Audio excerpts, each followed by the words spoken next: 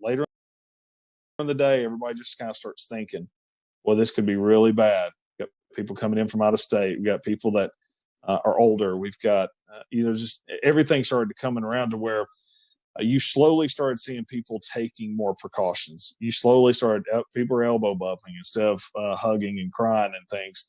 I did notice, in fact, Tim Marshall, I met up with him at the tire store, and that's the first time that I saw they were separating out the cleanup and rescue into groups of 10. And they were telling all of them to stay 6 feet apart. So it took a while, but for a period, everyone forgot it. As I said, I'm on the rescue squad, and we 3 weeks back were handed masks, and we were supposed to be wearing masks and responding. Well, I wasn't rescuing people at that point, so I was just like, oh, I'm not doing that. So I don't have to follow any rules because I'm not doing that side of it, and I'm back on the media side of it. But I look back and I'm like, man, I hope 10 or 14 days from now we're not looking at this going, we all got a little too close. So, and that's it'll be very interesting to see how that goes. And you're right, it is weird. I mean, even me personally, forecasting on a day-to-day basis, I've kind of had to tell myself, hey, this is still important, but it feels less important on a day-to-day basis with everything going on. So I want to bring in Corbin here real quick to kind of talk about maybe something that you guys experienced too, Ryan. And it was trying to shelter people during severe weather and with the whole coronavirus situation going around. And Corbin, you kind of work in the emergency management field a little bit. Talk about what scenarios would play out and what problems play out with sheltering people during severe weather events while this virus is going around. So obviously that's one of the things that we really want to look into. Is sheltering in general is never a good situation per se, especially in severe weather events. And we're all very aware that life goes on even though the coronavirus is our main focus right now. So one of the main things obviously is social distancing.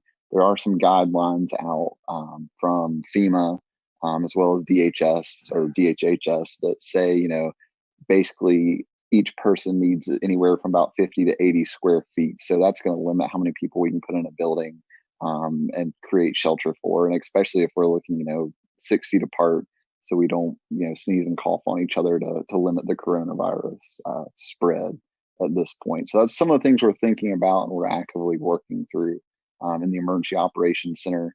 I think in North Carolina currently at the last count, there are 46 emergency operations centers active. So it's definitely something that's on the forefront of our mind. What about masks and stuff like that? Has that been given any thought? I know CDC's been reconsidering some of their thoughts, and Los Angeles tonight recommended their citizens wear masks when going out and about. Is there any benefit to that? Is there any downside to that? So that's obviously another one of the hot topics from the CDC. It's one of those things that's changing every 12 hours. For emergency responders, the protocols in North Carolina just changed to where we were only wearing masks on suspected COVID-19 patients. Now we're wearing masks on every patient encounter.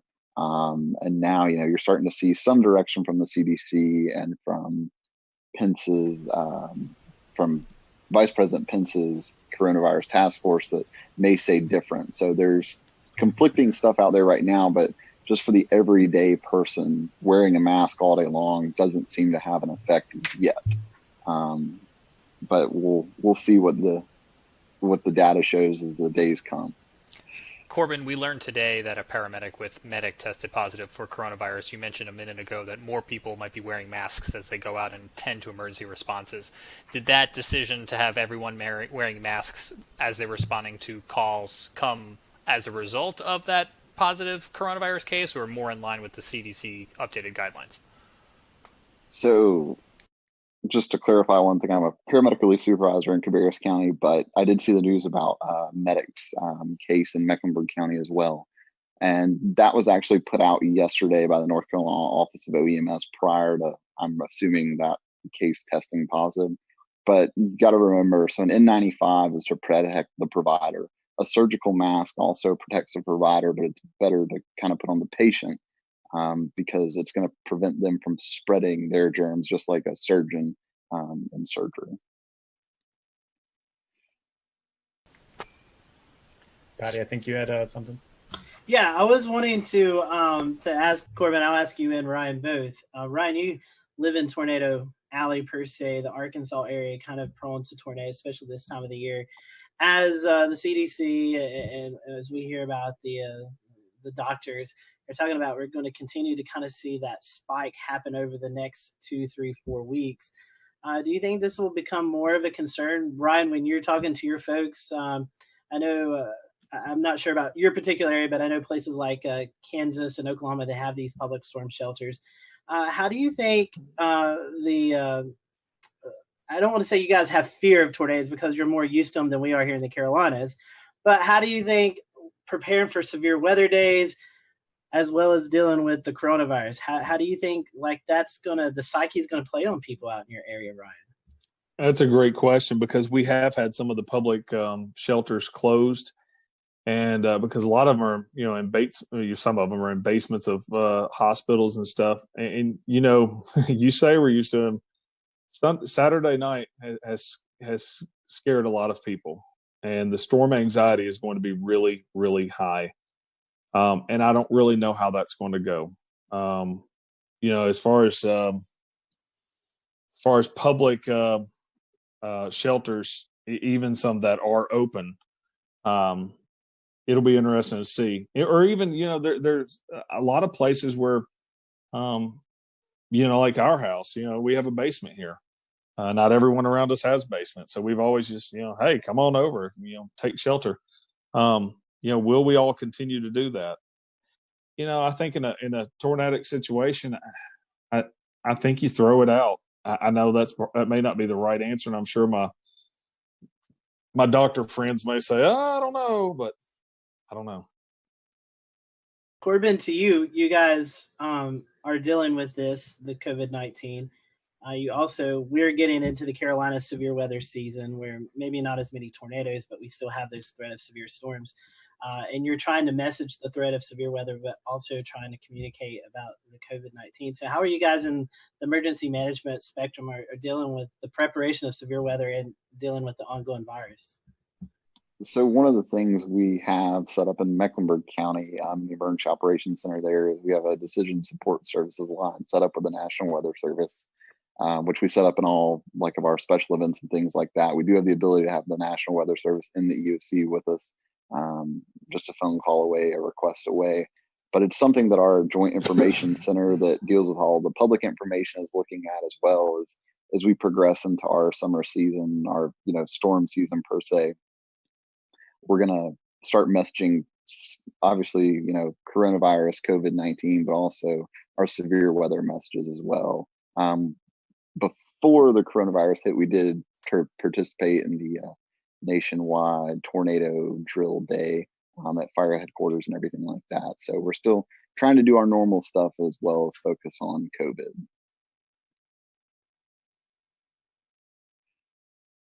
Let's bring in Brad Panovich, who is a broadcast man at WCNC in Charlotte. Brad, if you were to go to air tomorrow for a tornadic situation, do you have something in mind that you would tell people in the event they either needed to leave a manufactured home to go to a sturdy shelter, or even afterwards if their homes were damaged? I found it was interesting. I read the press release that I think the governor of Kansas sent out. I think it was yesterday or today, basically saying, you got to prioritize the threat. So if a tornado is coming, that's your most immediate threat. So you need to seek shelter. But if you are going to seek shelter in a community setting, try to do the social distancing the best you can. But it's one of those things. If there's a train coming at you, you get out of the way of the train first, okay? And then you worry about all these other things secondary. So I think that what I would tell people is, do the best you can, but please avoid the tornado because that's the most immediate threat and most likely going to cause you your life. But I was glad to see Ryan's work, which was spectacular because it kind of gave me a little relief that, hey, we could do this remotely from a broadcast standpoint as well. But just like Ryan, I think if we knew a couple days ahead of time that we might have a moderate threat day, that we probably are going to send one of us into the studio, likely me, and we'll keep everybody else out of there. But the fact that we can do this remotely with somebody in studio is great. The whole reason I had this monitor behind me was I was thinking ahead, like if I have to track storms at home, I wanted some kind of graphic behind me where I could be in front of it. So I think that potential is there as well. But it's the first time in a long time, as a meteorologist, I'm like, I hope we have a super quiet spring. I'm just like, Yeah. I do not want to have the added worries of severe weather. And I've already been thinking about hurricane season as well. I don't want to have to deal with any hurricanes. I just want it to be quiet because I think it's the last thing people need to worry about right now. But we know, it's April. For us, April's the peak of severe weather season. Hurricane season's around the corner. So at some point in the next couple months, we're going to be dealing with severe weather and coronavirus at the same time. And hopefully we'll be a little more prepared by then. Thing else to think about, guys, through all this is I wonder what the viewership numbers are, and I wonder what the connected people numbers are. Are people using Netflix more? Are people watching these streaming services more and maybe not watching actual television? My cable box will override with the EAS if something happens, but Netflix and things like that won't. So it'll be interesting to see if more people pay attention, less people pay attention. You're not at work, so maybe you're more connected. Well, it's a good point, Ricky, but I think one of the things, what happened in Jonesboro is a good example. I think the fact that everybody's in a home already is a good start. At least they're there.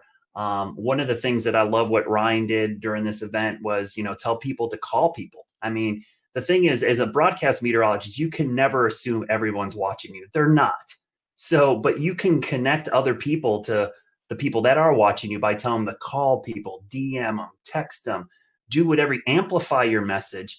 And that will wake people up and get them, away from Netflix and maybe flip on the broadcast network. But this is where digital and social media is really important to us as broadcast mets. It's a way for us to reach people when they're not watching us. And so hopefully they'll flip us around. The thing I worry about, Ricky, honestly, is that, and we've already seen this, our internet and digital systems overwhelmed with so many people at home.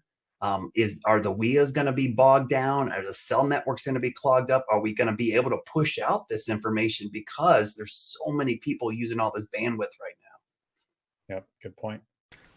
James, I think you had something. Yeah, I had a question for Ryan. And, so often in interviews, we end the interview by saying, what else did you want to share? What did we not ask you? And while that's exactly what I want to pose to you now, because we are trying to think of everything, but inevitably we're not. And unfortunately, you had a situation where you've now experienced one of these scenarios that we're still fearing. So let me ask you, what did you learn that we're not even thinking of?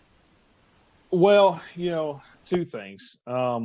This wasn't my first time to have a tornado in front of us on live television, but it was the most populated. And you just have to remind yourself to keep your emotions in check. It's tough, and you can say it a million times. Oh, I would, but you really have to stay calm because it's going to continue moving forward. And so that's one thing that, for every broadcaster, as Brad said, telling people to call people. And that was huge. There was a lot of people that I didn't run into anyone that said they didn't know it was coming. It was either I was watching you guys, your app went off, or my mother or sister or whoever called me and said it was coming. So nobody knew it wasn't coming, but you got to spread out the tentacles and get everybody working for you more or less. But from the side of this whole new thing with social distancing and everything is in the cleanup process. Even though we're all wanting to hug each other for all being alive and making it through it, we just got to be smart through this whole thing. Corbin, what about you guys from an emergency response paramedic scenario in your experience? Do you think if we got into a weather situation, the response might look slightly different, or the advice coming out from officials to the public might look slightly different? It may look slightly different, but obviously we're going to prioritize life and safety first before everything. So everything we do is to save life. And if that means, that we have to put people at risk of getting COVID-19, then it's probably something we're going to do in that situation. Whereas if it's a sheltering situation, it's a little different. We can, open more shelters per se for less people. instead of a shelter we put 300 people in, we may just put 100 people in and then open 2 additional shelters, something to that effect. So it's something that, you know, it's taken into consideration, but ultimately that life safety is the priority of every first response agency out there. Yeah, it's certainly a lot to weigh. Brad mentioned a minute ago in an analogy with a train, and Ryan, you mentioned it as well too, in that, you know, in some sort of silver lining, not having people out at the restaurants and the malls and the supermarkets may have done you guys some good. It was. That is a huge lifesaver. Not having the people on the road. We still had people on the roads, but not having large numbers of people out there was it saved lives. What other agencies, we're talking a lot about weather and medical and first response, but the hospital systems as well too, I think, could be a concern. Brad, what's on your mind, I guess, when you think of this strain on the entire system? Well, when you have so many people in the healthcare, emergency management, everybody working on this COVID-19 pandemic, if we have a mass casualty event or some kind of huge, you worry about how the resources are stretched so thin already. And I even think about it from a health standpoint. It's like, this is not the time to have a broken arm or leg, because you are not a priority at the hospital when you go in there. And in fact, going to the hospital puts you at more risk than, treating yourself maybe outside of the hospital. So that's what I worry about. If we have a big event in a populated area, and I'm sure that's what Ryan was worried about on Saturday, is like, this thing's plowing through his main metro. It's like, man, how are we going to handle this with all this other stuff going on? So I think that's a big concern. And that's why I think just people in general have to be very cautious over the next couple of months. We don't need to have unneeded visits to the ER for things that, we could prevent. Like, I've even talked to my kids like, hey, let's not jump out of the tree, okay, for the next month or so. Let's not try to jump the bike over the rock, because we're probably not going to be able to get into the ER. So from a weather safety standpoint, don't take that added risk. If there's lightning outside, let's just go inside. We don't need someone to get hit. If there's severe weather, let's be overly precautious and safe in this situation, because we don't want to have to go to the hospital or the ER in this situation when they have a whole mess of another concern to worry about right now. Yeah, absolutely. And I think the trick there is going to be getting people to maintain that attitude for a prolonged period of time. Scotty read an interesting article today, and I'm going to go to him in a second to summarize, talking about weather data and observation. And I feel like now is a good time to bring it in, because we're talking about the strain on the response system, but also the strain on that data system. Going back to what Brad was talking about could the systems be overwhelmed, the emergency alert systems, or even the data observations? Scotty, that was something that you were reading about today, right? Yeah, so the World Meteorological Organization, the WMO, came out with an article today talking about COVID-19 and how it could affect some of our weather modeling, weather forecasting. I can maybe toss this to Brad here in a little bit, and Ryan, maybe they can tell you a little bit more than I can. But basically, there's all kinds of observations. We run satellite radars. If you're familiar with the Carolinas, it seems like one of our radars is always down. And so it takes people to go out and fix those. And with the strain and the social distancing, the folks may not be there to get that. There's also another concern with the airplanes that are taking off, just everyday flights. A lot of these airplane companies have weather observations on them. They send temperature, humidity levels, wind speed, wind direction, and all that's kind of fed into our systems and kind of help us with our weather modeling and our weather forecasting. So with the less flights that are going out right now, with people not traveling from COVID-19, and just the strain on the staff to get out and fix these instruments that we use every day in the weather community, we could start to see some concerns with that as we get longer and longer into this COVID-19. Brad, I know you love to talk about weather models and how we get all that data in. I know you've actually done some weather school talks about that, which we'll talk about in just a little bit. But can you kind of tell the public a little bit about how we could start to see more inaccurate weather data as we get through this process? Yeah, so I actually posted some graphs the other day. This is called what we refer to as AMDARB data. It's basically aircraft data. And I'm going to try to share my screen here. I don't know if this is going to work, but we'll try to do this. You guys can see my screen. Oh, maybe it's not going to share. I'm going to share it here, hopefully. Not yet. Otherwise, is it something you tweeted? I could double box? No, it's let me see if I can bring it up. It won't let me share it. But what it was is a chart basically showing the lack of upper air obs from aircraft. People don't realize that every commercial aircraft that takes off and lands collects, data for us. And so what has happened is that we have actually, let me see if I can share it. There we go. You guys see it? Yep. Yeah, we got it. So what you're looking at here is, I made it a little bigger. This is the GFS model. And that red line is the drop in observations from aircraft going into the GFS model. You can see pre-COVID, which is earlier in the month, we were getting about 15 to 18,000 observations into the 12Z GFS. As of this morning's GFS, that is down to like 2,000. I mean, that is just a tremendous drop. And the best way I can explain this to people that have seen hurricane coverage, you may have seen me talk about how we often like to get the plane out in the system so that we can get better data for the models. Well, this is what these planes are doing. When we have that lack of upper air data, some of the accuracy and the guidance can drop by 20% or so. And it's just not the US, that's just US data. That doesn't include European data, Asian data. I mean, and that article you're referring to, Scotty, all those aircraft, I was amazed how much some of the European airlines added to this. It was crazy, the drop in upper air observation. So this is going to be a real task that we're going to have to watch and see how much this impacts severe weather. Day-to-day weather, it might not have an immediate impact on us, but I think for high impact events like severe weather outbreaks, tornadoes, flooding, this might have a pretty significant impact, because the difference between something being 20% more intense or less intense is pretty significant in the weather world. Brad, do you think it would impact high-res models more, or models like the global forecast system?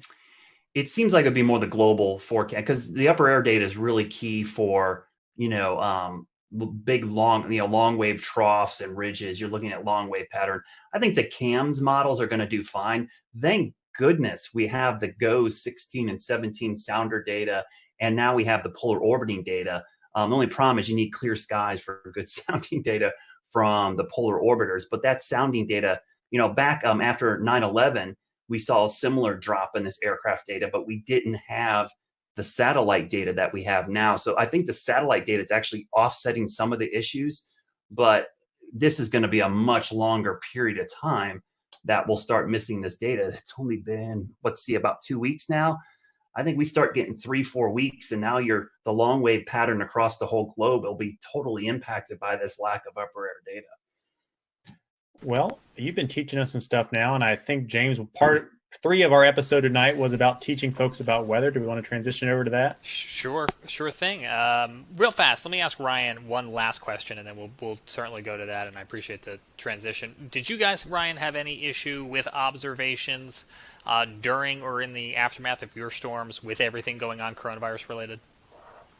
You talking about from weather observations? Yeah, Jonesboro Airport took a direct hit, and there's going to be some interesting things come out of that, because KJBR did take a direct hit, and you can go back and look at the data and see the winds backing as it was coming in.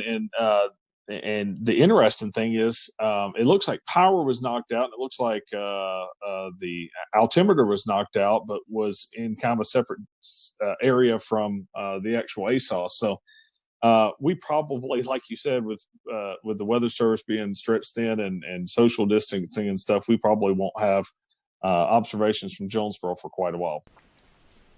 That's interesting, and I think that's going to play into this bigger picture as we're just trying to use whatever we've got available, and everyone's trying to do their best and safely to restore all of this. As Ricky mentioned, I know Brad Panovich here at WCNC has started to do some at-home weather classes. Brad, how did this come about? Why is it an important thing with so many kids at home that you guys saw a void to fill? Well, yeah, Ryan could speak to this as well. We do a ton of school talks throughout the year. I think last year I added up, and I thought I did a lot last year. I did 76 last year. I know some folks, like our good friend Ed Piotrowski down in Myrtle Beach, I think he does like 200 a year. I mean, it's a crazy amount. And so initially when this happened and all the kids were stuck at home, I thought, man, I had to cancel a bunch of my school talks. We'll return to Best of the Carolina Weather Group in a moment. Now your Carolina weather forecast. Here are today's forecast high temperatures for North Carolina. Here are the forecast lows for tonight for North Carolina.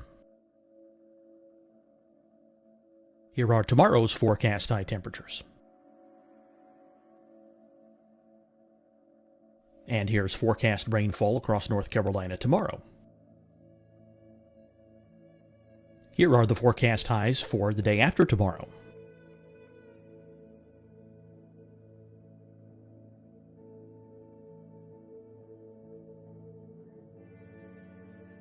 And here's the forecast rainfall across North Carolina for the day after tomorrow. This is the total rainfall forecast across North Carolina for the next 3 days. Here's the severe thunderstorm outlook for today from the Storm Prediction Center.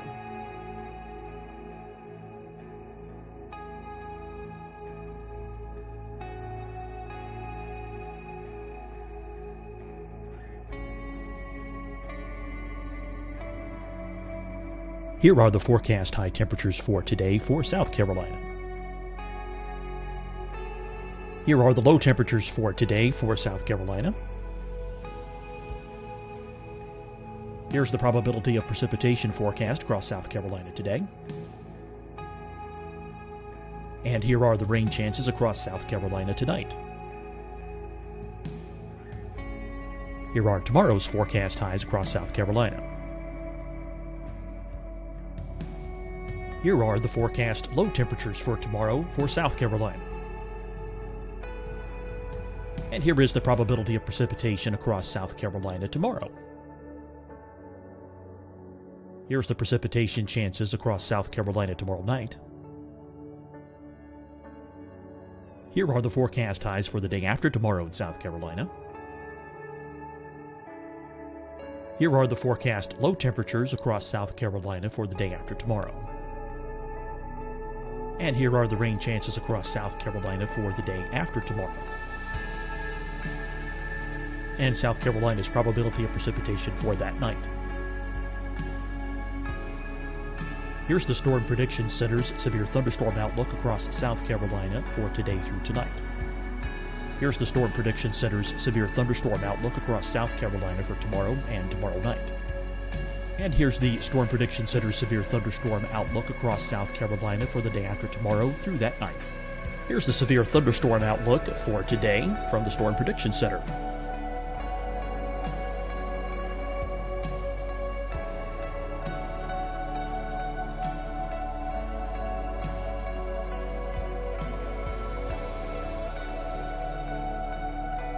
And now here's a live look at weather radar across the southeast. Deciding when to wear a mask isn't about who you know or how well you know them.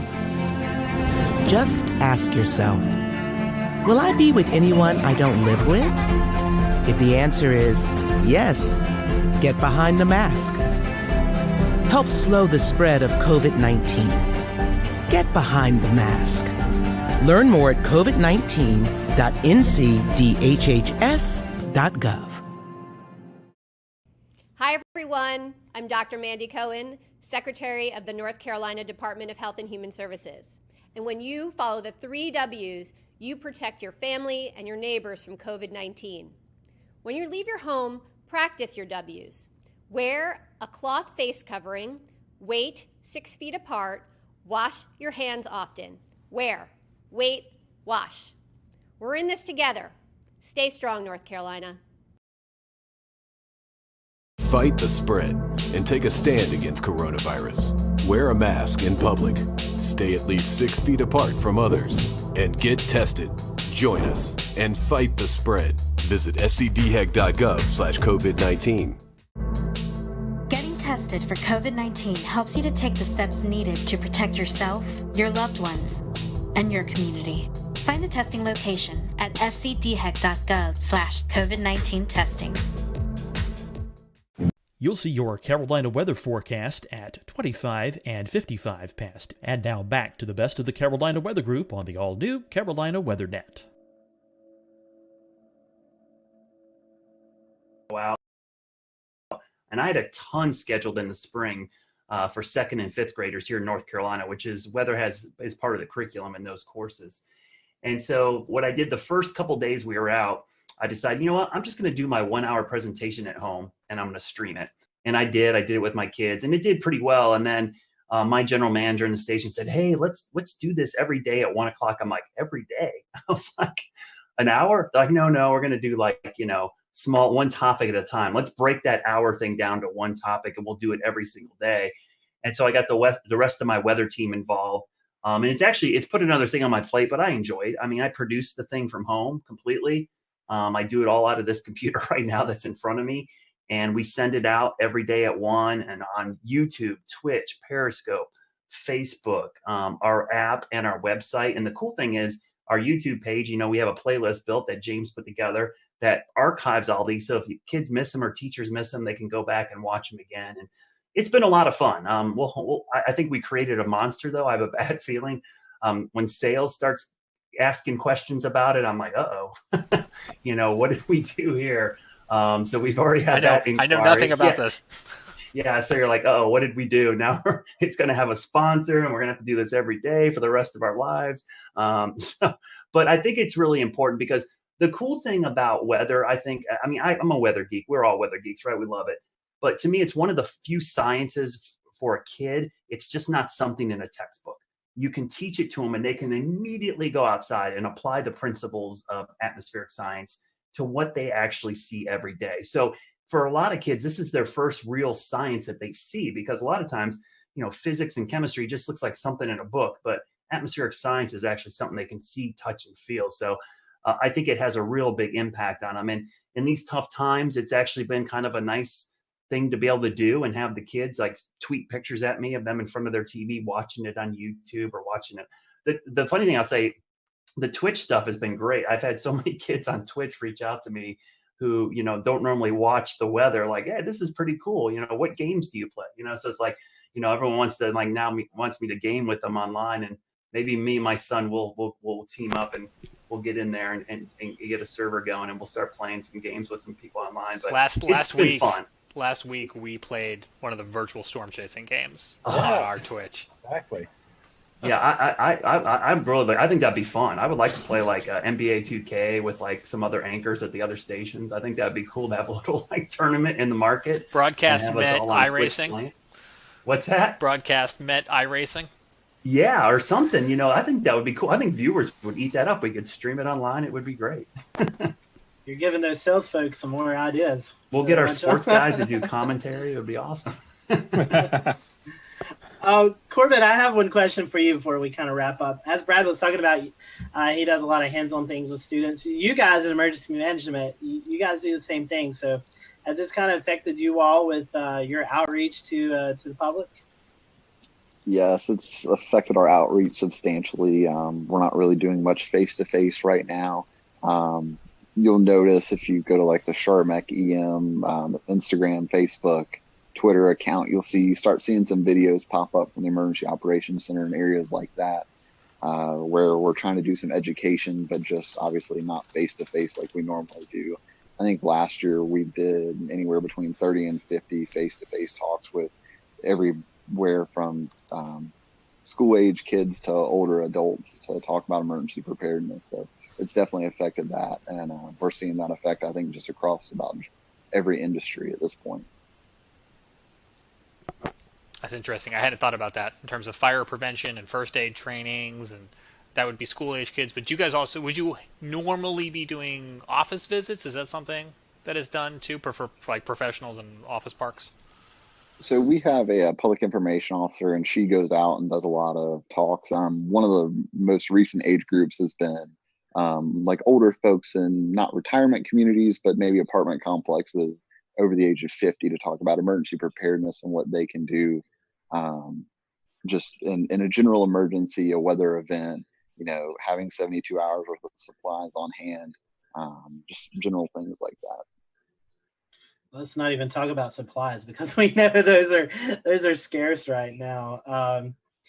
But James, one thing I want to do before we close out, I do want to bring on Dan Whitaker. You guys may have seen him pop up from time to time on our show tonight. Dan is our newest panelist here with the Carolina Weather Group. So Dan, for those who are watching tonight, why don't you introduce yourself to everyone? Hey, thanks, Scotty.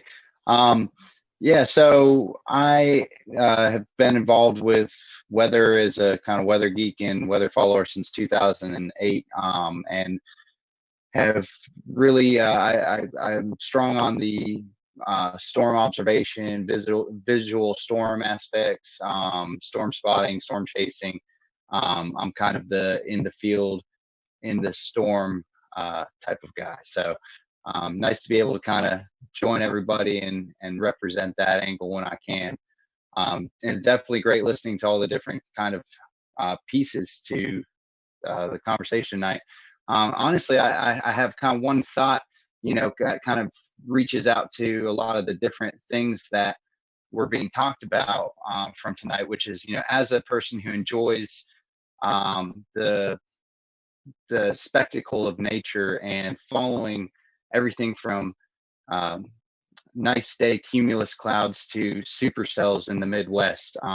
For those who want to experience more outdoor weather during this time when we want to travel less, when we want to do more staying at home, short of tuning into Brad Panovich's weather lessons to get some real world observation, is there a way that anyone wants to kind of speak to that would be a good way for people to do that right now? Definitely so, Dan. And we are happy to have you on the team and can't wait. Well, maybe we can't wait till hurricane season, but we can't wait to see your footage out there. Evan, I wanted to bring you. I know you had something you want to mention, but you also did a little chasing of yourself today, but not storm chasing. Yeah, I do my little cheesy snow chasing. It's really not nearly as complex as the stuff that Dan does. But as long as you drive high enough up on a mountain, you'll eventually run into snow. So I went up to Craggy Gardens today. Parkway was closed at about 4,900 feet, but I ended up running the rest of the way up to Craggy Pinnacle at 5,900. And it was beautiful, about 3 inches of snow up there, real windy. I'll share a picture since I can see James yearning and trying to share a webcam. I was trying. Yeah, so then that's what it looked like up on Craggy, right near the Craggy Pinnacle Tunnel. It was real pretty. But you're right, Scotty. The one other thing I wanted to mention tonight before we close is that we've talked about a lot of the challenges that have been presented to us over the last couple of weeks as we suddenly get thrown into this new coronavirus situation. But there are some opportunities and some good things.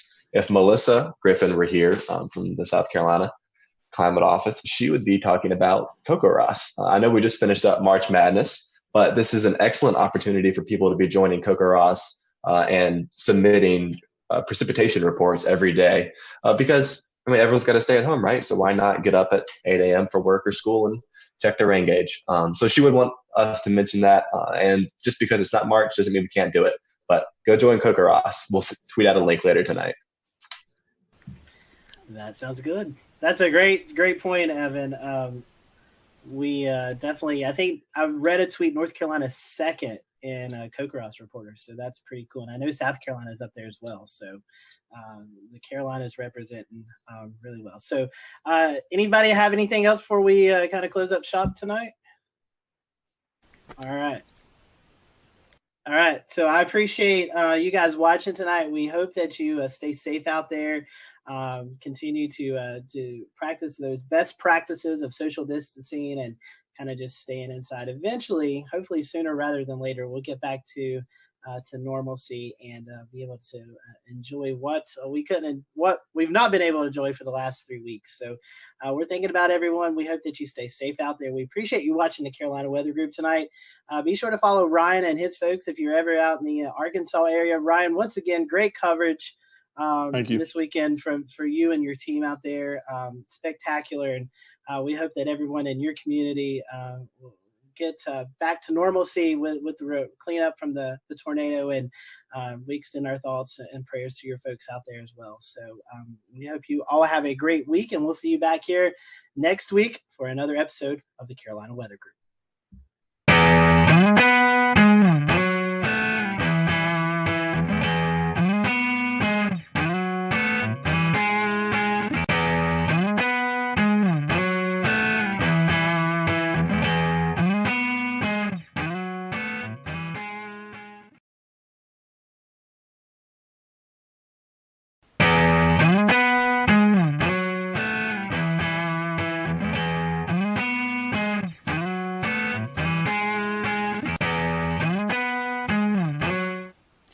And good evening from a very warm Charlotte. Happy Wednesday to you. It is March the 11th, 2020. I am James Brierton.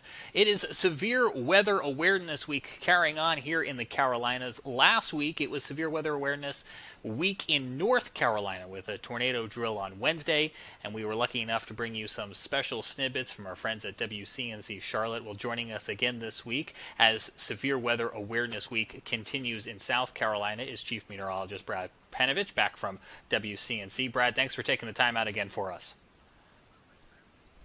So you got an opportunity last week, Brad, to go visit the Insurance Institute in Chester County, South Carolina. The rest of our audience is going to get familiar with it if they're not already, with a rerun of our 2019 interview. But tell us a little bit about what you saw down there at this great facility they've got. The interesting thing was how they test roofs in particular for hail. The standard test for hail was actually done with just a steel ball that dropped on a horizontal surface, roof surface. Well, what they did is they try to recreate actual hailstones, how they are in nature. And so what they've done, they've gone out and done field studies where they try to measure hailstones in the wild, if you will, to get a more accurate measurement of their density. And then they shoot them out at speeds that are more similar to what you see in a strong storm. Because what happens in most hail events is the hail is wind driven. It doesn't just fall. It's being blown by 60, 70, 80 mile an hour winds. And so they test roof structures in particular, metal, asphalt shingles, plywood, just to see how they withstand it. And then they can rate these shingles so that you have, like, as a consumer, a better idea of what you're getting into when you're going to put these on your roof. And it also helps the insurance industry kind of understand, like, what kind of damage certain type hail can cause to your building. Well, let's talk a little bit about that roof, because you just put a brand new roof on your home about a week before that EF1 tornado came through Charlotte. Did you get some ideas from the Insurance Institute? Yeah, so last year I went down there for one of their tests where they were taking a roof and they were submitting it to a hurricane, basically. What they did is they took wind and rain and they blew it at a home that had half the roof using what's called the fortified roofing system, and the other half a typical roofing system. So what they did is for several hours, I think the test went on for 8, 10, 12 hours, which is typical for hurricane winds. They're going to last a long time.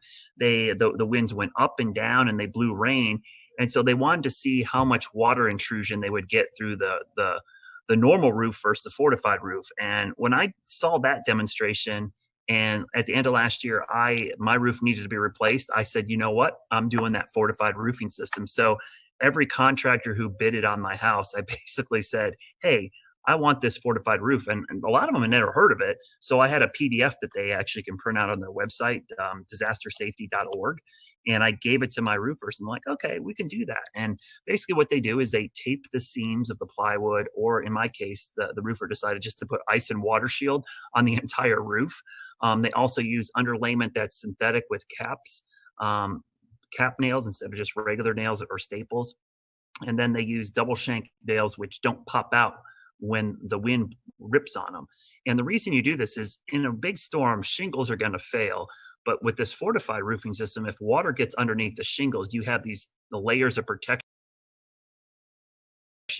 that will keep the rain out of your house. That's the goal, is you don't want water getting into your house to cause further damage if the roof gets damaged. So I had just got my roof replaced a week before the tornado came through my backyard. I lost 15 trees in my yard. And we only ended up losing 10 cap shingles, which are the shingles on the peak. Those are weaker shingles, and the nails held. The shingle was actually ripped off the roof. The nails did not pop out. And because I had that ice and water shield underneath, it actually kept the rain out of my house. So my roof held up pretty well. Considering I had a 71 mile an hour wind gust, I was pretty impressed on how well it did. And our viewers right now on our Facebook and our Periscope and our YouTube feed are looking at pictures from your neighborhood from February the 6th. What have you seen in your neighborhood in terms of neighbors helping neighbors over the past month? You know, that event is going to be crazy. It was by far the worst weather event in my neighborhood. And, you know, it seems now after the Nashville tornado, it doesn't seem nearly as bad because most of the homes escaped with minimal damage. Most of the damage in our neighborhood was all trees. And obviously, so those trees came down and did cause quite a bit roof damage. We had, I think, I don't know, 50 or 60 roofs damaged. And you really didn't notice until the following days when you started to see the blue tarps go up everywhere. And we had one house that was heavily damaged because a tree fell through their kitchen in the back of their house. But what's amazing is that here we are, over a month removed.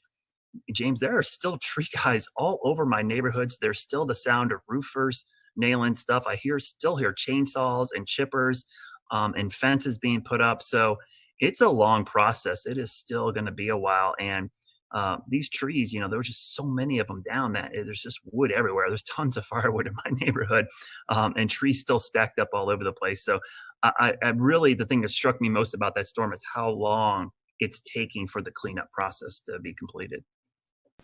And to remind folks, this is the same line that came through South Charlotte, starting over in that Pineville area, through South Charlotte, and ended up in Matthews, where we showed you some pictures here on the Carolina Weather Group. But Brad, I'm wondering, this is obviously really close to home for you and your neighbors. The next time we get into a weather awareness day, do you think the perception's a little bit different now for so many people who've came so close to this? Yeah, and I mean, honestly, for this event, people did a pretty good job. There was some schools that didn't evacuate their students, but in general, I think it was a pretty good success story considering we had an EF1 tornado go through the heart of South Charlotte and no injuries or deaths is pretty amazing. I hope that it serves as a wake-up call for a lot of people just to have a plan. I mean, that's the thing I preach all the time. It's like the warning times, I wish they were longer, but the average national warning time, lead time for a tornado is like 12 minutes. And we were about 16 minutes with those tornadoes back on the 6th. That's if you get the warning right at the beginning. What happens if you don't get the warning until halfway through or 3/4 full of the way through? You only get like 5-10 minutes. And that's not the time to look at each other and go, where do we go? A lot of people, especially in businesses and structures they weren't familiar with, had no idea where to go or didn't know what a tornado safety protocol is. So that's one of the things I think going forward I'm going to work on is try to educate people on getting that plan together. But I think you're right. I think people are going to take these more seriously. I used to have a saying all the time at the coast when I did hurricane coverage, but people's level of preparedness is only as good as their memory of the last disaster. And it's just human nature. If people are going to remember this tornado and the next one, they're going to take it much more seriously because they have that recent memory of this event. And we unfortunately had another incident last week in Nashville that will be on a lot of people's mind with a deadly late night, overnight tornadic event that came on through, playing out right in the middle of what was North Carolina's severe weather preparedness week. So for Brad, anyone who may have missed some of the material that went out last week, what are some of the items that you would recommend that people have on hand to be informed and be prepared? The most important thing, first and foremost, is have at least 3 ways to get a warning. And I mean 3 minimum. That would include watching us on WCNC. That would include weather apps, text alerts, social media, radio, a weather alert radio. Have at least 3. And the reason I say that is because often in these cases, 1 or 2 of those might fail. So you need some redundancy. So first and foremost, think about, do I have 3 ways to get a warning? And the WCNC Charlotte weather app is great. Our news app is great. Text alerts are awesome. The WIA, which is a wireless emergency alerts, are great. But also, Twitter notifications from me is pretty good. I have a lot of people that actually have done that. And I'm kind of shocked how many people actually do that. They have my notifications turned on when they think there's going to be severe weather.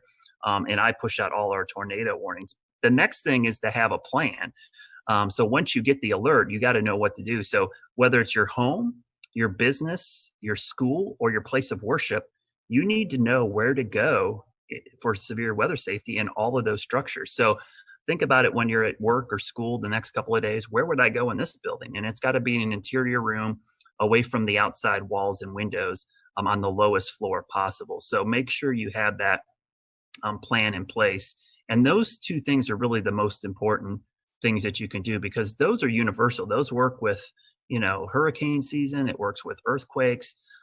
It works with just about any natural disaster to have a way to get the alerts, but also a way and a plan of what to do. And then obviously we talked about flash flooding, severe thunderstorms and lightning, which from a hazard standpoint, lightning, severe thunderstorms, and flooding are much more frequent than tornadoes.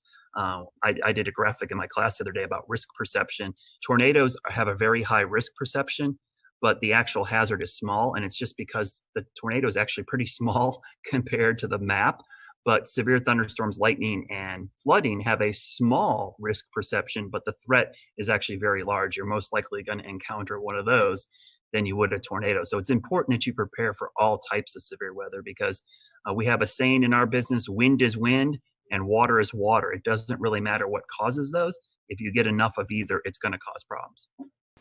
And for anyone who missed any of those explainers, you can find them at wcnc.com/prepare. There's the plug. You can also find them here in the Carolina Weather Group feed by scrolling up or checking out some of our latest posts. So, Brad, appreciate you coming on. So happy that you were able to get that work done on your home just before those storms, and hopefully other people will follow that lead. As we mentioned at the beginning of our broadcast, we want to revisit our 2019 interview when we had a chance here at the Carolina Weather Group to learn about the Insurance Institute. They've got one of the coolest jobs in the Carolinas, and it's so great that we get to call this place home and that they constantly are welcoming you guys on down there, Brad. Yeah, and I would highly recommend go to disastersafety.org. They have a great site of all the things you can do to make your home weather ready, and a way to talk to contractors, because some of these things, James, they're super cheap. Like the things I had done to my roof, it only added an additional couple $100. When you're talking about, a 6-figure roofing job, a couple $100, it could save you a long history of having issues. And the other thing is, my insurance company actually offers a discount for having a fortified roof installed. So really a good way to get a discount on premiums. And I should ask you before we go, Brad, tomorrow, Thursday, slight chance of seeing some storms? Yeah, I think Tennessee, unfortunately, looks to be the area that's going to get hit the hardest, but that line of storms is going to move into the Western Carolinas late tomorrow at some point. So a wind and hail threat certainly possible, especially along and west of I-77. So we're getting in that time of the year, James, where, March, April, May for us is big severe weather season. So we're kind of entering that, and it's a good time to use those severe weather safety tips we just gave you to kind of put them into action over the next couple of weeks. Stay tuned, stay weather aware. They're tips that you could use tomorrow, and if not tomorrow, it never hurts to be prepared for the next go around. Absolutely. Thanks, Brad. We're going to go ahead now and take you to that 2019 interview and check out this place in Chester County, South Carolina.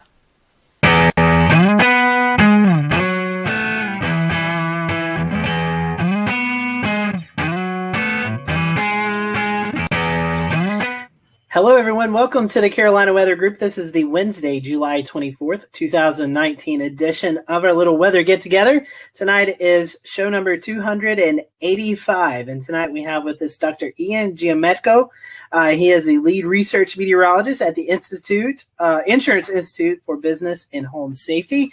We're going to be talking about hail and some of the research they've done with hail. Ian, welcome to the Carolina Weather Group. This is kind of your first gig with us, and I told you before the show, we're glad to know you're in the Carolinas. So let's talk about what you do at the IBHS. Our lab here in South Carolina was built and opened in the fall of 2010. IBHS as an entity has been around almost since the 70s. It can trace its root back to a few different names, and basically started as an advocacy group to help people better prepare for severe weather and try to reduce the losses associated with severe weather.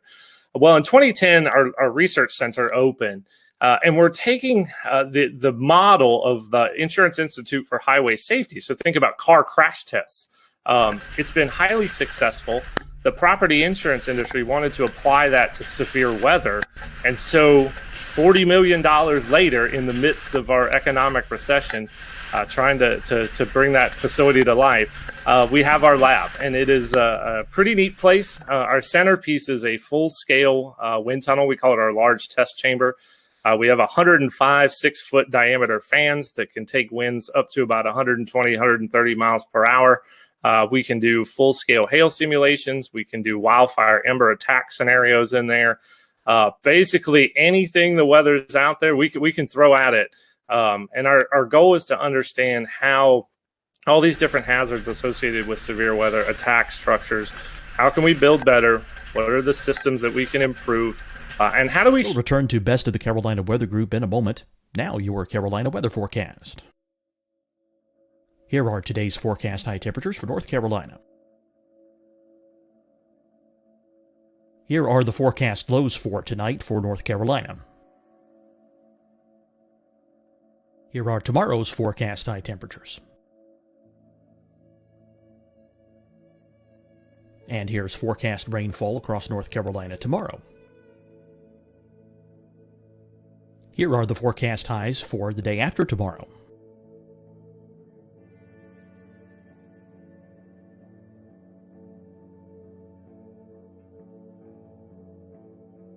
And here's the forecast rainfall across North Carolina for the day after tomorrow. This is the total rainfall forecast across North Carolina for the next 3 days. Here's the severe thunderstorm outlook for today from the Storm Prediction Center.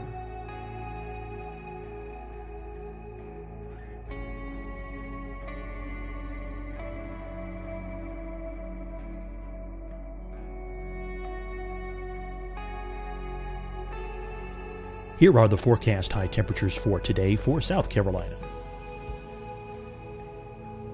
Here are the low temperatures for today for South Carolina. Here's the probability of precipitation forecast across South Carolina today. And here are the rain chances across South Carolina tonight. Here are tomorrow's forecast highs across South Carolina. Here are the forecast low temperatures for tomorrow for South Carolina. And here is the probability of precipitation across South Carolina tomorrow. Here's the precipitation chances across South Carolina tomorrow night. Here are the forecast highs for the day after tomorrow in South Carolina. Here are the forecast low temperatures across South Carolina for the day after tomorrow. And here are the rain chances across South Carolina for the day after tomorrow. And South Carolina's probability of precipitation for that night. Here's the Storm Prediction Center's severe thunderstorm outlook across South Carolina for today through tonight. Here's the Storm Prediction Center's severe thunderstorm outlook across South Carolina for tomorrow and tomorrow night. And here's the Storm Prediction Center's severe thunderstorm outlook across South Carolina for the day after tomorrow through that night. Here's the severe thunderstorm outlook for today from the Storm Prediction Center.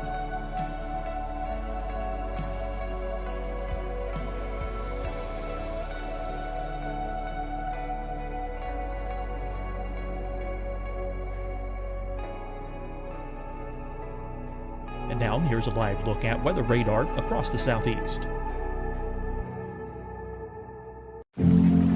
Deciding when to wear a mask isn't about who you know or how well you know them. Just ask yourself, will I be with anyone I don't live with? If the answer is yes, get behind the mask. Help slow the spread of COVID-19. Get behind the mask. Learn more at covid19.ncdhhs.gov. Hi, everyone. I'm Dr. Mandy Cohen, Secretary of the North Carolina Department of Health and Human Services. And when you follow the 3 W's, you protect your family and your neighbors from COVID-19. When you leave your home, practice your W's. Wear a cloth face covering, wait 6 feet apart, wash your hands often. Wear, wait, wash. We're in this together. Stay strong, North Carolina.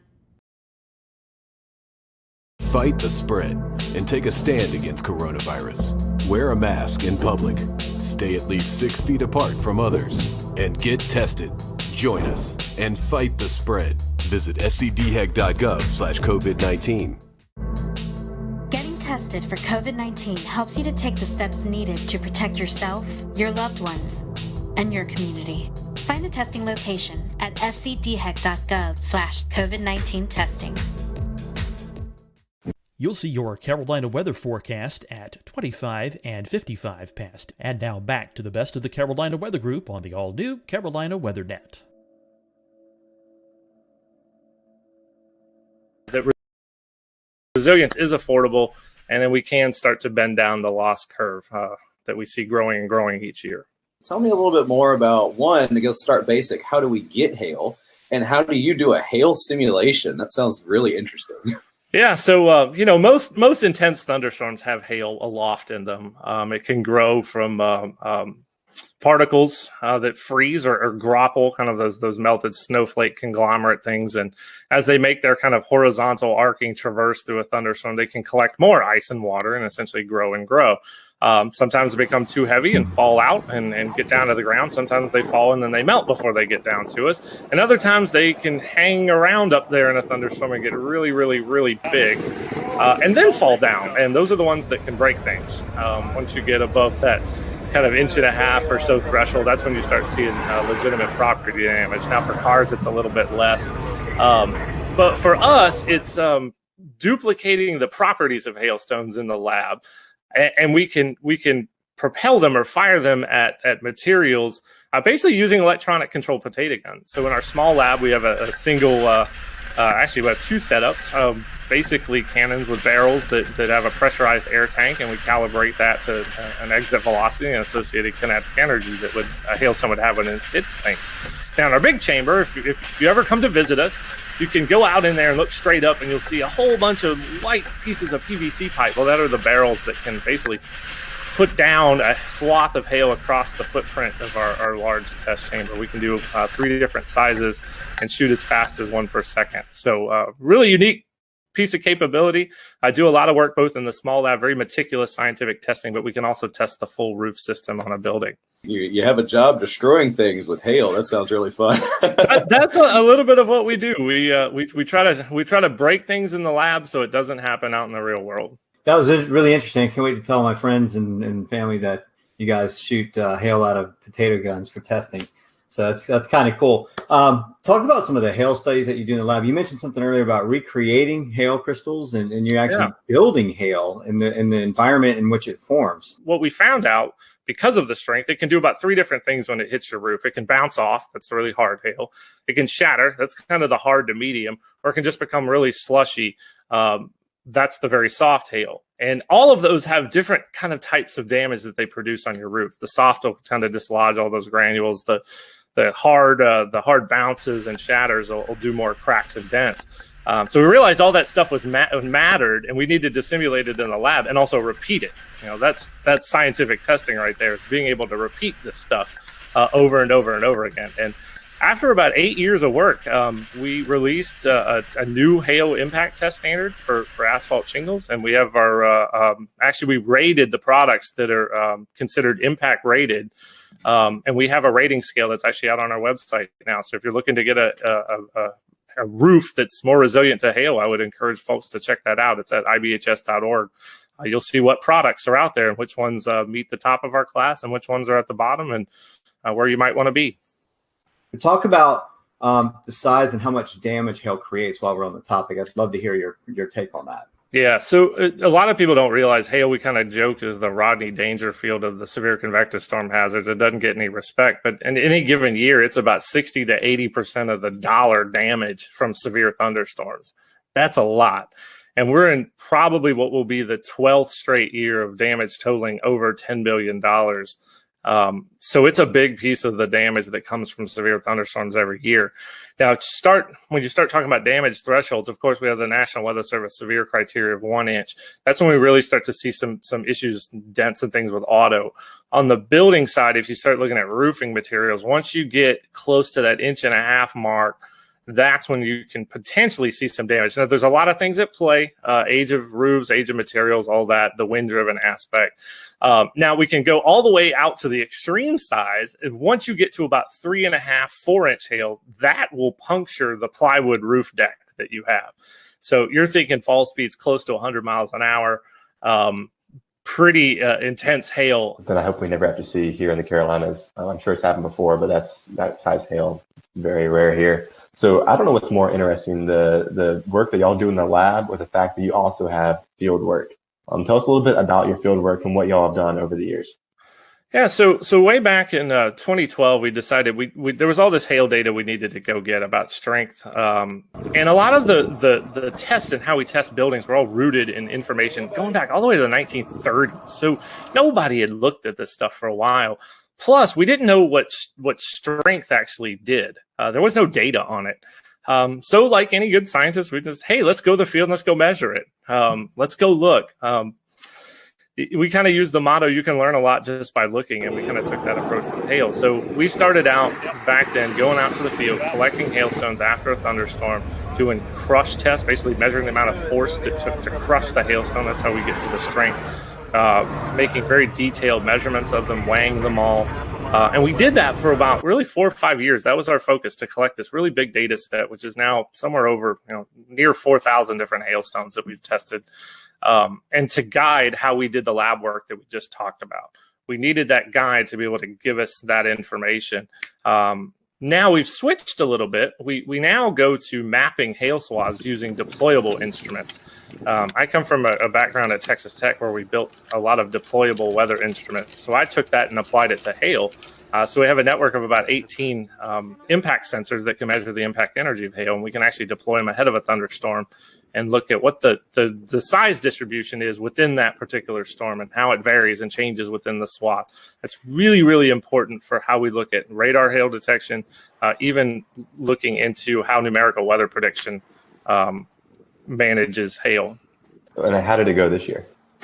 Oh, two good missions for us. Spent about I think we spent about 12 days total in the field. Ended up, my target was somewhere, I think 5 to 7 total cases. I think we were right there at 7, which is really, really good for us. So yeah, that's usually the case. We spend about somewhere 10 to 14 days each year in the field. And we'll continue this going into 2020. Yeah, and talk about some of the more memorable cases that you guys have covered, maybe some of the more interesting field tests that you guys have done over the past couple of years. Yeah, for hail, couple of years ago, intercepted a supercell near Eric, Oklahoma, that produced just this really narrow swath of just really big 3-inch hail with the concentration maybe 10 to 12 or so per square foot. That's a lot for big hail. It was the first time we got our instruments into hail that size, so that was kind of a unique experience for us. Now, a memorable case, and this goes back all the way back to I think 2013 or 2014 when we were doing a lot of those crush tests. We encountered some hail. This was in Montana. What we kind of think of as low density spongy type hail, that when you crushed it, it actually deformed almost like a sponge, but held its shape. It actually didn't fracture. And there's some literature out there that talks about how these hailstones can come about, but talk about kind of blow your mind of how complicated hail can be. That the fact you could get this spongy kind of hail that you could compress, it basically just did that and then held its shape even after you took the load off of it. It never broke. I'm guessing those are rare. We haven't seen that again. It was one particular case, and I don't know what kind of environment might produce that, but it's really unique, and it's always been a memorable one from looking at hailstones. And I've seen a fair bit of them. We got a hail threat, right? So how do we tell businesses and homeowners how to better protect their property? One of the things you can do, make sure you can get your car in your garage if you have one. If you're like me, you got all sorts of stuff in the garage. I couldn't get my truck in there if I tried. But that's a step you can take, is make sure you can get your car under cover. And maybe, say we're under a higher risk for a particular day. If you can find a way to keep that vehicle covered, that's one way to reduce your auto damage. Now for homes, it's a lot trickier.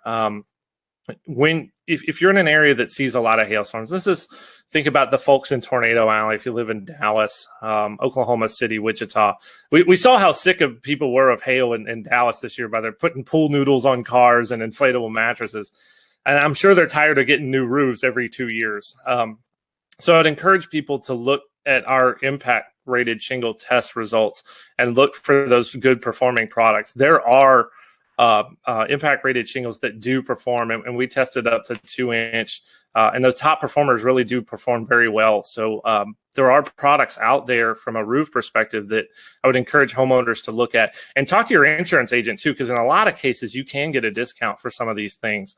You own a business, you have a building, you have roof, you have items up on the roof, you have your HVAC units, you have satellite dish. I mean, whatever instrumentation you have up there. Is there anything we can tell business owners? For HVAC, that's a very good point, because there are some shields that can be made that actually surround HVAC units that, from what we've been able to tell, looking at their performance, they do a decent job. And HVAC, just the damage to the fins and coils in an HVAC system can be very, very expensive. So there are a few steps you can take if you're a business owner there. You guys are located here in the Carolinas, and many folks may not know that. How did you guys choose the Carolinas? The lab came about in the Carolinas. There was kind of a little bit of a bidding process, and this is before my time at IBHS. We wanted to be away from the immediate hurricane coastline. That's having a facility like that could be damaged by a significant hurricane was a concern for our membership. So that's one reason why we're a fair bit away from the coast. We had a power requirement, and we wanted to be within a certain distance, basically an hour's drive from a hub airport. So what was settled on was essentially kind of the general Charlotte area. And we had two sites that were the original ones. One was closer to Gastonia just across the South Carolina border up on I-85. And then there's the site that we currently had. And we ended up with really, really nice package from the community down here in Chester County. Our plot size was a lot larger. We did have some noise concerns, so that also played a role. And they had the power requirements they need. We're right next to a transmission line, and we had a substation on site. So 105 electric medium voltage drives power the fans, and we need some juice. So it all came to fruition, and there we are out in Chester County. And so talk about, you were talking about hurricanes. Talk about some of the wind studies that you guys do there. You have this big wind tunnel, and you actually have some model scale homes, and you can do all kind of testing in this facility. A very unique thing about our facility is that we can do full scale home testing. We can look at a full home system, and that's really important from a wind perspective to understand how the wind forces are essentially transferred through all the different connections that are within your home, roof to wall, through the walls, wall to foundation, and all the connections in between. You have to really look at it in a system perspective to understand how wind essentially attacks structures and what you can do to mitigate it. So we do a bit of garage door vulnerabilities. We've seen that garage doors can be a huge damage amplifier. Think about it, they're a big hole, really, if they fail in your house. That allows wind to get in and start acting inward, pushing up and out, and can lead to failures. Once you start the damage cascade, it just goes. Tornadoes, it happens very, very fast. Hurricanes, it can happen over the course of, say, 6 to 12 hours. But that cascade is what we're trying to stop the start of that. And we think we can find those mitigation solutions that are not only useful, but also affordable too. So before we kind of wrap up the interview, can you tell us a little bit about how you forecast and how you decide where you're going during your field studies? Yeah, the logistics are actually a fair bit challenging. So we are a good distance away from essentially what is Tornado Alley or the Great Plains. We like it out there, good road networks, good visibility, although we are going to try to explore some southeast hail. There's some environmental questions that we have that I think we're going to try to tackle that. So we basically have to rely on medium range forecasting. So we're looking for just general pattern support for severe weather. So is the Gulf of Mexico open? Is there good moisture transport northward? Maybe not necessarily if there's a trough, but is there just generally enough flow aloft to support supercells? Sometimes you didn't have the surface features underneath the best flow aloft. It kind of became a day-to-day, almost a mesoscale type forecasting scenario, which is very hard for us in terms of when we pull the trigger. So we work our teams on about a 48-hour lead or 48-hour kind of go, no-go scenario. Using DFS output, Euro output, try to get our best feel that we're going to get at least 3 operation days out of a mission. We got to have some kind of confidence that we're at least going to get 3. It's just not worth shipping equipment out and bringing the team to the field. So Okay, say we give a go. We actually ship 5 big Pelican cases of equipment. FedEx is fantastic. Out to some target cities, and it's usually where we can store equipment. So Norman, Oklahoma at the National Weather Center, have lots of colleagues there. We've used my wife's grandma's garage in Wichita to store all the cases and equipment. So we do that, pick our target city, fly in. We use rental vehicles. We do try to stay out of the hail as much as we're researching hail, and we've done a pretty good job of that. And we outfit them, get our instruments ready, take all the equipment we need, leave the cases behind, and off we go. And usually each mission is about 7 days. So there's some logistical challenges there, given our distance, but we've managed it quite well over the years. When you're renting the car, do you have to kind of stay quiet about what you're really doing with the car? There's one hail. We were out in the field for a hail event in Cheyenne, and the rental car dealership at the Denver airport, they were dealing with a whole bunch of people who were bringing back hail damaged cars, and I kept thinking in my head, I'm like, we're running a hail research project, and we got perfectly fine vans here. But yeah, for us, it's a safety concern to stay out of the hail, and we do a good job of that. You're talking about these instruments. Can you kind of give us an idea of what's on these instruments? What it's like? Yeah, certainly. They're on little tripods. They're basically little engineering tripods. And the plate itself is a little small pyramid. It's 1 foot by 1 foot. And it's actually based on a design that was developed at NASA, Kennedy Space Center, and was published in the literature. So we use that same plate design. It's got a little acoustic sensor, a piezoelectric disc that can record the vibration of the plate. So the higher the signal amplitude of that vibration, the larger the kinetic energy of the hailstone that hit the plate. And then we can work backwards to estimate a size. The unique thing about ours, we actually use robotics microcontrollers as our data system. We use an Arduino Do. It's about $35. A lot of maker components. We needed to make them cheap so we can have a bunch of them. And it samples really, really fast, about 5,000 times per second. So we can actually resolve impacts at 0.05 of a second. So that's pretty neat. And it's got some switches for on, off, and data control to make it easily user-friendly. I think we set a record for deployment time of one of these this year in under 20 seconds. I'm going to give out a shout out to Hank Pogorzelski, who's in our Tampa office, who's been with us in the field every single year since we started. Hank went out the door, set the probe up, and was back in the car before I could log the information of where the actual instrument was. So it had to be somewhere in the 15 to 20 second range. So big old tip of the cap to Hank. I think he set a time speed record there. Well, Ian, we've certainly appreciated you giving us some of your time tonight. If our followers want to continue the research you guys are doing or follow along, how can they do that? Yeah, so we got a couple ways. So first of all, if you're a consumer out there and you want to see some of these DIY resilient type solutions and things you can do for your home, go to disastersafety.org. That's our kind of front-facing consumer website. For some of the research work, you can go to ibhs.org. But please follow us on Twitter at Disaster Safety. You can also follow our hail research specifically at IBHS Hail Study. You'll get a kind of an inside look on that Twitter account as to what we're doing in hail. We've had many guests on this show, and I think you've got one of the coolest jobs because you get to use potato guns and mix it with weather. I mean, I don't know how much better that can be. So.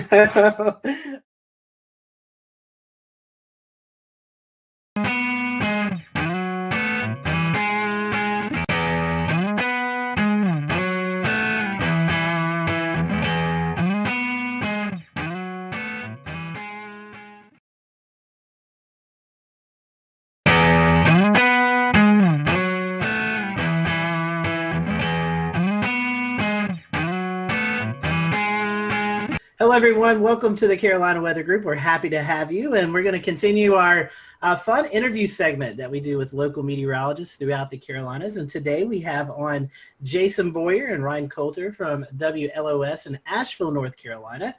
They are the ABC affiliate. So if you live in Western North Carolina, I'm sure you've tuned to Channel 13, and we're happy to have Jason and Ryan with us today. One of the main questions that we always ask everybody is how did you know you wanted to be a meteorologist? Everybody has that story. So Jason, I'll let you start. What's your story? Well, my story goes back to, like most, to when I was very young.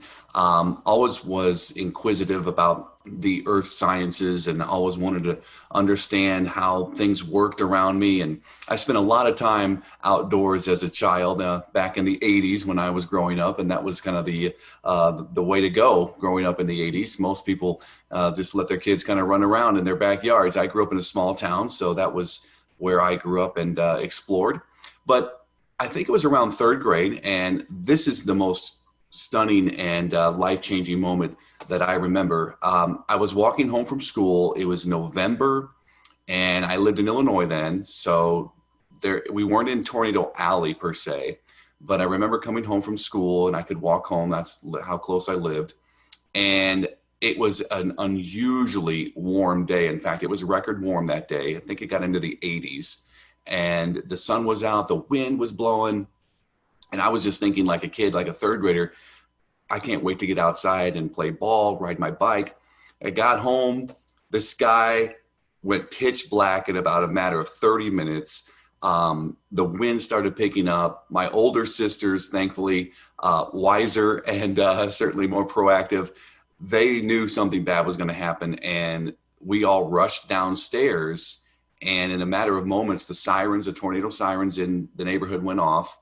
And we had a weak tornado go through my backyard and hit my neighbor's house. And it happened in a matter of a couple of minutes, and that was it.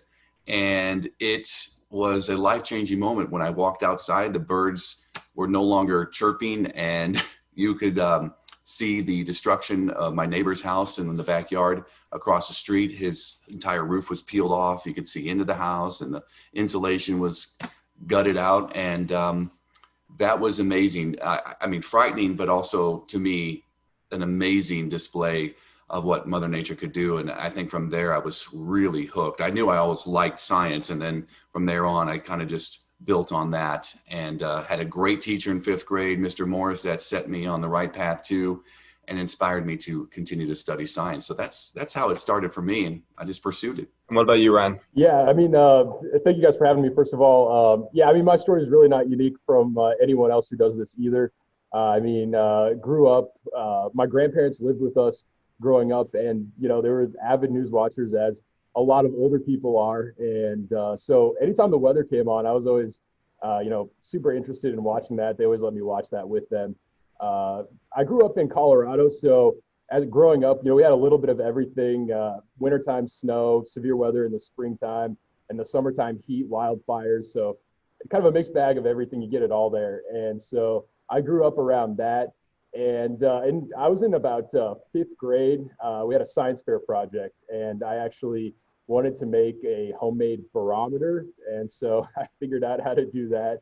And I actually wrote into one of the chiefs in Denver. She's still there. And she actually responded to my email. So, you know, as a 5th grader, that was pretty exciting. But I knew, you know, kind of like a lot of other people who do this, you know, I knew that from the time that I was a little kid that, you know, this is what I want to do. It's a fun job, and you get to study science, the weather, all of the above. And it's a great, it's ended up being exactly what I wanted it to be. Those are great and very classic weather stories, I feel like. Super interesting. So keeping on kind of the same track of weather before we deviate off to some more unique conversations. Did you guys ever have a meteorologist that you looked up to as a kid or as you were coming up through school? Ryan, I guess we can start with you. Yeah, you know, interestingly enough, there was a meteorologist in Denver, and he was really cool. He ended up being on both the stations. I grew up watching him on TV.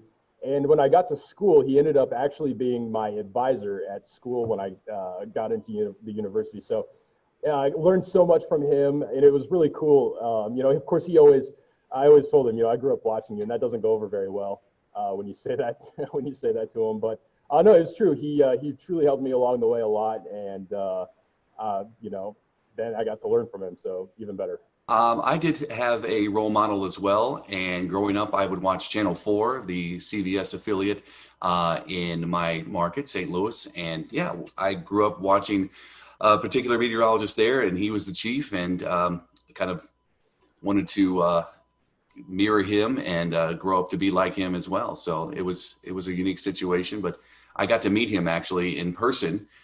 We had a old time power show in my rural town, and he flew in a helicopter, and I mean, it was the biggest thing that ever happened in my small town, seemingly at that point in my life, and got to get an autograph, talk to him briefly, and so that was a moving situation for me too. So Jason, I'll pose this question to you first, and then Ryan, I'll let you to finish up. So Jason, you've been in Western North Carolina a while. We have all types of weather. So this question is, would you rather forecast for severe weather or the dreaded winter weather that we face here? Yeah, you know, they have their unique qualities, obviously, and they're very different when you're trying to forecast those two situations. And the most challenging, I think. We'll return to Best of the Carolina Weather Group in a moment. Now your Carolina weather forecast. Here are today's forecast high temperatures for North Carolina. Here are the forecast lows for tonight for North Carolina. Here are tomorrow's forecast high temperatures. And here's forecast rainfall across North Carolina tomorrow. Here are the forecast highs for the day after tomorrow.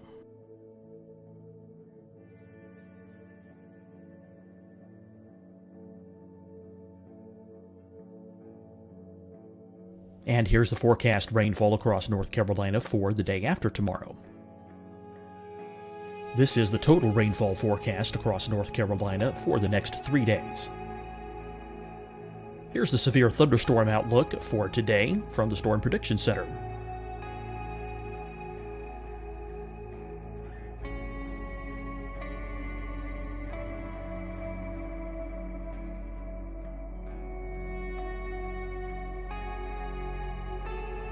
Here are the forecast high temperatures for today for South Carolina. Here are the low temperatures for today for South Carolina. Here's the probability of precipitation forecast across South Carolina today.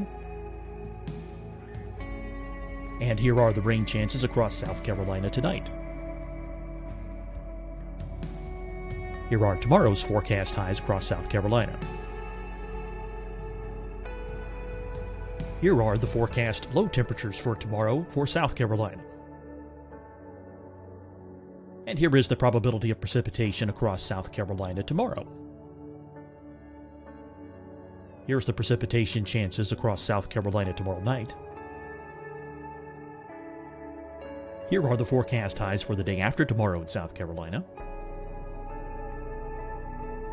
Here are the forecast low temperatures across South Carolina for the day after tomorrow. And here are the rain chances across South Carolina for the day after tomorrow.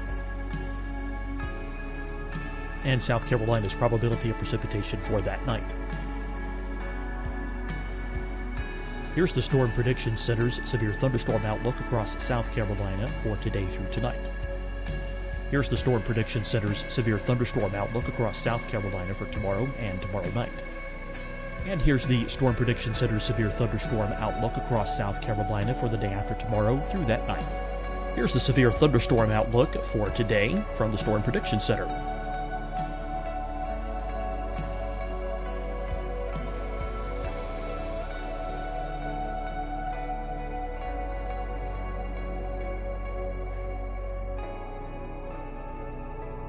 And now here's a live look at weather radar across the southeast.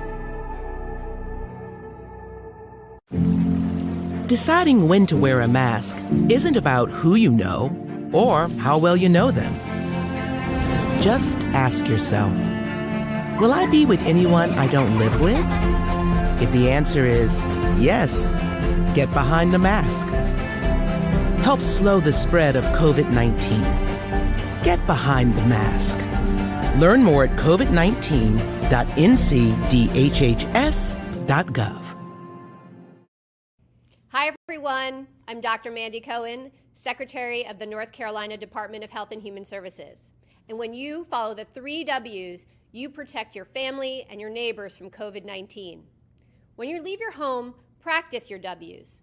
Wear a cloth face covering, wait 6 feet apart, wash your hands often. Wear, wait, wash. We're in this together. Stay strong, North Carolina. Fight the spread and take a stand against coronavirus. Wear a mask in public. Stay at least 6 feet apart from others. And get tested. Join us and fight the spread. Visit scdhec.gov/COVID-19. Getting tested for COVID-19 helps you to take the steps needed to protect yourself, your loved ones, and your community. Find the testing location at scdhec.gov/COVID-19 testing. You'll see your Carolina weather forecast at 25 and 55 past. And now back to the best of the Carolina Weather Group on the all-new Carolina Weather Net. Because it usually is much more of a large-scale system, so it affects many more people than just, say, localized severe thunderstorms. So you're dealing with everybody's topography too, and it's very topographically driven by elevation and location in relation to the mountains. So that is the challenging forecast. I look forward to that. It's the most stressful one, but it's part of the job. You know, you come into this situation here in Western North Carolina and you quickly realize how big of a deal winter weather is. You know, most would categorize our severe weather as flash flooding, a big risk. I think flash flooding is certainly one of the bigger risks here living in the mountains. But when it comes to winter weather, that is usually the memorable severe weather for most when they think back to when they were younger, or maybe even the older folks. They'll say, look, I remember the big snow of certain years, certain month, and it sticks in their mind. So that would be the bigger challenge and also the more exciting, I guess, forecasting that. Ryan, I think you your career was in Texas for a while, so you had to deal with forecasting winter weather and severe weather there. So tell us, which one do you prefer? Yeah, you know, I guess it's kind of a similar answer. I mean, there's definitely a lot more challenges with winter weather than there is severe weather. Where I was at in Texas, we would get severe weather. We would be, you know, wall-to-wall coverage for, you know, sometimes 6 hours at a time, or even longer than that. I don't even remember what our longest stretch was on air. I would say, though, there is more challenges in winter weather, and I would say there's more that can go wrong when we're forecasting for winter weather as well. So, you know, we can say we think we might get 2 to 4 inches for Asheville, for example. You know, the temperature comes in a degree or two warmer. We're not getting that. And people get a lot more upset when you miss winter weather forecasts versus severe weather forecasts. So I would say, you know, I would rather, I guess from that standpoint, I would rather be forecasting for severe weather. It's usually, I want to say easier, but usually you can have a better idea of exactly the elements that could be coming at you. There's, you know, people are, again, they're more mad when you tell them 2 to 4 inches of snow and we only get an inch of snow, or you get, on the other end, you get 3 to 6 inches of snow, and then they don't like that either. So, yeah, definitely severe weather would, I guess, be my preferred. Well, Jason, you mentioned topography a minute ago. And with this conversation of severe and snow, I feel like this kind of rolls into a question that we had on social media about lower precipitation totals in kind of the French Broad Valley. I know you have a map and some resources to talk about, so I'll kind of let you take over from there. Yeah, I think when people talk about Western North Carolina weather, the first thing that comes to mind is snow, but then rain is actually a very diverse topographical feature here as well. So I brought this 3D relief map just to give you an idea. It's kind of one of my more favorite maps to look at. I could study this. I've looked at this 100 times already, and I could still just look at it almost every given day. So here's the French Broad River Valley right here. This is I-26 running through, and it's a valley. So it's the Broad River Valley. So it's pretty wide considering the other features here. The French Broad starts down in Transylvania County near Rosman and goes north through Asheville and all the way up into the Holston River into eastern Tennessee. But what you have around the valley are higher elevations. So Asheville sits kind of in the middle here, Hendersonville down here, Brevard right there. And the prevailing winds during the spring and summer months are south and southeasterly winds. That will draw moisture from the Atlantic and the Gulf, bring it into the mountains. And because of the features we have from lower elevations in the upstate and Piedmont to highest elevations here, the air has to rise. And so the air will rise and cool and condense into clouds and form a significant rain event down here into the southern mountains, whereas Asheville is in that rain shadow. And the rain will fall mostly to the west and south or to the north and east because we have the Black Mountains and the Craggies up here. So that prevailing wind will certainly help rain form more over this area of the county, Buncombe County, eastern side, and into Yancey. So there's a rain shadow here. There are other rain shadows like in Waynesville. They're surrounded by, with the Balsam Mountains to the south and west. They don't see nearly as much rain in the valley as they do just west and south of Waynesville as well. So that's kind of how it works in the summer months. In the winter months, the prevailing wind is much, much different. It's from the northwest. So the wind is blowing into the Smoky Mountains and the higher elevations along the Tennessee border. And that's where most of the precipitation is going to fall, near and along the border, whereas there's another shadow effect down here in the valley. So this is why Asheville usually averages a foot of snow a year, and places up in Madison and Yancey County can get up to 50 inches of snow, like Mount Mitchell averages in a particular year. So big difference with the prevailing winds during the different seasons. But that's pretty much how the shadow affects us here in the French Broad River Valley. In fact, south of Virginia, east of the Mississippi River, I believe Marshall is the driest point in that eastern U.S. So it's pretty neat. Cool. Do you guys have any, what was your most embarrassing moment while on TV? I'll take this one. It happened pretty early in my career. I was working in Tennessee. I started out in the Tri-Cities, Johnson City at WJHL. And I filled in for the morning guy who went on vacation. And I was working one morning, and the newsroom was downstairs. The studio was upstairs. So there was always this climbing the flights of stairs. And one morning I was filling in, and I remember being down in the newsroom, and I looked up and I saw the national weather cut in. And I knew that there was going to be a local cut in shortly after. And I remember it was Tony Perkins. He was the meteorologist at the time. I believe he's in DC right now, but he was on CBS This Morning at the time. And then I had to run upstairs, end a quick conversation I was having with my news director. I ran upstairs 2 flights, ran into the studio, ran over to the computer to make sure it was set up, ran over to the chroma key, the green wall. And I had about 10 seconds to situate myself. I was out of breath. I was trying to calm myself down. And I remember I just started talking, and almost instantly I was exhausted. So I started talking about the 7-day forecast, and I got about 5 words out, and you could just tell that I was losing steam, and I started getting real hot. I felt like my temperature went up, and I was getting flushed, and I was kind of panicking in my head, like, how am I going to get through this? You know, you're talking to yourself in your head while you're doing the delivery of the forecast. And I tried to push through it, and I should have just kind of ended early and said, all right, just take a look, here you go, enjoy. But I thought I was still, I'm going to make it through, and it was brutal. I could see the studio guy on the headset kind of laughing, chuckling behind the camera. And I just thought, this is, I'm bombing here. And I went off, and we had a good laugh after that, but that was really embarrassing, especially when you're trying to make a good impression. I was maybe 6 or 7 months into starting a job. So that was mine. Yeah, I got to think back here on this. So far, luckily, since I've been here, I don't think I've had anything crazy happen here. I will say, though, in my last job, my first job, first day on the air, we have a system. It's called Max. I don't know if you guys are probably familiar with it, WSI. And the way we have it formatted, you have your first weather hits, you have your main weather hits, you have your final weather hits. And I unknowingly, I had the wrong weather hit loaded for my first full weather ever on, and I didn't know what to do in the moment. I had my final weather loaded for my main weather, and kind of like what in TV you always have a time limit that you're set for, and you have to fill that time. And so here I am. I have my current temperature graphic, and I think I had a camera graphic, and then it went right to the 7-day.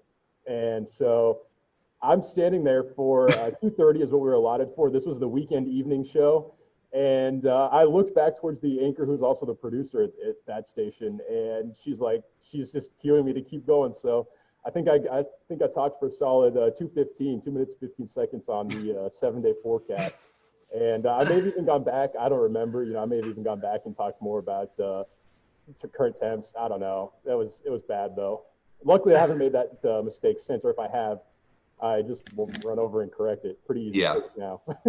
You learn quickly how to get around things. Yeah. Oh my gosh, that's funny. Both of you guys have experienced this, and tell us what it's like, and then we'll maybe go into some more non-weather questions.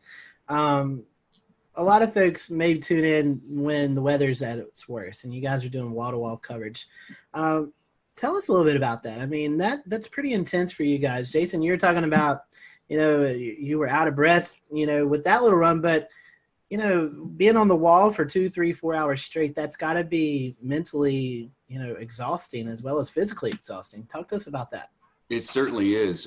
Most recently, I think this year we had so many of those early season tornadoes, especially for the upstate, and we had wall-to-wall coverage almost every time, obviously, when those were occurring, because our protocol is to stay on when the warning comes out until it ends.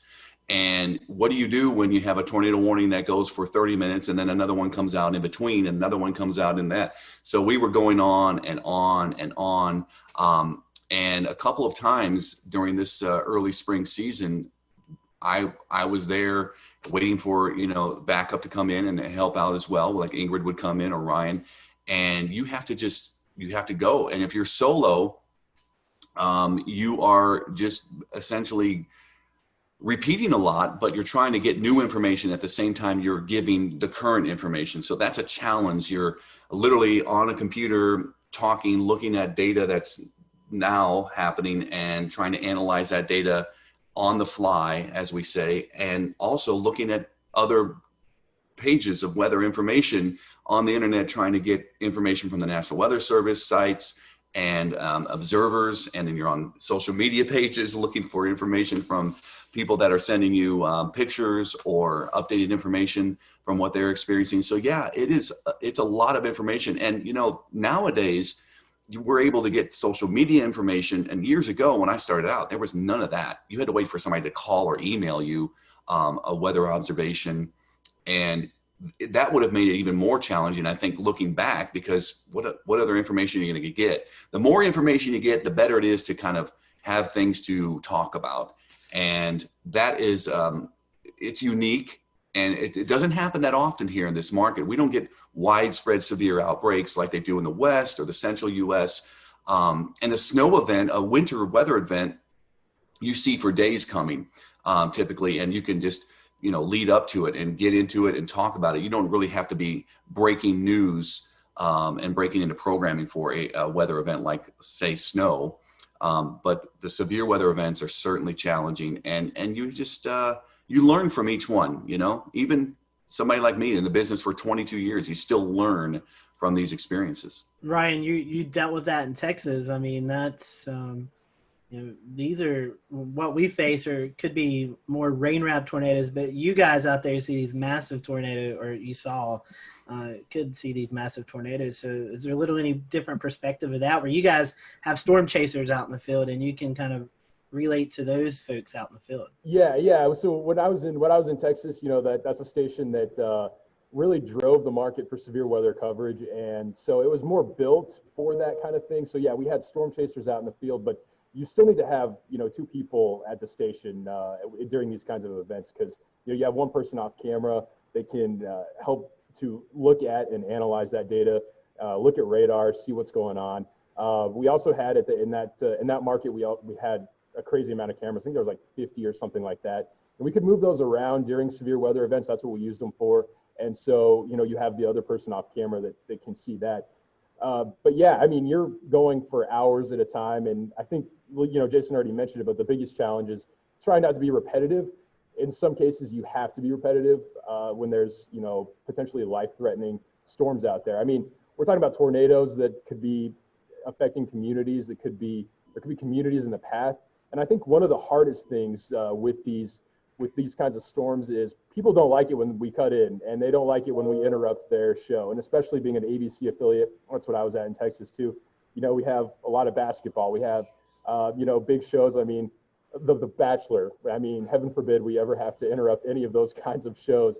but we don't want to interrupt them, but at the same time, we have a job to do, and we have to. It's important that we get that information out, because you never know when that information could be helping someone who is in the path of that storm. And so I think when you're in the midst of all of that coverage, you don't realize all the time that's actually going by, especially when you get into that rhythm.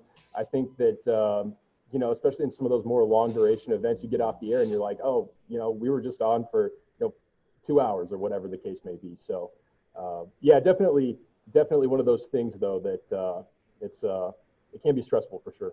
Well, we promised that we would stop talking about the weather at some point, so we can go ahead and do that now. You guys can take a little breath and a break from your everyday work. So do you guys have a favorite genre, a favorite type of music that you like to listen to in your everyday life? Ryan, I'll go to you first. I'm not too picky. I'll listen to anything. I will say I grew up listening to country, so I mean that's still my go-to. 2000s country, Garth, anything like that, I'll go for.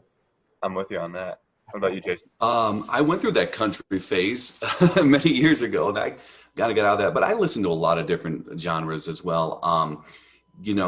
I grew up in my high school days were in the 90s, so alternative music was big then. So people probably remember Stone Temple Pilots and all that, Pearl Jam. But I don't really listen to that music as much anymore. I've gotten older and a little more subdued with my music choices. But I'll listen to a lot of modern music, pop or rock, and I just don't spend as much time listening to the radio or actually picking out songs anymore. So more of my time is spent just maybe even popping in some classical music just to chill out and get my mind cleared of certain things during the day. So that's what I do. I play music too, so I have a guitar and I love playing music. So that's my escape. Anytime I want to, I can just pick up the guitar and play some songs or whatever. That's something we've found with a lot of these that we're doing, is a lot of meteorologists play music on the side. I don't have that ability. Evan, I know you play guitar as well, so you got that. I play a few instruments. Brian, do you play anything? No, I can't play anything. I can't sing either. No one for that. So yeah, no music ability here. I'm glad we're there on the same link there. Yeah. Right. All right, assuming pizza's got cheese on it, so it can't be that. But if you only had one topping to put on pizza, what would it be? Jason? One topping. I think pepperoni would be mine. It's an easy choice, I know. I mean, I love Hawaiian pizza, but if I get one choice, then I'm going to just do pepperoni. Yeah, I mean, I think for me, the choice would be pepperoni, but not to steal Jason's answer. So I'll go with a more controversial pick. I like Hawaiian pizza. I'm gonna go the pineapple on the pizza. I know I'm probably gonna get some flack for it. You are good. That was actually one of our other questions. Does pineapple deserve to be on pizza? So both of you guys like Hawaiian. I guess that's a yes. Yes, it does. Well, since we're on the topic of food, what's your favorite kind of food? All right, I'll go first. Any food, really. My son and wife are usually finding me in the pantry, digging through snacks, and I wish, sometimes I need to quell my cravings, but favorite type of food, if I had to pick one type, I would probably go, tacos. I love Mexican food. I love Italian food, but I love Mexican food. So man, this one's hard. I like all kinds of food also. Really not too picky. The things I don't like, the one thing I am picky on, I don't like a lot of seafood. But I have a major sweet tooth, and it doesn't matter the time of day. I can go you put candy in front of me, I will eat it. It doesn't matter what it is. I'm not picky. Amen to that. Either. So in order to try to keep myself out of trouble on that stuff, I do like, I like Mexican food too. I hate to go with the same answer again, but we see why Jason hired you now. Just a lot of similarities here. I would say, though, I do like Mexican food as well. Enchiladas, definitely probably one of my top choices. Ice cream would be number one, but oh, yeah. Besides that, we'll go for a healthier option there. Here's a controversial question. Is a hot dog a sandwich? I've never thought of hot dogs as being sandwiches. I mean, I wouldn't, but again, it's bread, it's meat. I mean, that's what a sandwich is. I don't know. But I don't know why we have to categorize it as a sandwich. I think they're kind of by themselves, hot dogs. I don't know. By the way, there's I guess I lied a second ago. I said I'm not that picky. There's one more food. You don't eat hot I will dogs. pass on the hot dogs. I don't know. I mean, I've never considered it to be a sandwich. It's kind of in its own category. I feel like, it's a hot dog. Bread. I mean, yeah, it is tricky though, because I mean, again, yeah, you have your bread, you have your meat, mustard on a hot dog, I guess, whatever people like. You have the top. I mean, I don't know. That's a good one. I'm gonna go with no though. It's not a sandwich. I agree. We're gonna have to start keeping track of these answers. We have gotten yeses on this. Yeah. So we have to keep track and see what the Carolina meteorologists actually think of hot dogs. So coming back to the Asheville area and away from food, you guys have a favorite location to go visit or hike, something like that in Western North Carolina? Gosh, so many. Convenience-wise, we love the Arboretum. It's close to our house, and we could just jump on there with the bikes and ride. It's pretty easy trails for Hudson, my son, and that's a good go-to. Just hopping on the Blue Ridge Parkway, that's also very convenient. We love going to Grandfather Mountain. It's a little more out of the way, but we love going up there. I love the uniqueness of the rockscapes and the swinging bridge, and seeing off to the east, you have this completely drop off in the elevation, and then you have your mountains around. So those are my two big places, but I could go almost anywhere, and really be happy as long as there's a trail or hiking or biking trail and some vistas. I'm good to go. Yeah, and I'm still new to the area here. I haven't had a lot of time to explore a whole lot, but I will say the close place for me that I could go to any afternoon would be DuPont State Forest. It gets kind of crowded this time of year, I've found, but a little bit of everything there. You can get some elevation. You got the waterfalls, so a lot to do there. I've actually spent a little bit of time in South Carolina here more recently. I found some cool places, cool pockets down there. So there's a short drive down there as well. Ryan, you're from Denver. Evan and I, we went storm chasing. We was based out of Denver. We flew in and kind of went from there. So we took our last day. We took our trip into the Rockies, and it was June the 3rd, and it started snowing on us, Evan, I believe. Yeah. So what's your favorite place to go in the Rockies? Oh man, it depends on the time of the year. Rocky Mountain National Park, it's such a stereotypical answer. That's a great place to go in the summertime. In the wintertime, I mean, I'll take any of the ski resorts. Love skiing, so I'll take any of them any day in the wintertime. Probably not Loveland. I would say more of the Copper Mountains, maybe Keystones of the state. Steamboat Springs is another great place, but even Denver, man, I know I'm not narrowing this down very well, but Denver's great. Love Denver as well. So I don't know. Amen. Well, guys, I know we're nearing our kind of end time, so I'm going to ask one more quick question, and Scotty will close this. So the last one for me is going to be, do you have a favorite weather disaster movie? It can be super cheesy. Well, Twister immediately comes to mind. My wife loves Twister. My son loves Twister. I love Twister. That would be the number one, but The Day After Tomorrow's good. My son loves weather disaster movies, of all things. Can you imagine? I mean, he's the perfect child. So he loves any kind of disaster movie related to weather. So I've seen all of them.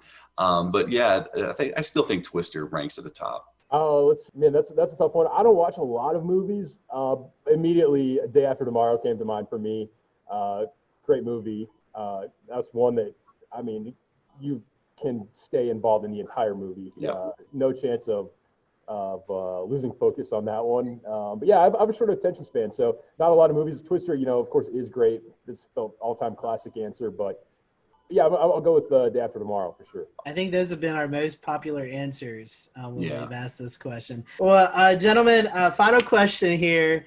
For those folks maybe who are getting ready to leave high school or are in college and thinking about maybe changing their degree and they're interested in weather, what would be your advice to these folks? Why should they choose meteorology if it really interests them? And Jason, I'll let you go first. Well, that's a diverse question, but here it is in a nutshell. Meteorology offers so many opportunities. Besides what Ryan and I do every day, broadcast meteorology is a small sample of overall the meteorological profession and the meteorology field. You could go into research. You could work for NOAA. You could work for the private sector. You could start your own company. There are many climate-driven sectors to go into as well. That's becoming more and more important, and certainly more and more are leaning towards the environmental/climate side of things too. It's just such a diverse area of study. It's great for somebody that loves science, and you got to stick with it. It's challenging. I mean, many people don't understand how much math and physics goes into meteorology unless you've taken those courses. It is a very challenging profession and study, but I think it's wonderful. So yeah, just stick with it. If you love science, meteorology is one of the best fields to get into. I mean, I obviously haven't been at it for very long. We'll return to Best of the Carolina Weather Group in a moment. Now your Carolina weather forecast. Here are today's forecast high temperatures for North Carolina. Here are the forecast lows for tonight for North Carolina. Here are tomorrow's forecast high temperatures. And here's forecast rainfall across North Carolina tomorrow. Here are the forecast highs for the day after tomorrow.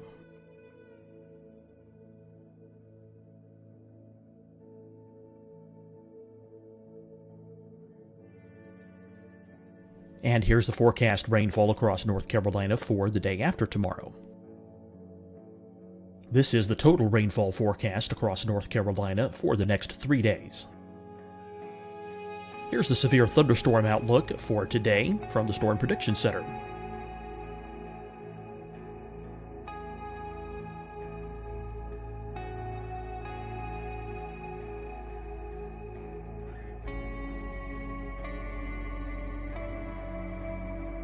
Here are the forecast high temperatures for today for South Carolina. Here are the low temperatures for today for South Carolina. Here's the probability of precipitation forecast across South Carolina today. And here are the rain chances across South Carolina tonight. Here are tomorrow's forecast highs across South Carolina. Here are the forecast low temperatures for tomorrow for South Carolina. And here is the probability of precipitation across South Carolina tomorrow. Here's the precipitation chances across South Carolina tomorrow night. Here are the forecast highs for the day after tomorrow in South Carolina. Here are the forecast low temperatures across South Carolina for the day after tomorrow. And here are the rain chances across South Carolina for the day after tomorrow. And South Carolina's probability of precipitation for that night. Here's the Storm Prediction Center's severe thunderstorm outlook across South Carolina for today through tonight. Here's the Storm Prediction Center's severe thunderstorm outlook across South Carolina for tomorrow and tomorrow night. And here's the Storm Prediction Center's severe thunderstorm outlook across South Carolina for the day after tomorrow through that night. Here's the severe thunderstorm outlook for today from the Storm Prediction Center.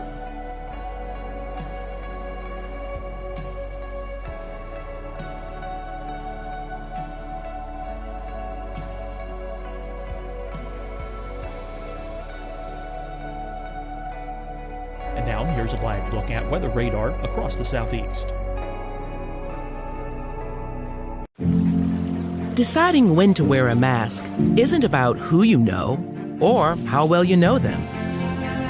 Just ask yourself, will I be with anyone I don't live with? If the answer is yes, get behind the mask. Help slow the spread of COVID-19. Get behind the mask. Learn more at covid19.ncdhhs.gov. Hi, everyone. I'm Dr. Mandy Cohen, Secretary of the North Carolina Department of Health and Human Services. And when you follow the 3 W's, you protect your family and your neighbors from COVID-19. When you leave your home, practice your W's. Wear a cloth face covering, Wait 6 feet apart. Wash your hands often. Wear, wait, wash.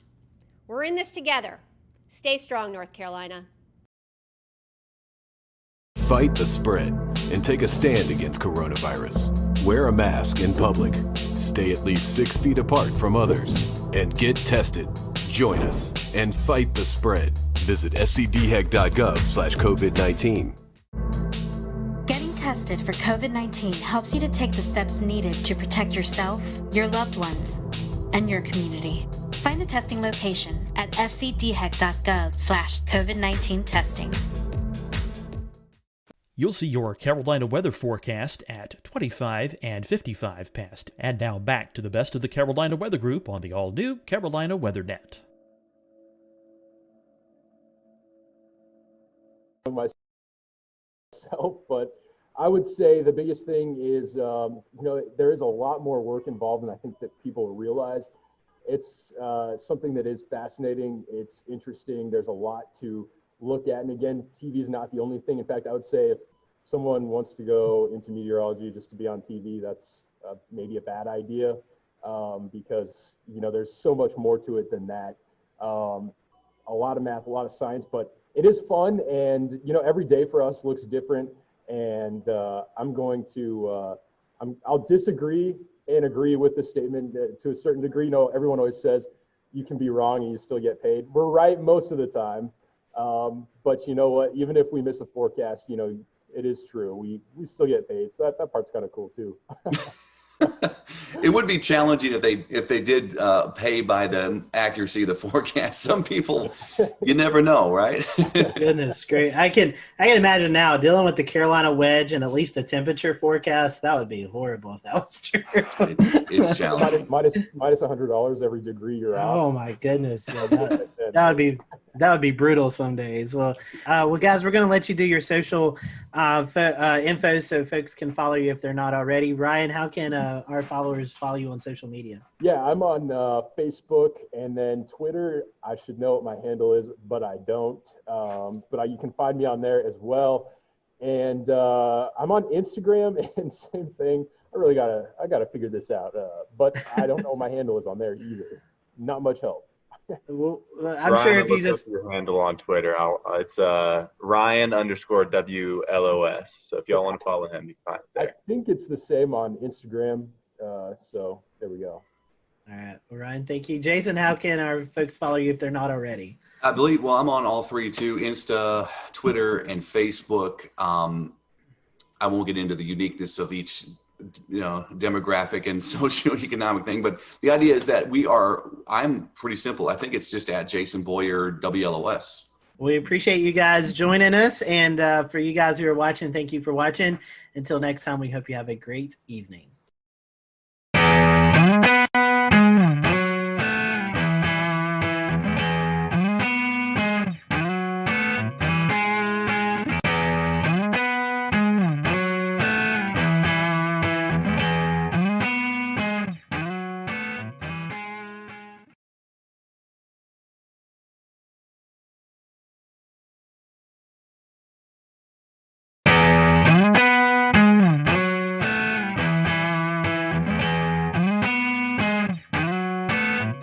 Hello, everyone. Welcome to the Carolina Weather Group. We're happy to have you this evening. Tonight, we are joined by the WLTX weather team out of Columbia, South Carolina. That is the CBS affiliate there. So if you watch Channel 19 at Columbia, you probably see some familiar faces. And if you don't, hopefully after tonight, you'll get to learn about these meteorologists and tune over and check out the weathercast. So Efren, Daniel, Alex, and Danielle, thank you for joining us, and happy to have you all, and thank you for a little bit of your time. So we're going to start off this question, probably one you've been asked several times, but we're going to ask it again.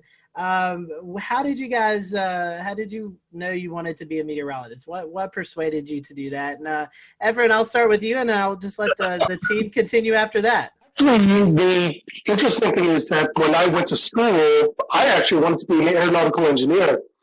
Then I had an interest in weather, but I never had an interest in meteorology as far as a study.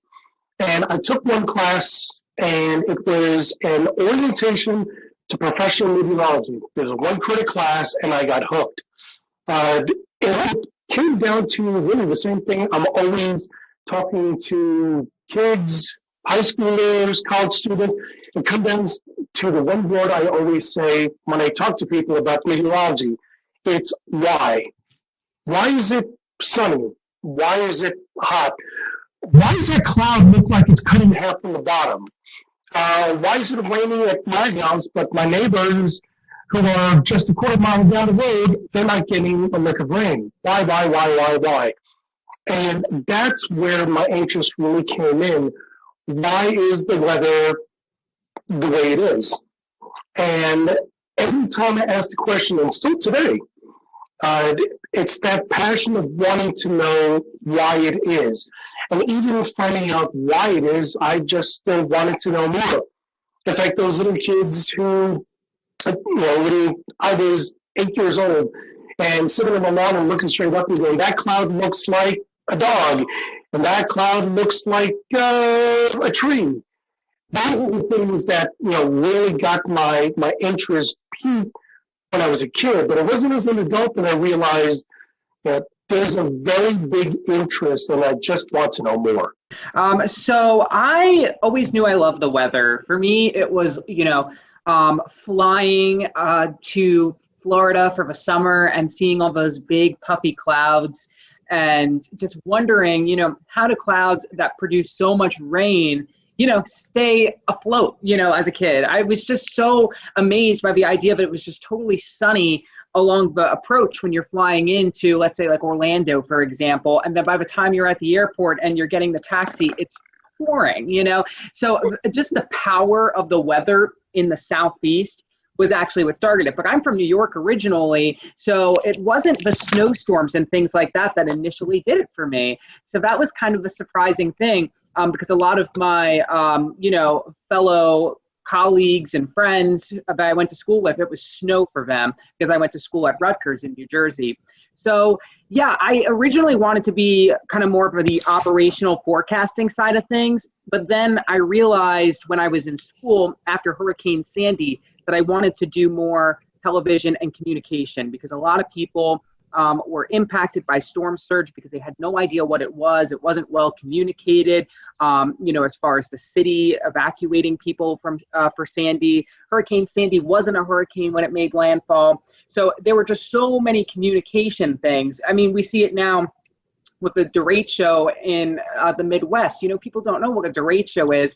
And so there's all of these different things that kind of go into the communication aspect that I was like, that is absolutely where I feel comfort. I need to, kind of explain what's happening because I love learning about the weather and why it's happening. So that was sort of what did it for me. I'm kind of like Alex. I grew up outside of Philly, but it wasn't snowstorms that did it for me. I have a lot of good memories of snowstorms, but kind of like the two big things I remember growing up was sitting on the back porch, dangerously close, just listening to thunderstorms and this is the coolest thing ever. And then just kind of growing up, the news was always on in my house. And for my 15th birthday, I think my mom took me to the Today Show so I could meet Al Roker and do that whole experience. So I knew I kind of wanted to do news, but I hated writing. And I naively thought weather's cool. I love science. I'm never going to have to write as a meteorologist. Wrong. But I kind of just combined a lot of different interests and it really worked out and it's been great. And it's fun, like Alex said, communicating while also being a scientist and kind of digging deep with the math and science was always kind of what I leaned towards growing up. Well, I'll go ahead and tell you back in 1984, a tornado destroyed the school I was in. And so that kind of sparked a little bit of interest for me. And then Hugo back in 1989, that was a big deal as well in South Carolina. And all y'all know it as well. That's still the litmus test for hurricanes is Hurricane Hugo. But I think those are the two things that kind of sparked my interest. I do apologize. I'm sitting in the car. They don't like for us to stay in the station. So I'm sitting in the car kind of holding the phone. You look good, Daniel, and you sound good. Appreciate that. Hugo, definitely one of those benchmark storms for the Carolinas.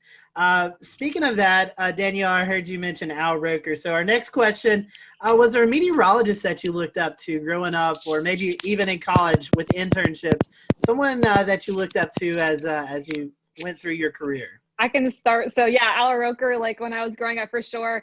And then, so I got to go to school at UNC Charlotte. And so being in Charlotte, Panovich is who you kind of watch and who you're kind of like following along. So on the more local scale, Panovich was definitely a really good mentor, and then ended up being a teacher at school. So he was one of the people that definitely helped solidify that for me. When Daniel? When I was a kid, I watched a lot of Weather Channel. Anytime I was sick at home, I was so excited that I could just watch that all day long and, just hear the forecast around the country. So honestly, growing up seeing a lot of those meteorologists, all of them, I was just totally attached to and interested in because I felt that they were very knowledgeable and that they dug in deep to the weather. So I appreciated that always. I have to say, probably in high school, Stephanie Abrams her career was really starting to rev up. And I probably looked up to her the most because she was just so, her personality was just what it was. She wasn't really afraid to hide it on air. And I was always, in high school, the kind of person who just said whatever came to mind. So I felt like I could kind of relate to her. And she also, was big on the science and on the math. She was from Florida. I loved Florida weather, so there was like that connection I always felt with her whenever I would watch her on TV, because she was really into the science, but she also had like this personality where she was like unapologetically herself, And so I think Stephanie Abrams was definitely a person during my formidable years that I looked up to. Well, I'll jump in.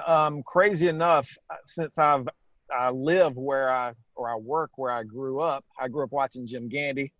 So that was kind of a guy that I always enjoyed watching. And crazy enough, he came to my school when I was in third grade. That was like seeing a rock star. And then luckily I was able to work with him for, almost 14 years. So that was kind of cool. Kind of dating myself because the Weather Channel was not necessarily huge when I was coming along. So I do remember watching Ken Torrey, and I met him a few years ago, and he seemed to be a pretty nice guy as well. Something that you guys have dealt with already this year, severe weather in the Columbia area. So our question is, which one do you find more challenging forecasting, severe weather or winter weather, which we get a little bit of in the Carolinas? Alex, I'll let you start.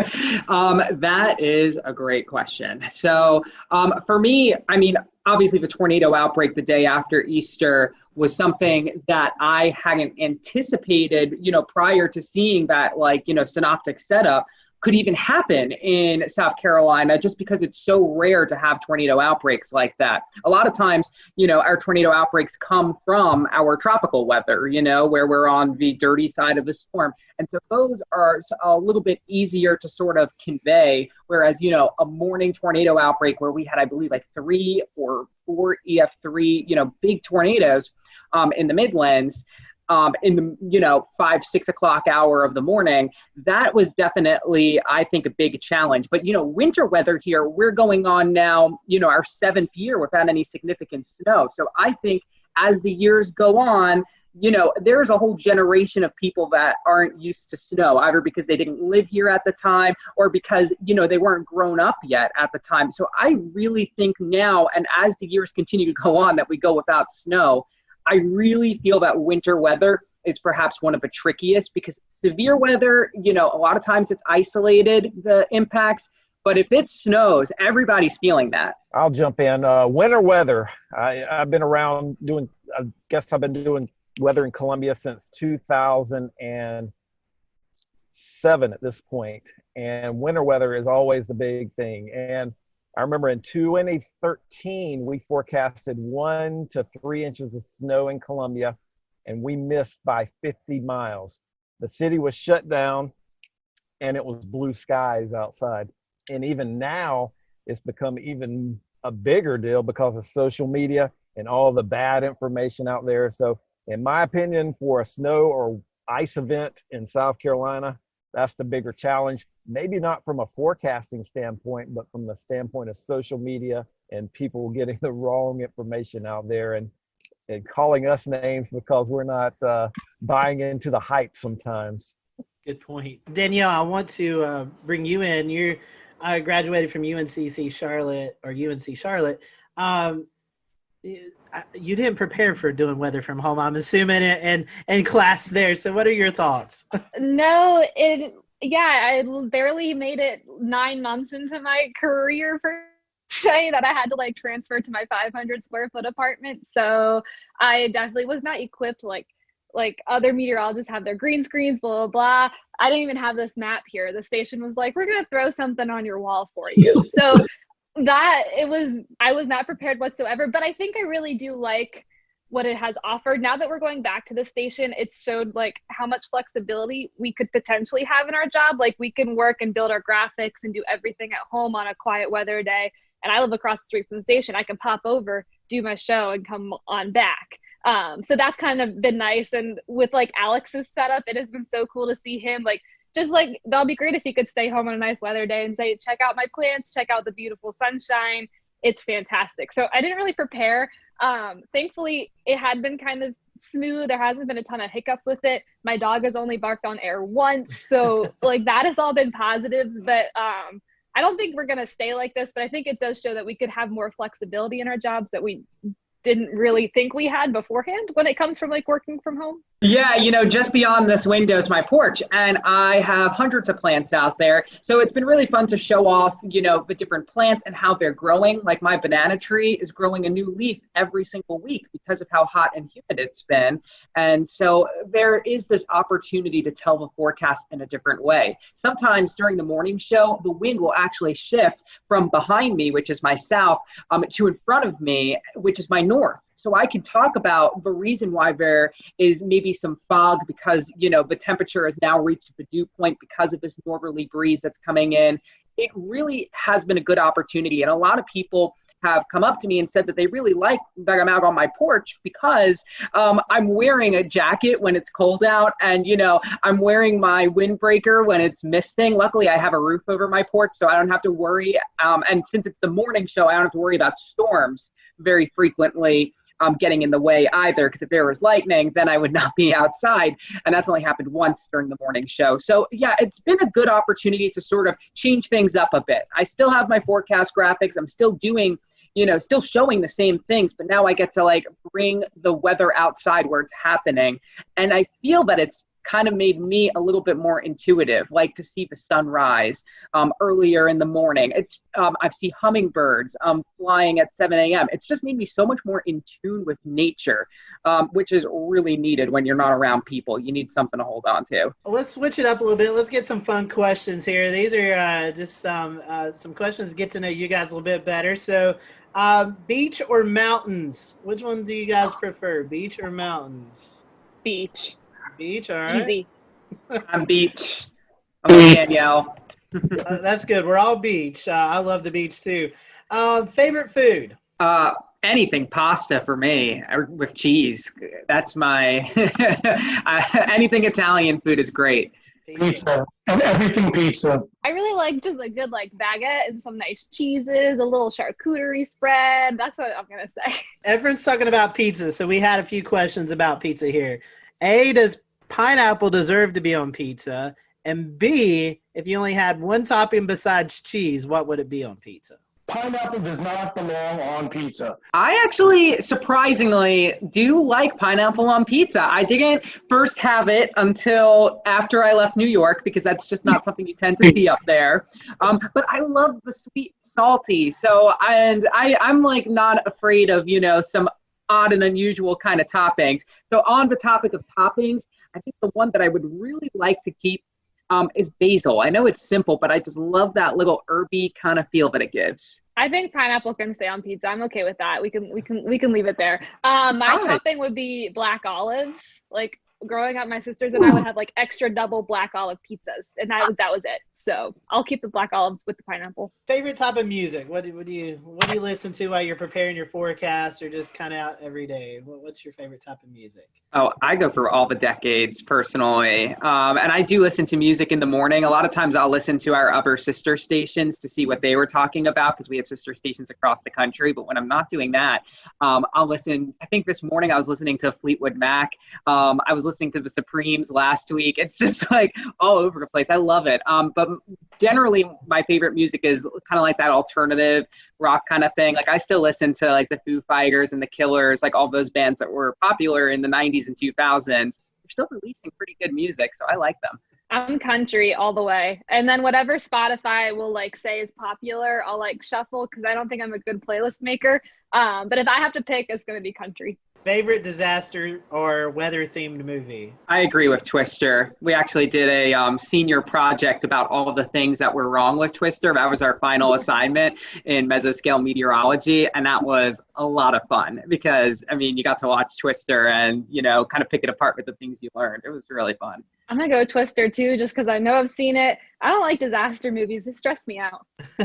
I feel like I heard a couple of weeks ago there may be a Twister 2 coming out soon. Oh. So we may all have to get together and kind of do what you did, Alex, and kind of point out the inaccuracies of the movie. I'm down. That sounds so fun. All right, we have one more controversial fun question, and then we'll kind of start to wrap up. This is one that we've done with all of our specials here, and it goes back to food. Is a hot dog a sandwich or not? Oh. A hot dog, is it a sandwich or is it just a hot dog? Some people say it's a sandwich, some people no. What's the definition of a sandwich? Well, they say it's 2 pieces of bread and a meat, but a lot of people say that doesn't qualify. A hot dog doesn't qualify. Bread. It's one bread. That's one bread. True. That's a good point. I'm with Efren. That is a really good argument. Final question. This is one to promote your city, Columbia, or your forecast area there in the Midlands. Tell us why we should visit your area. Give us maybe your favorite spot to hang out at, something that anybody should go out and see if they're in the Columbia area. We have so many river walks. Those are like my favorite places to like take my dog and exercise or like go tubing down the river, and you're still like right next to downtown. So I feel like there's a really good mix of like you can do your downtown thing, but you could also like kind of get out in nature. I really like that aspect of the city. I was going to say the same thing, the rivers. And we have some great parks too. And so you have like awesome geography. Like I'm up towards the Sandhills, which is totally different than Riverwalk, and they're all like a 15-20 minute drive, and sometimes I'll go to both of them in the same day, and in one of them, you know, my feet are all sandy, and then in the other you're, you know, at the bottom. So it's a great place to sort of learn the fault line because we're right on it, and sort of what the difference is. Plus it's, you know, literally the dead center of South Carolina, so you want to go to the mountains or to the beach, you're kind of like in a good territory to go to either.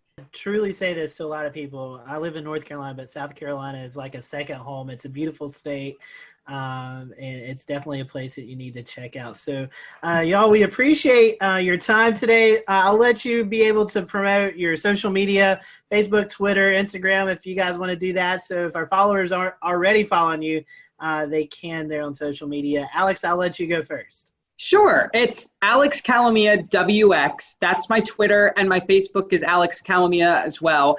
My Instagram is very plant focused. We have Gandy's Garden here at WLTX, which is all about climate and the garden, and it's applicable to everyone in the Southeast. So Instagram is a big place for you to see all my plants. So that's Alex Tropical Pics. But you'll also see it on my Twitter and Facebook. We're always talking weather and plants. It's fun. I am at WX_Danielle on Twitter and Instagram. Lots of forecasting on there. And then on Facebook, I am meteorologist Danielle Miller. So come on over. Nice and simple for both my Twitter and my Facebook. It's Efren WLTX. EFREN WLTX. You can find it on both of them. It's easy. As long as you spell my first name correctly, you'll be able to find me. Daniel just emailed me, said his phone was overheating, so he wasn't able to stick around. But if you want to follow Daniel, it's Daniel_Bonds on Twitter, and then on Facebook, I think it's the same thing. You can follow his weather page, Daniel Bonds. Just search it up, WLTX. So we want to appreciate you guys watching us here at the Carolina Weather Group. Guys, thank you for spending some time with us, and we will see you all next time here on the Carolina Weather Group.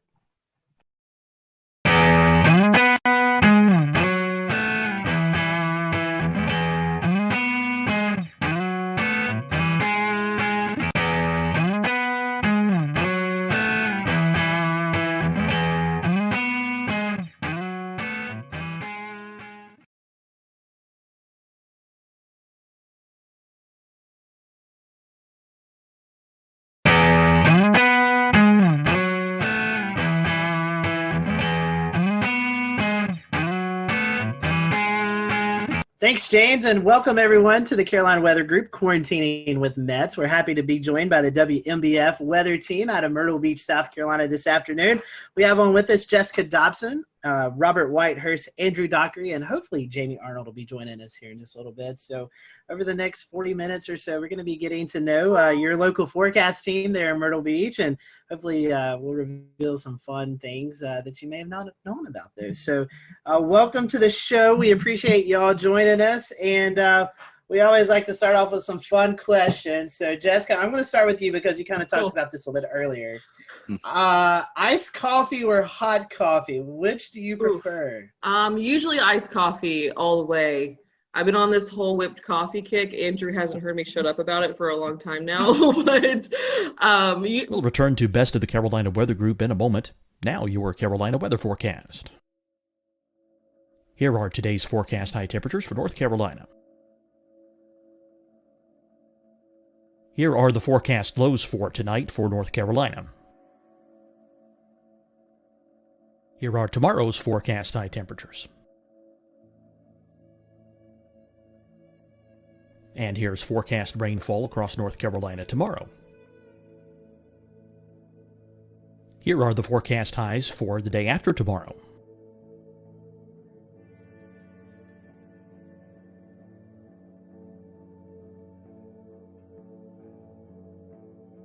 And here's the forecast rainfall across North Carolina for the day after tomorrow. This is the total rainfall forecast across North Carolina for the next 3 days. Here's the severe thunderstorm outlook for today from the Storm Prediction Center.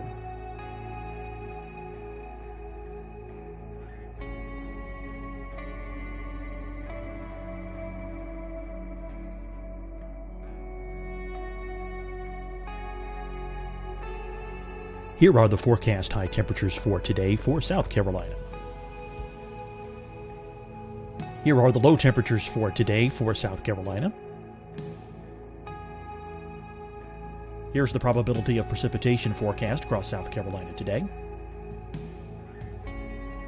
And here are the rain chances across South Carolina tonight. Here are tomorrow's forecast highs across South Carolina. Here are the forecast low temperatures for tomorrow for South Carolina. And here is the probability of precipitation across South Carolina tomorrow. Here's the precipitation chances across South Carolina tomorrow night. Here are the forecast highs for the day after tomorrow in South Carolina. Here are the forecast low temperatures across South Carolina for the day after tomorrow. And here are the rain chances across South Carolina for the day after tomorrow. And South Carolina's probability of precipitation for that night. Here's the Storm Prediction Center's severe thunderstorm outlook across South Carolina for today through tonight. Here's the Storm Prediction Center's severe thunderstorm outlook across South Carolina for tomorrow and tomorrow night. And here's the Storm Prediction Center's severe thunderstorm outlook across South Carolina for the day after tomorrow through that night. Here's the severe thunderstorm outlook for today from the Storm Prediction Center.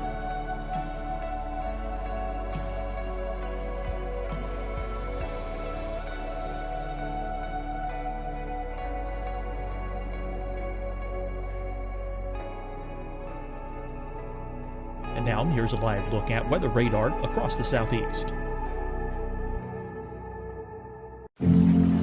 Deciding when to wear a mask isn't about who you know or how well you know them.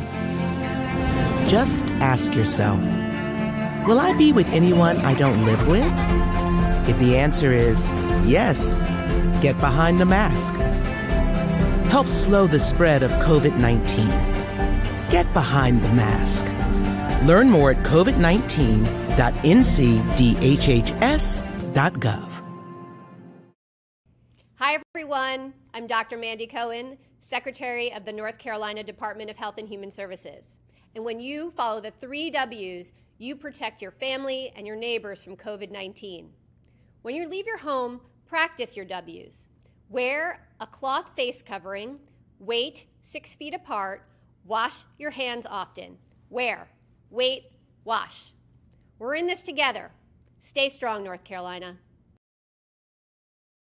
Fight the spread and take a stand against coronavirus. Wear a mask in public. Stay at least 6 feet apart from others. And get tested. Join us and fight the spread. Visit scdhec.gov/COVID-19.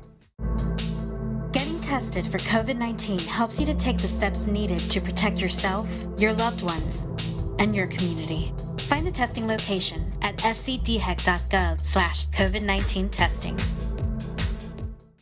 You'll see your Carolina weather forecast at 25 and 55 past. And now back to the best of the Carolina Weather Group on the all-new Carolina WeatherNet. Winter outside, and then sometimes I'll go for a warm cup, but usually iced. Andrew and Robert, you guys have a choice? I would say I'm an iced coffee guy. I wasn't until I moved here into Myrtle Beach. And once you get into the humidity here, you're almost kind of forced to be an iced coffee guy. So I do hot coffee in the mornings, but if I have it in the afternoon, it's usually iced. And yeah, that whipped coffee, Jessica talks about it nonstop, and it is very good. I wouldn't steer you wrong. Yeah, I think it's 50-50. It depends on the season. And it depends on where you're getting the coffee from. Ooh, Dunkin', I love Dunkin's hot coffee. I'm not a big fan of Starbucks hot coffee, but I like Starbucks iced coffee and cold brew better than the iced coffee at Dunkin'. That is a well thought out answer. Yeah, I discovered this thing too. It's called a hyper chiller. And so what you can do is brew hot coffee at home. You pour it into the hyper chiller that's frozen, and you spin it around for 30 seconds, and you have iced coffee that's not watered down. Wow. I don't own any stock in this hyper chiller either, so I don't get any commission if I sell any product. How many sugars and creams, though? You know what? You're really, that's a hurtful comment right there. That's what gets me at Dunkin'. I'm like, load it up. Just keep squirting it. And My coffee is like white, okay? What are y'all's favorite weather or disaster themed movies? I guess we can go in the same order again. Start with Jessica. Twister is for sure. I mean, that's very typical, but that came out when I was younger. And, you know, Jessica, she had blonde hair. I have blonde hair, so it just kind of really, it stuck with me. Love that movie. And also one that I grew up watching, I feel like it was on ABC Family a lot, was Night of the Twisters. It's very corny, like 90s one, but that's another. I think for me, Twister was a big one. I'm not a big movie guy, though, if I'm being honest. Especially when it comes to weather movies, I just critique them really bad. But another one that stands out that I did watch a lot, which is even worse, is The Day After Tomorrow. That's one that immediately pops in there with Twister. But as far as if I could quote a movie, the one I've watched the most, it's definitely Twister for me. Yeah, I think Twister is kind of the go-to answer, I think, for this one. I loved it growing up. I used to watch it all the time. I get a little more frustrated watching it now. Like, maybe that's not where we want to be during a tornado. I don't know. Maybe not in a shed tied to a water pipe coming out. I think it's funny that I love Jo so much, but I didn't really understand the whole backstory that she was like kind of crazy and was refusing to divorce her ex. Like that didn't really register with me until honestly I watched it like a couple of years ago and I was like, man, this is kind of messy. So next question on our list here, and to kind of stick with the same kind of weather-related stuff, do you have like a favorite type of music just in general, or maybe it's something that helps you kind of get in the mood for doing live broadcasts or weather-related stuff when weather's happening? I'll let Andrew go first for this one because Andrew's our music buff, I feel like. Y'all have opened a can of worms. We could be here. We could be here for 40 minutes on this topic, no doubt about it. Music is my passion, probably behind weather. So I'm a big music junkie. With that being said, I love every type of music. Anything kind of gets me in the mood. I usually do something that's not super upbeat in the morning since we're on the morning show, but something that'll just like, all right, this is a good feel, kind of like a acoustic indie vibe maybe. But I can listen to anything from Fleetwood Mac to George Strait to Tom Petty, Bruce Springsteen, you name it. I love it. I am a big component though of playlists. and I think I told Jessica this yesterday. I made a hurricane playlist. I might have to make it public one day. And it's all these songs about hurricanes. And I'm a big runner too. So like right before Dorian arrived, I was just like rocking out to all these songs that had hurricane references in there, from Jimmy Buffett to Luke Combs to all kinds of music. And it was fun.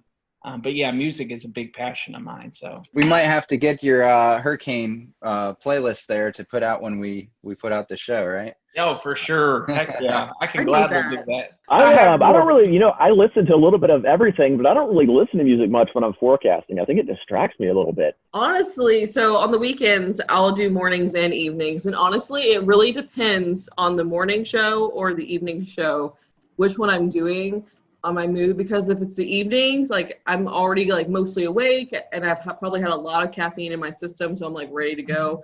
And I'll listen to, honestly, like I love throwback playlists. Like whether that's like throwback R&B and hip hop from like the early 2000s or like the early 2000s hits or like late 90s hits, like those always put me like in a really good mood. But when it comes to mornings, I kind of like, what is it? I have like a couple of different ones on Spotify. Like my Spotify is so disorganized, it's not even funny.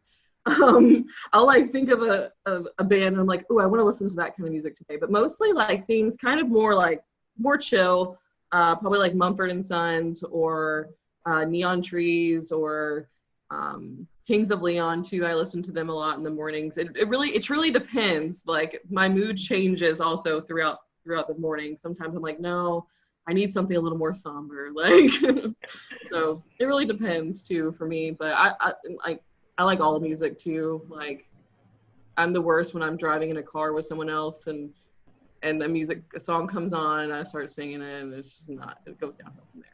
Like those Spotify playlists used to work great for me until I had a daughter, and now it'll go from Luke Combs to the Frozen 2 soundtrack. Moana. Then back to Aladdin and Moana, and then back to some sort of rock song. It really brings you all over the place. Yeah, that sounds honestly kind of great though. Like kind of throw in a Disney song every once in a while just to kind of bring things back down. Yeah, I gotta humble you. All right, weather question, kind of a two-part question. When did you know you wanted to be a meteorologist? And was there someone that you looked up to when you were younger, going through high school, college, that kind of also pushed you into that direction? So for me, I don't think there was ever really a moment in time where I just knew. I honestly just kind of always knew. Like even when I was looking at colleges, I was like, okay, well, I'm going to do meteorology. But I didn't know I wanted to do broadcasting because I used to be really shy. I don't really know what happened. But something happened, so now I can't shut up. But that kind of evolved throughout college. But in terms, I watched a lot of the local meteorologists. I think someone who pushed me a lot, though, who I met in high school, didn't realize how important it was to meet him, though, was John Gordon. He really pushed me to just kind of like take on my own personality when it came to weather. He works with, I don't know if you guys are familiar with him. He used to actually be a hurricane hunter. Now he's the MIC at the National Weather Service in Louisville. And I volunteered with him one summer and like it totally changed everything for me. But I always grew up watching the meteorologists on air. There weren't always a lot of females though, so it was kind of hard for me to I never really had one specific person I looked up to because I kind of watched them all. So yeah, long story short. I think for me, I was in 5th grade. I grew up terrified of thunderstorms. Couldn't stand them. And I turned to the people on TV to kind of guide me through the storm, as corny as that sounds. My mom was in TV her whole life. She's behind the scenes. So she is a research director. She's been doing that for years. And I kind of had a firsthand like experience into what broadcast meteorologists do. So I would go to work any chance I got with mom and shadow all these meteorologists and be like, hey, listen, I don't like storms.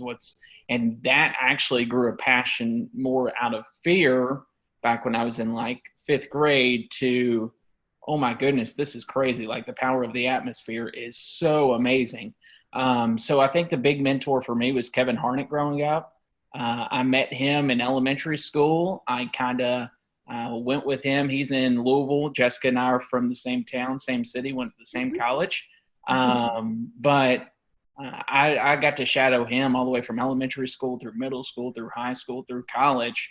And it really paved a way for me to understand how this business works, but also to really just be amazed at, there's people that are out there that are afraid of this type of thing, but just to be amazed at the power and how the technology these days is almost like there shouldn't be a fear, just because we've come so far for how we are in this industry. And I think that's a big focal point for me right now, is to try to teach people, hey, if there's a warning issued, take precaution, but at the same time, there's no need to be afraid of these things. Yeah, I think my passion for weather started pretty young, and I think it was kind of a fear thing too. But my grandparents, my parents always told me that 5 or 6, I would always watch the Weather Channel instead of the Cartoon Network or something, especially when a storm would come in. And then I would go into a closet and watch the Weather Channel because the storm scared me, but I was so interested in it. And especially my mom has kind of pushed me into weather because I was so passionate about it growing up. But we'd go storm chasing in Florida. Whenever a hurricane would go by, we'd go down to the beach. I remember Flo going up the coast, and we were down at the beach looking at the wind gusts. And whenever a storm would come by, we would do that kind of stuff. So it's something I always wanted to do. And I don't know if I really had a favorite meteorologist growing up. I watched a lot of the Weather Channel and local. We had Tim Deegan in Jacksonville. I think he's still there. He's been there a long time.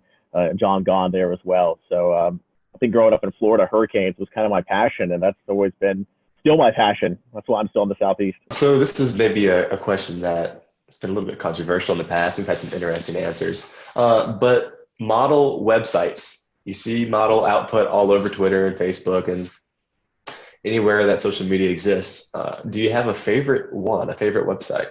So in college, we always used Pivotal and COD, or College Up to Page. And so in college, I got so used to those that those kind of, I'll use other ones. I can never remember the one we use now. I think, Robert, you have it on our computer, or it's your account.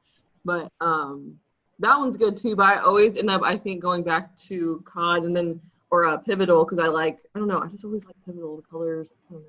And then when it comes to COD, I like their satellite data a lot. I always go to their satellite, their surface analysis. So I am a weird one when it comes to models.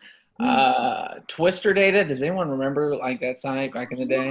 Yeah. How the color table was so great, but the features were a little I'm a big fan of Ensemble Forecast and having a ton of variety on a website. So simple is great. Otherwise I get distracted. So I try to do COD throughout a 48-hour window. And then I transfer over to weather models, which Robert and the team use, and then WeatherBell. I love WeatherBell. I love weather models.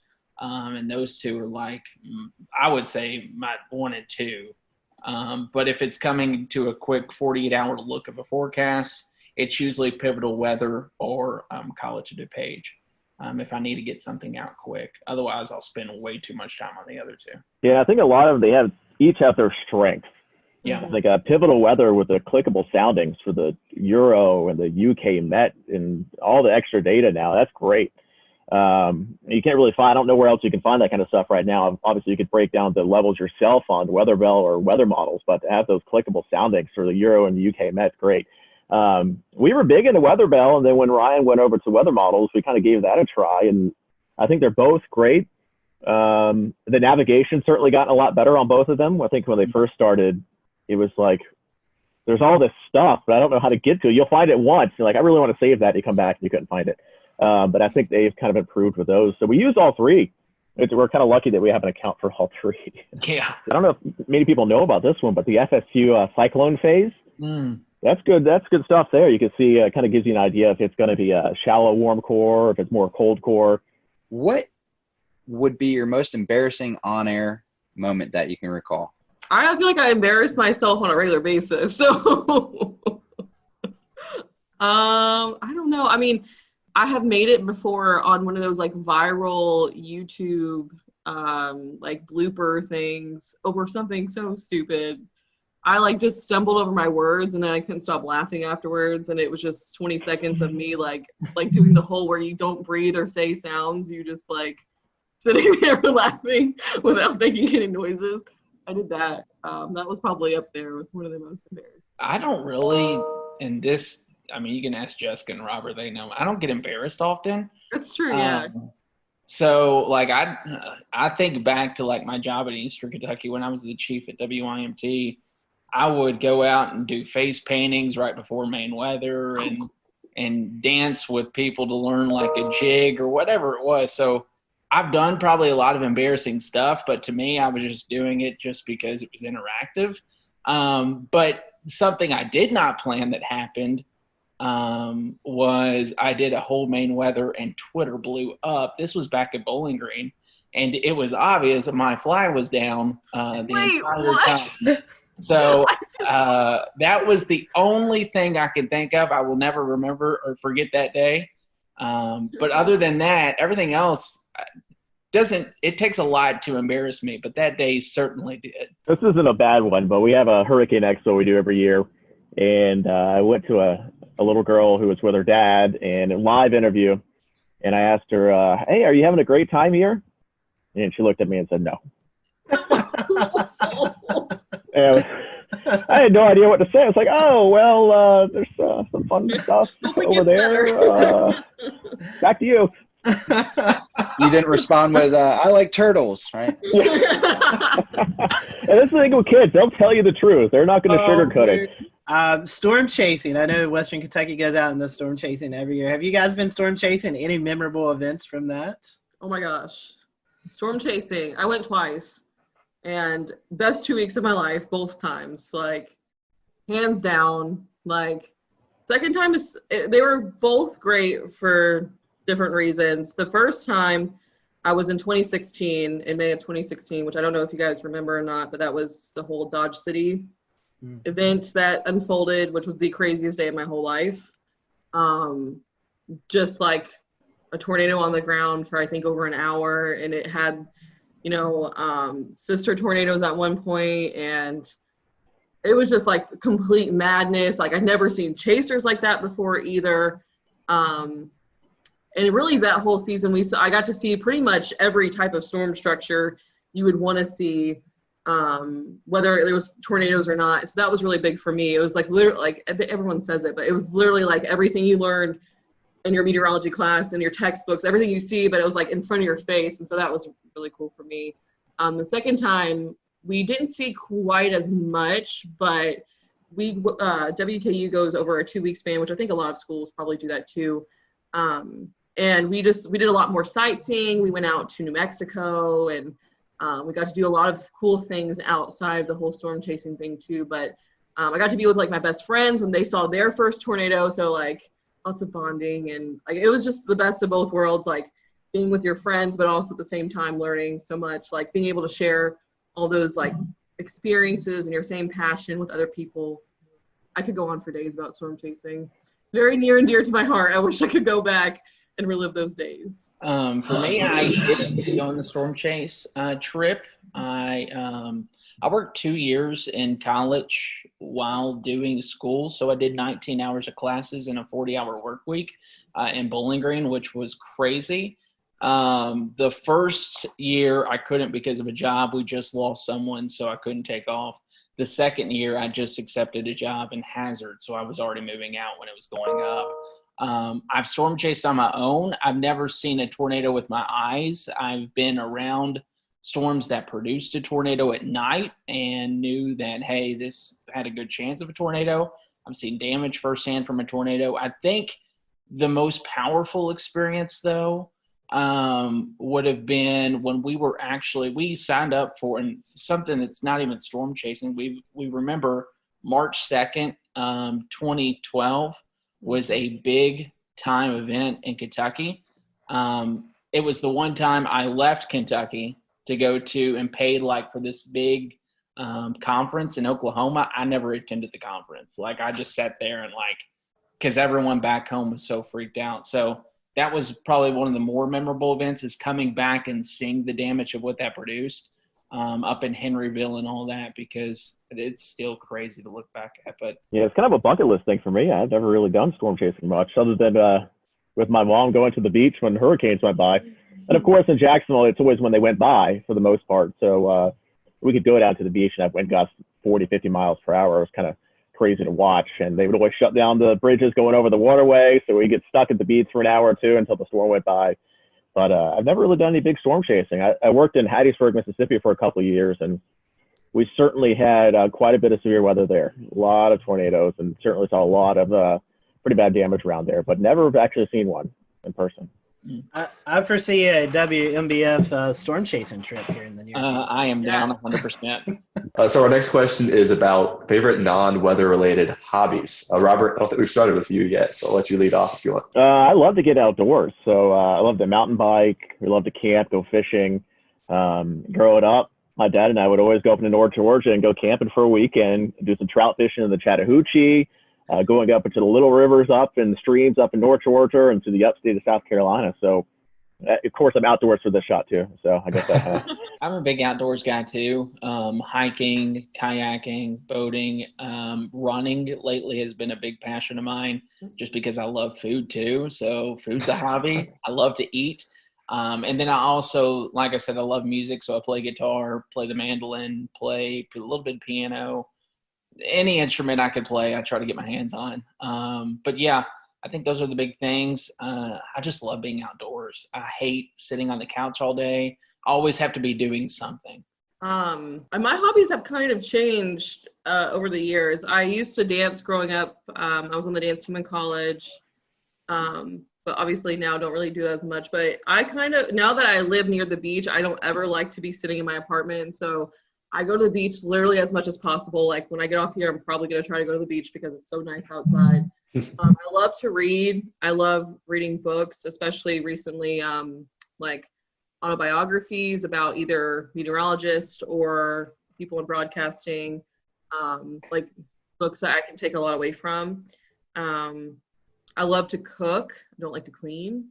But I like to cook pretty much any chance I get. And I like to experiment and try to, like, if I can't, like, recreate like really good dishes from places I like, so I'm not as tempted to eat out as much. But it's really hard in Myrtle Beach. I plan on eating my way through this place. So yeah, and then hanging out with my cats. Since all three of y'all like doing stuff kind of around the city and stuff, is there shout out to some of the places or things that you like the most? What makes your city so great? Can you name a couple favorite spots? Beach. Any particular part of the beach? Yeah, I mean, there's a couple spots here. I mean, everybody kind of, when they come to visit, they go to downtown Myrtle Beach, and it gets a little busy, a little crazy. I think the locals go a little farther north or a little farther south, and it gets a little quieter, and you can actually relax a bit. So maybe that's if you're going to come to visit Myrtle Beach, try to branch out from just downtown Myrtle Beach. There's a lot to offer up and down the coast, and that's the thing with Myrtle Beach. They want to stay as close to the beach as possible, the buildings and the homes. So instead of going inland, everything here is built up and down the coast. So you have to kind of go quite a bit to see everything, but it's worth a visit from North Myrtle Beach all the way down to Merrill's Inlet. Pawleys Island's beautiful, a little farther to the south of Myrtle Beach. Yeah, I will agree with that. And the food is great too. You can go all the way up into North Myrtle Beach and hit up Flourishes up near downtown North Myrtle down to Barefoot Landing. I think a Flying Fish is a great seafood place there. Highly recommend that. It's a 48 catch to plate rule, so everything is super fresh, 48 hours. And then I'm a big South Strand guy. So what we say about South Strand, south of downtown Myrtle Beach, Surfside, Garden City, Merle's Inlet, the Marsh Walk yes, is beautiful. And then you go even further south, Huntington Beach State Park, Brook Green Gardens, Pawleys Island. It's just a beautiful area down there. That I would highly recommend anyone to come check out. Come to Myrtle Beach, check out downtown, and then go south would be my recommendation. And then if you have another day, go north, because you could eat your way through this city in the Grand Strand, no doubt about it. I have not had the chance to really explore that much. I'm just now starting to be able to. with all the Corona stuff going on. But I will say I have not been to a single place that I have not like loved so far. All the beaches I've been to, as far south as, you know, I recently went to Surfside the other day, and that was really nice. Like, and there, every little spot I feel like has a different feel to it. It has like different character to it, and so I really like that so far. Honestly, have not really even had the chance to eat at any local restaurants except like the Boathouse. That was really good. Andrew and I ate there after work or during work one day. And then I went to a local Mexican restaurant the other day, Soli Luna, which was freaking amazing. Where do you see the future of meteorology being? We're seeing a lot more non-traditional wise media with social media, websites, blogs. You still have your TV, your National Weather Service stuff. Where do you think the future of meteorology takes us in the next 10, 15 years? I think that's kind of the magic question that everybody's looking. We'll return to Best of the Carolina Weather Group in a moment. Now your Carolina weather forecast. Here are today's forecast high temperatures for North Carolina. Here are the forecast lows for tonight for North Carolina. Here are tomorrow's forecast high temperatures. And here's forecast rainfall across North Carolina tomorrow. Here are the forecast highs for the day after tomorrow.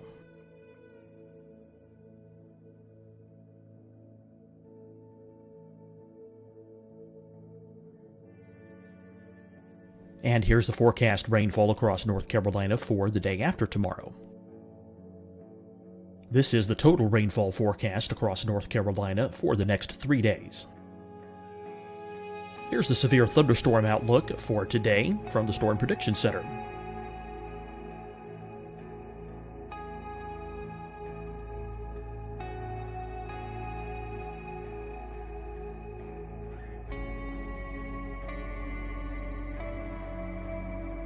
Here are the forecast high temperatures for today for South Carolina. Here are the low temperatures for today for South Carolina. Here's the probability of precipitation forecast across South Carolina today. And here are the rain chances across South Carolina tonight.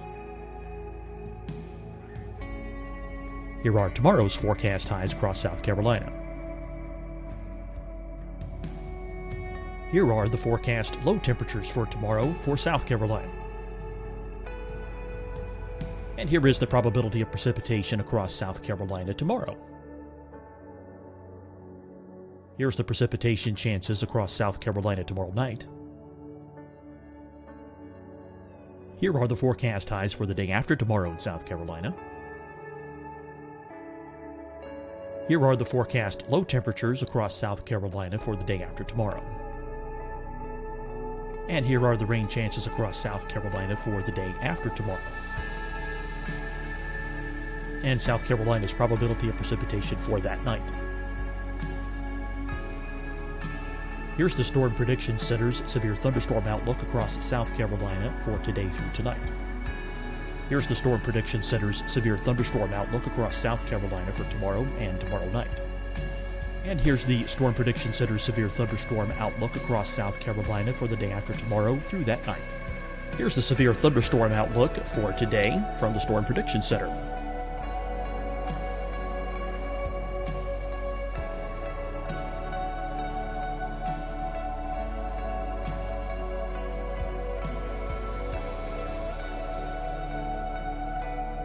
And now here's a live look at weather radar across the southeast.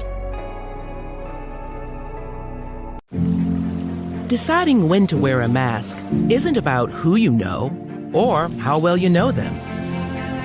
Just ask yourself, will I be with anyone I don't live with? If the answer is yes, get behind the mask. Help slow the spread of COVID-19. Get behind the mask. Learn more at covid19.ncdhhs.gov. Hi, everyone. I'm Dr. Mandy Cohen, Secretary of the North Carolina Department of Health and Human Services. And when you follow the 3 W's, you protect your family and your neighbors from COVID-19. When you leave your home, practice your W's. Wear a cloth face covering, wait 6 feet apart, wash your hands often.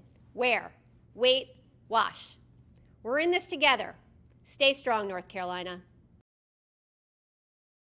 Fight the spread and take a stand against coronavirus. Wear a mask in public. Stay at least 6 feet apart from others. And get tested. Join us and fight the spread. Visit scdhec.gov/COVID-19. Getting tested for COVID-19 helps you to take the steps needed to protect yourself, your loved ones, and your community. Find the testing location at scdhec.gov/COVID-19 testing. You'll see your Carolina weather forecast at 25 and 55 past. And now back to the best of the Carolina Weather Group on the all-new Carolina WeatherNet.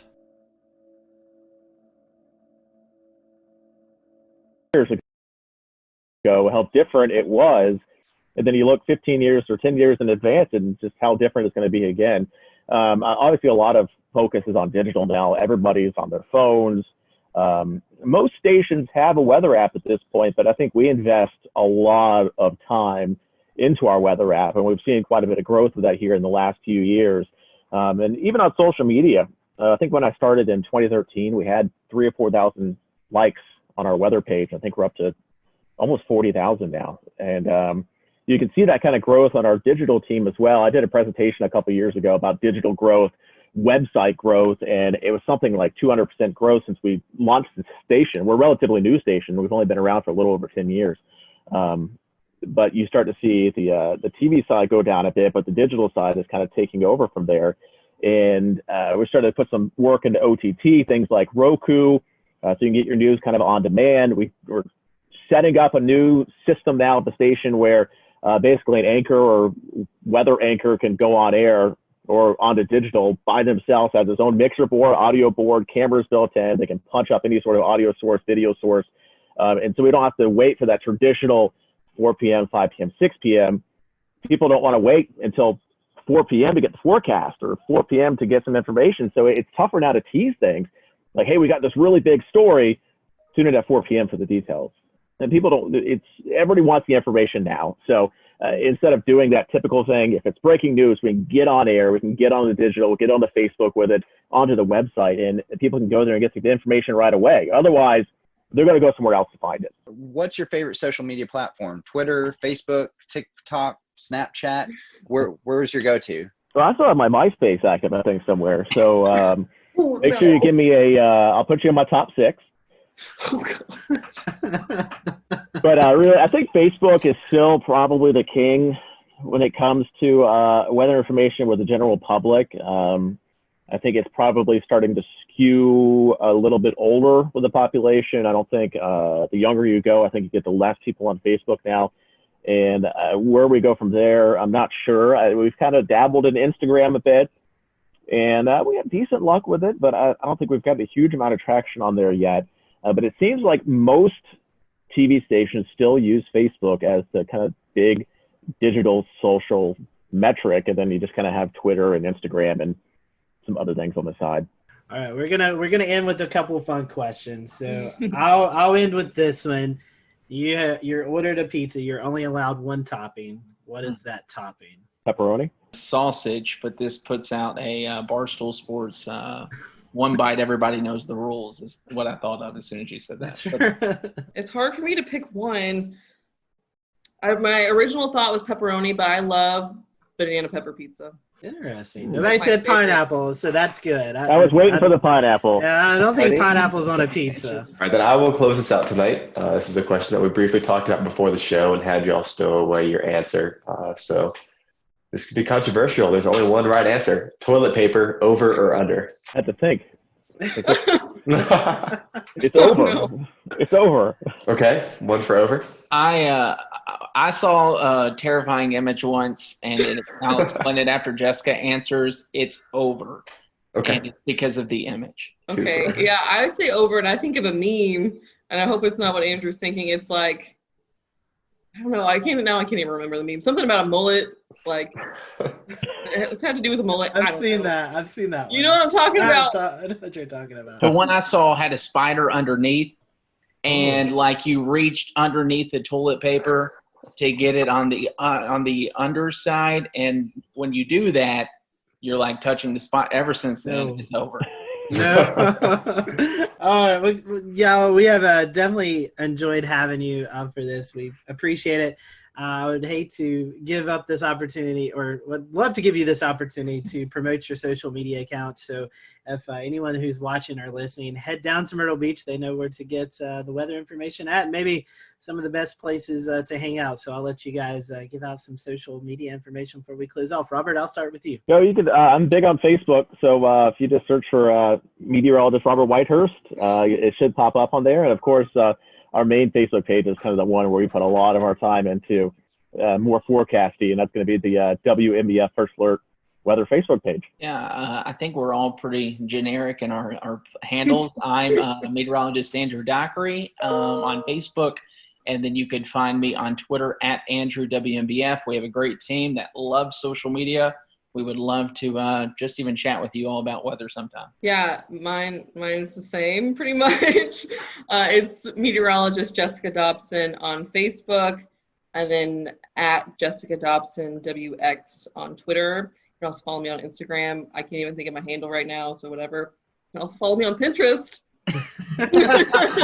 You can also find Jamie Arnold at Jamie Arnold WMBF on Twitter. So look up Jamie. We hate that he wasn't able to join today, but certainly appreciate having you all around. And if you're in Myrtle Beach, be sure to check out the WMBF First Alert Weather Team. For everyone here at the Carolina Weather Group, thanks for watching, and we'll see you next time.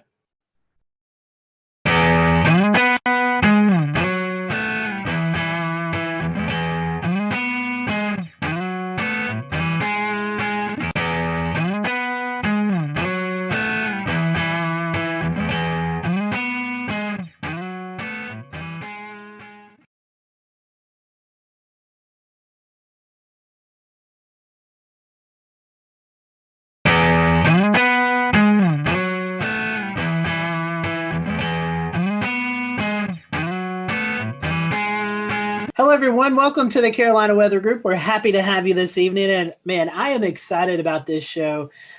We have featured Frying Pan Shoals out off the coast of North Carolina several times during our hurricane coverage that you most likely have tuned into from one time or another. And I've been wanting to get Richard on the show, and Shay worked his magic and was able to get Richard Neal on the show. Richard is an engineer and the director of Frying Pan Shoals Tower out in the Atlantic Ocean, where he currently is right now. And it's just hard to believe that technology's come so far along that we can actually talk to Richard, who's out in the middle of the ocean right now. So Richard, welcome to the show. We are happy to have you. And, I just want to talk a little bit. Our first question for you is more of a just kind of getting to know you question. And normally it's how did you get hooked into the weather world? And though I know weather plays a little bit into what you do, but how did you get involved in this project? I mean, this is just such a fascinating story about you guys. Well,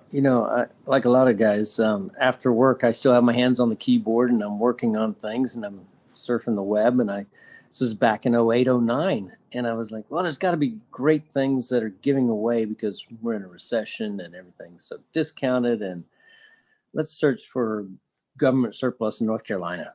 And the first thing that popped up on screen was this big old warehouse. And I'm like, no, that's crazy. Swipe right or left or whichever it is. Next one was a whole bank building and then some FEMA trailers, then some strange big metal box out on legs in the ocean. And that was kind of the fish hook that caught me. So ended up getting it. Won the auction. A little bit about you, assuming you was looking up stuff in North Carolina. Are you originally from North Carolina, or how did you get here? Well, I was born and raised in Oklahoma, which is not exactly a land of oceans or mountains. And so I had a chance to come do a job interview over here back in the previous couple decades. And I was like, the trees are tall, the ocean's beautiful, so it hooked me. I moved into the Charlotte area where I've been since 99. I've got to ask you, I personally love Oklahoma. I go out as much as I can to storm chase. So did you have any close encounters with tornadoes in your time out there? In Oklahoma, it was pretty normal to just, there's the tornado and it's only yay big. And so you drive a little slower so it can stay ahead of you, or you drive a little faster because it's behind you. The one time riding in my dad's pickup truck, banged on the rooftop because back then we could ride in the back. And we were following one about 2 miles ahead of us. And I asked him to hurry up because there was another one behind us, about 3 miles behind us. So we just stayed right between the two as we went home that day. Just a normal day. Did not understand the magnitude of the difference between a tornado and hurricanes. Hurricanes are a whole different ball of wax, aren't they? Yes, they are. They are. We'll talk a little bit about that. So engineering, I know you got some engineering out there. Tell us a little bit about that and what all engineering wise you do out there right now at the tower. Well, when I got the tower, when we first came out here, we opened the doors and all the windows were sealed up and there was thick junk all over the floor. It was incredibly filthy. And of course, nothing worked. There was no electricity. There was no running water, you name it. Obviously, no internet. And so the name of the game was basically, how do we reestablish? And so if you can think of walking into a garage that people had walked out of 2 decades before, leaving most of the tools in there, almost like a put it together puzzle, figure it out and you can make it work, that sort of thing. That was what it was. So found that there were holding tanks of water, found that the wiring was redundant because in the classic military Coast Guard sense, you never modified a circuit, you just added another one and added another one. So, oh my gosh. So it's really stretched my brain, everything from the structural to the mechanical, to the electronics, to you name it. Again, you don't just hire a plumber out here, you are the plumber. So very interesting. And the first question that pops into my mind here, Richard, is how do you get out there? Good question. After I bought it, it took me 4 months to get here because I couldn't get a captain willing to bring me out in a boat. He said, there's no ladder on it and you can't get up on it. And I said, well, I was actually a really good climber, so just get me close. But I think what really made him laugh was when I showed up at the dock carrying an extension ladder with hooks on the top. So climbed on it that way, and we do come out by boat when we're carrying things, but more commonly we just fly out by a Robinson R-44 and land on the helipad, which is our entire rooftop. So it was here a couple times today dropping off researchers. Very interesting. So no Jacob's ladder. I mean, you're just strictly helicopter at this point? Helicopter and boat, because one of the legs does have a reestablishment of handholds. You do have to be a little bit of a monkey to jump from a boat to a leg and then climb up freehand 65 feet of handholds. So you're telling me if you're not a fan of heights, that might not be the best way to Not a good idea. But, that's actually how we get the first person on, usually one of the crew. And then we snatch everybody, if you don't like heights, we snatch everybody out of the front of a boat with a hoist and just pull them straight up. And that's actually really, really safe because a person's sitting there with a harness or whatever, and until they get hooked in, they're perfectly safe. They're just sitting in a boat, right? Then we grab them, pull them right up, roll them inside, just tell them to stand up. That's all there is to it. And haven't dropped anybody yet. That's probably a good record, 10 years. So why was the tower built in the first place? I'm the old one out of probably all of us. And I remember when we didn't have cell phones and we rolled this little circle on the phone to make it work. So back in the 1960s, there was still the frying pan shoals, and the shoals were shallow and then deep, and then who knows, boats were going aground and wrecking. So because we didn't have GPS and we didn't have LORAN, and you could use a sextant or whatever to look at the stars, but it was out here to be the lighthouse. So it's still got the light up in the corner that we don't use anymore because GPS, obviously, but it was purely to keep people from running aground. There's literally hundreds of shipwrecks from here to shore. We're about 32 miles from the closest point. Technically, we're outside of America by about 6 miles. And speaking of that closest point, for those who may not know, what is that closest point off reference of North Carolina? A lot of people would be aware of Wilmington, and Wilmington has a bunch of smaller cities flanking it, Southport and Carolina Beach, and coming out to the tip of it of Bald Head Island. and that's from where the shoals actually continue on outwards. So Old Head Island, which is right over that way. We can see the light of a lighthouse on shore occasionally, just a little faint glimmer, but we don't see light of anything else because we're just too far away.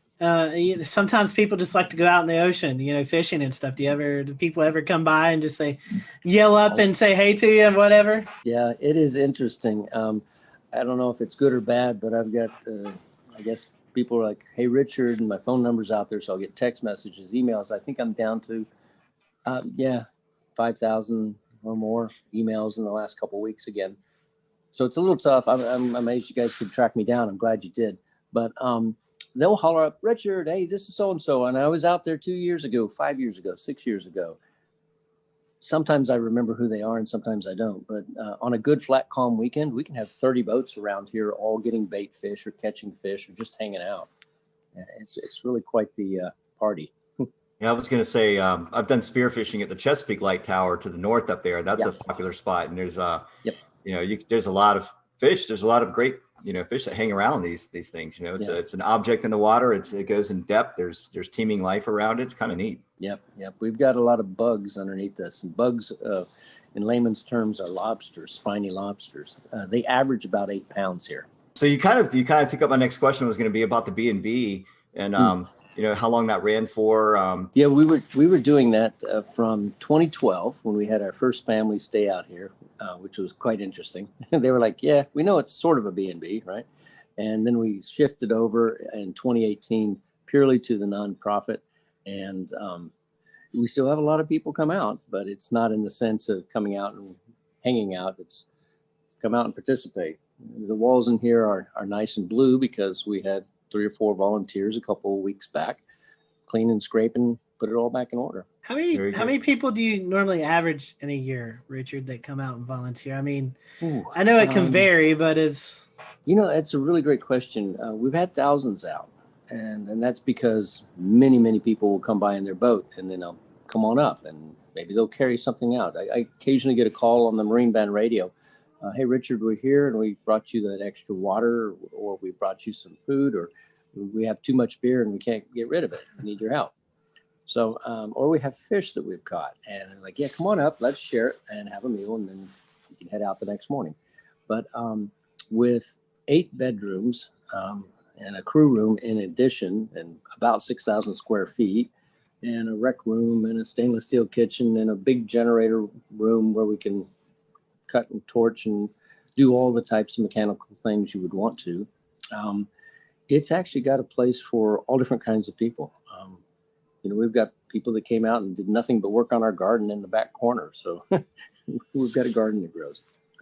And for those who are maybe wanting to know, you do a fantastic job on social media, the Facebook page, of just sharing your experiences from day in and day out. And it's a really cool thing. If you go to Facebook and type in Frying Pan Tower, Richard, you do a great job on social media, just kind of showing the behind the scenes look there. Yeah. It's funny.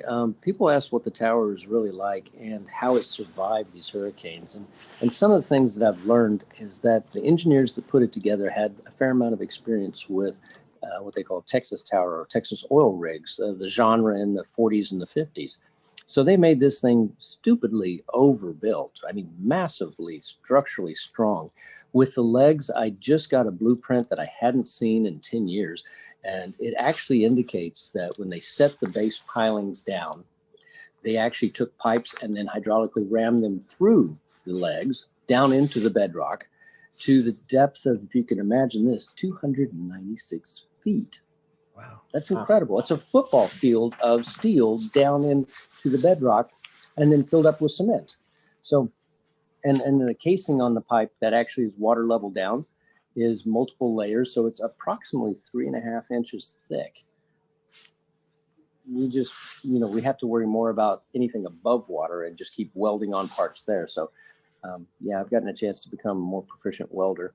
And, since I don't have OSHA looking over my shoulder, it's like, yep, I'll do it. I'll do it right, but I don't have to get it inspected. So again, being outside the country does have some perks, right? Next question is, it's kind of like just everyday life that we have here, the luxuries of plumbing and power, internet. Mm-hmm. I've seen you were watching the football game a couple of nights ago. You cook up these really nice looking dinners. So how do you get all of that 32 miles out in the Atlantic Ocean? This is truly a working environment along the lines of, we don't just say, hey, stick a solar panel up there, it'll be great, and you'll love it for 25 years. No, we actually know that they will hold on during a hurricane. We've had solar panels up for 3 or 4 hurricanes now. We know the flags don't last quite as well, but that's another story. And with those solar panels, we still are on conventional solar batteries. So we don't have lithium yet because we work off of a very tight donated budget, obviously.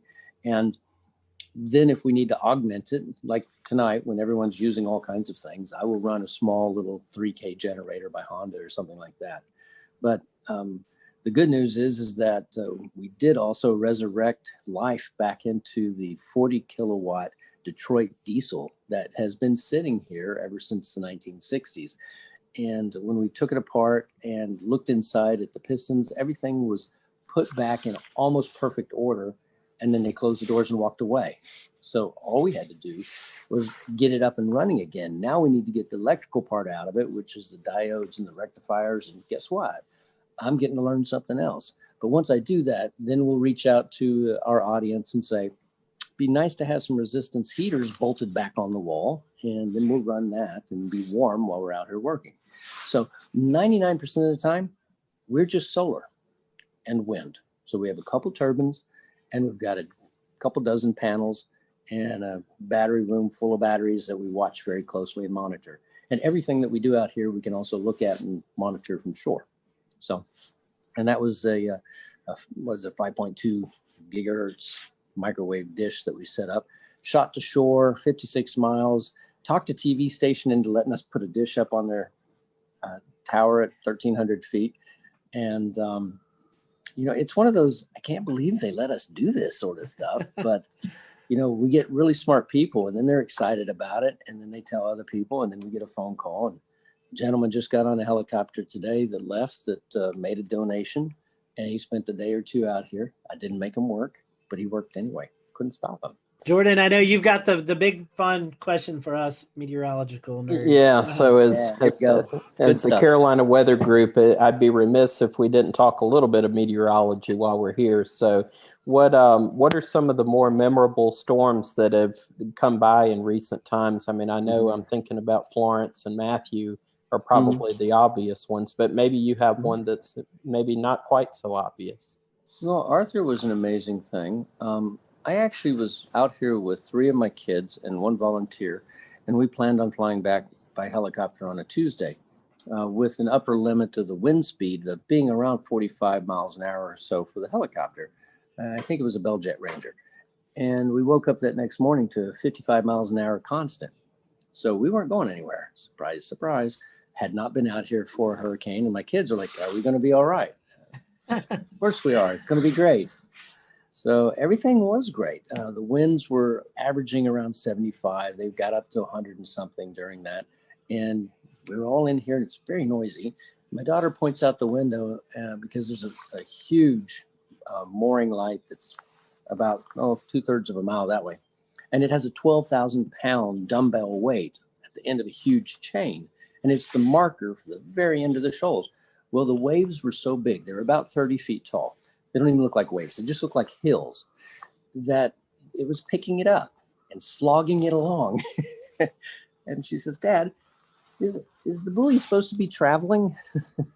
So it marched off towards Wilmington. And then as the hurricane spun around, we got to the backside of it and the winds were blowing from the other side. We just finished dinner and it blew in one of the back windows, just shattered it. And wind is going everywhere. And the rain's pouring in, and we're back there trying to hold a piece of metal against it and get it all put back together. And my daughter's a little upset about this. And I said, it's okay. We were fine. She goes, I'm not worried about the tower, Dad. It made my cake in the oven fall. Unbelievable. So, we've been out and I've since found that hurricanes can be really pleasant to watch when there's nothing in the air to hit you but rain. When you're on shore, you have to worry about all kinds of things. You have to worry about trees falling on your houses and that sort of thing. Out here, it's just rain. You wear safety goggles so that it doesn't sting your face too bad. And anything under 100 miles an hour, it's not going to blow you off the top. Over 120 miles an hour, it gets a little dicey. We had some gust to that during a couple of them. And the water kind of comes in everywhere. So it gets a good rinsing, but that's all right. Does the tower sway at all? Do you get a little bit of that rocking factor? I'll show you. During the worst hurricane, this is it. That's it. Just enough to make the water wiggle around in the Culligan jug. That's it. Puts you to sleep really good. And they are really loud. They are quite noisy. But, you asked the question really that I should answer more directly is about the weather and how and what do we watch and how do we know when we can go out here. It's only 30 miles out, but the weather here is very different than the weather on shore. On shore, we can have 30-degree days, and out here, because they have this enormous mass of water underneath us, we could be in, t-shirt and shorts, or like today, we had a 25-degree temperature drop out here. I mean, it was beautiful. It was 75, and then it went down to 55 for a while. And I'm wearing a jacket because it's cool. So you kind of have to be aware that the ocean is what they would call an ever-changing, never-changing environment. So we'll return to Best of the Carolina Weather Group in a moment. Now your Carolina weather forecast. Here are today's forecast high temperatures for North Carolina. Here are the forecast lows for tonight for North Carolina. Here are tomorrow's forecast high temperatures. And here's forecast rainfall across North Carolina tomorrow.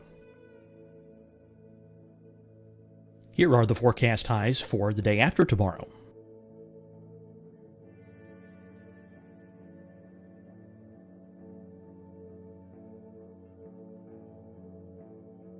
And here's the forecast rainfall across North Carolina for the day after tomorrow. This is the total rainfall forecast across North Carolina for the next 3 days. Here's the severe thunderstorm outlook for today from the Storm Prediction Center.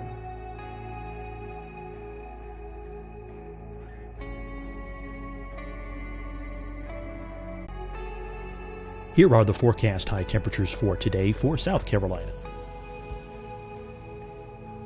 Here are the low temperatures for today for South Carolina.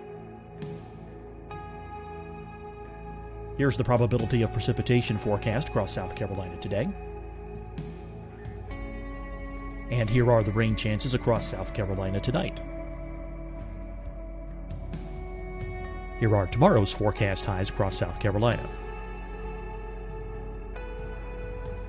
Here are the forecast low temperatures for tomorrow for South Carolina. And here is the probability of precipitation across South Carolina tomorrow. Here's the precipitation chances across South Carolina tomorrow night. Here are the forecast highs for the day after tomorrow in South Carolina. Here are the forecast low temperatures across South Carolina for the day after tomorrow. And here are the rain chances across South Carolina for the day after tomorrow. And South Carolina's probability of precipitation for that night. Here's the Storm Prediction Center's severe thunderstorm outlook across South Carolina for today through tonight. Here's the Storm Prediction Center's severe thunderstorm outlook across South Carolina for tomorrow and tomorrow night. And here's the Storm Prediction Center's severe thunderstorm outlook across South Carolina for the day after tomorrow through that night. Here's the severe thunderstorm outlook for today from the Storm Prediction Center.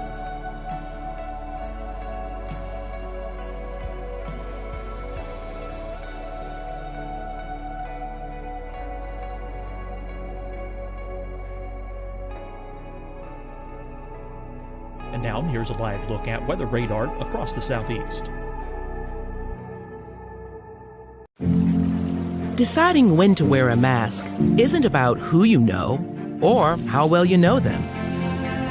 Just ask yourself, will I be with anyone I don't live with? If the answer is yes, get behind the mask. help slow the spread of COVID-19. Get behind the mask. Learn more at covid19.ncdhhs.gov. Hi, everyone. I'm Dr. Mandy Cohen, Secretary of the North Carolina Department of Health and Human Services.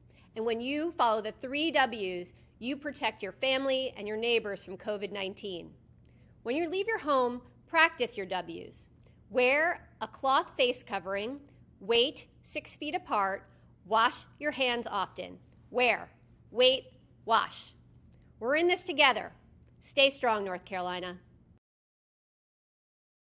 Fight the spread and take a stand against coronavirus. Wear a mask in public. Stay at least 6 feet apart from others. And get tested. Join us and fight the spread. Visit scdhec.gov/COVID-19. Getting tested for COVID-19 helps you to take the steps needed to protect yourself, your loved ones, and your community. Find the testing location at scdhec.gov/COVID-19 testing. You'll see your Carolina weather forecast at 25 and 55 past. And now back to the best of the Carolina Weather Group on the all-new Carolina Weather Net. About 3 or 4 days in advance as to the true conditions in this one location. Being on top of a hill at the end of the shoals creates a Venturi effect. So the water goes much faster underneath us than it would maybe just a half a mile away. It's quite an interesting place to try and go scuba diving, that's for sure.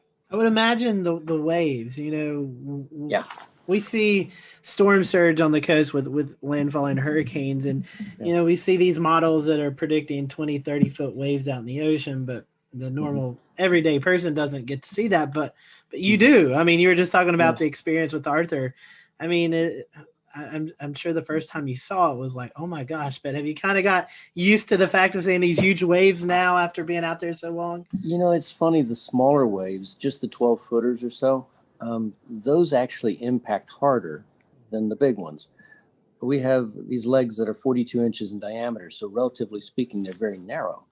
But if you catch completely square to the cross pipes at the 12-foot level, a 12-foot wave, you know the weight of water, it's quite a bit per cubic yard. You feel it, just a shudder like that. That was a good one. That hit well. The huge waves, there's people on shore I might need to help. So when Matthew came through, we left a day after it happened, just simply so we could get back to shore and help reestablish power for several houses that were out, elderly people. But it's funny. I guess it's kind of the reverse. We got plenty of food, plenty of water. If you have a string and a hook, you can't starve. It's really more a matter of we stay away from things like COVID virus and monitor the people that come out, that sort of thing out here. People have said that this is probably the best place to survive a end of times or in a zombie apocalypse. I don't know. As long as we have our connection to shore with the Marine Band radio, with the internet that we have here, with emergency locator beacons, things like that, probably could sit out here and ignore the world for about a year if you had to. Nice. Not that I want to. I got family on shore. Speaking of that and COVID, I know one big thing is folks coming out there and helping you. What was there downtime? I'm assuming there was downtime where you didn't have folks out on the tower. Yeah. What was it like when the world was going crazy and you're already out on this island? I'm sure for you personally it wasn't much of a change, but what was it like? A few years ago, I had finished a job of 11 years and I needed a break. So I came out here and was just here for 6 months straight. Went to shore one time. And I noticed that you don't know what day of the week it is anymore. You don't really know what month it is after a period of time. And you start just living, I'm in this season. Oh, gee, I'm getting into fall now. Okay. But during the time that everyone was really locking down on COVID, I was here for a few weeks by myself and isolating. And it was odd because, I turn on the TV, I get it over the air, I get it over the net, I can see everything that's going on. So, you do always have the ability to communicate, same as we all do while we're still locked down. But I think it just made me really appreciate the fact that out here, I have a mask. I've got one in my pocket right now. And anybody that comes out here is going through a questionnaire. Have you been around anyone? Do you have the temperature taking? All that good stuff. They could still be carrying it, but we're trying our best to be just safe about it. So. Right. Well, speaking of that, we talked about the weather aspect. One thing I also want to mention is I was looking through some of the Twitter mentions for Frying Pan Tower. Water spouts also, I'm sure you get to see your fair share of water spouts out there. Oh, that's amazing, yeah. But any other memorable moments? I know you were talking about the meteors a little bit earlier. I mean, you are out in the middle of nowhere, dark skies, so I'm sure you can see all the meteor showers and International Space Station travel across the. I mean, any other memorable moments out there? Any sunsets, sunrises? We did a time lapse of what was it? The Neowise comet that was off, and we could see it pretty clearly. And what we didn't realize in our time lapse was that the ISS, International Space Station, came cruising right past. So it's all on the time lapse with there's the comet, there goes the space station, and there's the meteor. It's just, you don't know what you don't know if you're not in a dark enough area to see it. On the same type of thing, you might look down at the water, and I didn't know this, but there's a shrimp variety that when they snap their tail, they make a blue flash. And I'd never heard about that, but I was looking down in the water one evening and all these little blue dots of light of all these shrimp just pop, pop, pop, pop, pop. And it was like incredible. How would you have known? So, the wildlife that you don't see when you just look across the ocean is all abundant underneath there. And it's just increased my desire to help educate people. So we have the above camera, the water level camera, and then the shark camera down on the very bottom that we do for explore.org. And that's in classrooms all around the world with kids watching it. Just kind of fun. So hopefully they'll learn about the ocean and, keep the straws out of the turtles' noses and understand the power that is in our oceans. I mean, the weather is by virtue of this enormous body of water that gets heated up and moves around. I mean, the things that our world does, I just think there's so much for us still to learn. And I really applaud what you guys are doing on sharing and discussing what's going on with the weather, because it's not a matter of do I have on a jacket so I can go from my apartment to the car. It's what's happening in the world and why are there, storms and fires in different places. And that's all about weather and what's happening, right? Yes, that's true. The one thing I'd like to learn, those spiny lobsters, how do they compare to Maine lobster? What do they really taste like? Oh, I had thought they would be, because they're so large, that they would be tough, right? Nah. They have no claws, but they can have very long legs, almost like, a snow crab, those giant ones. And their tails are usually about that big around, about that long, and they're deliciously fresh and soft. We have divers that come out here and they'll grab them. We have a lot of rock ledges. So if you grab the one or two out of there, next day another one will move in because they're always looking. So they're migrating at night, running around. And they brought up 4 enormous ones. We filled up a stainless steel bowl that was about this big, full of lobster meat. We all ate, there was 6 of us, and we ate so much lobster we couldn't stand it anymore. So the next day when we wanted to go fishing, we were fishing with lobster meat, which is just ridiculous. So it's really, really good. For those folks who are listening tonight and they may feel like, this is a worthy cause that I want to give to, I know looking at your website, I mean, you've got a shop with apparel that you can do. You have a list on Amazon that folks can purchase and send to you, all sorts of way to help out the cause. So tell us about that. And I even see a signature coffee blend. So tell us about all the different ways that we can help you guys out there doing the research you're doing. It's really funny. A few times I would have a conversation and talk, people that would be watching about, having this cup of coffee or that cup of coffee. And I finally came across one. And mind you, if you're stuck out here, I'm not going to go and grab a Starbucks or a Pete's or a Dunkin' Donuts. And so I found a blend that was incredible. And the company that makes it, Black Powder, said, well, I'll tell you what, we'll make you that particular variety and we'll give you a percentage of the proceeds for the nonprofit. I thought, oh, win-win. And then they gave me free samples. So I'm going to drink that coffee because It's really, really good. The whole goal is, it's not just a YouTube clip that makes you a few pennies, or an Instagram or whatever, or a few shirts that you make $1 or $2 off of. It's whether or not we can get enough people to pay attention to this, to restore this. And that really is my goal, is how to restore something. So it's restore, obviously, protect, which is not only the sea life down there, but also the mariners around here. We've been really lucky. We've actually helped save 3 different divers' lives out here, and over the last few years. And then preserve. How do we get it so it's self-maintaining? And I think the only way to do that is basically what we're doing right now, sharing the message, educating people, and helping them understand that it's not me. Again, I joke, it's like I'm the chief custodian and janitor. But I'm also the one that really wants to get the world to understand that this is a rare thing that was done back a long time ago. And we typically don't do things like this anymore. We don't build big steel structures because we simply don't need to. And it's really worthwhile to save it.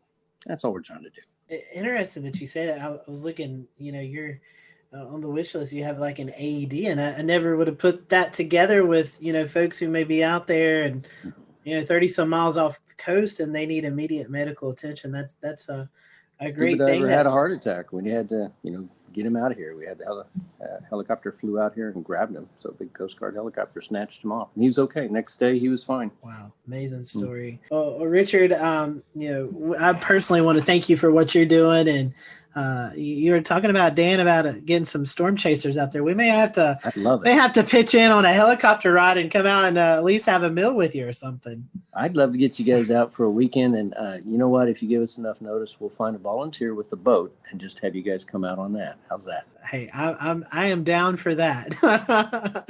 we are up for that. And again, Richard, how can we follow you? I told about your the Facebook page, but do you have Twitter or anything else that they can follow the work you're doing? We've got we're either Frying Pan Tower. I forget what is original or something.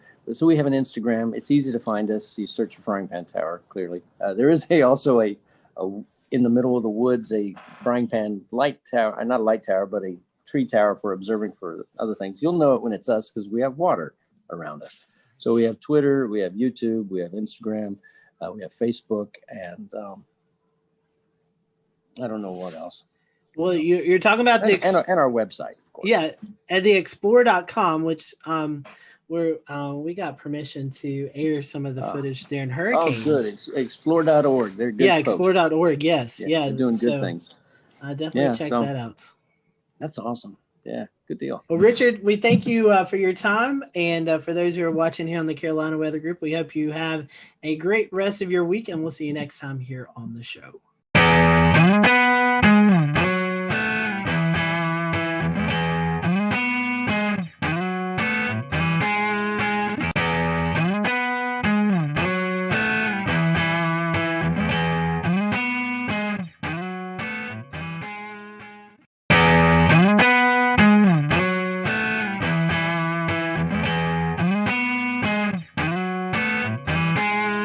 Welcome, everyone, to the Carolina Weather Group. We continue part 2 with the Weather Channel's Jim Cantori. So I think to talk to you, Jim, and not bring up the famous commercial of you going to the beach and playing beach volleyball and going to different places, and the crowds run away from you, and you're like, what? I'm just here to go to the beach, which is an amazing commercial. I think it's a fun kind of that was pretty pastime brilliant for all of us. So kind of in the sense of that commercial and kind of how we know you, how are the actual kind of emotions and reactions of communities when you do show up and they do see you? Is there sometimes some mixed emotions, or is it usually kind of just people are excited to be meeting you and in an area that is going to be on TV, or is it more of a thing where people are kind of a little bit sometimes a little bummed? No, to me, it's both, to be honest with you, Dan. And it's really both because, I mean, obviously during hurricane season, when I show up, it's not going to be good. I mean, the good news with Sally, I'm like, don't worry, I'm not going to be here. I'm going to be moving after my shots. We've been moving every day. So this is no different. So until we finally wound up in Pensacola. But some people are still excited to come out. Their town's getting some attention. I've been doing this a while now, so people have kind of grown up, just kind of getting used to, if there's going to be a big weather story, Jim's more than likely going to come to town. So if it like I've always said, if it creates the awareness and it has people react in a way that they protect themselves and their family, then great, mission accomplished. So I still kind of get both ends of the spectrum. I mean, I told you one time, I can't remember which storm it was, but I think I was going to North Carolina. I mean, this lady literally, she saw me on the plane. She hollered at me. She told me it was my fault in front of everybody on the plane. I was just like, okay. But yeah, so you run the gamut. That was probably the most extreme right there. And there's whole, I'm sure you've probably seen them or heard, ran across them, but there's Facebook groups devoted to "Where's Jim Cantori?" I don't know if you've seen that, but there's a Facebook page, right? That's right, and they post pictures of what they think is you, what certain like Storm Chaser cars or Weather Channel cars, and they'll say he's now been spotted at Sunset Beach, and then it's got hundreds and thousands of members. So for the record, guys, do you know how many bald, short Italian men exist in this world? A lot, and I'm just one of them. Okay, so yeah, I get spotted a lot in places. I'm like, and I sometimes I read those in my Twitter, and I'm just like, I'm sitting right here at my house looking at this, and who is playing me, or who do they think is me? So it's cool. I mean, in a way, it's kind of cool, because I never in my wildest dreams thought that a guy that just wanted to get the forecast right would be, somebody who developed a Facebook page for. So I mean, it's kind of fun when I can play along, I will. But like I said, at the end of the day, if it helps people get ready and creates an awareness, then mission accomplished. Mission accomplished. All the memes that come out of that. I'll read you one. I sent. Oh, dude, the memes. Oh my God. Oh man. So one that I thought was kind of funny. I sent this directly to you because it was right in the middle, right when the COVID was just, the fear was so high at one point. And I said, if Southerners don't seem too worried about this coronavirus deal, it's because we have been conditioned to believe that we likely don't need to be concerned unless or until this man shows up. And it has a picture of you. So, I mean, yeah, they seem to get better every year. So it's like I said, it's very humbling. It's nice to be a meme. I like your attitude.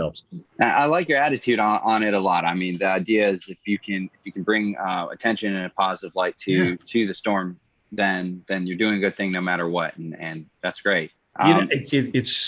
It's really weird. Bobby Labonte is a friend of mine, and I remember when he was telling me a story about the ESPYs, where he was in the back room with Tiger Woods, and he was, they were both just kind of like, "Are you here for this?" "Yeah, we're here for this." I mean, when you don't really want to be in the limelight. Sometimes when you're in the limelight, you don't really want to be in the limelight. It's not what you strive for. It's not. You don't wake up in the morning and say, "Oh gosh, what can I do to make myself more in the limelight today?" I mean, that's just really not. I mean, Bobby is a fantastic race car driver. He won a championship. That's all he wanted to do. Tiger is a phenomenal golfer. All he wants to do is play excellent golf. And now, as you saw from this weekend, his son can play pretty good as well. It's just, I think that the true professionals, the notoriety that comes along with them is just kind of an after effect. But I do think you also have to embrace it. You can't ignore it. You have to embrace it, because I'll never forget the time as a kid I got a chance to meet Reggie Jackson. As you guys know, I'm a huge Yankees fan, and I got a chance to get an autograph from him. I stood in line just like everybody else. They used to have this big thing in Atlanta called the Super Show, which was everything and anything to do with sports. And I was like, "Oh my gosh, Reggie's signing for Upper Deck. I got to go get Reggie." So I had my baseball, and I stood in line just like everybody else. So when I finally got up there, which was, probably 45 minutes, I was like, "Oh my gosh, Mr. I handed him my baseball. I said, "Mr. Jackson, what a pleasure to meet you. I mean, you've been you've just been my hero. You took the Yankees to a world championship." And he's just, he turns around and looks at his publicist or whatever. He goes, "Hey, how much time we got left here?" 15 minutes. All right, here you go. And he handed the ball to me. It was just kind of, I don't know. It just kind of left a sour taste in my mouth. I just never forgot it. And I always, and I'm not Reggie Jackson, but the people that want to meet you and want to come out and talk to you, I think you owe them a little bit of your time, because you've been given this gift and it's there to share. And that's really how I feel about it. But I'll never forget that experience, and I always go back to it. And look at, you know what? I can't say that Reggie didn't have another thing to do. I can't blame him for that, but I just never forgot that reaction, how disappointed I was. Now, if I'm out to dinner with my girlfriend, or if I'm with my kids and we're talking and having a good time, and if you want to come up and talk about climate change or what we should do about NextRad, I'm like, hey, can we like save this for another time? You know, pick your times when you approach people. That would be my best advice to other folks out there. But I'm happy to talk to you. I am a true weather geek. I love talking about it. I'll give you my opinion. Sometimes it's going to be good. Sometimes it's going to be bad. Sometimes it's going to be right. Sometimes it's going to be wrong. But that's me in a nutshell. Speaking of NextRad, could you talk to those folks in Washington and get us a radar in Charlotte? Yeah, I mean, I you know, look at, if we wait around for phased array, we're gonna have more tornadoes missed. We're gonna have more gaps. They told us not to really talk about this, but you know, now that I'm on with you guys, yeah, let's fill the holes. Let's fill the gaps. It's long overdue. I mean, we got a nice system down now, and I know this data needs a lot of maintenance, and it's very, very expensive. And if that's the case, then come up with a great, you know, new phased array, and let's roll that out. Let's just roll out phased array. But until we get there, let's fix the stuff that we got. Maybe add a few mobile radars here and there to fill in the gaps, especially when you're talking about large metropolitan areas and cities. I mean, at this point, the NWS radar, the guys that are operating the radar and monitoring the radar, they know where the gaps are. They've been doing it for years. I mean, it's not like they're just coming out with this out of nowhere. So, yeah, I'm pro filling the gaps all the way. Do it. It's long overdue, guys. It's long overdue. So I have just one follow-up question here about how you deliver your message and the best way you can kind of connect with your viewers and stuff. So really, in a perfect world of your day-to-day, you know, big storm comes around or whatnot, would you rather spend more time actually kind of doing on-camera storm action coverage where you're in the heart of the storm, or would you rather spend more time kind of in some instances being from a safe location where you can spend better time broadcasting, have clearer messages, and work more on the communication side? So studio versus non-studio, I think that's what you're asking me, right? I mean, I like a mix. I've got to have a blend, because I still need, like when I was told I was going to go out to the snow the other day, I was like elated, because A, it wasn't a hurricane, and B, it was just, I just love getting out in it, because here you are, you spend all this time looking at model data and this, that, and the other thing, and reading this and reading that, but you to go out and experience it, and then to kind of bring it home to the viewers, that's the win. That's the home run. I don't want to live in the field, and I don't want to live in the studio. I got to have a blend of both, and hopefully I'll be able to carry that to the end of the career. But it is getting exhausting out there. I won't lie. When you go through an eye wall, guys, and then you got to get up the next morning and do it, you know, kind of tell everybody what happened. It's tiring. And the adrenaline takes you through the event, and then after that, you know, the tiredness and the lack of adrenaline. I mean, you got to find it from somewhere else. But you still got to put together two words in a sentence. So that's how that's going. What's going on, Pete? Hey, what's going on, Jim? How you doing? Good, man. So to kind of piggyback off of that question, take us through your workday at the Weather Channel, from when you wake up to when you leave the Weather Channel for the day. So AMHQ is the show I'm on, 7 to 10 in the morning. get up about 4:15, come down to this very computer that I'm on, jump on it, see what's going on. Like I said, Twitter is nice not only for us to communicate with each other in the enterprise, but also it kind of helps me centrally get my thoughts together. What do I really want to say about this? What do I think about it? And I can put it down right there and go from there, because more than likely I'm going to be talking about one or more of those things when I get to. We'll return to Best of the Carolina Weather Group in a moment. Now your Carolina weather forecast. Here are today's forecast high temperatures for North Carolina. Here are the forecast lows for tonight for North Carolina. Here are tomorrow's forecast high temperatures. And here's forecast rainfall across North Carolina tomorrow. Here are the forecast highs for the day after tomorrow.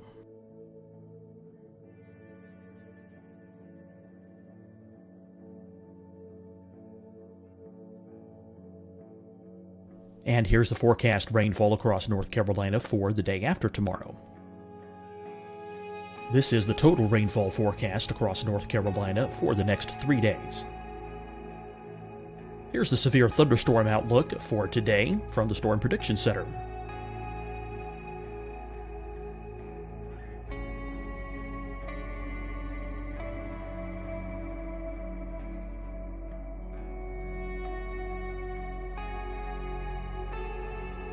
Here are the forecast high temperatures for today for South Carolina. Here are the low temperatures for today for South Carolina. Here's the probability of precipitation forecast across South Carolina today.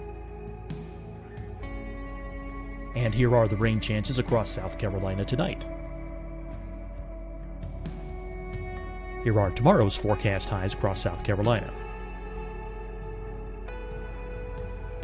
Here are the forecast low temperatures for tomorrow for South Carolina. And here is the probability of precipitation across South Carolina tomorrow. Here's the precipitation chances across South Carolina tomorrow night. Here are the forecast highs for the day after tomorrow in South Carolina. Here are the forecast low temperatures across South Carolina for the day after tomorrow. And here are the rain chances across South Carolina for the day after tomorrow. And South Carolina's probability of precipitation for that night. Here's the Storm Prediction Center's severe thunderstorm outlook across South Carolina for today through tonight. Here's the Storm Prediction Center's severe thunderstorm outlook across South Carolina for tomorrow and tomorrow night. And here's the Storm Prediction Center's severe thunderstorm outlook across South Carolina for the day after tomorrow through that night. Here's the severe thunderstorm outlook for today from the Storm Prediction Center.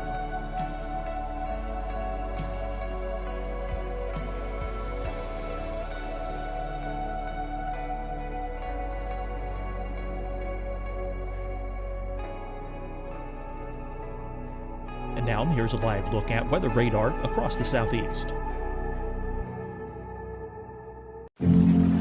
Deciding when to wear a mask isn't about who you know or how well you know them. Just ask yourself, will I be with anyone I don't live with? If the answer is yes, get behind the mask. Help slow the spread of COVID-19. Get behind the mask. Learn more at covid19.ncdhhs.gov. Hi, everyone. I'm Dr. Mandy Cohen, Secretary of the North Carolina Department of Health and Human Services. And when you follow the 3 W's, you protect your family and your neighbors from COVID-19. When you leave your home, practice your W's. Wear a cloth face covering, wait 6 feet apart, wash your hands often. Wear, wait, wash. We're in this together. Stay strong, North Carolina.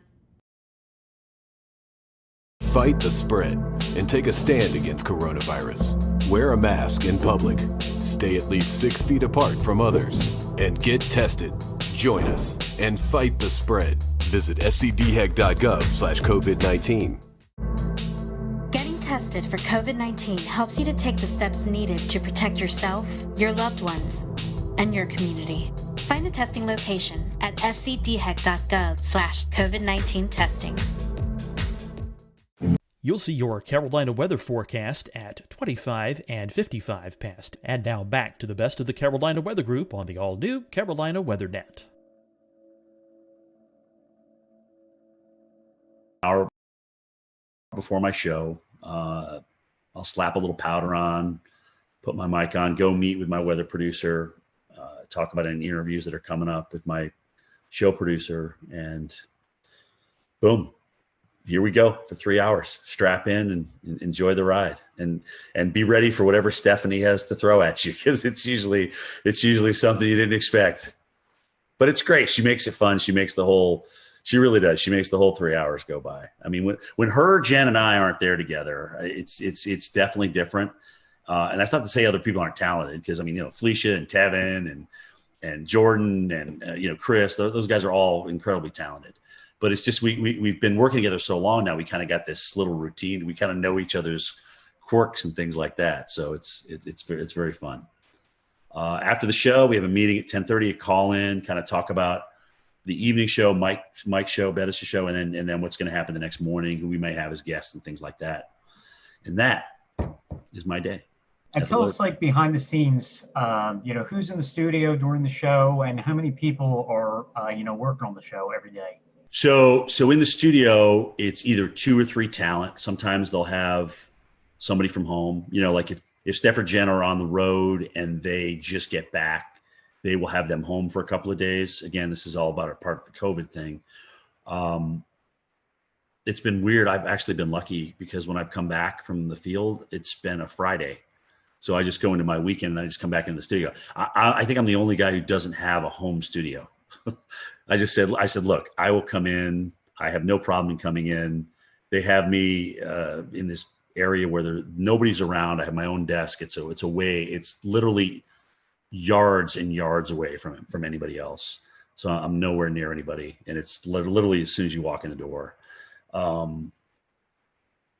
There's a couple floor directors, 2 weather producers in the studio, but we're all spread apart. I mean, that studio that we have downstairs that we're doing the immersive reality on is huge. It's kind of like a half a gym, if that gives you an idea of the size. So ceiling wise and width wise. So we just have everybody spaced out perfectly. And, a lot of the cameras are run from inside the production booth, so they can run those from upstairs with the joystick. So we don't need people down there moving cameras, even though sometimes you have to move some of the cameras. It's really the jib operator who's got to move this big jib and this big teleprompter so that we're out on the new augmented reality set. That's got to be there for you. But let me tell you something, guys. As you get older, that prompter doesn't change size. It's still the same old TV, 15-inch TV. So you're trying to like, why is that thing way far away? Why can't I see that? It doesn't get any easier to read, is my point. So that's really been the biggest change. A lot more reading versus just ad lib, especially with video and stuff like that. And you're kind of bridging different things together. That's what it looks like in the studio. It's cool. It's really cool. I enjoy it. I really do, guys. It's still a thrill to get up in the morning and go to work every day. It is.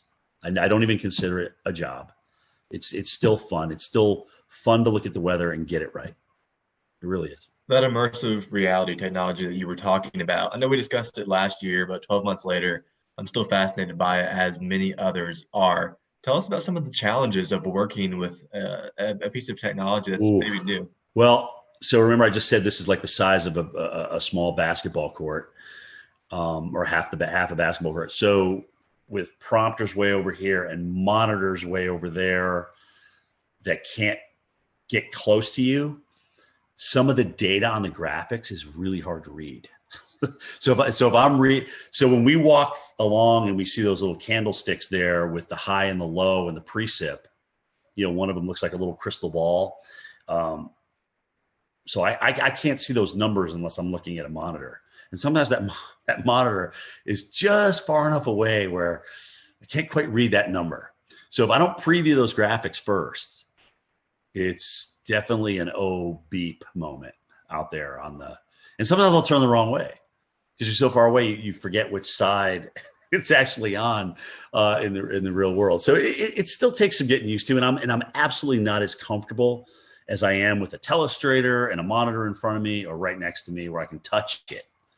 So I'm out in no man's land, really. Well, another one of the neat things you've been a part of at the Weather Channel is the local on the 8s. Your voice is on there. Tell us a little bit about that process and how cool it is to be that person.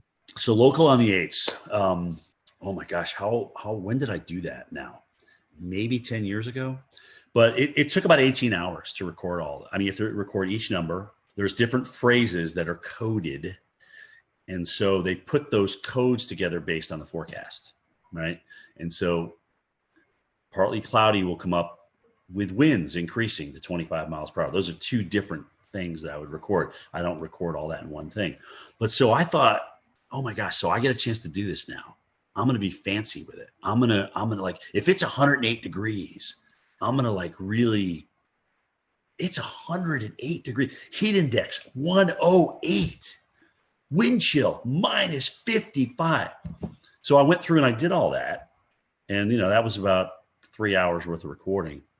And so then they got back to me and said, Jim, you can't really do that. You need to be kind of monotone here because we're going to marry all these different phrases and words and numbers together based on code. And you can't like be way up here and then but winds will be calm. Winds are 0 to 10 miles an hour. So it just won't sound right. So you need to be so I had to go and record all that again. But so much for trying to be different, right? So that's the story behind your local forecast. Well, and it's crazy, dude, because when here I am with my mask going through an airport and somebody will look at me and they'll be like, I know who you are. I know I recognize that voice and I know it's from the local forecast.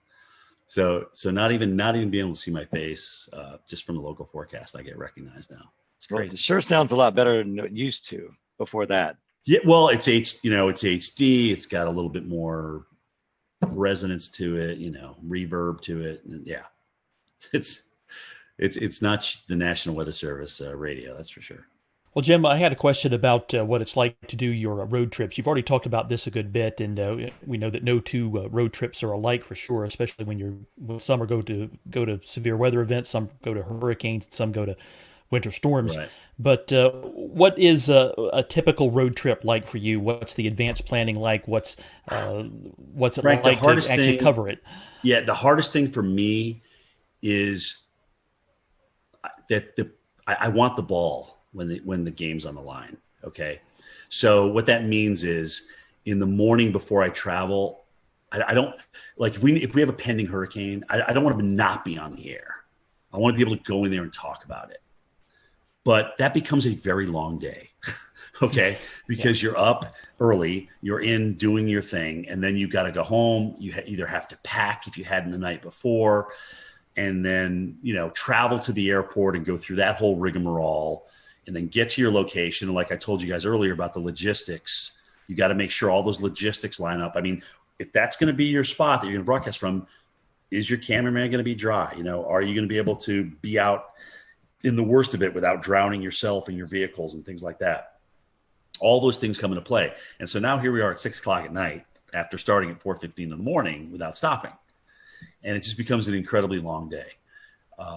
So when it's just a travel day, which is rare, it's like getting ready for the game. You got to pack, you got to have the equipment, you got to execute when you get out there. So you just kind of gradually ramp up and get to your location. And there is kind of between all of our teams out there, like, okay, who's going to get the best location? Who's going to be able to get the best shot? And so there's a little bit of that sportsmanship going on out there between us meteorologists. And I mean, we all want the best shot. We all want, the best TV for people. We don't want to have something happen to anybody or to happen to us. That's not what I'm saying. But we want to have the best looking shot out there. But you just don't show up and that happens. There's a lot of logistics that go involved in that. You got to talk to the hotel managers. You got to make sure that you can actually broadcast here. Can we open this door during the storm? Can we get this AC power plugged in? Those kind of things. Can we get this room on this side of the hotel? Blah, blah. All those kind of things come into play. And if you've worked the morning and it's like, let's say it's a Thursday and you've been doing this all week, you're pretty tired by the time you roll into Friday, and you're going to work the weekend because that's when, the storm's coming in. So let's see what, I think I pulled 14 days was the longest stretch, 14 or 15 days this year. It was a long stretch. And how much downtime do you need to rest after something like that? Well, that depends on who's out and who's not. I mean, we're pretty much running a lean, mean fighting machine right now. And if somebody's they do a great job of honoring PTO and vacation time here. And if somebody's off, sometimes I got to come back the next day, and it's tough. That sometimes winds up being the toughest day of all, is the day you got to come back in studio. The adrenaline's gone. You still have memories of what just happened and the hardship out there that was produced by a hurricane or a tornado. And you gotta find a way, man. You got to find a way to ramp it up, because as Al Roker always tells everybody, he goes, the worst thing in TV you could ever do is be boring. That's the worst thing you can ever do on TV, is be boring. Absolutely. Your passion has to come out no matter what. Yep. So, Jim, you started at the Weather Channel right out of school. So tell us how you got the job and talk about the demo tape you sent in. Well, I never even sent it in. Oh. So that's I never applied to the Weather Channel. The guy who was in charge at the time, his name's Ray Ban. A friend of his apparently was doing a research project. They were researching where broadcast meteorologists were coming from. So there was a whole bunch of schools with this big reel of all these different broadcast meteorologists. So Linden and Penn State and Florida State and Mississippi State. And I was on that reel for whatever reason. And so Ray I guess he was watching that tape, or he got a hold of that tape, and he said, oh, this guy looks interesting, and they contacted me. They got a hold of me that way. And I was up, like I said, it was July. I was painting the building. I was up on the scaffolding, and my brother hollers up. He goes, hey, the Weather Channel wants to interview you. You got to go home and call them. I'm like, oh, wow. That's cool. Because we had just gotten them on cable in White River Junction, Vermont, back in '86. So I remember seeing Gay Dawson and Bill Schubert and Bill Keneally and Mark Mancuso and John Hope and Will Annan and all those guys, and Bruce Edwards. So it was interesting because I went down there for an interview, and a couple of them were there. I got to meet a couple of them, and I was a little bit starstruck, frankly, because I had been watching these guys on TV, and they're doing what I want to do. So I had a great interview with Ray, and I had no idea what was going to happen. Got back, and a couple of days later he called and he says, you got the job. When can you start? Can you be down here in a week? And I said, yeah. I'll drive into Vermont to Atlanta. No air conditioning. It was a little Mercury Capri with a T-top. And like an idiot, I go down there during the worst heat wave in North Carolina that year. It's 106 degrees. I'm just like ready to faint. I couldn't drink enough Gatorade. I mean, it was absolutely ridiculous. Instead of driving at night, like I should have done, right? Hello.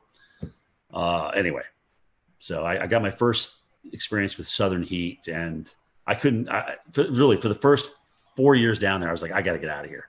I can't stand this heat and humidity. I was sweating when I got out of the shower. I mean, it was awful. It was awful. So finally, I got acclimated. About 7 years in, playing softball, just the honeysuckle, the southern nights, the humidity. So I really started falling in love with it. Now at 56, I'm too cold. It's too cold outside for me in Georgia right now. So I'm ready for Florida, South Florida. Speaking of that, what's left? Well, I mean, what's left for you to do or you want to do before you retire? I mean, It's been a great weather career at the Weather Channel. But anything left on the bucket list that you've not been able to get to yet? Yes, there is. I've never done a blizzard in North Dakota. I've got to do one. That's the only state I haven't been in for something for the Weather Channel. So I've got to do a blizzard in North Dakota. I would love to do a Westpac typhoon. Okay, I really would. I would love to do one. Maybe do what was a hurricane in the Atlantic ramming into the UK or Ireland or something like that. I mean, that would be just to kind of experience weather in different parts of the world. Antarctica, this iceberg that's supposed to crash into that island down there. How cool would that be to broadcast live on that iceberg? Right? It's the size of Puerto Rico and it's shaped like Jamaica or something. I mean, it's crazy. Just those kind of things. I mean, I like voicing over storm stories, but I liked doing Cantori stories better. I mean, this is really I've been blessed, man. I got to see a lot of the world. I got to work with NBC Sports during the Olympics. I got to work out with Al Michaels, who also always called me Dr. Doom. I mean, it was just really cool. I've just had some really cool experiences. But honestly, I'd like my goal, God willing, is I can get 40 years in broadcasting, and that's okay. Maybe I'll be done after that. So that date would be July 15th, 2026. So approaching that, we're almost 5 years. We had a colleague of yours on, Tom Nizzle. He has a mountain. Yeah, he has a cabin up here on Rome Mountain. So we talked to Tom a lot. So what does retirement look like for you? You going to move into the mountains? You said South Florida just a little bit ago. What's it look like after TV life? Yeah, I mean, I love the lake. I love the mountains. It's really an extension of the area I grew up. Think about, right? It's Southern Appalachia versus Northern Appalachia. So I certainly see myself, and I'm a small town kid, guys. I'm not a big city kid by any stretch of the imagination, but maybe split where I live between Florida and North Georgia. I don't know, maybe open a nursery, maybe open some kind of small business. I love doing landscaping. I really do. I enjoy yard work. Maybe I won't in 5, 6, 10 years from now, but who knows? Honestly, I really don't know where it's going to take me. But getting up at the hours I get up and doing that 5 days a week, and sometimes, going through the weekends and working 13, 14 straight, it takes its toll on you. It really does. I'm blessed with a lot of days off as a broadcaster, more than I would think a local market has. So I'm blessed with that, but it still takes its toll on you, man. It really does. So we'll see. Nothing's in pen right now. Well, as we near the end of this podcast episode, we always kind of want to ask a few little silly questions to finish things up and to keep it light before we call it a night. So first and foremost, we'll pry some information out of you. I know that you guys probably have some fancy weather models and weather model providers at the Weather Channel, but do you have a favorite mainstream weather model site to use? Oh, gosh. I mean, first of all, Maui's a genius, sometimes to his own detriment. But I love the two websites he's designed. Levi does a fantastic job with Tropical Tidbits. I don't know the guys that are in charge of Pivotal Weather, but I think they've done a great job. Weather Nerds, there's just so many. I mean, Weather Tap, I still go back to Weather Tap, look at the radar, especially now that they changed the radar site. But anyway, I mean, it's still, WSI Energy Cast is still one that we can access too. So there's dude, it's endless. I have literally 60 tabs open. 60 tabs. It's ridiculous. It's absolutely ridiculous. I totally get that. I think I think I have probably somewhere around there, 60 to 80 bookmarks. Just So I'm not alone here. Good. Oh, thank God. No. You're not alone by any means, and especially when you have hurricane updates, when we all know the madness of how often those models update. So which site you're going to is really important. So yeah, they're lined up across the top. They're just lined up. Endless. I guess I'll take the second one here. And favorite weather apps. Do you have any favorites? I mean, I know all of us use Radar Scope religiously, but is that your favorite one? That's my go-to. I mean, when everything's on the line, or if you want to see a storm that's gone tornado warned for yourself and make your own opinion on it, it's definitely Radar Scope. I actually wish I bought that company back when it was for sale, because oh my gosh, they're just doing great things. It's just consistent. It's always there for you. They're always upgrading it, always doing tweaks to it. There's different levels that you can obviously purchase, different subscriptions and things like that. So that is my absolute go-to. I love Storm. That's a good one. Anything that puts down the center point of the cone with the cities on it, I'm in favor of, because then I get to see, where, if I'm out in the field and I'm not sitting by a computer, I can get a quick look at, okay, well, where they move, how do they move the cone with with the 11 o'clock or the 5 o'clock advisory, whatever. And I can get an idea of where I may need to position myself down the road in the eye wall. What about weather movies? The good, the bad, the ugly in the weather movie industry. I mean, there's probably more bad and ugly than good, but what are your favorites and least favorites? For weather movie, my favorite tornado is still The Wizard of Oz. I won't lie. To be able to create that, hokey as it was back in the 1930s, and have it look, like a roping out tornado in the plains, it was just amazing to me. I feel the same way about that. I mean, it seemed like you look back and you're talking 1930s, film industry, and you're like, man, they actually did a pretty good job on that. Right. I mean, if they did one thing really that kind of, gave you some goosebumps, right? When you were a kid watching that, I mean, that was pretty intense. I remember I met Bill Paxton when he did the first Twister, because they premiered it in Atlanta. And I remember seeing him again at a Kentucky Derby that I was doing for NBC Sports. And he was telling me that they were talking about a Twister 2. Now, granted, he's not around to do it, which is incredibly sad. And he was the movie, in my opinion, but that's just me. Would I like to see another Twister out there? Sure. Because when you think of how many young people it influenced to get into our enterprise and maybe have a better understanding for what we do or look into what we do, I don't think you can lose from that. So I'd love to see another Twister. I agree. I don't think Sharknado cuts that. No, I didn't bring that up. I'm always a glass half full kind of guy. I didn't want to bash anybody, but that was a little ridiculous. Well, this last question, and promise it's not loaded. Do you listen to podcasts? I'm not gonna put my career in jeopardy on this answer. All right. Exactly. Good. Do you listen to podcasts? And if you do you have a weather podcast that you enjoy listening to? Marshall does some good stuff with our Weather Geeks podcast, and occasionally I'll listen to his stuff. Of course, you guys, come on, you're killing it right now. Jennifer Watson, and occasionally she'll jump into a weather podcast as well. Weather Brains has always been great, and I know it's nice when you know the people that you're talking to a little bit, so you kind of know what to expect.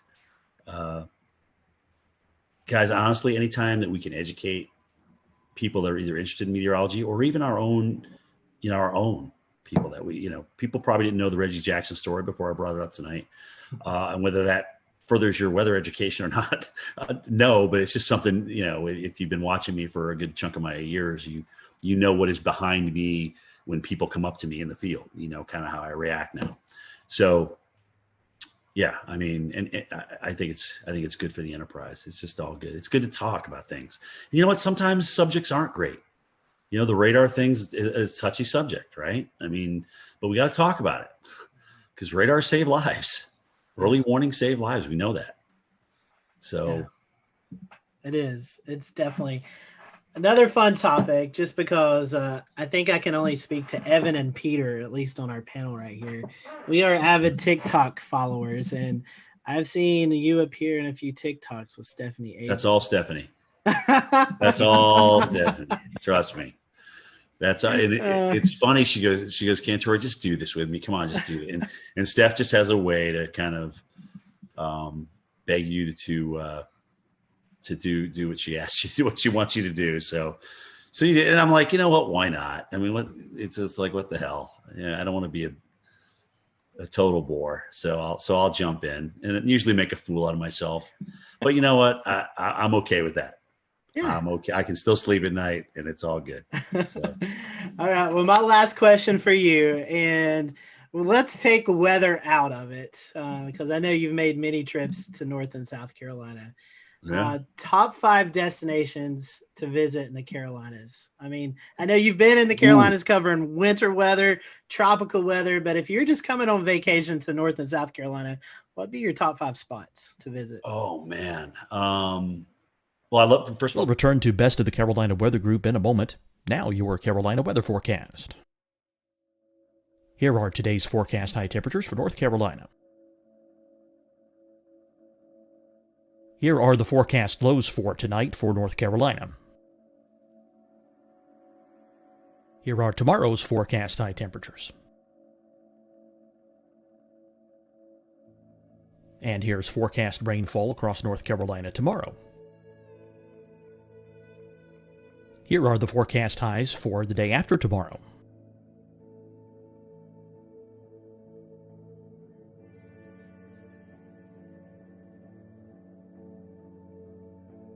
And here's the forecast rainfall across North Carolina for the day after tomorrow. This is the total rainfall forecast across North Carolina for the next 3 days. Here's the severe thunderstorm outlook for today from the Storm Prediction Center.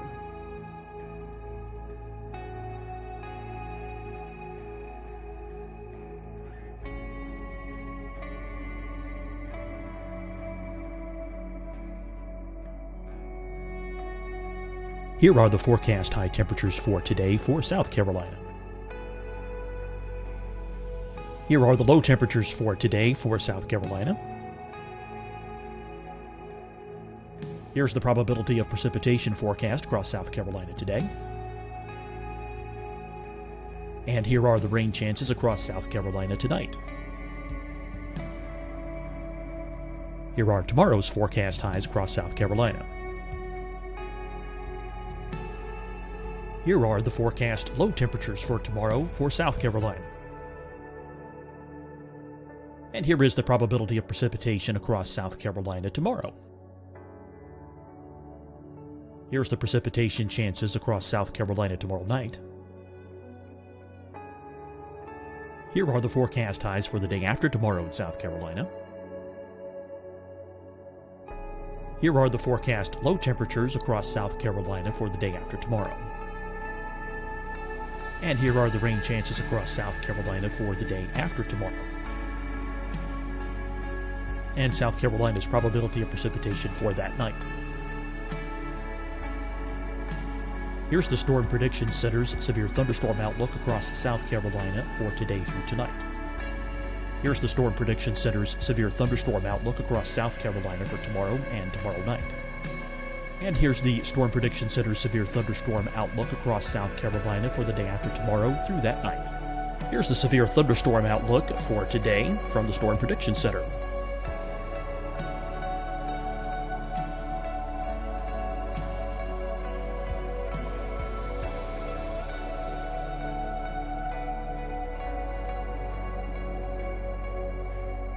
And now here's a live look at weather radar across the southeast.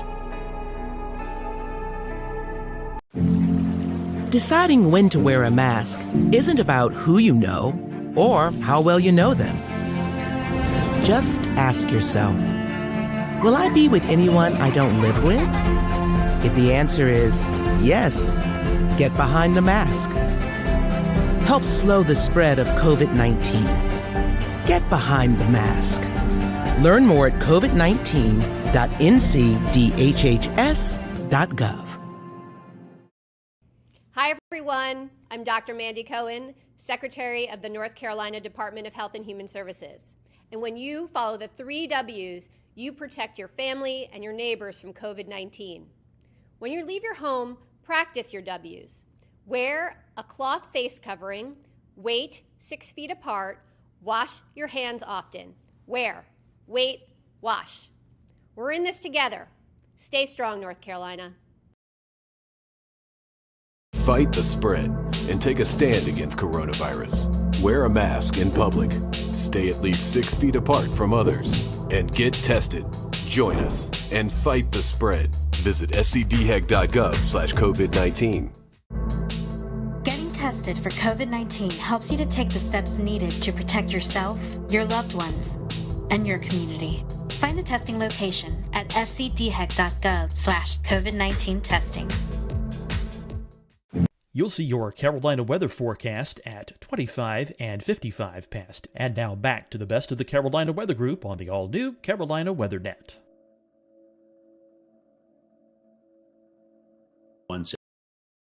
I mean, what they've...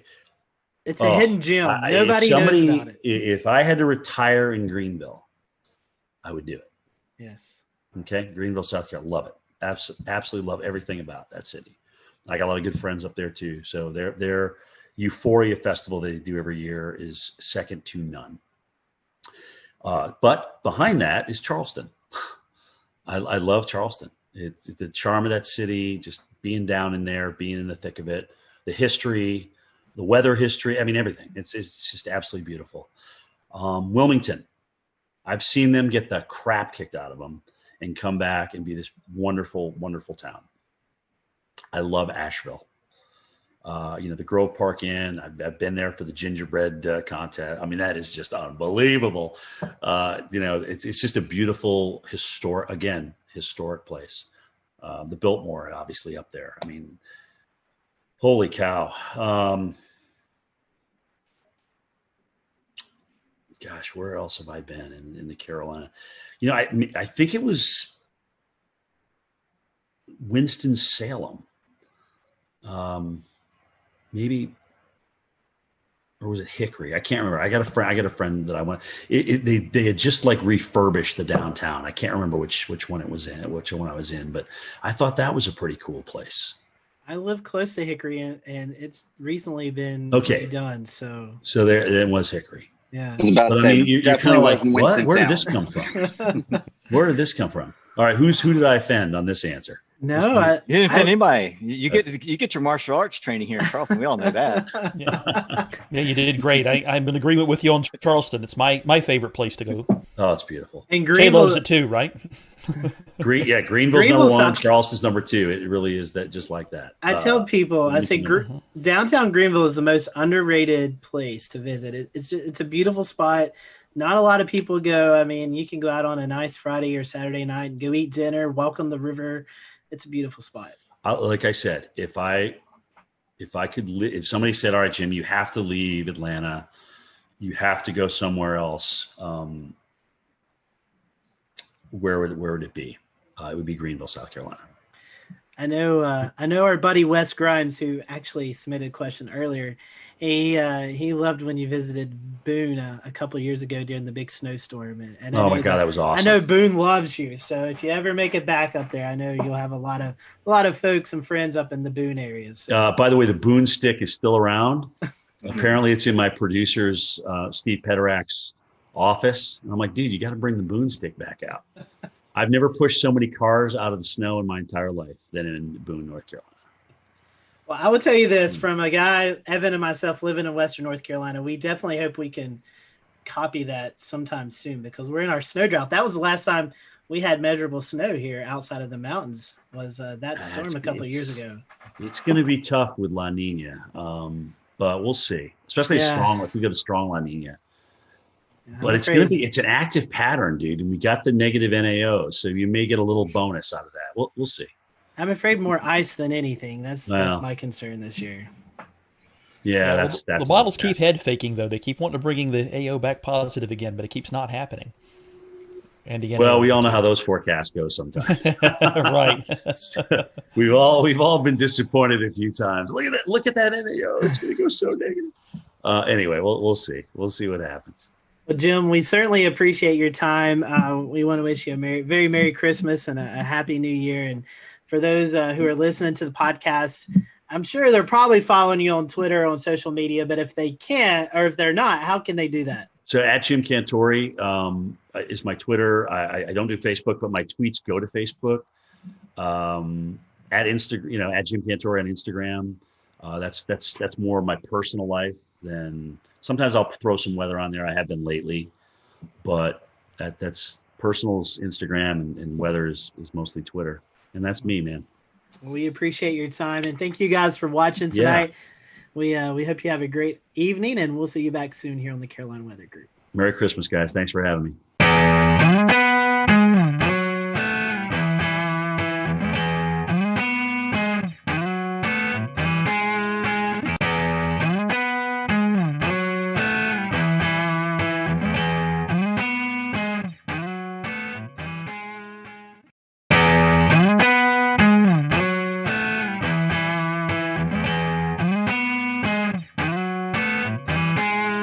Good evening, everyone. Welcome to the Carolina Weather Group. We're happy to have you this evening, and we have joining us tonight Jim Cantori, our good friend Jim Cantori from the Weather Channel, Mr. Storm Tracker, who has been busier than ever, I believe, this year, Jim.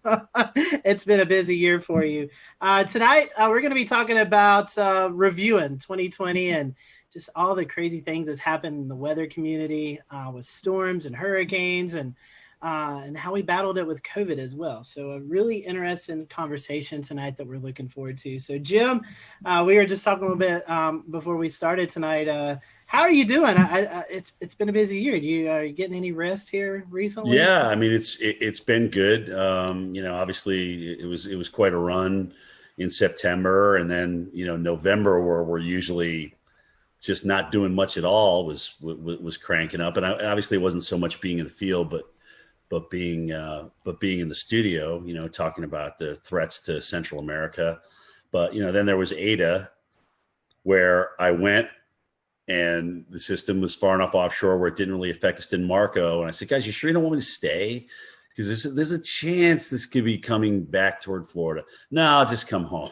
So Thursday morning, here we go with the hurricane watches out for Tampa. And it's like, they had to fill in that one spot, right? Because it's the only spot that didn't get filled in for the whole Gulf and the whole East Coast. So yeah, with advisories this year, and so I went back out and got into Tampa, and that was the last landfall I did. There's certainly no rest for the weary in 2020. Jim, we've started a new Patreon since we last talked to you last December, and we've allowed some of our Patreon supporters to send in questions. So tonight, we would love to go ahead and start with a few, I think 3 odds and ends questions. They won't fit in anywhere, so we figured it's best to throw them here at the beginning where they don't match at all.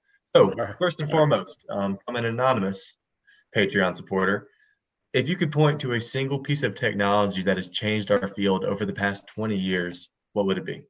I mean, it's got to be numerical weather prediction. I mean, as much as they're not perfect, and trust me, I just did a snowstorm in Pennsylvania that I wish I was in Binghamton, New York for. Okay. Anyway, as much as they're not perfect, I do think that they've helped us, and they've gotten us a much better idea of what we can do with, but the list is close. I mean, you look at the upgrade to NexRad and having radars available to us, and unless they get blown out like Lake Charles did during Laura, they're obviously very, very valuable. I mean, we can see tornado signatures, and we can see the winds. I came in for the Mississippi tornadoes, the twin EF4s there, and I mean, just to see the width. Here's the width of this thing. You're like scratching your head. It's like, is that right? Is that really like 1.5 miles wide or whatever? So the radar is certainly a close second. The new GOES and what we can do with GOES. There's just so many things that are available to us. And honestly, guys, social media wise, I think a lot of us are communicating with each other. A lot of us are getting to know each other better on Twitter and Facebook, especially Twitter. I really like Twitter for us because it's quick, it's to the point, and you kind of know now, if you follow certain people, where they stand and where they're going to go with what they're thinking. And I will say, for me, certainly being a veteran, to learn from you guys, from the younger generation, of stuff that I didn't go to school for, but yet I'm going to school through you. I mean, I never even heard of PV streamers before Philip Pepin talked about them many, many moons ago. So it's like, wow, that's pretty cool, and it makes sense to me. So those would be my top four without question. All right, two more. Both of these coming from Wes Grime, and the first one's kind of an interesting one. So, is it possible? And he said he's heard this before as maybe a wives' tale. Is it possible to forecast low temperatures overnight using the dew point in the evening if it's relatively tranquil weather? Yeah, that's what I did in college. That's what I did at Linden, because I would get, look at the dew point and what it was going to be like the night before, and I'd be like, okay, well, we're going to kind of settle back down toward that, all things being equal. And it was usually within about 10 degrees of what that dew point was. So it's part of the equation. It's not all of it, but I thought it was part of the equation. It's a neat little forecasting tip. Yeah. And last but not least, a favorite topic of yours, when you go out and you go storm chasing, how do you end up in the right place at the right time? Well, dude, sometimes it takes a lot of work. Like Sally, oh God. So I'm like, you want me in New Orleans, but the models are trending east. I'm like, we're flying into Gulfport. We could really stay right there. So we went all the way to New Orleans because that's where they wanted me. I'm like, all right, whatever. I just do what I'm told, And then we made our way back to Gulfport the next day. And I'm like, okay, well, you realize though, we'll go back to Gulfport, but it's probably going to go even farther east than that. That's what the models are trending to do. So the next day after Gulfport, we went over to Pensacola and finally kind of found a home there on the eastern side of that thing with the storm surge.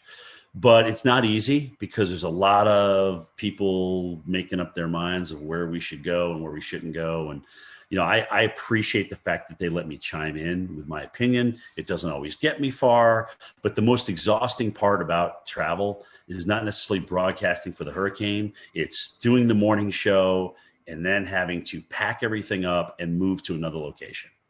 Because once you get to that location, it's not just, okay, we're here, let's do our live shots. It's, okay, where are we logistically going to be? What's going to make the best shot? Is there going to be storm surge here? Are we safe here? Is my cameraman going to be protected throughout the live shot? So there's all these logistical things that come into play. So by this point now, it's 6:00 at night and you're exhausted because you've been up since 3. And now you got to get ready to do the whole thing again the next morning. So every time we move on a day we do live shots, it just exponentially wears you out. But, I appreciate the fact that they do give me a say in my locations. But it is up to me to get my team in a good spot. Like were we at the Golden Nugget for, oh God, what was it, Beta? I don't even remember the damn name of the storm. What was the Mississippi one that crushed them? You guys jump in. Delta. Okay, Delta. I knew it was a Greek name. I just can't remember which one. So Delta. I'm like, this is going to be a great shot because the water's going to come right in here, and this is just going to be a great shot. That allows us to get there and really set that up and make sure we had higher ground and get our cars up there and things like that. So it takes a lot of work. What you don't see behind the scenes, I think is just as important, if not more, than what you see on camera. And Jim, this one's coming from me, man. I'll tell you what, this year has been interesting with the tropics. I mean, we've cleared over a third of the Greek alphabet, and it's just been an unreal season. I mean, when we talk about, will we ever see something like this again? Is this going to be the norm going forward? What ingredients come into it? Tell us what your take is on. Do you think the strong signal in La Nina was a triggering factor? Do you think our warm pool in the Atlantic has a lot to do with it? I mean, kind of give us some ideas of why you think we had such a hyperactive season. I mean, it was off the charts. If somebody would have told me we were going to have 30 storms this year, I would have been like, no. I mean, we're going to have an above average season, but that's a pretty bold forecast. I think you hit the nail on the head. I mean, La Nina, certainly coming in and when it did, getting into the mid to strong range. So what that tends to do is just, cut the shear, and the whole basin was warm. There was plenty of warm water. But the weirdest thing was all these rapid developers. I mean, we had all these storms that had developed either late before landfall or developed at some point over the, like Paulette and whatnot, kind of a rapid developer over the ocean and things like that. We just had so many rapid developers this year, and that's kind of the oddity to me, because you can get certainly strong number of storms if you get a warm basin and light shear, but all of a sudden, what's kicking these things into overdrive? And in some cases, at the last minute, when normally the continental shelf will weaken them, we already had a bona fide cold front come through the Gulf of Mexico and South Florida, and here's Ada.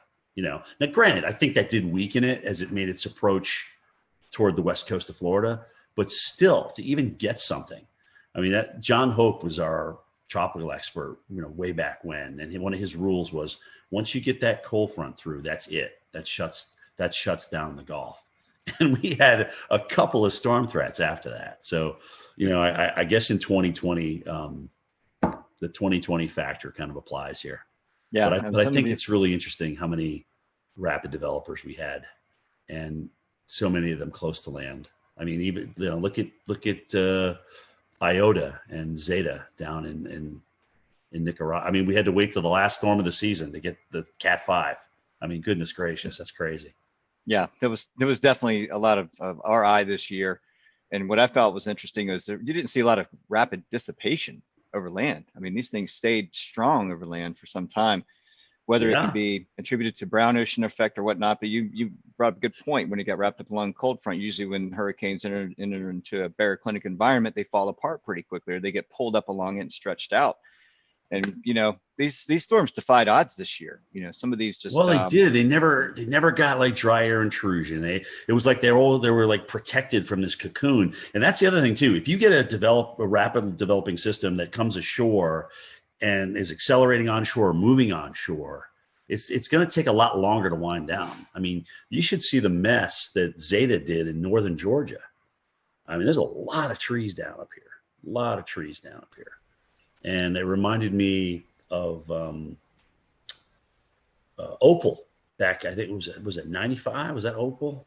That's right. But it kind of did, it was like one of these storms that actually was a 5, went down to a 3, but it was holding its own, and then it accelerated up in North Georgia. So it takes a while for these things to wind down, but they just cause a whole bunch of tree damage, man. It's a mess. I think I remember seeing the power outages. It was more in Georgia than Florida, than Louisiana per se. It was like over 1 million without power in northern Georgia. So that was.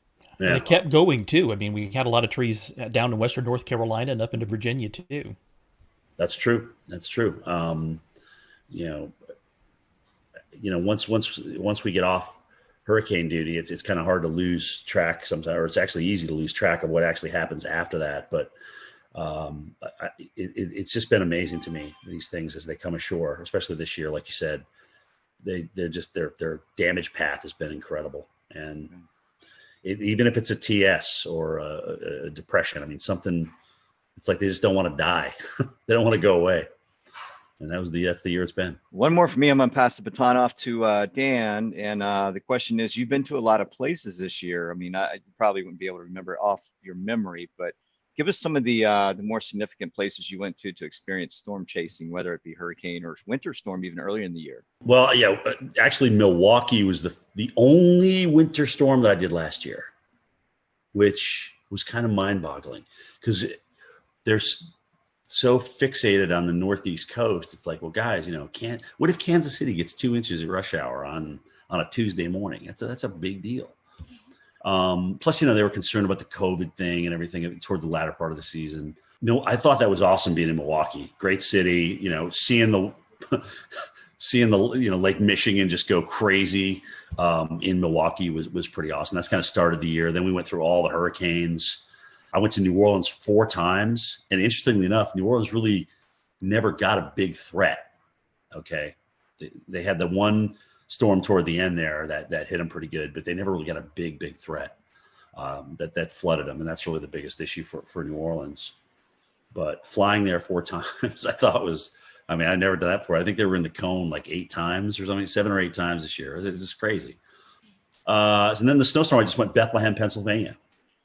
I knew Philly would change over. I knew they would mix. I knew we'd actually mix with sleet in Bethlehem. I just didn't know we'd get dry. The dry slotted thing is what really killed us. And then to see 4 states with 40 inches plus, I'm like, this is just absolutely nuts. Absolutely nuts. From a low pressure system that I don't even think broke under the 990s when it was doing its work. I mean, really? That's crazy. I know, non-lake effect too. I mean, that was Right. all just the low. I mean, wow. All-time snow in Binghamton. All-time single day. So they broke their all-time single day by almost twice as much snow. So 18 to like 31 or something. I mean, that's crazy stats, man. Crazy stats. Speaking of, some of the hurricanes this year, we want to, of course, mention Hurricane Isaias is, the Carolinas' kind of biggest hurricane of the year. I was there in Wilmington myself for the storm, and we know you were over in Wrightsville Beach there, Jim. Yep. So we have a video that we want to play, and kind of, the best way to describe, what happened there with you. Video, says 1,000 words. So we're going to play the video and kind of just, if you could kind of tell us what happened over there in Wrightsville and kind of what you experienced.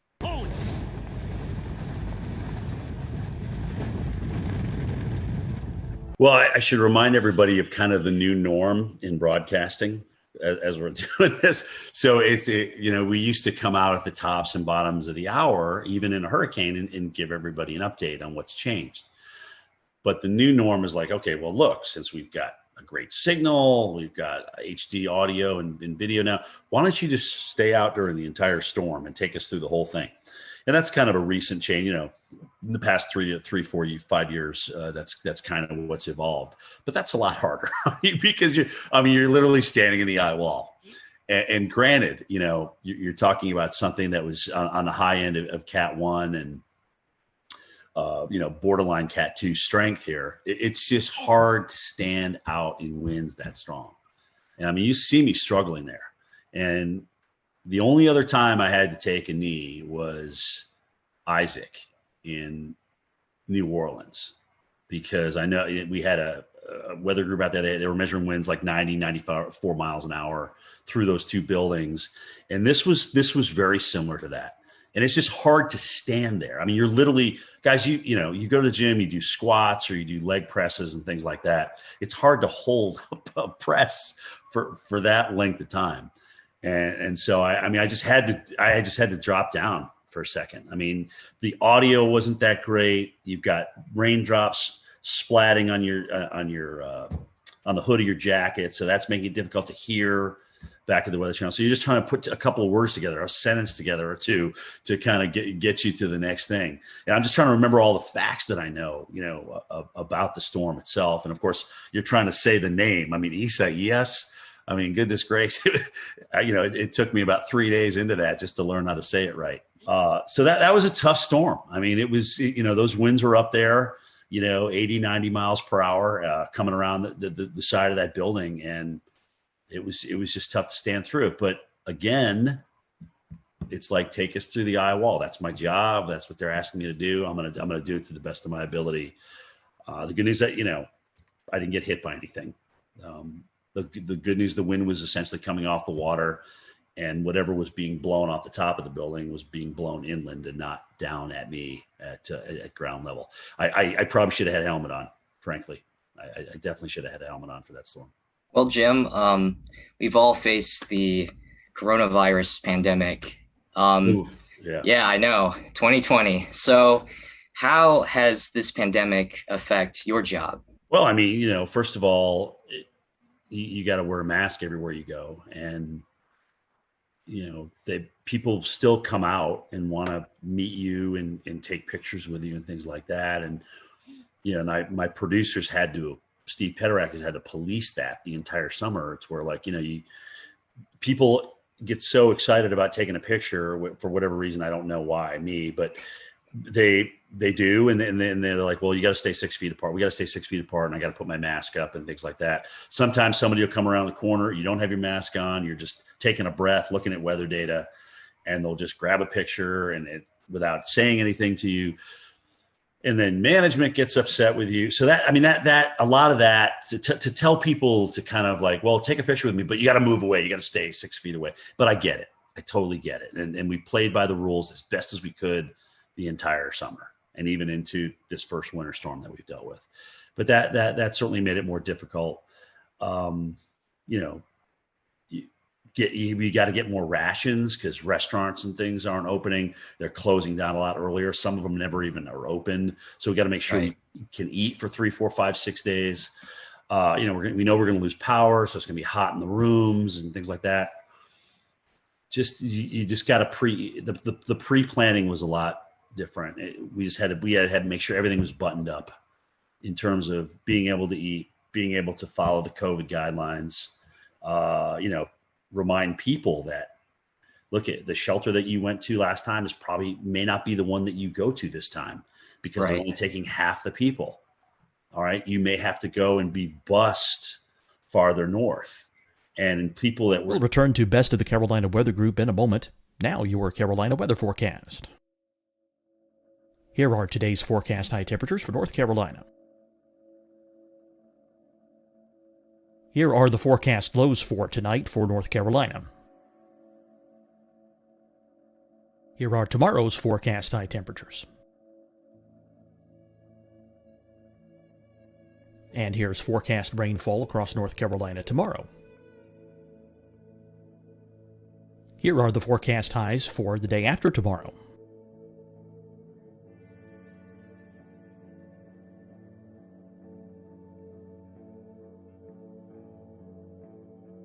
And here's the forecast rainfall across North Carolina for the day after tomorrow.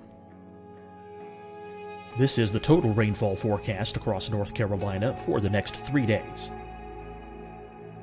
Here's the severe thunderstorm outlook for today from the Storm Prediction Center.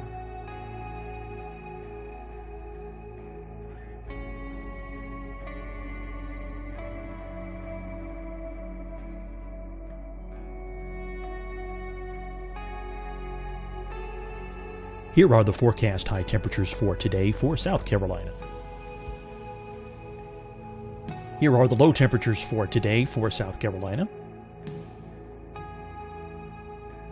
Here's the probability of precipitation forecast across South Carolina today.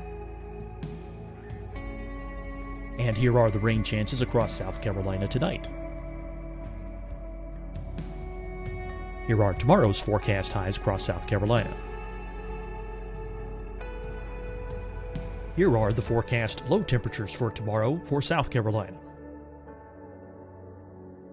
And here is the probability of precipitation across South Carolina tomorrow. Here's the precipitation chances across South Carolina tomorrow night. Here are the forecast highs for the day after tomorrow in South Carolina. Here are the forecast low temperatures across South Carolina for the day after tomorrow. And here are the rain chances across South Carolina for the day after tomorrow. And South Carolina's probability of precipitation for that night. Here's the Storm Prediction Center's severe thunderstorm outlook across South Carolina for today through tonight. Here's the Storm Prediction Center's severe thunderstorm outlook across South Carolina for tomorrow and tomorrow night. And here's the Storm Prediction Center's severe thunderstorm outlook across South Carolina for the day after tomorrow through that night. Here's the severe thunderstorm outlook for today from the Storm Prediction Center.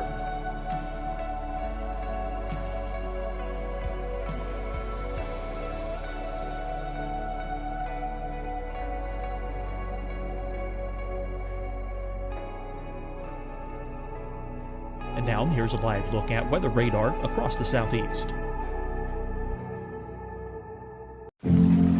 Deciding when to wear a mask isn't about who you know or how well you know them.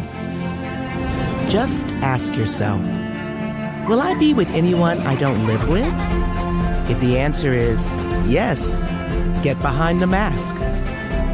Help slow the spread of COVID-19. Get behind the mask. Learn more at covid19.ncdhhs.gov. Hi, everyone. I'm Dr. Mandy Cohen, Secretary of the North Carolina Department of Health and Human Services. And when you follow the 3 W's, you protect your family and your neighbors from COVID-19. When you leave your home, practice your W's. Wear a cloth face covering, wait 6 feet apart, wash your hands often. Wear, wait, wash. We're in this together. Stay strong, North Carolina. Fight the spread and take a stand against coronavirus. Wear a mask in public. Stay at least 6 feet apart from others. And get tested. Join us and fight the spread. Visit scdhec.gov/COVID-19. Getting tested for COVID-19 helps you to take the steps needed to protect yourself, your loved ones, and your community. Find the testing location at scdhec.gov/COVID-19 testing. You'll see your Carolina weather forecast at 25 and 55 past. And now back to the best of the Carolina Weather Group on the all-new Carolina WeatherNet.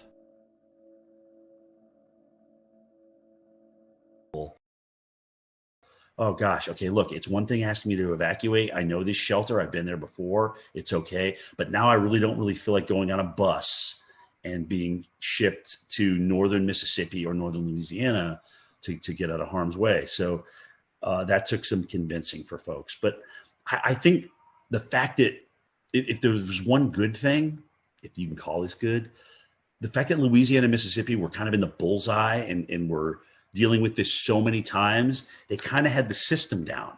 So they just put it back in motion every time we got a new storm. So we didn't have to test so many different areas. That area dealt with some of the worst storms, but they really had it down. That's a very good point. Yeah. Wow, nice. That's the one silver line.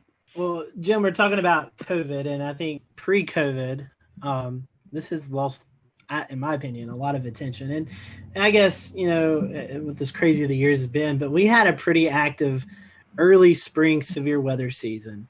March 3rd, 4th, as COVID was starting to happen, we had an EF4 tornado that just went right through downtown Nashville. Yep. I mean, it was one of the eeriest video. I mean, it was, I think, one of the most captured videos on Twitter, with that, we also had severe weather here in the Carolinas where downtown Charlotte, EF2, I believe, that went through just south of town. So copied with a month later, the Easter outbreak where we had an EF4 and of all places, South Carolina. I mean, it was a pretty crazy severe weather season. And then I guess you kind of cap that off with the derecho in Iowa. I mean, what was your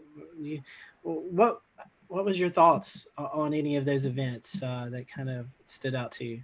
I mean, the record for billion-dollar disasters stands at 16, but that's going to be broken this year. Okay. We are going to have more than 20 billion-dollar disasters. I don't know if it's going to be 21, 22, 23. I'm not sure. But that's just, I mean, this was just an off-the-charts year for big weather. And you're right, it was everything. It was the severe, with the tornado outbreaks, especially in metropolitan areas. It was the number of hurricanes that we had. It just the fires. We haven't even touched on the fires out west. I mean, goodness gracious, just again, and there was no stopping it. It literally started at the beginning of the year and just kept on going. And, La Nina, as you guys know, especially in the Southwest, does not favor big rainfall. So, you wonder what next year brings once we get into spring and spring bloom, and that starts to dry out, right? So, yeah, it's crazy. And I mean, look at the drought growing right now. If you take a look at the drought monitor, it's almost kind of scary seeing it kind of creep out of the Southwest into the central United States and the northern, Omaha. You're not really thinking about Omaha being dry, but they're starting to dry out a little bit. So drought's going to come into play big time as we get into 2021. That's going to be a big player, I think, for a lot of people. But yeah, it was just nonstop, man. I mean, and it would be easy to just say, okay, well, because of COVID, everything was exacerbated. No, no, we had 30 hurricanes. Okay, we had tornadoes hitting big cities, and I mean, it just literally lined up right with each other. And we just had an epic nor'easter like I said, that dumped 40 plus inches of snow over 4 states, which wasn't one of these things where we saw it early. We knew there was going to be something, but in terms of nailing it down as to just how big this was going to be over the interior of New York and Pennsylvania and New Hampshire and Vermont, we didn't know that until it was really day of. And I guess it's a sore topic for some, but it's something that really needs to be addressed. Is I think we can contribute the climate change, global warming, to some of these bigger events that's taken place. I mean, they're only getting worse, and the climate the climate continues to warm. So I mean, it seems like they're going hand in hand. I mean, what's your Yeah, I mean, it's time to accept it. It's time to accept we have a warmer planet. We have warmer water as a result of that, which helped us obviously crank out 30 hurricanes, 30 named storms this year. And honestly, just like we like to operate at 98.6, the planet likes to operate at a comfy temperature. And when you thrust something that's uncomfortable to it into it, then it's going to react. Extremes breed extremes, and I think we're seeing that. So,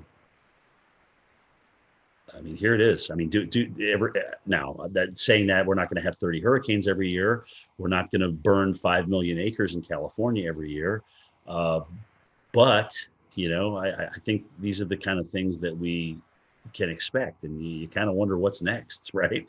I mean, when we come out of this drought that we may get into here, do we flood everywhere? I mean, you wonder if you're just going to flood everywhere to get out of it, because it's always like yin and yang. But it's happening like one right after the other. It's almost like you go from drought to deluge or deluge to drought. It's just crazy. Another thing to tie onto that, as of this taping, December 22nd, the Carolinas, Greensboro, North Carolina, is 1.2 inches, I believe, from being the wettest season on record. So the opposite of the dryness, the drought. And quite frankly, we've not really had a major tropical system that's moved through the area that's dumped 6, 8, 10 inches of rain that we can see from landfalling tropical systems. So think about that. As dry as it is over a huge chunk of the West and now building into the central U.S., the Southeast and Florida has been absolutely soaked. And, the Northeast is probably going to come out of drought before we end 2020. When you count the snow and the rain they're about to have with this next system on Christmas Eve and Christmas Day, I mean, they're probably going to come out of drought. And that was getting to exceptional. You start depleting reservoirs in the Northeast with that population concentration, and that's a really big deal. Okay, they've always kind of come out of it recently, but there's a lot of people up there that depend on reservoirs and water. So you dry it out up there in an extreme level, and it's bad. So they got lucky. But they just literally, once we got into fall, boom, all of a sudden we just started erasing these droughts and starting getting some nice, tropical moisture into some of these systems that came north. So they lucked out, in my opinion. It is actually good to see that there's been some rain and snow up there through the fall. I can tell you firsthand, it was a long, it was also dry summer at State College. Right, and actually it was a beautiful fall too. So they got the best of all worlds. Right. Jim, we're going to transition over, speaking of wildfires, to the West. So again, another crazy year with the 2020 wildfire season. What are your thoughts on the wildfires going along the northwest Pacific coast, like Oregon and Northern California? Yeah, I'm glad you actually asked that question, because a lot of times it's easy to just focus on California because they had so many acres burned, right? But it was Oregon. Was it Oregon, Washington, and Colorado had like their biggest fires in each of their states? Yeah, I think you're right. This year, in addition to what happened in California. So yeah, really, really, really severe season. Really dry, really hot. There was, again, monsoon didn't seem to show up in the Southwest at all. So that was certainly a player in that.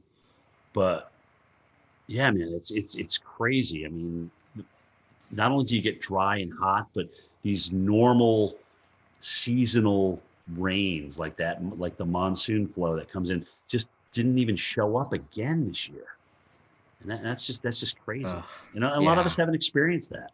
Has it happened before? I don't know. They say that California used to have, really, really long droughts. And you can see that in the tree rings and things like that. But, the fact is a lot of people have moved into the wildland interface, and there's a lot of structures in there, people's livelihoods and things like that. But but here's the deal. Knowing that we know that, we have to build to our natural disaster. We have to do a much better job of building to our natural disaster.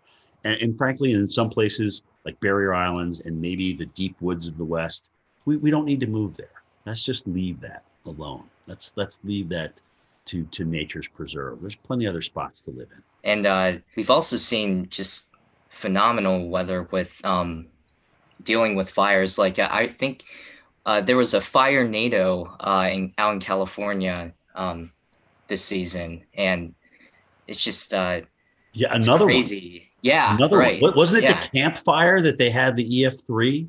Do you remember that? I can't remember which fire it was, but they literally had an EF3 tornado. It's the strongest tornado in California history, and it had what would have rated probably EF2, right? Yeah. With this one, yeah. So the strongest, isn't that amazing? The strongest tornadoes in California history had actually come from fire nados. Wow. Yeah.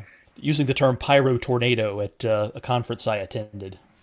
Right. Alex Hoon, one of the incident meteorologists out there, coined that. Are they acknowledging that as the strongest tornado, or are they kind of putting an asterisk by that and just saying? I'm not sure if they're calling that the strongest tornado or whether they're had the asterisk like you said, but it certainly has been recognized as a fire generated tornado. Right. I mean, well, there's video of it. You can see it on the radar signature. I mean, the damage. Right. Signified EF3 damage. I mean, I don't know what else you need, really. I think that was the Loyalton one, right? Is that the Loyalton NATO? Fire NATO? It was the one with the campfire, I'm pretty sure. Yes, the camp one was the big one. That was the big one. Right. That was really wild. I'd say one other thing about the fires was seeing the difference in smoke. When you have your Diablo winds, your Santa Anas in California, the sagebrush, right? You have the white smoke that goes up. But further north you went, it was more peaty. So there, just the fact that fires could burn in these wet environments was a feat of itself. But you could see the different, like the greenish colored smoke and the real dark gray. It was really gnarly on satellite. It was wrapping out over the Pacific Ocean, and boy, that was intense to see. Yeah, you're right. Some of those satellite pictures and the type of pollution that they had in San Francisco for days and days and days. I got a nephew out there. He's just like, you can't even breathe. You don't even want to go outside. It was really bad. Even inside your home, you could smell the smoke. That's how bad it was. So, yeah, man, we need a break. Yeah, that's how I'll remember it. Is just day after day of smoke covering almost the entire western half of the country. Yeah, you remember those pictures? There. Yeah, remember those pictures of San Francisco, like orange? Right. I literally orange. That's all you can see is an orange glow. You didn't really see sunlight. It was just an orange glow. No, exactly. It's felt like you're on another planet. Hey everyone, thank you for watching this episode of the Carolina Weather Group. Stay tuned for part 2 with Jim Cantori coming soon.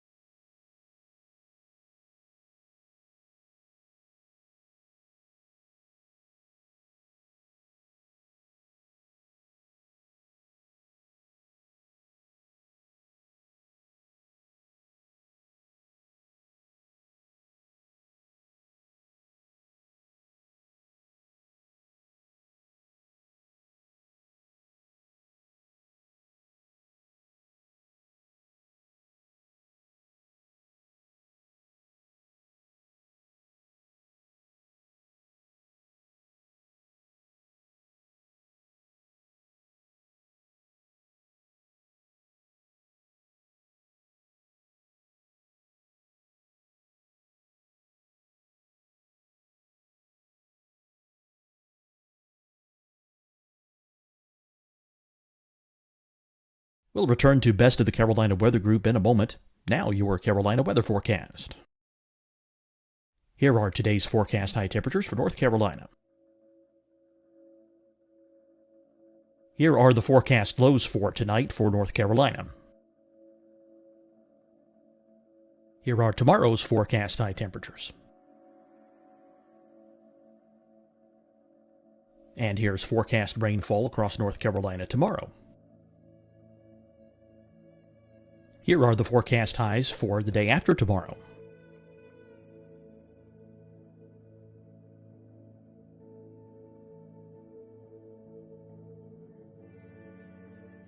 And here's the forecast rainfall across North Carolina for the day after tomorrow. This is the total rainfall forecast across North Carolina for the next 3 days. Here's the severe thunderstorm outlook for today from the Storm Prediction Center.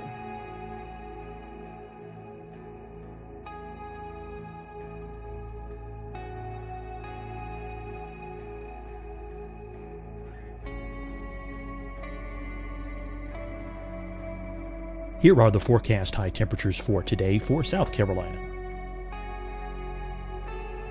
Here are the low temperatures for today for South Carolina. Here's the probability of precipitation forecast across South Carolina today. And here are the rain chances across South Carolina tonight. Here are tomorrow's forecast highs across South Carolina. Here are the forecast low temperatures for tomorrow for South Carolina. And here is the probability of precipitation across South Carolina tomorrow. Here's the precipitation chances across South Carolina tomorrow night. Here are the forecast highs for the day after tomorrow in South Carolina. Here are the forecast low temperatures across South Carolina for the day after tomorrow. And here are the rain chances across South Carolina for the day after tomorrow. And South Carolina's probability of precipitation for that night. Here's the Storm Prediction Center's severe thunderstorm outlook across South Carolina for today through tonight. Here's the Storm Prediction Center's severe thunderstorm outlook across South Carolina for tomorrow and tomorrow night. And here's the Storm Prediction Center's severe thunderstorm outlook across South Carolina for the day after tomorrow through that night. Here's the severe thunderstorm outlook for today from the Storm Prediction Center.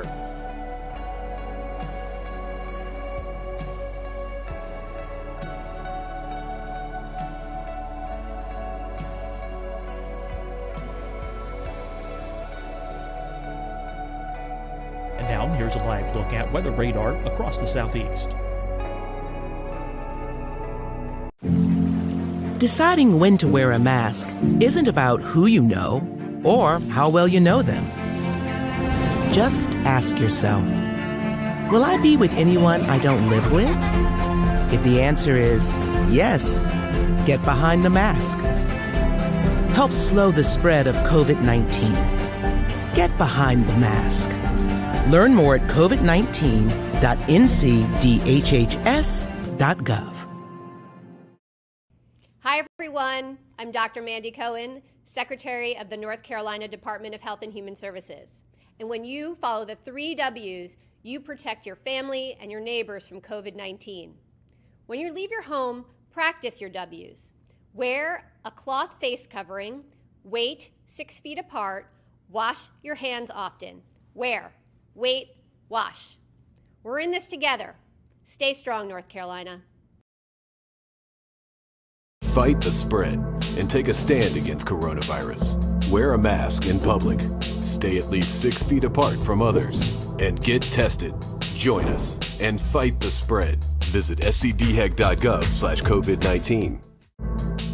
Getting tested for COVID-19 helps you to take the steps needed to protect yourself, your loved ones, and your community. Find the testing location at scdhec.gov/COVID-19 testing.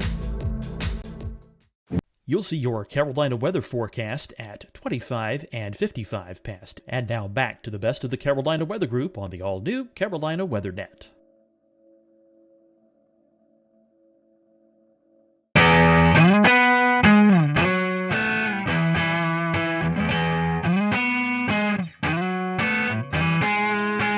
Good evening, everyone. Welcome to the Carolina Weather Group. This is the April 15th, 2020 edition of the Carolina Weather Group Get Together. If you're tuning in tonight to watch the April 16th, 2011 severe weather look back, sorry, we have a new one to talk about. As many of you know, we experienced quite a bit of a severe weather event over the Carolinas on Sunday night into Monday. So tonight, we are going to turn our attention to that. We have a whole host of guests on tonight. We have Rob Fowler on from Charleston, Ed Piotrowski on from Myrtle Beach, Shane Hilton on from New Bern, Brad Panovich on from Charlotte, Tim Buckley in Greensboro, Efren Afonte in Columbia, Kendra Kent in Greenville, South Carolina, and Brendan Goldner, a reporter at WCNC Charlotte. So we really want to say our thank you to them publicly because we put this together at the last minute. So we're very happy for everyone to kind of donate a little bit of time tonight to talk about this. We are live streaming, so if you have any questions or comments, we'd love to hear about you if you had experienced any of this storm throughout the past couple of days. So I'm going to toss it over to Brandon Goldner. Brandon, you've been out in the field reporting kind of the aftermath of the tornadoes. And something we've been talking about here on the Carolina Weather Group is the COVID-19 pandemic. And so we've talked about storm chasing and doing severe weather coverage from home. I know that you ran a little spot about the recovery efforts in COVID-19. I think we're going to dial that up, and then we'll toss it to Brandon and let him kind of give us a few of his remarks from his story. Brian Morris, you want to carry that one side, is an essential worker. Go out that way. Let's take it to the van. He's cleaning up this Gastonia sunroom after a tree slammed into it, one of 5 emergencies his company, Custom US, had to go to. It was kind of unique in that they were all very large trees, and that doesn't happen as much. Well, it also doesn't happen as much cleaning up during a pandemic. Morris and his co-workers have to wear masks when going into people's homes. They also have to ask clients if they've been around anyone who's sick. We've been keeping the pace. Utility crews are also trying to keep the pace and restore power to nearly 39,000 customers. North Carolina Emergency Management Director Mike Sprayberry says the largest outages are in Mecklenburg, Anson, and Richmond counties. For families uprooted from their homes, the Red Cross's Robbie Sofoli says volunteers are helping them virtually, using platforms like FaceTime and Zoom to interview clients. We are an organization that really relies on interpersonal connections with our clients and really trying to provide compassion and care. And it's a little difficult to do that right now, but we're adapting and using some of those different digital platforms. Family and friends helped Robbie Clark's parents clean up a tree that crashed through their Kannapolis home, all while following social distancing rules. I'm just hoping that everything gets sorted out pretty quick. All right, so that was a report from Brendan Goldner. Brendan, I'm going to bring you in. This is something we've been talking about, COVID-19 and how it's affected the weather enterprise. As you was out reporting, talking to the folks, what was it like kind of in this new time that we're all experiencing? You know, it reminds you, we're all talking all the time about reporting during the coronavirus, and yet, Mother Nature, the weather, doesn't care about pandemic. It's going to do its thing. And so, obviously there's the challenges with us as a crew. It was me and photojournalist Kevin Wardlaw. We have the 6-foot stick with the microphone at the end that we have to use to interview everyone. And we have to keep that social distance. But what was really fascinating was talking to some of the disaster recovery crew members, Duke Energy, the Red Cross, how a lot of them have had to change up a lot of what they're doing when it comes to cleaning up during the coronavirus. Duke Energy, they've been trying to do the social distancing, keeping the 6 feet distance, but when they're trying to repair power poles, a lot of times they have to be in close proximity. It's the same way with these disaster recovery people that was in the beginning of the story. They're wearing the masks. They have to ask everyone before they go into a house whether they were interacting with anyone with coronavirus. And it's the combination of all of the weather damage with having to deal with the coronavirus. So it's been really a double whammy for a lot of people. And so, after disasters, we've seen it with the Nashville tornado, Jonesboro, Arkansas tornado a couple weeks ago. The community really comes together. How do you think that, how is the community interacting with their neighbor neighbor helping neighbor. Did you see any of that, even though we're in the midst of It's this? actually a good point. We didn't see nearly as many people outside as normally, especially there was Monday, we were at, there was a fire at a house caused by a tree that snapped power lines and then it went into a house, caused a fire. Thankfully, no injuries, but normally you'd see a lot of people out and about milling around asking for help, but really there weren't a lot of people out. A lot of people were just standing on their porches. A couple people wandering up, but keeping that 6-foot distance. But it's a good point. We really didn't see those huge crowds of people like we normally do, and probably likely due to COVID-19. Brendan, we appreciate that. We appreciate you joining us tonight, giving us that perspective. Hang around if you want to.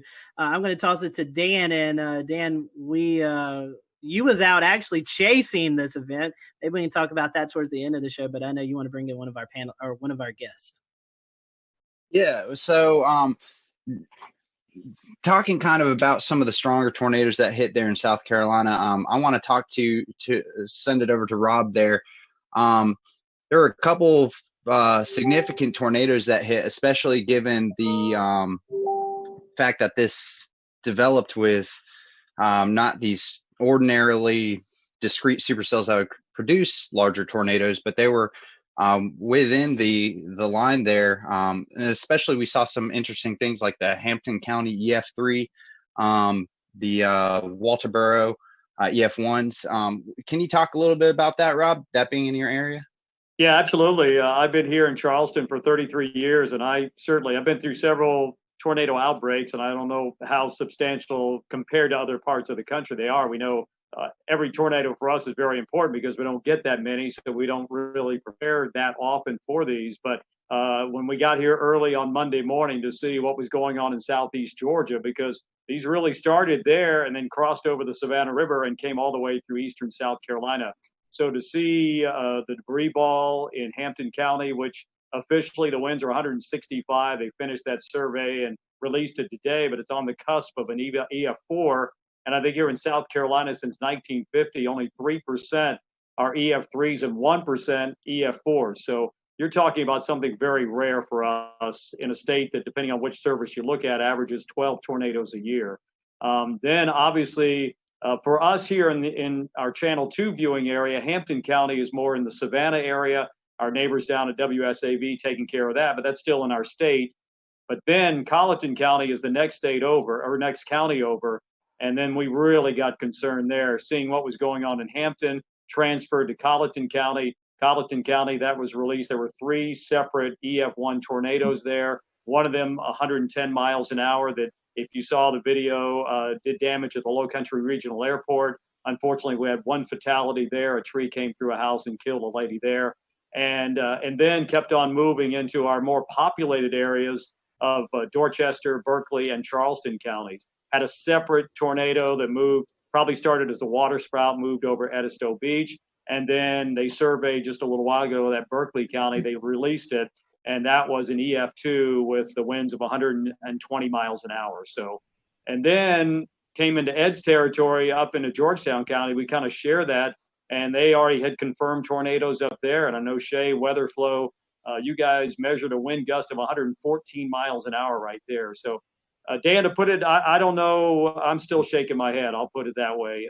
It was just something I've never seen before. And I've been through, a lot of the hurricanes that produce tornadoes like Francis, but this was unbelievable. In Irma, we had 4 tornadoes in the Charleston area, but I think we're all still shaking our heads.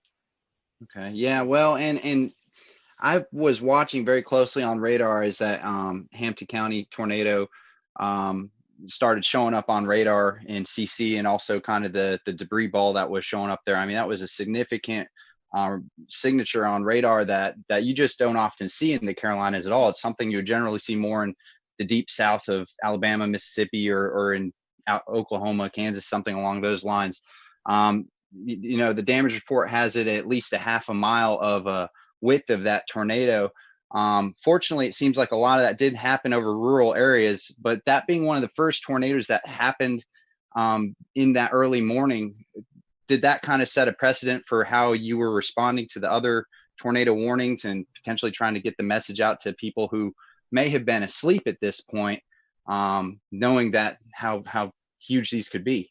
Absolutely, Dan. I think here personally, myself, Josh Marthers, our morning meteorologist, he was on the air on News 2. I was manning Facebook Live for a long period of time. We know that's become a major way to get information out and get information in. But I think we were looking at that couplet, which was, we just don't get to see that on Velocity products very often here, and to see that continue to hold together all the way across the state. Absolutely. We were able to give warnings upstream.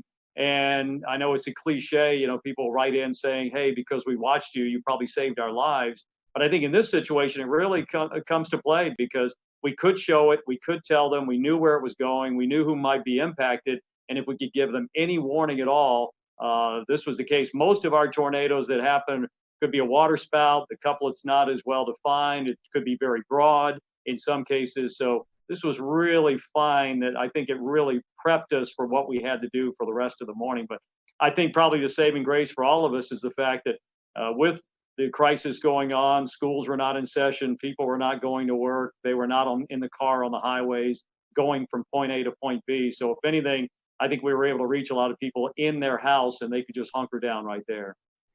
And Rob, also, I wanted to ask, how was your response with your audience this early in the morning? This is really early, right? So a lot of folks just waking up, there's no commute, but we did get a couple of days of warning out for this event to start happening, right? So we kind of got the word out, but how do you feel folks responded to your? I think the preparation was great. I loved Marshall Shepard's tweet going into this. He said, I don't want to hear anything about this came out of nowhere, or where did this come from? Because I think the warnings were there. SBC did a fantastic job, and we tried to disseminate that information here to our viewers, that, we couldn't tell them exactly what was going to happen that Monday morning, but we knew that as time crunched a little bit, we felt more confident that something was going to happen and could potentially be a pretty significant outbreak. So I think our viewers were well prepared, and I haven't heard a single comment like, where did that come from? And I never knew that was coming. So I think they were listening, and hopefully we were getting the information to them as quickly and as succinctly as we possibly could. Efren, I'd love to hear your perspective on the Midlands, because unfortunately you guys saw the highest number of EF3s as well as an EF2 that passed real close to Orangeburg and even over I-26. How has the community responded to all of these tornadoes, and what kind of steps are y'all taking to recover? Well, the cleanup process right now has been incredible. There's been a lot of community help in this, and even with the coronavirus, in which a lot of people are taking heed to that warning, there was a very large presence of people helping out. Now, the EF3 tornadoes that came through part of the CSRA, the Low Country, into eventually our Southern Midlands community, those areas are very rural. And the fortunate thing was that we were already on the air at 4:30 in the morning. And there were a lot of storms that were crossing over the Savannah River into the upstate, but there was already a knowledge of all of our viewers, since we've been talking about it in earnest since Friday, that we're looking at the possibility of strong thunderstorms. That was the message on Friday. The message on Friday was like, there's very likely going to be a severe weather outbreak of some sort in the lower Mississippi River Valley. That message usually is taken with a grain of salt, because it's not us. It's not even near us. And as we got into Saturday, our morning meteorologist, Danielle Miller, started emphasizing that we're looking at the possibility of strong to severe storms in South Carolina. Half of the models from Storm Prediction Center and their risk included the northwest half of South Carolina, and then on Tuesday, the eastern half.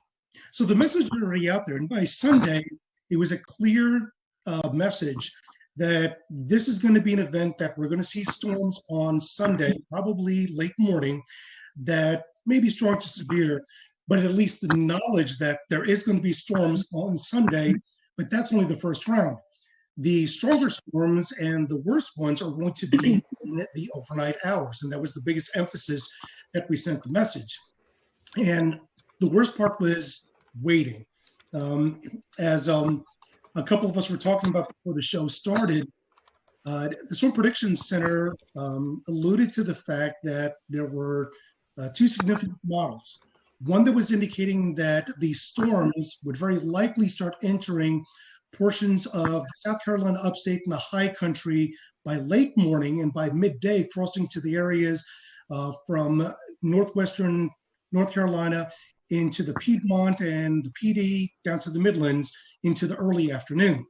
That would have been the worst case scenario. The evolution of the storms were far greater and the magnitude of the damage would have been far greater. The other model was ones that verified, showed that it came in a lot earlier. The problem is that when you have storms that are that early in the morning, and the first tornado warning actually came out, I believe it was 6:30. That was the tornado warning that was in Richmond and Columbia County in Georgia. And then once it crossed over to South Carolina, it was still warned. At that point, we're already talking about it in earnest, that these storms are tornadic. One is already confirmed, and this has got a direction that will be impacting part of our Southwest Midland communities. And at that point, things just exploded. The one interesting thing that we did watch very carefully and with great concern was when the tornado was confirmed crossing out of Richmond County, crossing into Richmond County, Georgia, into Aiken County, South Carolina. Within 3 or 4 scans for about 12 minutes, we noticed that the inflow was pushing at about probably 95 to 100 miles an hour, but there was no debris ball. Once it got right along the county line of Barnwell and Aiken County, there was no doubt a debris ball. Within a span of 5 to 7 minutes, 2 scans later, we now see 2 debris balls. And I mentioned on chat, I was like, guys, do we have twins? And they said, we definitely have a TDS on both storms. So now we got a bigger issue. We now have 2 tornadoes that are heading almost in the same direction, at least parallel. And the message is already out. You have to take your tornado precautions. The craziest part about this is that, and I'm sure a lot of the meteorologists here will say, Rob alluded to it, this is something that does not happen in the Carolinas. We're well known for the Carolinas to have the type of tornadic event that's low cape, high shear, versus when you go out into the central and southern plains is the exact opposite. And we've had our fair share of tornadoes that have been low cape, high shear, but nothing to this magnitude. I'm really hoping that the viewers were prepared. Unfortunately, we had 2 deaths out of the EF3 tornado that went through Western Orangeburg County in the community of Livingston, and as well as 7 injuries. But this happened at least later in the morning. If this happened 2 or 3 hours earlier, the result could have been significantly different. Efren, you were talking about the twins. There's some speculation on Twitter, and after looking at the radar scans, it could have kind of been like a Fujiwara effect, like they were kind of dancing around each other. Any comment on that? That's a good possibility. Keep in mind that the only data that we can go off, since we can't really go off of any visual satellite, is off of the radar, but that is the possibility. However, both of the debris balls were running parallel to each other, probably about 7 to 8 kilometers apart, but they were going unidirectionally. Usually when you see a Fujiwara effect, you'd see the debris balls that are actually dancing around each other. They really weren't dancing around. They were running parallel. So at the very least, we know that this was 2 confirmed separate tornadoes. Was the debris ball and eventually the second one from the original tornado that came out of Aiken? Because the deadly tornado actually originated in northern Bamberg County, northern Barnwell County, and then eventually moved into southwest Orangeburg County. But just as the initial tornado dissipated, the other one continued going. So I don't believe, in my best experiences, that that was the Fujiwara effect. It could have been, but I didn't see enough motion between the 2 TDSs to facilitate that idea. Yeah, definitely a busy morning for you guys. I want to bring in Kendra Kent. This is kind of where as the storm system moved in, it kind of hit her area first. Kendra, first of all, we hope we can see you or hear you. Sorry, Scotty.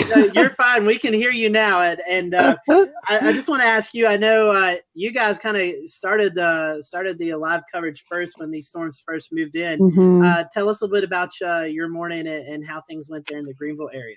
Well, I feel like I learned a lot from this particular outbreak. And can everybody hear me okay? Mm-hmm. Yes. Okay, good. Sorry you can't see me. I hooked up to a computer that doesn't have a camera, apparently. Anyway, no, we started the coverage a little after midnight. We had a rogue warning. It was essentially a shower that just started rotating. You could tell how much dynamically was going on in the atmosphere. I mean, it was just things were beginning to blow up. So I think I knew from about 12:30 in the morning that we were going to have a very, very long night. We ended up with an EF3 tornado. And as we were talking about earlier, that's incredibly rare in South Carolina, especially in the upstate. I feel like we get wedged in so much with cool air. It's so rare we can have all of this come together to produce such an event. And this was the biggest in the upstate, the strongest since 1994. It hit Seneca. We were on air with the storm as it moved into Stevens County, Georgia. And I had a unique experience with it because my parents live in Seneca. And that was probably the first time I had to cover a storm while I was slightly emotionally distraught. And I had Isaac Williams, who's also on here. You just can't, he's also without a video. But he was pointing out the TDS. And as soon as I saw that, I got that panicked feeling. I started breathing a little heavy. I thought, oh my gosh, how am I going to get through this? But we did. And luckily my parents were fine. But I'm sure many of you have been through that because we've all, many of us have lived in these areas for a long time and you get personally impacted by these storms. But what I learned the most is not to underestimate the timing of something. I feel like I didn't write this event off, but I wasn't necessarily expecting anything like this given the time it was coming in. 3 to 6 a.m. I mean, who expects an EF3 tornado to rip through the heart of your area at 3:30 in the morning? And mostly we get these QLCS lines that produce these brief EF0, EF1 tornadoes. That's what we're used to. And seeing something like that and tracking something like that was a true first for me. And, it was just a million different emotions all at once. That's for sure. Kendra, since you said Isaac's there, I'll pose this to both of you guys, both of y'all. You had this coming through the rogue cell, and then like the heart of this event was when people were actually asleep, 12, 1, 2 o'clock in the morning. Talk about how you guys were able to message before the event. And, with this being this late, talk about your schedule too, because I know I was watching the coverage in Chattanooga and hearing of the major damage that happened there. And I'm like, man, I've got to get a little bit of sleep before this comes into our area. So kind of talk about that, because I know a lot of us were watching beforehand to just see what was coming our way. Let's see. Is Isaac's mic up? I think it's muted, but we can. Okay, it's unmuted. It's unmuted. He's good now. Okay. You go ahead, Isaac. Okay. Thanks for having me briefly. I'm one of the morning people, so I'm like almost up past my bedtime here. But just to kind of with the messaging and any rest. Unfortunately for me, I have plenty of interest in Mississippi and Alabama. That's where I'm from, and for whatever reason, a lot of people still ask me, about the weather there, and they depend on me, and that's great. So I didn't actually sleep going into this event. So that's not uncommon for me because I am a severe weather nut. But that being the case, in terms of messaging, we started talking about it, I think, on Wednesday.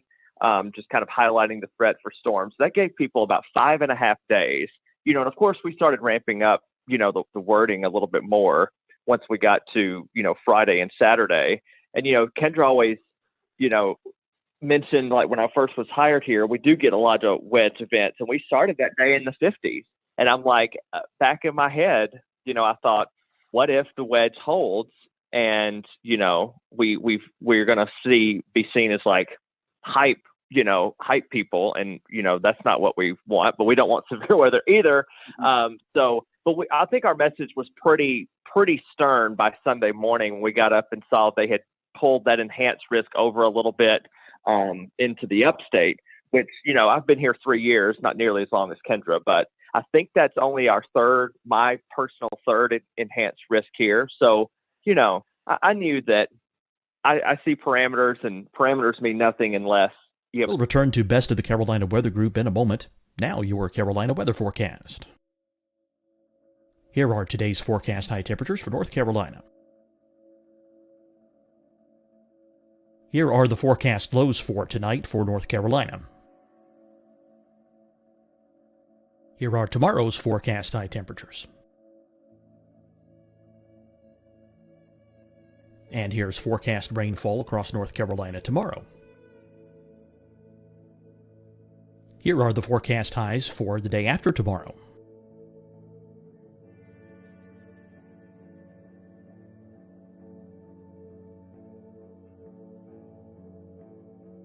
And here's the forecast rainfall across North Carolina for the day after tomorrow. This is the total rainfall forecast across North Carolina for the next 3 days. Here's the severe thunderstorm outlook for today from the Storm Prediction Center.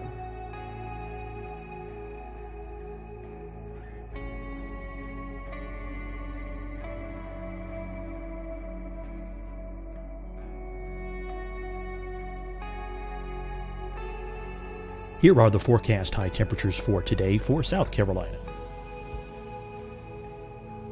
Here are the low temperatures for today for South Carolina. Here's the probability of precipitation forecast across South Carolina today. And here are the rain chances across South Carolina tonight. Here are tomorrow's forecast highs across South Carolina. Here are the forecast low temperatures for tomorrow for South Carolina. And here is the probability of precipitation across South Carolina tomorrow. Here's the precipitation chances across South Carolina tomorrow night. Here are the forecast highs for the day after tomorrow in South Carolina. Here are the forecast low temperatures across South Carolina for the day after tomorrow. And here are the rain chances across South Carolina for the day after tomorrow. And South Carolina's probability of precipitation for that night. Here's the Storm Prediction Center's severe thunderstorm outlook across South Carolina for today through tonight. Here's the Storm Prediction Center's severe thunderstorm outlook across South Carolina for tomorrow and tomorrow night. And here's the Storm Prediction Center's severe thunderstorm outlook across South Carolina for the day after tomorrow through that night. Here's the severe thunderstorm outlook for today from the Storm Prediction Center.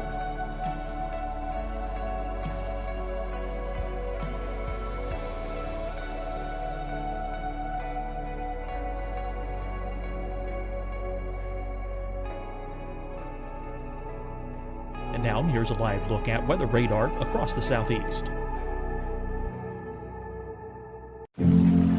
Deciding when to wear a mask isn't about who you know or how well you know them. Just ask yourself, will I be with anyone I don't live with? If the answer is yes, get behind the mask. Help slow the spread of COVID-19. Get behind the mask. Learn more at covid19.ncdhhs.gov. Hi, everyone. I'm Dr. Mandy Cohen, Secretary of the North Carolina Department of Health and Human Services.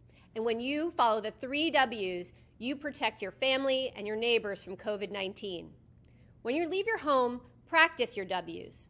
Wear a cloth face covering, wait 6 feet apart, wash your hands often. Wear, wait, wash. We're in this together. Stay strong, North Carolina. Fight the spread and take a stand against coronavirus. Wear a mask in public. Stay at least 6 feet apart from others. And get tested. Join us and fight the spread. Visit scdhec.gov/COVID-19. Getting tested for COVID-19 helps you to take the steps needed to protect yourself, your loved ones, and your community. Find the testing location at scdhec.gov/COVID-19 testing.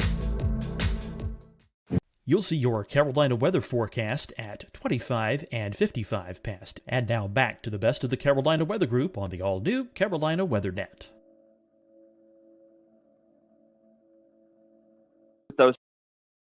parameters that we had the potential to have something, fairly unusual happen. But I wouldn't have had I don't work weekends, so I don't even know if I would have said something about a strong tornado even the night before, just because it's just so rare to get them here.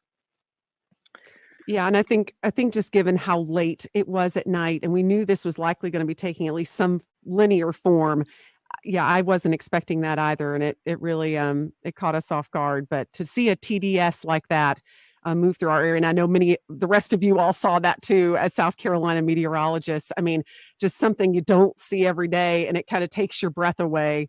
They're used to that in Alabama and Mississippi. We just don't get that stuff here. Yeah, and then right after that, right after the Seneca one had briefly lifted right over Clemson, we had the EF2, what ended up being an EF2, another TDS outside of Slater, which that's, almost in the 3,000 feet elevation, in the extreme northern part of Greenville County. So that debunks the whole tornadoes can't happen in the mountains thing, Definitely. So we were watching that, Evan and I, because Evan doesn't live too far from the line there.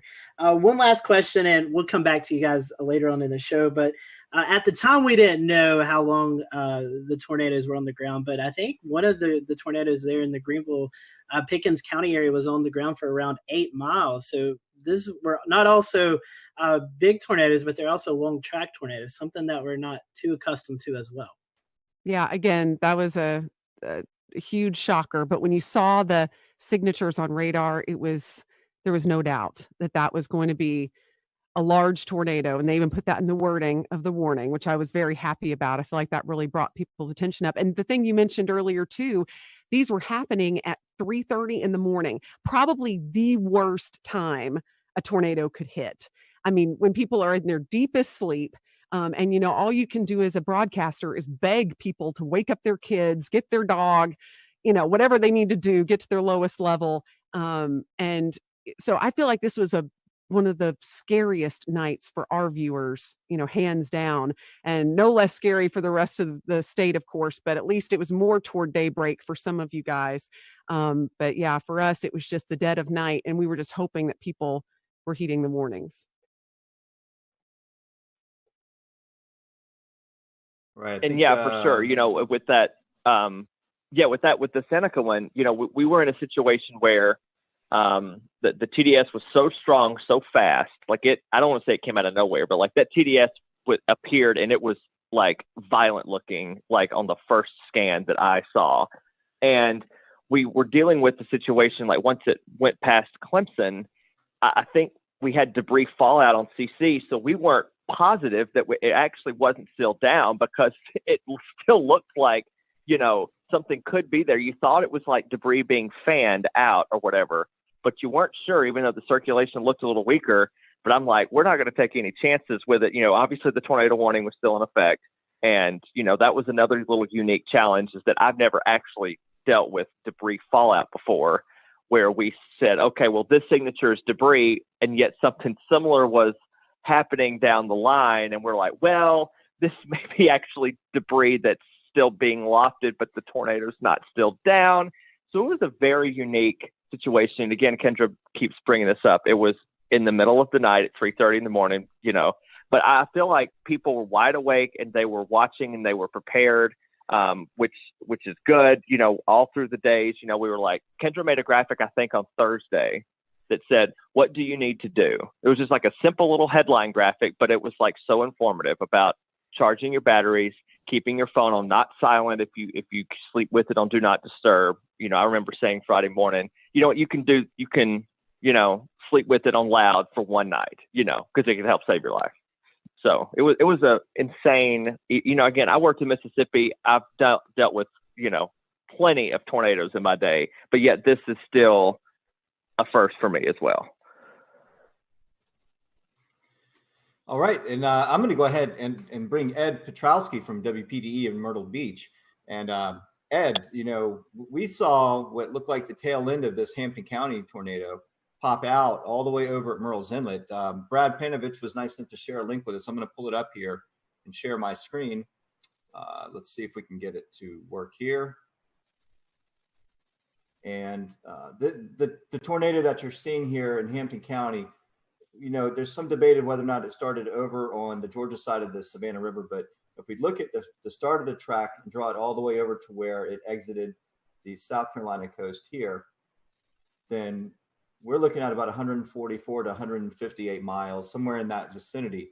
And so, you know, we know this continued on maybe up even into the Oak Island area of North Carolina, but it's just impressive to see the length and track of that storm. It did pop out in Myrtle Beach, where one of our weather sensors for weather flow got a reading of 114 miles an hour. We had a pressure drop of 7 millibars within a 1 minute time span.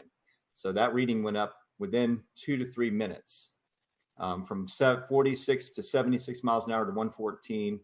And so talk about that area and how it affected your viewing portion of that area of Myrtle Beach. But for us, you know, considering what happened across the rest of South Carolina, we were relatively unscathed. We had no injuries and no deaths. There was never really any really tight circulation anywhere in our viewing area. We were, of course, watching the ones that were over Orangeburg County and also down near Hampton County in the morning while we were on the air with our regular morning show at 5 o'clock in the morning. And those were the two big storms, the two supercells that we were watching very carefully, knowing that they were heading generally in our direction. The one in Orangeburg County faded away before it ever got to our viewing area. But the one in Hampton County that eventually went over Monk's Corner, eventually got into Georgetown County, and they warned for that one where there was EF1 damage done in Sandpit and Graves. And then you hit a really populated area on the south end of the Grand Strand where Litchfield Beach is located and Pawleys Island as well. And they both took a hit by an EF0, EF1 tornado. There was substantial damage done to trees and even some homes in Litchfield Beach and also in Willbrook. In fact, one of the things about a lot of people being home is a lot of people took video. So we were able to get pretty good video of at least damage and high wind knocking over trees, but not necessarily a tornado touching down. And then, of course, it went out over the ocean, became a water spout, and that's when it rolled over the Murrells Inlet jetties with the recording of 114 mile per hour winds. And, you know, I look back in that and I think, my goodness, if that was just a couple of miles west of there, we would have had substantial damage on the south end of the Grand Strand. And if it had paralleled the Grand Strand coast, it could have buzzsawed the entire Grand Strand, nearly 60 miles with extensive damage. So we were very fortunate that it actually went out over the ocean. And that was really the only set of tornadoes from that particular supercell that we had in our viewing area. Although I will say in Marlborough County, which is just to the east of Chesterfield County, in the northern part of the state, we had a massive microburst of 110 mile per hour winds that did substantial damage in Wallace. And of course, everybody, when they get that kind of wind, thinks it was a tornado. But in reality, it was a microburst. Although on radar, it did have some rotation. It wasn't very tight there either. But Steve Papp, who works with the National Weather Service in Wilmington, those guys do a phenomenal job.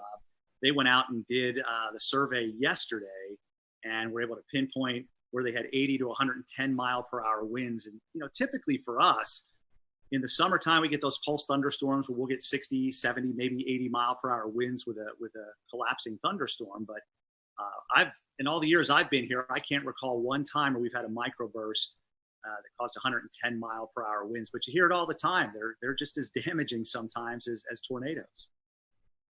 Wow, that's pretty impressive. Yeah, just looking at that, the one at Litchfield, they classified as an EF2. Do you think the Waccamaw River Basin had something to do with reforming of that, or do you think the mechanical features, right, when it came to land, maybe help with strengthening or re-intensifying that system?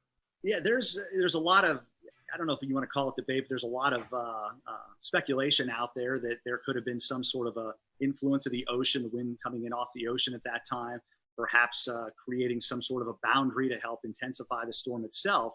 But yeah, it was an EF0 over Litchfield Beach, and then it blew up to an EF2 when it went over the Murrells and the jetty. So it got pretty strong fairly quickly. And again, we were lucky that that was over the ocean. Literally, the jetties are only a couple of 100 yards away from very populated areas of Garden City. And we had two different people that have homes there who have their home weather units, and they both registered 71 and 72 mile per hour winds respectively. So literally within a couple of 100 yards of where your unit is, we had those measurements. So you can see how tight the wind gradient was between Garden City and the actual jetties themselves. Hey, Ed, there was something, you always try to find something that will make you laugh in these sad times. And unfortunately, we had some sad times in the Carolinas, but there was a tweet going around of you doing your broadcast. I don't know. I've asked James about it, if we can play it. But, Here it comes. all right, I'm going to let it play, and then I want you to talk about it. Okay. Rain is located, and we'll zoom that out just a bit. And whoa! That was a close lightning strike. I don't know if you heard that at home, but I feel like I need to change a short. All right, I'm pulling the audio back down, but Scotty and Ed, the viewers at home heard it, even though we didn't hear it in our headsets. Ed, what's going through your head there? Well, we were in a sense just about ready to wind down. We were getting through this thing for the most part relatively unscathed. Our last severe thunderstorm warning was still in effect, but the storm was moving out of Horry County. And then there must have been a lightning strike within a couple of 100 yards to the station, because it was this loud explosion that you knew what it was, but you're a human being. It freaked me out. And as you saw, I kind of ducked thinking something was going on, and then just used one of my classic lines, I need to change of shorts. Just one of those things. And that kind of went around the viewers. A lot of them had recorded it and were sending it to me, letting me know that they thought it was kind of funny. And it's something that, that they needed after a morning like that, being so stressed, and of course being stressed with COVID-19. It was a little light moment toward the end of the severe weather when we knew we didn't have any injuries, which was a good thing. And of course, nobody was killed either. Always good to have a funny moment there. So I want to bring it up to Shane. Shane lives just north of the Myrtle Beach, Wilmington area. Shane, you guys kind of got in on the tail end as well, as the sun was already up. Talk to us about the New Bern, Greenville, North Carolina area, and what you guys experienced. Yeah, we were kind of late to the party, I guess, compared to everyone else in regards to receiving the storms. But very much like Ed's situation, very thankful and blessed, really, to not have any injuries or fatalities with any of our systems. We did end up having 6 confirmed tornadoes. And thankfully for us, the strongest was the EF1 that we had in the Hawes Run area.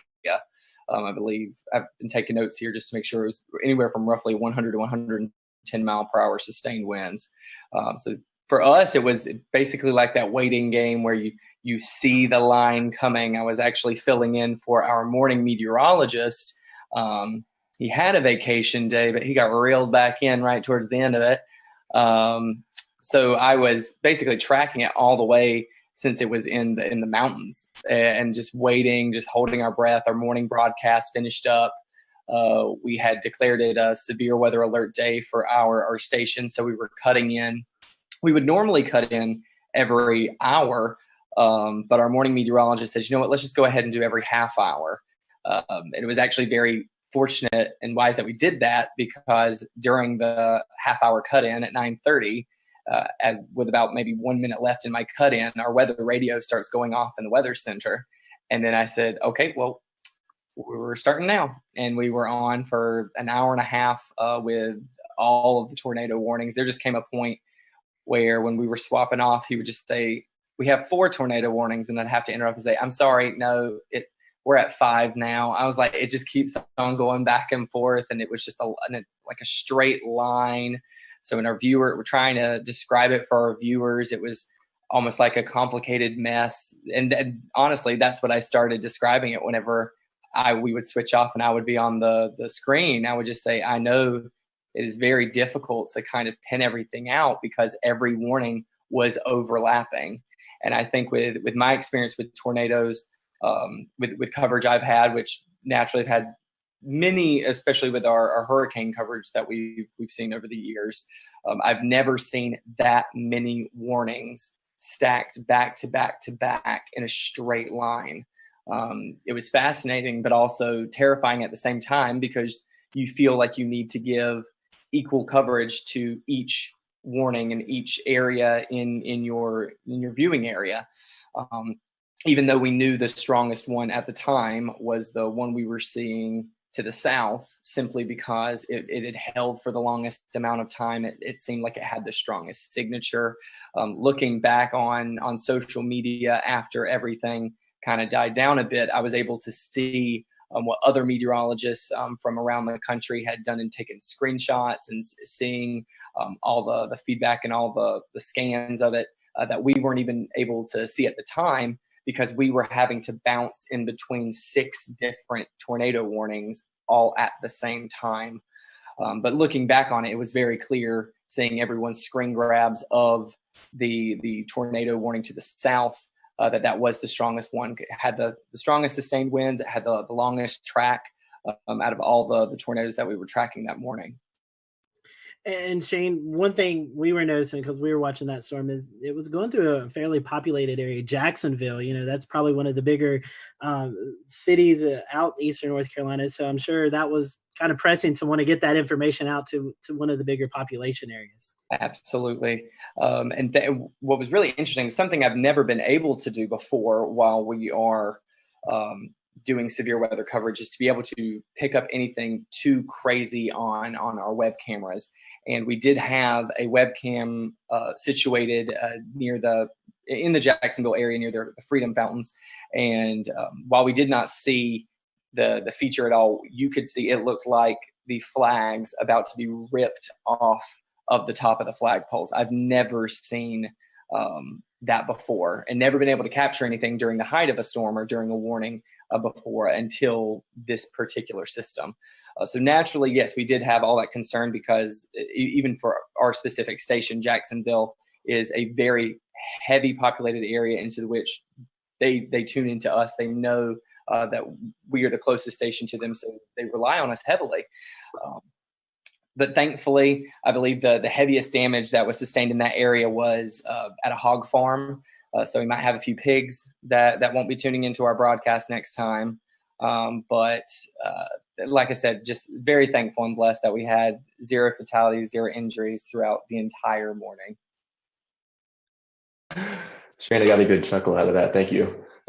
Tim, we still have 2 areas to cover, Charlotte and Greensboro. So Tim, I want to start off with you. I know you're just dying to talk. We've had you waiting for 40 some odd minutes now, but you guys did have 1 tornado in Alamance County.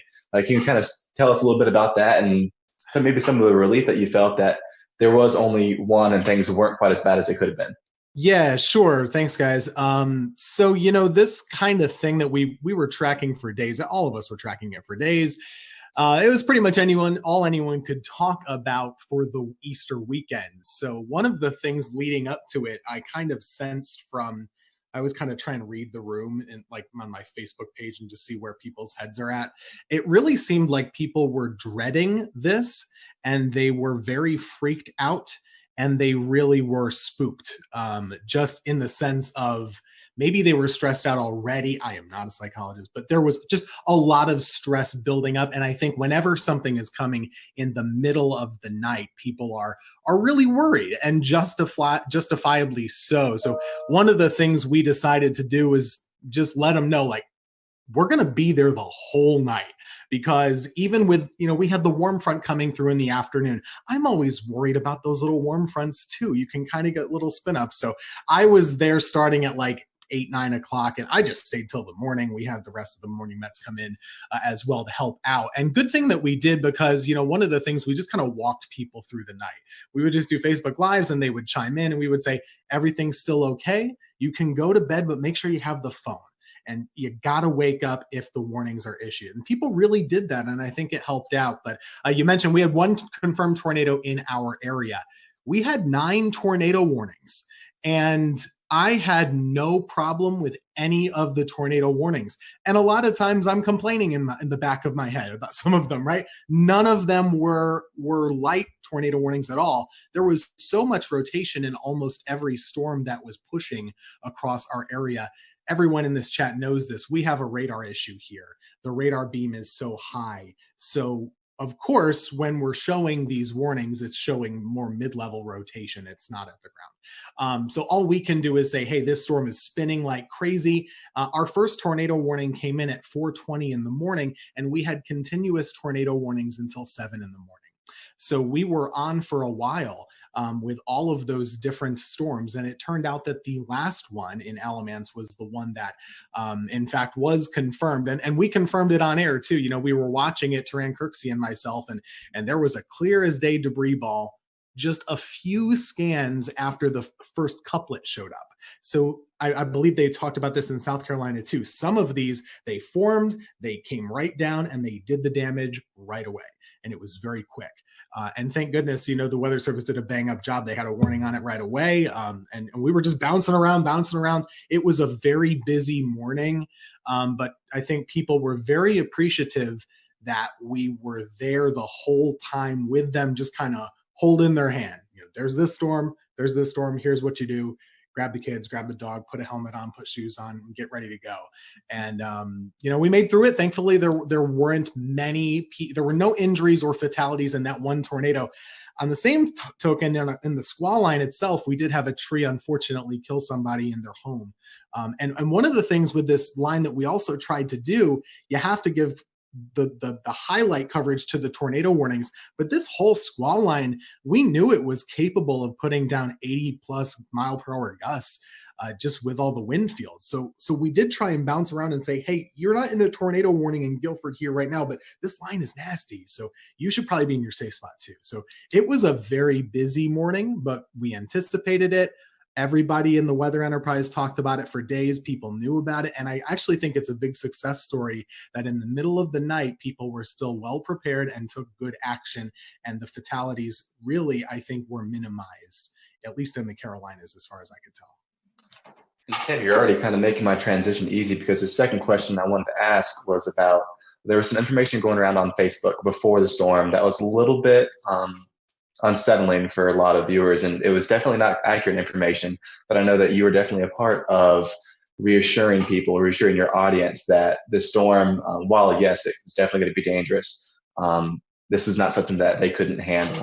Talk about the importance of the trust that your viewers have in you, and how you're the source where they get all of their information from. Social media is a blessing and it's a curse, right? Like it gives good information and it gives bad. There was some post floating around out there that was advertising potential for EF5 tornadoes in North Carolina, even though we've not had one before on record. But people were freaked out initially. We of course saw the damage in Mississippi and Alabama. That can freak people out here when they know it's coming our way. So, one of the things I tried to do in the days up leading to the event is, everyone's freaked out right now just in life. I don't get freaked out by weather. I'd get freaked out a little bit about this pandemic, if I'm being honest. So one of the things I told them was just saying, hey, we're living in crazy times. We don't know exactly what's going to happen with daily life with this virus and stuff, but we know how to handle severe weather. We have the technology. We do this every year. We got this. It could be bad, but we know what to do. And if it is bad, we're going to let you know about it. We're not going to go crazy. We're just going to let you know where the storm is, where it's going, what you should do, and what to do next time, because there's always a next time with weather. This is not abnormal, really. We had a lot of tornadoes, but 1 year ago, basically in April, North Carolina had 12 tornadoes also. So this is not really that different. We do know what to do. And I think that was reassuring to folks, just to let them know, hey, okay, well, they're used to this. They're going to keep us covered. And that's really the whole reason why we're here. We're not here for the sunny days like today. I could not show up and it would be fine. But Monday, we're pretty important to keep folks calm and hopefully encourage them to make the right choices. And I think a lot of people did. Absolutely. Yeah, Scotty. And so, Tim, talking about radar coverage, that brings me to Mr. Brad Panovich. And Brad, unfortunately, we had a tornado kind of go under the radar, like that little pun there, in the Charlotte area. So we had one in Anson County, but you've been on the show several times talking about our radar gaps, and this one kind of bit us in the behind because we didn't catch this one.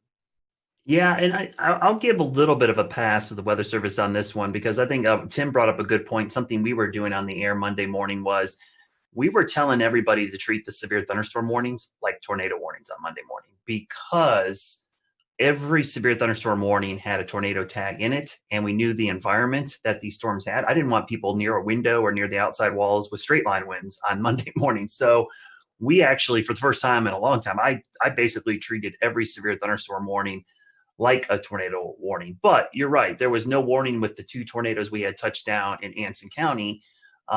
Even though in hindsight, looking back even at the Raleigh radar, there were signs of rotation. But I mean, we were all looking at radar Monday. I could have issued 100 different tornado warnings on some of these. It was just, you knew that. We'll return to Best of the Carolina Weather Group in a moment. Now your Carolina weather forecast. Here are today's forecast high temperatures for North Carolina. Here are the forecast lows for tonight for North Carolina. Here are tomorrow's forecast high temperatures. And here's forecast rainfall across North Carolina tomorrow. Here are the forecast highs for the day after tomorrow.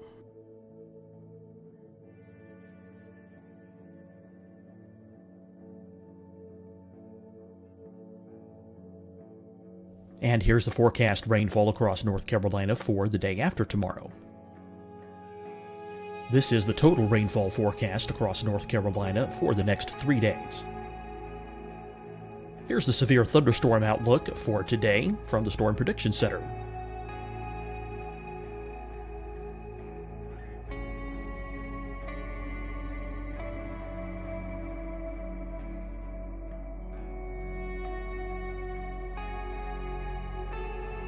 Here are the forecast high temperatures for today for South Carolina. Here are the low temperatures for today for South Carolina. Here's the probability of precipitation forecast across South Carolina today. And here are the rain chances across South Carolina tonight. Here are tomorrow's forecast highs across South Carolina.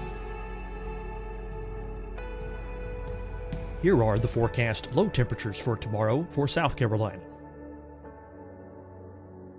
And here is the probability of precipitation across South Carolina tomorrow. Here's the precipitation chances across South Carolina tomorrow night. Here are the forecast highs for the day after tomorrow in South Carolina. Here are the forecast low temperatures across South Carolina for the day after tomorrow. And here are the rain chances across South Carolina for the day after tomorrow. And South Carolina's probability of precipitation for that night. Here's the Storm Prediction Center's severe thunderstorm outlook across South Carolina for today through tonight. Here's the Storm Prediction Center's severe thunderstorm outlook across South Carolina for tomorrow and tomorrow night.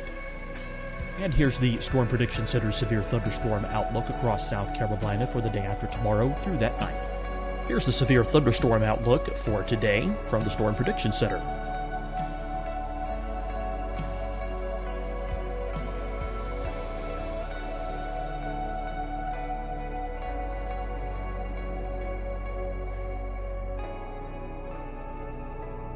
And now here's a live look at weather radar across the southeast. Deciding when to wear a mask isn't about who you know or how well you know them. Just ask yourself, will I be with anyone I don't live with? If the answer is yes, get behind the mask. Help slow the spread of COVID-19. Get behind the mask. Learn more at covid19.ncdhhs.gov. Hi, everyone. I'm Dr. Mandy Cohen, Secretary of the North Carolina Department of Health and Human Services. And when you follow the 3 W's, you protect your family and your neighbors from COVID-19. When you leave your home, practice your W's. Wear a cloth face covering, wait 6 feet apart, wash your hands often. Wear, wait, wash. We're in this together. Stay strong, North Carolina. Fight the spread and take a stand against coronavirus. Wear a mask in public. Stay at least 6 feet apart from others. And get tested. Join us and fight the spread. Visit scdhec.gov/COVID-19. Getting tested for COVID-19 helps you to take the steps needed to protect yourself, your loved ones, and your community. Find the testing location at scdhec.gov/COVID-19 testing. You'll see your Carolina weather forecast at 25 and 55 past. And now back to the best of the Carolina Weather Group on the all-new Carolina WeatherNet. I saw little couplets trying to spin up where you saw that inflow notch starting to increase, and you're waiting for the outflow to kind of kick in, and it never did. So, there probably was numerous small spin ups in there that we never recognized, but it does highlight the same issue, right? We've had this huge radar hole over the Charlotte metro area that goes up into the Greensboro metro and really out towards the Fayetteville area. It's kind of that triangle of just horrible radar coverage. So the Raleigh office, they're trying to issue a warning in Anson County, which is basically closer to Charlotte than it is Raleigh. And the two radars they're looking at is Raleigh, Greer, and a terminal Doppler at Charlotte Douglas, which doesn't actually have the range to make it into Anson County. So it's a tough situation in a morning like that. Unfortunately, that tornado did damage about 10 homes. It was an EF2, and we had several farms damaged. So it did quite a bit of damage, actually picked up a couple mobile homes, but it does highlight the issue. I just hope that at some point, I think this COVID-19 thing has kind of set back our North Carolina radar project to do some private-public partnerships. But this problem's not going to go away. And hopefully in the very near future, we'll have, the goal is to have 3 C-band million-watt dual pole radars spaced out over that radar gap to enhance radar coverage going forward. But man, that was, every time this happens, I'm like, I wish I had a better look. I wish I had it, especially that time of the morning when no one's spotting these things. You need that radar coverage. And it really makes it difficult. And I'll just say one of the things about the coverage that morning, everybody knew this was coming. The only messaging issue that I had with this whole event was because of the timing being between day 1 and day 2 outlooks from SPC, there was a lot of disconnect about this thing like skipping over us. And the one thing I tried to do Sunday night and Monday morning was like, hey, you got to understand the day 1 outlook goes from 8 a.m. Sunday to 8 a.m. Monday. And then the new one comes out for Tuesday. It's 8 a.m. Tuesday to 8. And so it looked like it was going to jump over the Piedmont, but it really was just an artifact of it being right at that time of day between the two outlooks. So that was the only issue I had communicating. A lot of people thought this was going to happen on Sunday, and it really was a Monday morning event. So from that standpoint, I'm glad a lot of people paid attention, but the timing was a real problem because of the way the outlooks are issued from SPC. Ideally, we'd like to have had it from midnight to midnight. I think that would have had a much better perspective of what's going on. For the viewers, a few asking about radar. For those who may not be familiar with radar, tell us why the Charlotte area, the Greensboro area, Fayetteville area is kind of in that hole. Why does the radar miss those areas? Oh man, it's a lot of politics. I'm not going to lie to you. When the Weather Service was reorganized, for whatever reason, Charlotte, which is, I'm biased, I live here, but it is the biggest city between Atlanta and Washington, D.C., all right? It does not have a radar within 50 miles of the biggest population center in this part of the country. And that doesn't just affect us. It affects Tim up in Greensboro and Winston-Salem. It affects Hickory, Boone. It affects a large area. And so there's some little stopgaps. And I hear this all the time from people, well, you got a terminal Doppler radar. I'm like, all right, terminal Doppler is a Band-Aid. It's like a little tiny Band-Aid that helps fix a little bit of the issue. But, if I had to tell another meteorologist, hey, I'll take your 88D out and put a C-band, non-dual pole radar there to take you out, they would never want that, right? They would want an 88D dual band radar. And so it's just a Band-Aid approach. And we just have a huge issue with it. And it's unique to Charlotte. We are the biggest city in the country that does not have a radar within 50 miles of the city. So luckily, local governments are recognizing this problem. We've brought it to their attention. I think everyone brings up their phone app and goes, oh, we've got radar coverage. A lot of people don't understand that radar are like cell phone towers. The farther away you are from the dish, the worse your reception is. And so in Charlotte, we got this big population center, and our closest radar or cell phone tower is in Greer, South Carolina. So it makes it incredibly difficult. It's not that we don't have any coverage. I don't want to make it feel like, we're in this giant hole. We just have degraded coverage. We have really poor coverage. We have 1 bar on our cell phone. We want 5 bars. So what we're trying to do is get that radar closer because the radar beam, as you see in the picture right there, thanks, James, the radar beam goes in a straight line, but the earth curves. So by the time the radar beam gets to Charlotte, depending on which part of Charlotte you're in, it's at 8,000 to as much as 10,000 feet above our heads. Tornadoes happen down in the lowest 1,000 or lower. So missing a lot of these tornadoes is a problem with the radar gap. And so I hope going forward that this problem will get solved. For years, we tried doing this back 10 years ago, and we went through federal, issues, and it's just dealing with the government sometimes incredibly difficult to get things. But now that we have this private-public partnership, it's the closest we've been to solving this problem, because we've got local, state, and even private entities involved, and the data is going to be public and free for everybody. Speaking of partnerships, I wanted to ask Brad and Shane and Tim. Unfortunately, a lot of our other guests had to jump off because they have a 10 p.m. newscast. But in this era of COVID-19, you guys aren't in the weather center with your fellow meteorologists. You're doing a lot of work from home. How was the communication preparing for this event? Was it any different? I mean, I know you wasn't personally beside the meteorologist, but was the communication still there? Was there anything that you think maybe could have went better or not as good? I mean, any comments on that? We over communicated, and the only reason that I really over communicated was watching Ryan Vaughn in Jonesboro a couple weeks ago work from home and cover a tornado there. And I thought, it gave me a little sigh of relief saying it could be done, but they still had somebody in studio. So we talked a lot over the weekend. We had probably 2 or 3 Zoom calls over the weekend talking about coverage. And I said, if this was not COVID-19, I would be in the studio right now. And luckily my general manager and news director said, you know what, we want you in the studio too.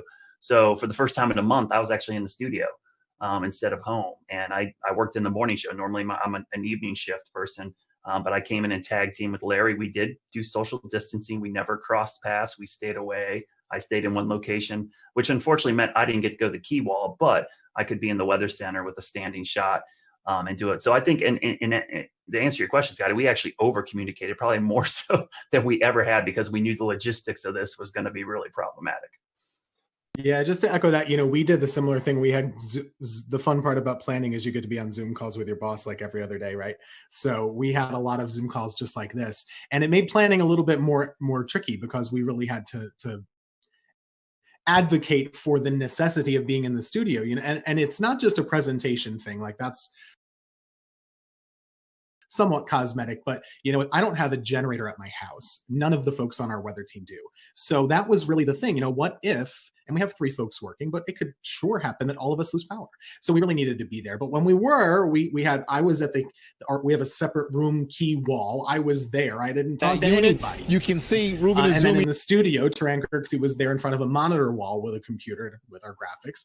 And we had another meteorologist at home just doing like this and Facebook and stuff. So it really worked out well, but it was more planning and, just jumping through all the hoops that we all have to do just to go to the grocery store or something like that now. Strange. Yeah, I think kind of just like adding on top of that, it's this situation has brought anything, it's teaching everyone, in a communication field how to communicate even more, or the importance of communicating more. In our case, we are still fully broadcasting from our station. We don't work from home. I typically will do noon shows twice a week, and then I do double shifts on the weekend, all of our morning and all of our evening shows. So I'm usually the only one in the station for the meteorologist on Saturdays and Sundays anyway.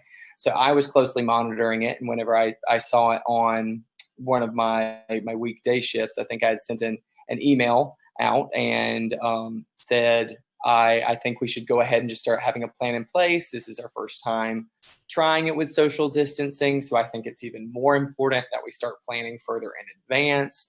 And I just think these are times like this where you do learn how crucial communication is between a team. And I think it really applies for all fields, not just our specific industry. We started it with an email chain. We did not do Zoom conference calls because I don't like my employer to know how many times I'm wearing pajamas when I'm on the call. So it is all on the phone only. But at the end of the day, you're keeping in touch with them. You are making sure that there's consistent points that are going to every single one at every level so that everyone is on the same page.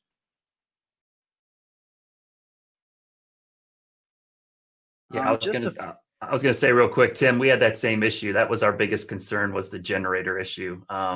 Yeah. You know, I have a great setup here. I'm great, but man, if I lose power, out of luck.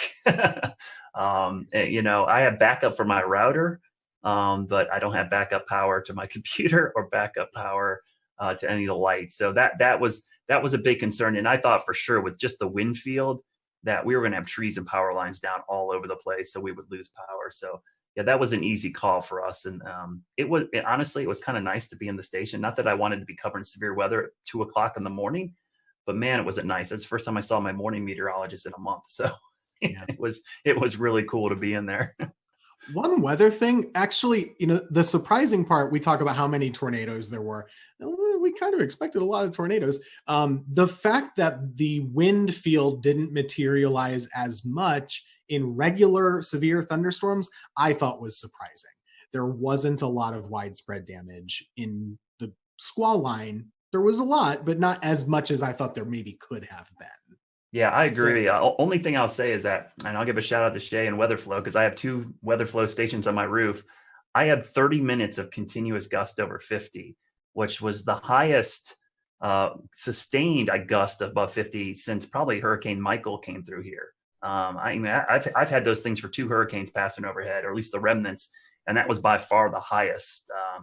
So yeah, it was really impressive. And what happened in our viewing area was we had a lot of wake up calls. People just heard that roaring sound of the wind and the rain hitting their windows, and people were freaking out. They woke up, and so it was easy for me to get people to act because it was so loud. It woke people up from a sound sleep. That sound, and we had a lot of people sheltered in their bathroom for these straight line winds. But yeah, I'm surprised we didn't have more damage, Tim, but I was really impressed with the data from my roof. I looked at it and I'm like, I actually had a camera up there that swung around and broke off, and I had to fix it again because my house got hit by a tornado back in February. So and I had a 71 mile-an-hour wind gust with that storm. So it's been crazy having all these events at my house and having this data now collecting from my house. My wife's texting me. She's like, the kids are freaking out. Should we go downstairs? I'm like, yes, go downstairs. Well, Brad, what a way to QC those stations with a camera breaking, right? And then the stations are still standing. But I mean, that's pretty impressive if you think about the mechanical features over land, how trees and other homes block wind, and you're still getting gusts like that. You could almost assume that just above homes, right at the treetop level, probably several notch stronger just because of those mechanical features. But yeah, you know, even here along the coast, just like Tim said, I was surprised we didn't see a lot of those, you know, those gust fronts or there's really strong convergences right ahead of the storms. It never really materialized here. I mean, we got 30 to 40 knots, and then maybe one little spike upwards, but we didn't see any of these big blasts of wind like we normally do here at the coastline, where the energies just drop out of the storm, and then we get a long line of really strong wind. So and that was a good thing because it was less damage over the entire area, even though we did have one tornado along the coastline, immediate coastline, and even one just inland. But you know, a lot of folks just saw a lot of heavy rain, lightning, and just some gusty wind at times. It wasn't terrible. So, I mean, there's a little bit of reprieve from that storm, at least here along the immediate South Carolina coast, except for Murrells Inlet area and Litchfield. Yeah, so today's date, I think, is kind of significant too. The initial thing we were going to air today was going to be about the 2011 tornado outbreak that everybody really thinks about when they think about the strongest storm system maybe they've lived through or seen. You know, we chose to do this instead because this was such a significant severe weather outbreak. Going kind of back to you, Brad, and anyone else who wants to talk about it, is there any sort of feedback that you're receiving from the public that this is going to be kind of the new thing in their heads as the biggest severe weather threat that they've seen? Or how do you think this compares as far as response to what we kind of saw on April 16th, 2011? I remember that April well, because that is the highlight of that month. But there were 4 separate significant severe weather events back in April. We had a derecho, we had baseball-sized hail, and we had the tail end of the Tuscaloosa tornado outbreak actually affect the Carolinas. And then April 16th, which I remember that night because I stayed up all night long and watched that line of supercells pass over Charlotte, not touch down, and then immediately as the sun came up, start spinning. But I think what helped us out on Monday, two things. One, COVID-19, everybody's home. They're sheltering in place already. But two was our tornado outbreak back in early February. That was still fresh in a lot of people's minds. We had significant tornadoes that morning, and that wasn't too long ago. And that was in Charlotte. That was, we had EF1 damage across a big chunk of South Charlotte, including my backyard. So I think that in the back of people's minds helped. And anybody who's worked in emergency management or done this, the level of preparedness is only as good as your memory of the last disaster. And in this case, having that last disaster kept people prepared. And so they were kind of ready for this. Yeah, for here, this one is not going to be remembered for years for most of the Piedmont area, and at least near the Triad, I wouldn't say, except for the folks who actually were in the tornado path in Alamance County.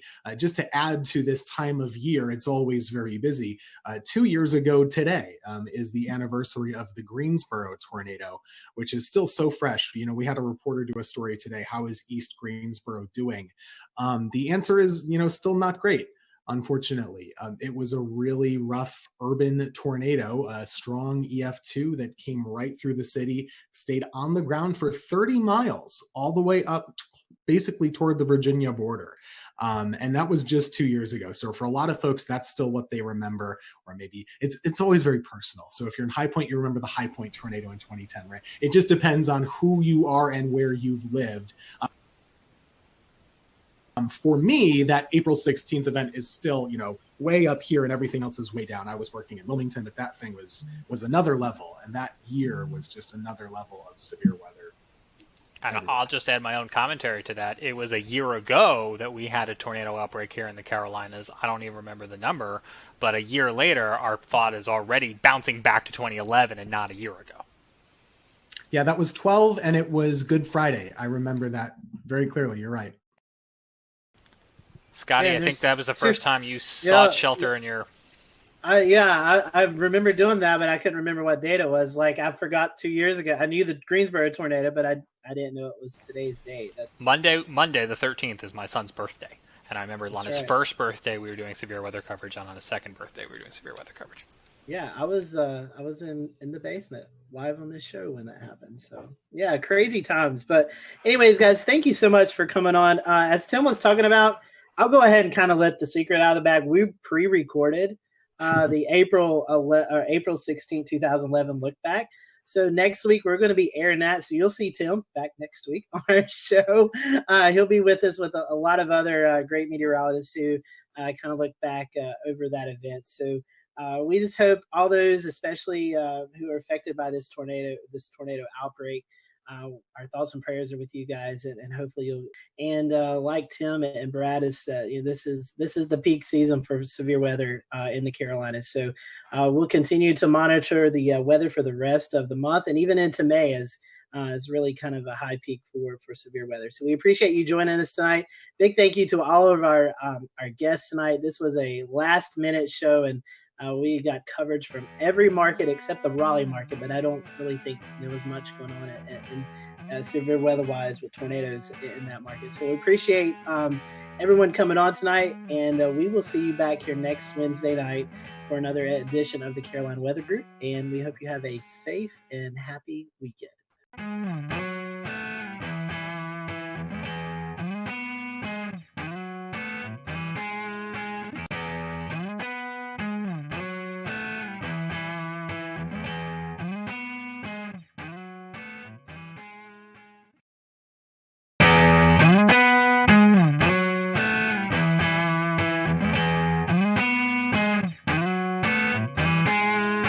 Everyone, welcome to the Carolina Weather Group. We're happy to have you this evening. Tonight we're going to be talking about the 9-year anniversary, April 16, 2011. If you live in North Carolina, anywhere around that time period, or even now, you remember the major tornado outbreak that occurred. And tonight we're going to be looking back at that event. We have with us tonight Mike Mays, Chief Meteorologist at WRAL. We also have with us Dan Whitaker and Jeremy Gilchrist. They were out in the field chasing these tornadoes, and so we're going to get their perspectives. Also with us, we have Tim Buckley, who is the chief meteorologist at WFMY, but at the time was working in Wilmington, North Carolina at WWAY. And we have Gannon Medwick on with us, who is chief meteorologist at WECT in Wilmington, but at the time was working at WNCT in New Bern, North Carolina.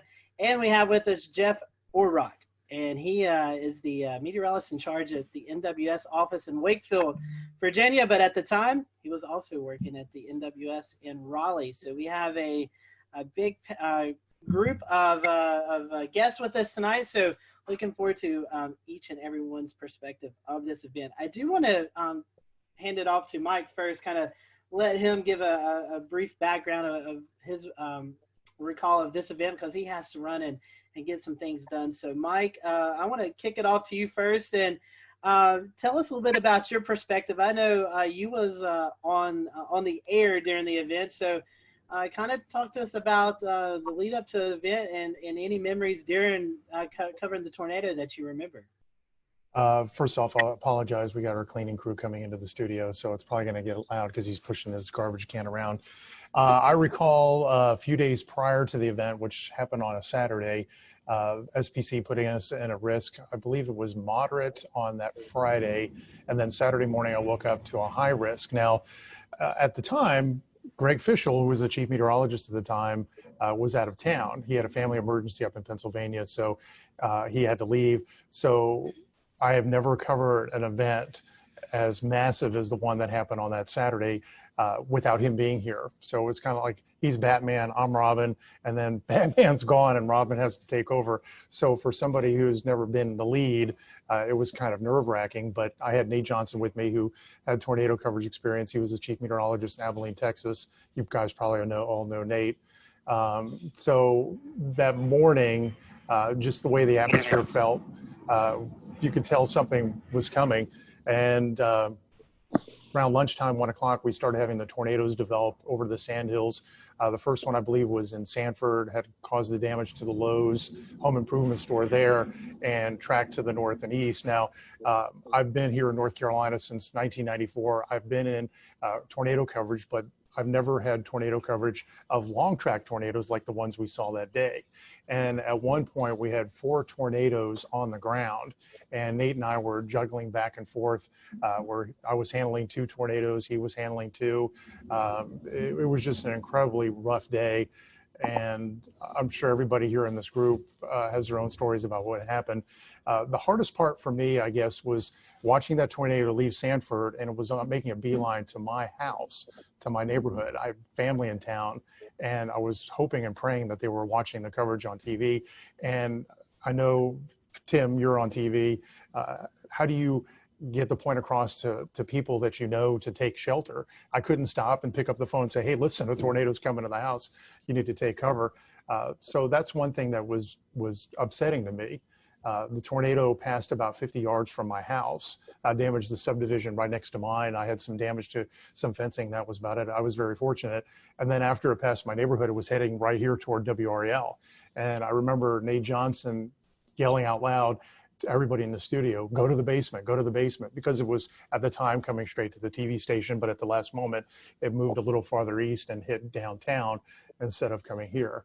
So it was a really, really rough day. And I thought after all was said and done, because we were on there from 2 in the afternoon to 11 o'clock at night nonstop. I mean, we had continuous coverage the whole time. And when it was done, I thought, okay, this is going to be the worst. This is the benchmark of the worst coverage of a storm that I'll have in my career. But then we had Florence, and it was just days upon days of coverage with that. But yeah, it was not the best. And Jeff, from a National Weather Service perspective, how did y'all prepare, and how were y'all getting the message out in the days ahead of the event? Yeah, I mean, the fact that we had the moderate risk the day before, and we already had a feeling we were headed into a high risk, to be honest with you. So, you know, we were already heavily staffed for that day. We already had a pretty good game plan. And I want to say by the time the storm started to move in from the west and really get going, I want to say we had at least a dozen people in the weather office, and we sectorized warning operations so that, you know, we could have 3 or 4 different folks issuing tornado warnings simultaneously and at the same time. folks working with Skywarn. I was kind of helping lead operations and also doing a lot of phone calls to the emergency managers. There's a lot of spin up ahead of this. There was a lot of email traffic, a lot of email briefings the day before. I remember even briefing Seymour Johnson Air Force Base because they were at the high risk at that point. And we'll return to Best of the Carolina Weather Group in a moment. Now your Carolina weather forecast. Here are today's forecast high temperatures for North Carolina. Here are the forecast lows for tonight for North Carolina. Here are tomorrow's forecast high temperatures. And here's forecast rainfall across North Carolina tomorrow. Here are the forecast highs for the day after tomorrow.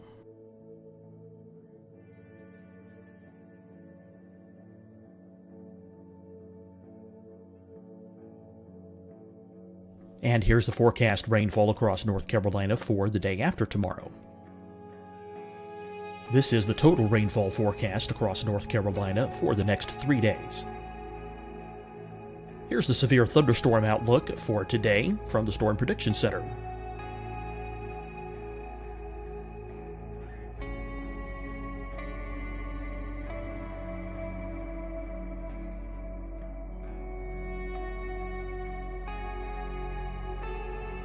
Here are the forecast high temperatures for today for South Carolina.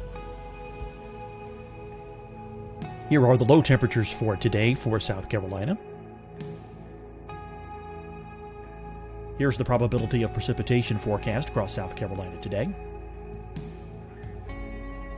And here are the rain chances across South Carolina tonight. Here are tomorrow's forecast highs across South Carolina. Here are the forecast low temperatures for tomorrow for South Carolina. And here is the probability of precipitation across South Carolina tomorrow. Here's the precipitation chances across South Carolina tomorrow night. Here are the forecast highs for the day after tomorrow in South Carolina. Here are the forecast low temperatures across South Carolina for the day after tomorrow. And here are the rain chances across South Carolina for the day after tomorrow. And South Carolina's probability of precipitation for that night. Here's the Storm Prediction Center's severe thunderstorm outlook across South Carolina for today through tonight. Here's the Storm Prediction Center's severe thunderstorm outlook across South Carolina for tomorrow and tomorrow night. And here's the Storm Prediction Center's severe thunderstorm outlook across South Carolina for the day after tomorrow through that night. Here's the severe thunderstorm outlook for today from the Storm Prediction Center.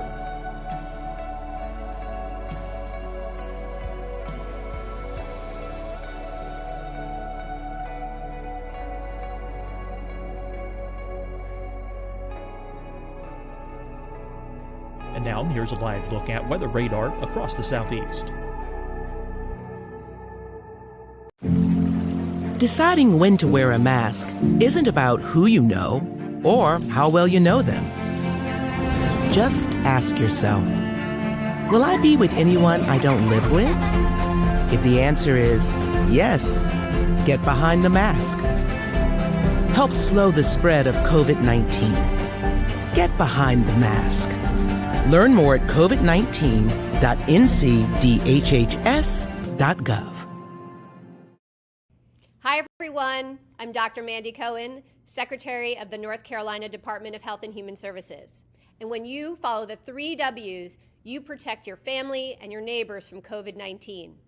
When you leave your home, practice your W's. Wear a cloth face covering, wait 6 feet apart, wash your hands often. Wear, wait, wash. We're in this together. Stay strong, North Carolina. Fight the spread and take a stand against coronavirus. Wear a mask in public. Stay at least 6 feet apart from others. And get tested. Join us and fight the spread. Visit scdhec.gov/COVID-19. Getting tested for COVID-19 helps you to take the steps needed to protect yourself, your loved ones, and your community. Find the testing location at scdhec.gov/COVID-19 testing. You'll see your Carolina weather forecast at 25 and 55 past. And now back to the best of the Carolina Weather Group on the all-new Carolina WeatherNet.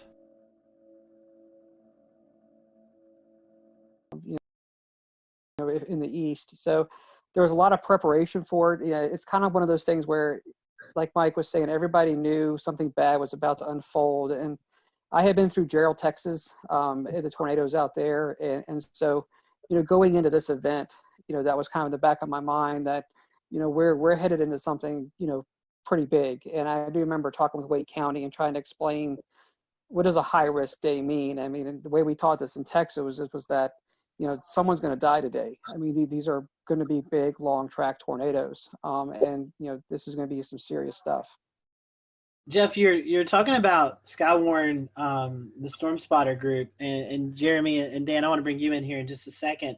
But I imagine, like we were talking about, social media, not really that big of a thing at the time, with tweeting in reports, giving Facebook reports of the storm. How key were the Skywarn Storm Spotters for you that day? Yeah, and we've always had a great network across Central North Carolina, so they've been outstanding. So we were getting a lot of real-time reports from spotters. They were calling on the phone. We actually had ham radio operators. I want to say we had 2 or 3 in the office ready for this. So the network was just lighting up. We were getting a lot of reports, almost to the point where as it approached Holly Springs, I mean, you couldn't keep up with them all. So that was a huge asset, and just a lot of people just calling in on the phone. It wasn't. We didn't have the social media like we do today, but we really pretty much knew what was going on. We had heard the Lowe's had been destroyed. About the time it was getting into Wake County, we'd already heard that the Lowe's hardware had been severely damaged or destroyed down there. And of course, you could see the debris ball on radar. So you kind of had a sense that this was really serious stuff going on. But there was a lot of great real-time reports, not only across the Raleigh area and down towards Sanford, but also with the Fayetteville up to a Wilson tornado. I mean, we had a lot of great reports with that as well. Mike, one question for you made me think. You're saying that before Florence, this was the biggest event you covered. Do you see any storm fatigue, even from 9 years from now, people kind of comparing severe weather events to April 16th? There was a lot of anxiety every time a risk would come up. You'd feel that.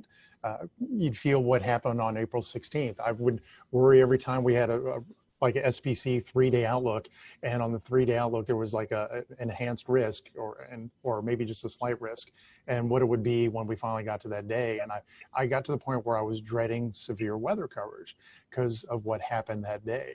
I'd get anxiety, I'd get scared, but I've gotten past that, and that's a good thing. I remember that day when we had the 4 tornadoes on the ground at one time. I was worried about, okay, how are we going to cover this? You can't show everything at one time. And we had to make sure, Nate and I had to make sure that we spent enough time on each storm to let people know that, it was coming to their communities, that they had to remain safe. But how do you juggle 4 tornadoes, inform everybody in their paths, and make sure you allot enough time so they know what's going on? We tended to hang with the one that went through Raleigh more and Fayetteville more because it was affecting larger populations, but that was the hard part and the worrisome part, that we weren't giving enough, coverage to one tornado and giving too much to another one. Tossing over to Tim and Gannon as well real quick. This was a career-defining event, one of the biggest, or definitely the biggest in North Carolina. Are there any specific memories or stories that you remember hearing about that day from viewers? So I was in the Wilmington area, and if you look at the map, the final one with all the red lines, it confirms where all the tornadoes were. Oftentimes the worst stuff doesn't quite get to Wilmington, right? And in this case, it didn't either. So city of Wilmington was fine. A lot of the populated coastal centers were fine, but on the periphery in the rural areas, most of the tornadoes that we were covering for about 8 hours that day Robeson County, Columbus County, Duplin County, Onslow County, those counties inland were the ones we were talking about the most. Bladen County had I think a 4 fatality storm. We, as always we do, actually got a lot of angry phone calls that day because most of the people in our area, they weren't seeing much other than blue sky. It was a really nice April morning. It was close to 80 degrees, I remember, breezy. There were NBA playoffs on at the day, so we were kind of fighting that battle in the newsroom, right, keeping people at bay a little bit while we were doing tornado coverage. Now later on, people understood how serious it was, especially once you started to see like the destroyed Lowe's foods and everything. But that was my first time ever really doing tornadoes, to be honest with you. It was my second year in Wilmington. Prior to that, I was in college, so I didn't know a lick about tornadoes. I grew up in upstate New York. I went to school in Pennsylvania. We don't get tornadoes. I mean, not really. So this was new for me too. But myself and Jerry Jackson, we were there for about, I think we went on TV at 2 and we went off at about 8. So it was a while covering these things. And it was just amazing to me how there were very few, if any, false alarms. There were 1 million tornado warnings and there were 1 million tornadoes, to use hyperbole, but they were pretty much each cell produced as it was going through, and it was just boom, boom, boom, one after the other, and a lot of damage was done, especially to the rural areas in Southeast North Carolina. My second daughter was born on the 11th. I didn't come back to work till Friday. Just throwing stuff out there. Saw the slight to moderate risk, alerting for storms going into Saturday. I was third on the pecking order to be coming in because we had our weekend person, we had our chief, and I was doing mornings. But it became clear, especially what was going down in central North Carolina. I was personally at home watching Nate Johnson with that tornado. It looked like a wedge, looked like a cloud just right to the ground that I was going in. And it's coming back. To memories about just making sure you spend time on one storm to identify where the rotation is and give enough lead time before you have to move on to that next storm. And at some points, there were 6, 8 active warnings. Just a blur the way it just continuously unfolds. You hit a storm, you move on to a storm, you circle back. Population centers, as Mike mentioned, preferred. There was the one at Tarawa Terrace in Jacksonville. That was a big center in the Greenville-New Bern television market. Jacksonville is the largest city. We had to hit that. Then we saw the storm report that the Bertie County storm had actually killed numerous people, ended up killed 12 people. So that was surreal. When you are warning for storms and getting reports of damage, but no reports coming down off the wire or whatever that there's fatalities, and then all of a sudden numerous fatalities is still weird to talk about. Ended up being 12 in Bertie County. And then finally just going home that night, this event had everything. The event had everything, the setup, and then the final. I mean, sometimes we say as meteorologists we save lives. This was literally the only time that we were able to, some of our crews went out to Snow Hill in Greene County, and they were able to say, standing with a family in their house that was completely destroyed except for the interior part. And they said they were listening to our broadcast and they went into that interior part.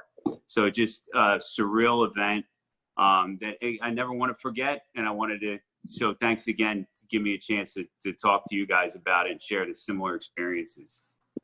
Gannon, I think we've talked about this before off of this show, but this was also one of your one of your first tornado events, kind of bigger tornado events to cover, correct? Yeah, I'd gotten to Greenville in October of 2004. There were a couple of active springs and falls as per usual.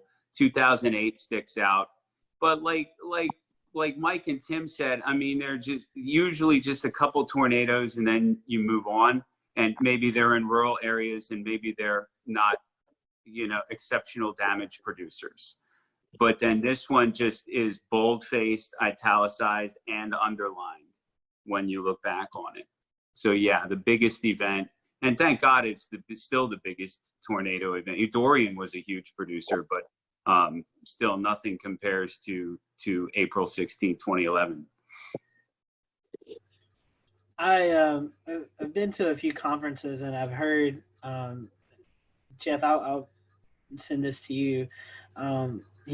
Obviously 2011 remembered for the Tuscaloosa, Alabama, April 27th event. Had that not happened, this would have been the event that a lot of the meteorological community would have looked back on tornado-wise, Jeff. As the Weather Service, I know you guys do a lot of meetings and stuff.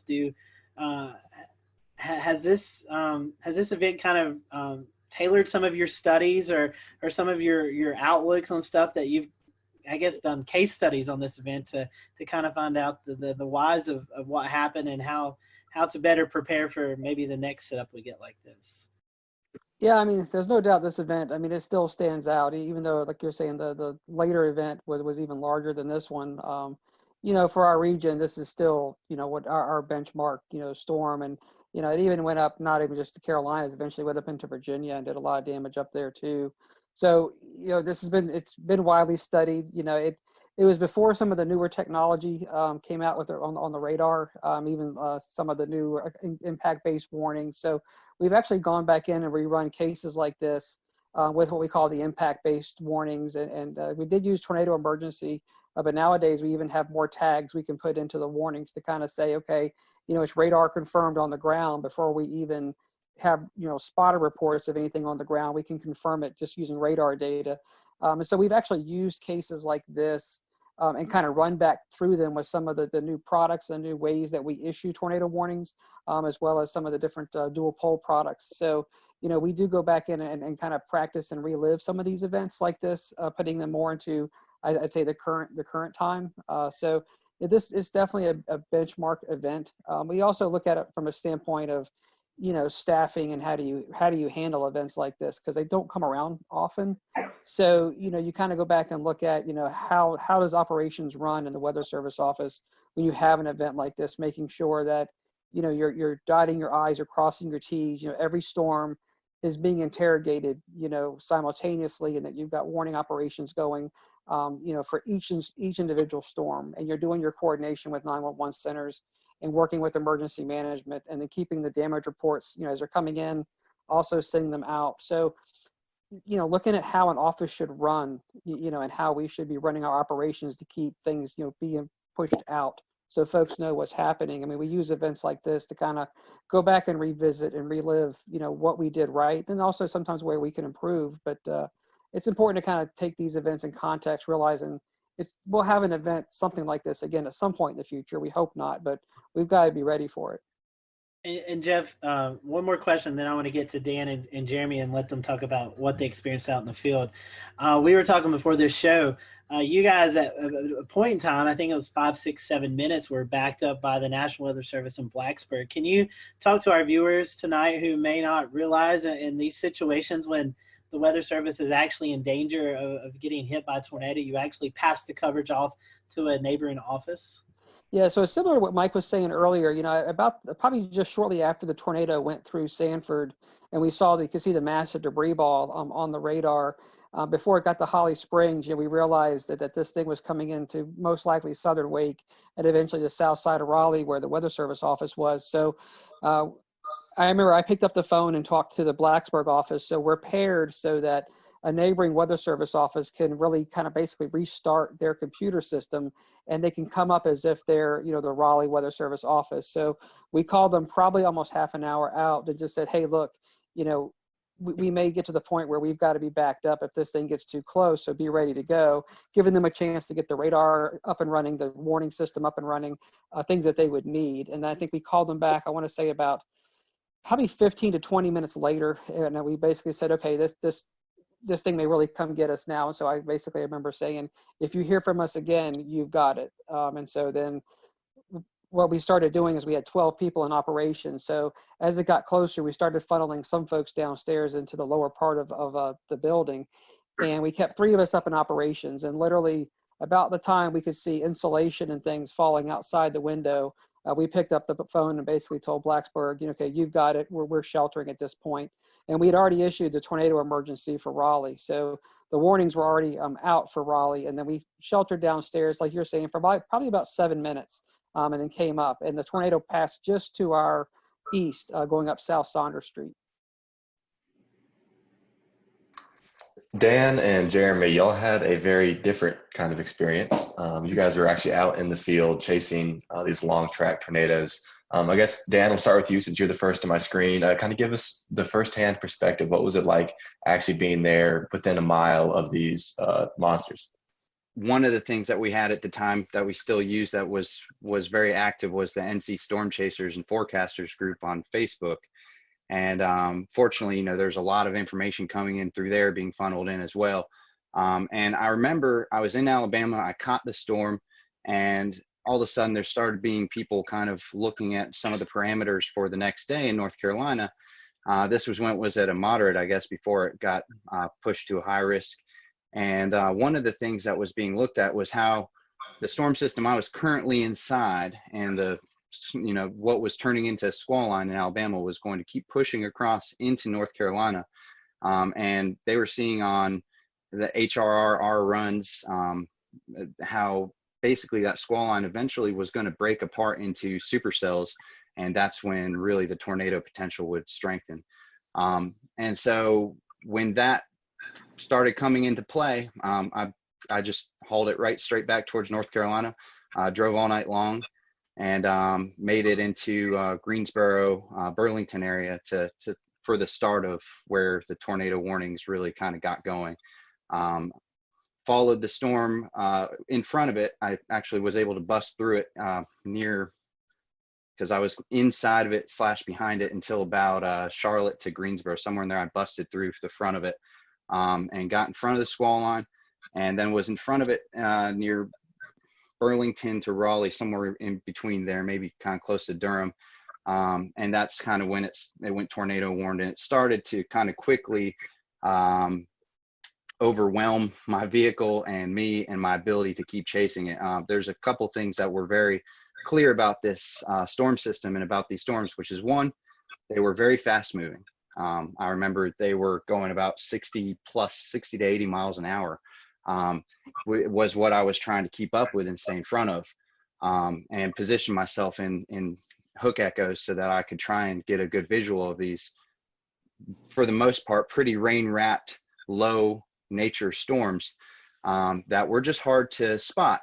I had had great luck in Alabama the day before. I actually found myself up on a hill is kind of how I was able to see that tornado so well for such a long period of time. But this day it seems, in North Carolina, a lot more heavy rain, a lot more heavy wind. I basically ended up inside of some severe winds going, just at a guesstimate, 50 to 70 miles an hour at the very least, sideways blowing rain. Once I got out of that, I tried to get back in position, ended up in that again. Eventually just kind of the whole storm inside of that tornado warning just overwhelmed me and got in front of me right as it got into Raleigh. And just waiting for this line, and we're sitting there going, oh man, this thing is not breaking up. There's no supercells, what's happening. All of a sudden, obviously within a few frames it started to go. And so we're in Newton Grove still, and which was the right area to be. We just got a little impatient. And so the first one, by then it was already hitting Sanford and the lows. And we decided to speed on towards Raleigh to try to get it there. And I do remember, as Mike May said earlier, the broadcast, Kevin had his ham radio with us. He had a ham radio in the car because he was doing the storm spotting. But I do remember that specific broadcast said, do not approach Raleigh, stop where you are, and all this stuff. And one thing I do remember about that whole day is just a surreal feeling that I can't even describe of the atmosphere. And the winds, even outside the thunderstorms, are blowing 40 to 50 miles an hour. Lots of inflow into these supercells from a long distance away, blowing dust and all of that. But when we got to Raleigh, it was said it went up South Saunders Street. We were not far from there, coming onto the belt line. And it was, I remember specifically seeing the power flashes just to my left as we were coming in. And we stopped right there because we knew it was rain wrapped. We couldn't see it. And we looked for an exit after that. And then we were trying to decide, do we, for about a couple of minutes, do we try to keep up with this one? We all knew that the storms, as Dan said, were doing, forward speeds of 60 to 80 miles an hour. We're already behind it. We're in a metro area. We're like, no, let's get out of here. Let's go for the next one down the line. That was the Wilson storm. And interestingly enough, that storm hit Fayetteville first, that next cell down the line. And I have a friend there who was in contact with me pretty much before we were chasing the Raleigh one, saying, do I need to take shelter? Is this the real deal? And I looked and the couplet was almost on top of him. And I'm like, yes, get in, And they got into a closet, and the tornado did hit their house. Fortunately, at that point, it was the start of that tornado's path. So it was weaker. They had a few shingles gone, but up the road from them, it turned into EF3 damage. So, but they were, they did take precautions and they were fine. I didn't find that out till later, but so then I had to beat the forward flank of that next cell. So coming out of Raleigh, so I was speeding definitely to beat that forward flank to get. I didn't want to get cored and then stuck and miss knowing how fast these storms were moving. So I was driving a Volkswagen Beetle at the time, and finally made it to 795 area. I got just a little bit south of it, and because I did want to get a clear view if there was a tornado. And then we were going up 795 northbound, so we get a straight on look at it, and I looked to my left, and I saw the rotation. I looked to my left, and like, is that what I think it is? Because it was there wasn't that much contrast at that point, and it was open field, and so we just decided to stop there. And then it came out for some trees, and sure enough, that's the tornado, which many of you have probably seen the video of. Marker 5.5, looking north-northeast. Large tornado on the ground, all the way to the ground. Multiple times. Kevin called it in. I think the tornado was about 100 yards wide at that point.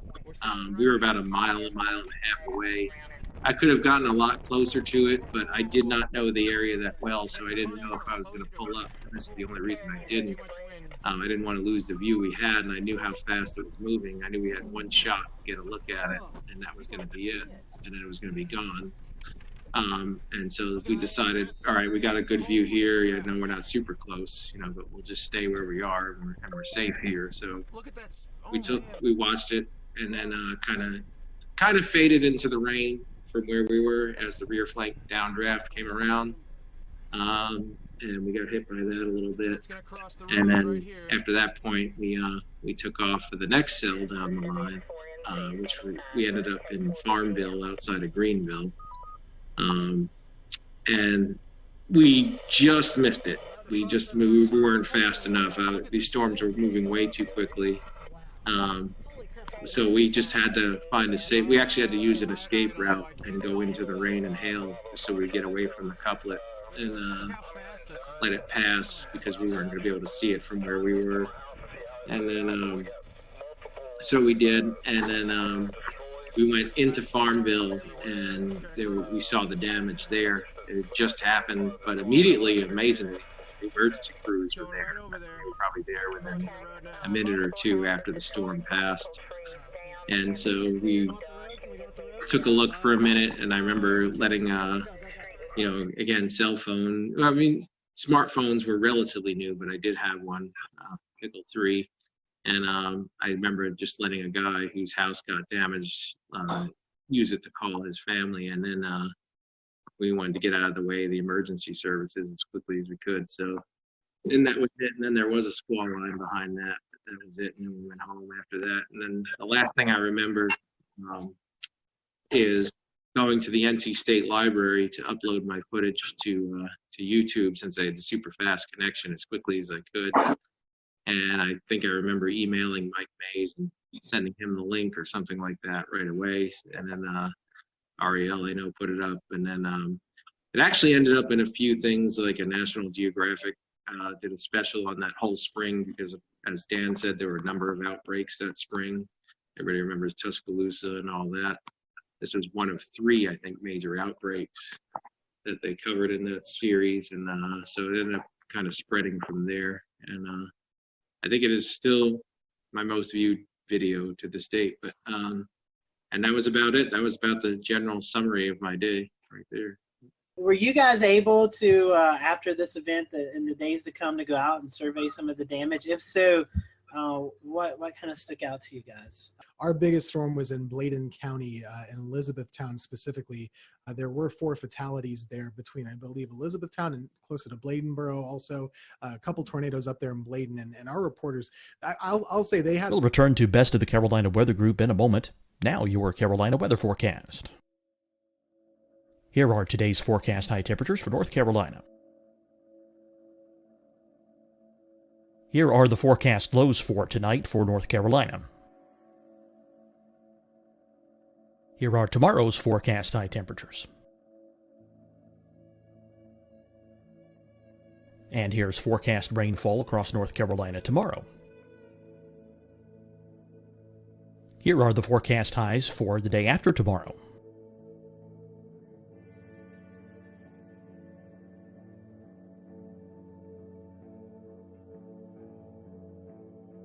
And here's the forecast rainfall across North Carolina for the day after tomorrow. This is the total rainfall forecast across North Carolina for the next 3 days. Here's the severe thunderstorm outlook for today from the Storm Prediction Center.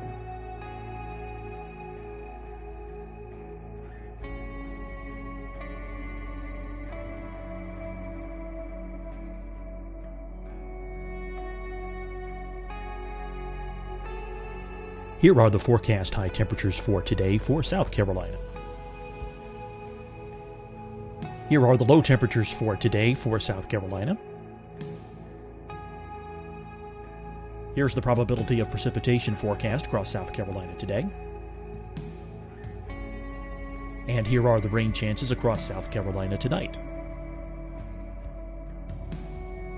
Here are tomorrow's forecast highs across South Carolina. Here are the forecast low temperatures for tomorrow for South Carolina. And here is the probability of precipitation across South Carolina tomorrow.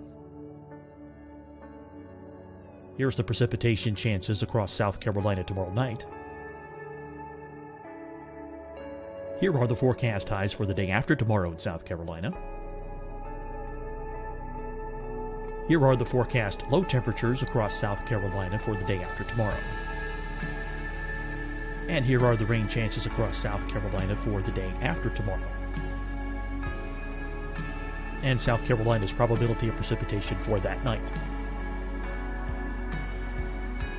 Here's the Storm Prediction Center's severe thunderstorm outlook across South Carolina for today through tonight.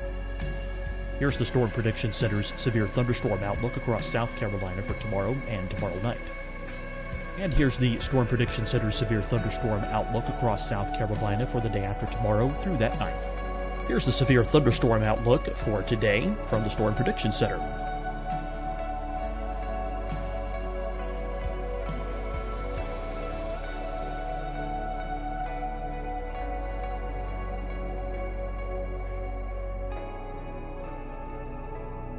And now here's a live look at weather radar across the southeast.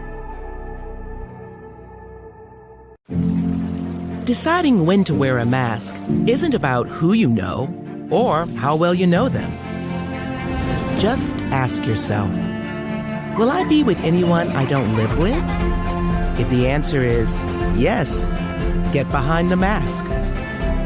Help slow the spread of COVID-19. Get behind the mask. Learn more at covid19.ncdhhs.gov. Hi, everyone. I'm Dr. Mandy Cohen, Secretary of the North Carolina Department of Health and Human Services. And when you follow the 3 W's, you protect your family and your neighbors from COVID-19.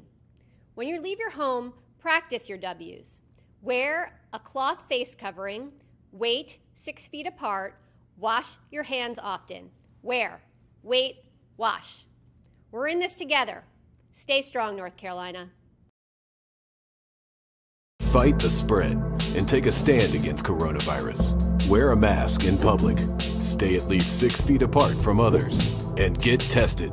Join us and fight the spread. Visit scdhec.gov/COVID-19. Getting tested for COVID-19 helps you to take the steps needed to protect yourself, your loved ones, and your community. Find the testing location at scdhec.gov/COVID-19 testing. You'll see your Carolina weather forecast at 25 and 55 past. And now back to the best of the Carolina Weather Group on the all-new Carolina Weather Net. A lot of the structures really were just torn apart. It was EF2 damage, but a lot of mobile homes, a lot of weakly built structures there didn't stand a chance at all. Based on the strength of the storms that day. So like we usually see in North Carolina, a lot of times the tornadoes are short-lived and on the grand scale rather weak. This was just, there were a ton of tornadoes and most of them were really strong ones by our measure, at least too. So the damage was much worse than we usually see in a tornado outbreak. It was tough to watch. I remember a lot of people really, if they weren't personally affected by it, emotionally they certainly were, and there was a big outreach to try and help folks in the weeks following. So I have a question, Tim, coming back to you. How do you think the public responded as these warnings were going off and folks were being warned, hey, look, stay inside. These tornadoes are canvassing a wide area. There's no exacts, but do you feel like a majority of the public really responded well to that, or do you think maybe it was a learning lesson for a lot of folks? Well, I think it is difficult.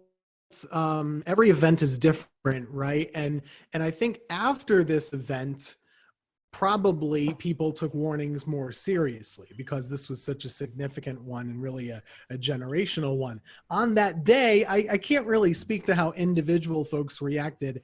I think it was hard for them to understand. It was such a beautiful, bright, and sunny day in most of the areas until those storms got right up on top of you. So it was almost difficult to understand to the layperson how serious the weather really was. So a lot of these tornado warnings, like Dan was saying earlier, these storms are going 60, 80 miles per hour. The polygons were pretty big to account for that size, and you might have the warning going off and you're still in the sunshine, right?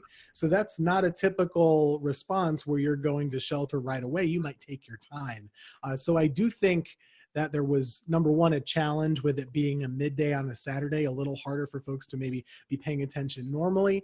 I guess it was always a case-by-case basis, but you look at the fatalities, there were a lot. There were just a lot. So I do think it was a learning lesson for a lot of folks after. After all these storms had passed and the days following the event, you guys had to go out and conduct storm surveys. What did that look like, and how busy were y'all? Because that was a lot of tornadoes to cover. And so within the first day, we knew we needed to get the fatal tornadoes that were long track. We needed to get those really well defined. And so we got those done.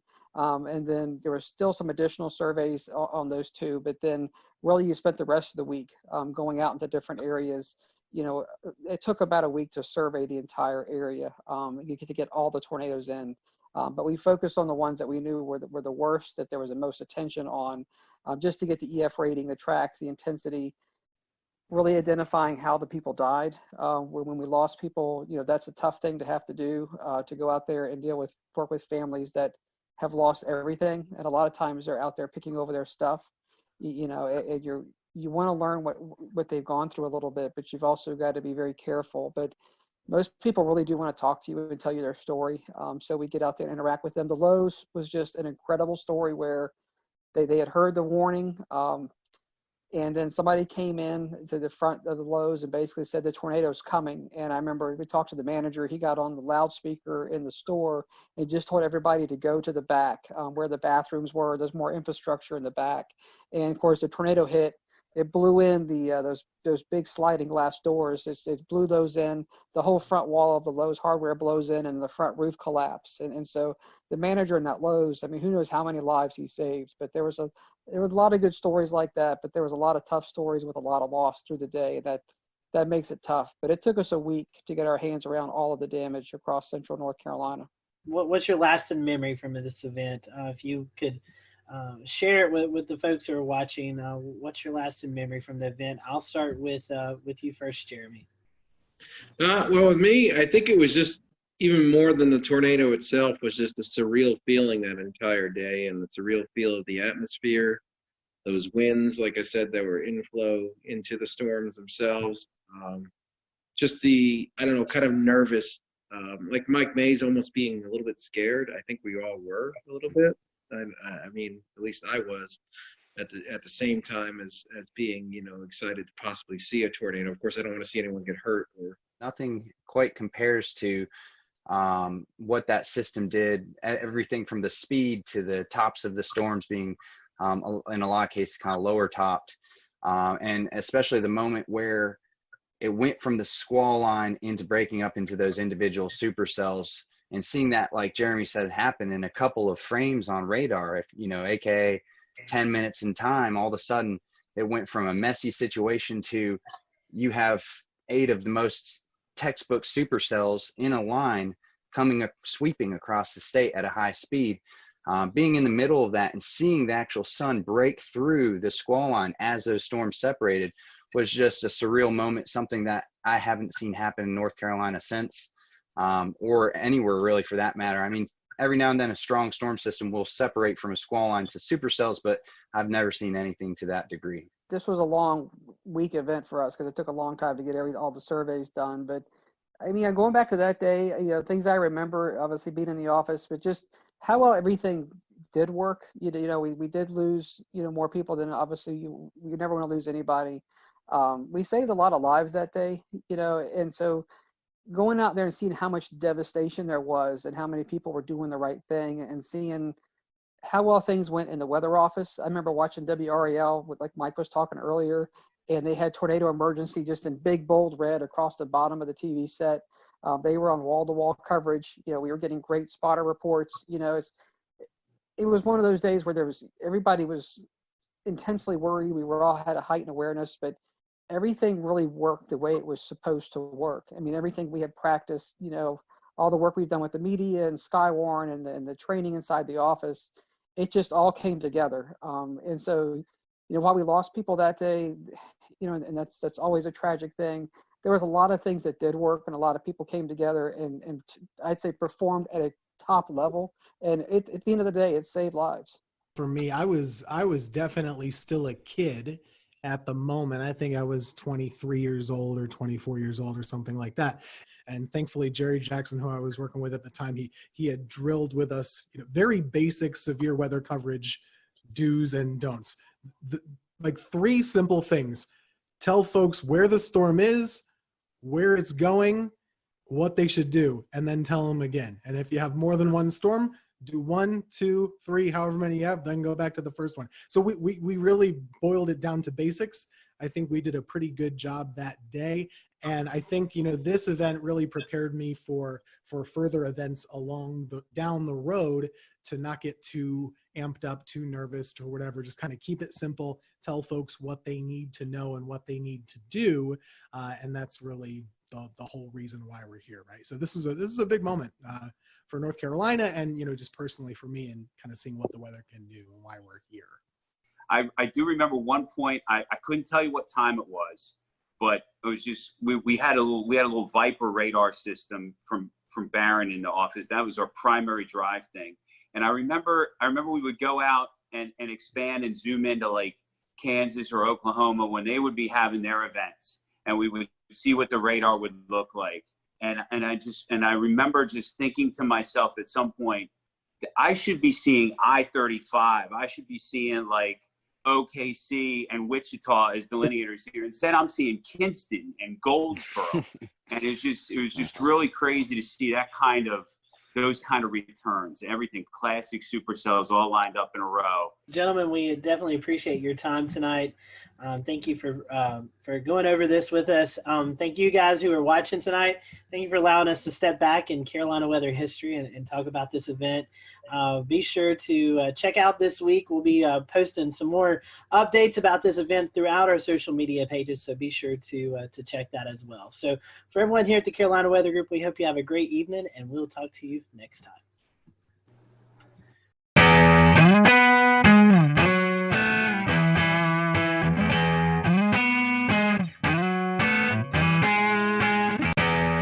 I'm James Brierton in Matthews, North Carolina. This tree, one of many that has fallen here in Matthews and across the two-state region of North Carolina and South Carolina following last Thursday's tornado outbreak. 10 tornadoes in all confirmed by the National Weather Service, who then spent Friday going out and surveying damage like this here at the playground of Matthews Elementary School. The school closed on Friday with power still out and trees like this still down. School was closed in Charlotte, Mecklenburg. Now, the National Weather Service happened to be celebrating its 150th anniversary this week. We're going to be talking about that coming up. The important life-saving mission they played today was all created over a century and a half ago. But first, let's talk more about the recovery efforts here in Matthews and across the region. This tree, the EF1 tornado coming through here on Thursday, caused damage across the region. 95-mile-per-hour winds knocking down trees like this, and also unfortunately taking down some homes where the roofs were damaged when big trees like this fell. All in all, we had about 2 storm deaths across the region, and that's too many. But it could have been a lot worse, and that's why we're going to spend some time in this episode talking about the very important life-saving role the National Weather Service played, because none of those deaths came inside of tornado polygons, and I think that has a lot to do with the role that the National Weather Service plays, getting those warnings out on TV, on radio, to NOAA weather radios, and now to our cell phones, wireless emergency alerts, alerting people like myself that they were in the path of danger. On Thursday, I was trying to make my way to the day job at the TV station when I received one of those wireless emergency alerts on my phone. I happened to be streaming on Periscope at the time. I'm driving here on Interstate 45. As that message comes in, take a look what happens. Just now receiving an emergency wireless alert on my phone for a new tornado warning issued until 12:45. Severe thunderstorm capable of producing a tornado was located 9 miles northwest of Indian Land or over Carolyn. Impact. Flying debris will be dangerous to those. All right, so this actually might be a problem for me. All right, ladies and gents, we might be seeking shelter here in the next little bit because I'm going to be coming right into this, and that is not my intention. As soon as this lets up a little bit, I'm going to go and look for some damage in that area. Right now, I am not moving. I am just to the south of that warning. That is where I want to stay. I do not want to be in the thick of it, but I want to be able to move quickly afterwards to take a look at what might be going on around there. Because of that alert sent by the National Weather Service and relayed to my phone, I was able to safely pull off the road, get out of the way, let that storm pass, and then I turned north, directly into where the storm had just been, continuing towards Park Road, where the storm had crossed through a neighborhood called Park Crossing. Here's a look at what I saw moments after that tornado came through and as that tornado was continuing east into Matthews. You can see we've got numerous trees down. This one, as it fell, took down a fence. We see several instances of this as we make our way through this Park Crossing neighborhood. Now, all of this damage occurred during the midday hour when a tornado-warned cell came through the neighborhood and it brought down several large pines, just like the one you're seeing right here behind me. To give you a sense of what the aftermath of storm damage smells like, it smells very heavily of pine and also sounds like chainsaws. We have another tree down here. This one just barely missing this brick home as it did kind of fall here and then continue to land, if you take another look, right across their front yard. So a very close call here for the family that lives right at the entrance of Chatham Oaks. This is inside again that Park Crossing Drive neighborhood. Now we are just to the west of Park Road. I was onto the east side of Park Road where the Cameron Woods neighborhood was not too long ago. Whatever came through here then immediately went through there, brought down several trees as well too. Neighbors out there trying to clear the way with chainsaws. About 10 minutes before the trees started falling, so I was able to be here to help out. How many trees are down besides what's behind us? I'm not one for hyperbole, but it's countless at this point. There's trees on houses, there's a lot of roads that are blocked. We're just trying to get cleaned up so people can get through. and also clear those storm drains, because as you can see, the rain is continuing to fall here at this hour, and so all of this water is going to need a place to run off.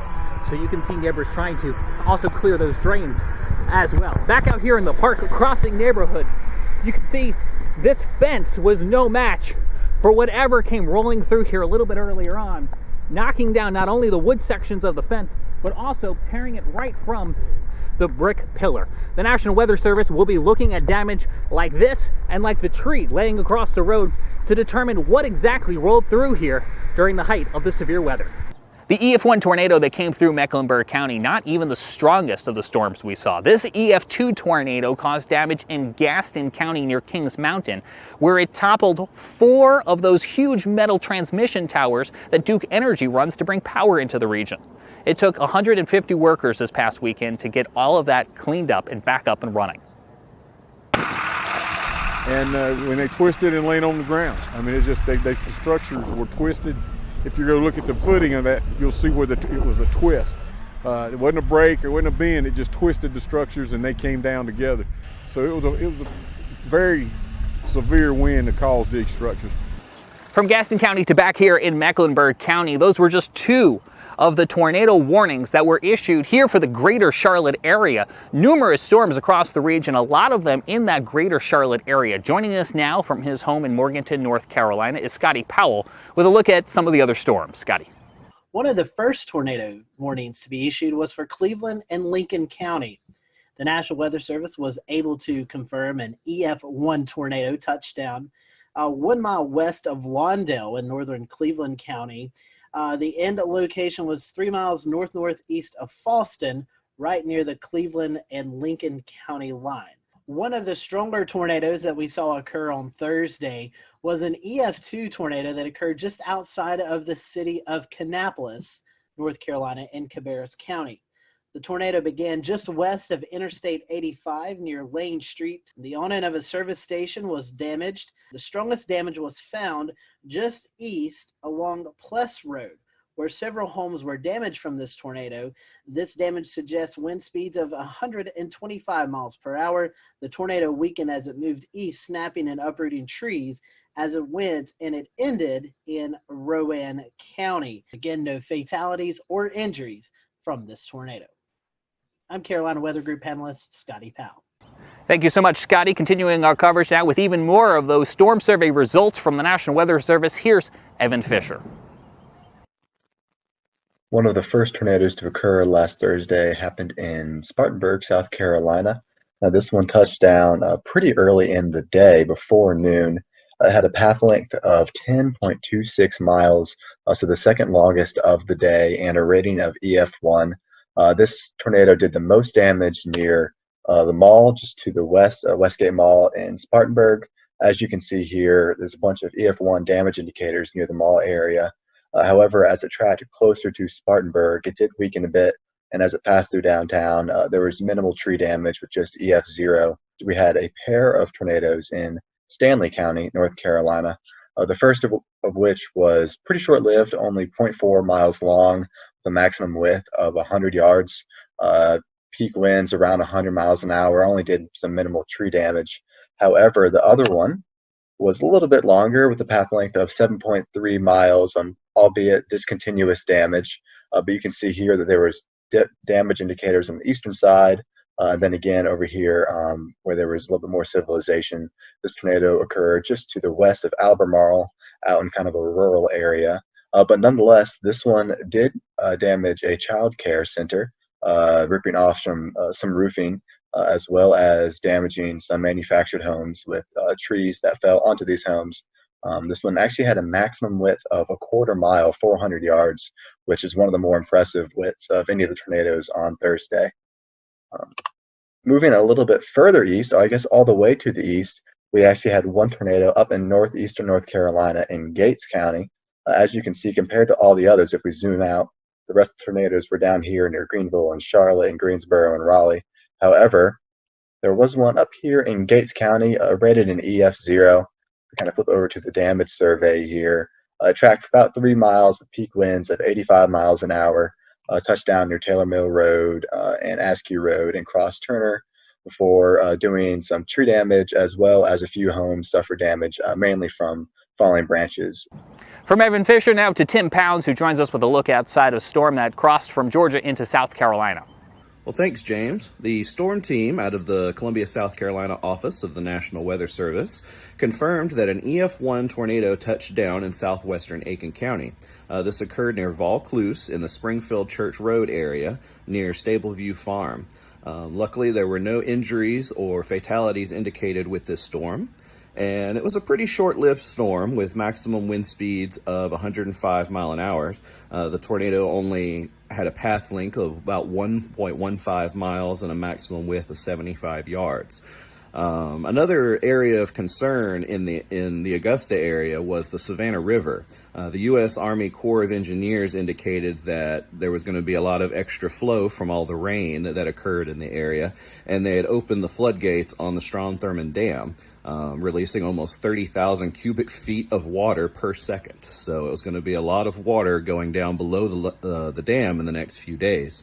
But other than that, that's about the extent of the storm report here in Augusta. James? Also had a lot of water that fell. A lot of water that fell from the sky, making it possible for big trees like this to fall in very spongy soil, but also challenging the water systems, the watersheds, the rivers, the creeks that now have to take all of that water that fell and eventually funnel it out to the Atlantic Ocean. We're watching rising waters along rivers and creeks and waterways that are now having to try to cope with all of that water. When you take a look at the debris that remains days after the tornado outbreak of last week, you have to pause and think for a moment and realize that it could have been a lot worse. But if it wasn't for the folks who tirelessly put in long hours at the National Weather Service, not only forecasting and warning about storms like this, but then spending hours and days afterwards going out into the field and looking at debris and conducting their storm surveys, well, frankly, if we didn't have the National Weather Service, we'd be in a lot of trouble. Now, the National Weather Service celebrated 150 years on Sunday. We, of course, wish them a very happy birthday. Now, we had Tom Nizzle on our program a couple weeks back. Now, Tom spent years at the National Weather Service in Buffalo, New York, before coming south to work at the Weather Channel. He now resides just across the border in Tennessee, and he's a bit of a National Weather Service buff, you could say. And he was very happy to spend some time with us to enlighten us on the history and the important role that the National Weather Service has played in its first 150 years and counting. Tom, you got to know the National Weather Service from the inside. What does this 150th anniversary mean?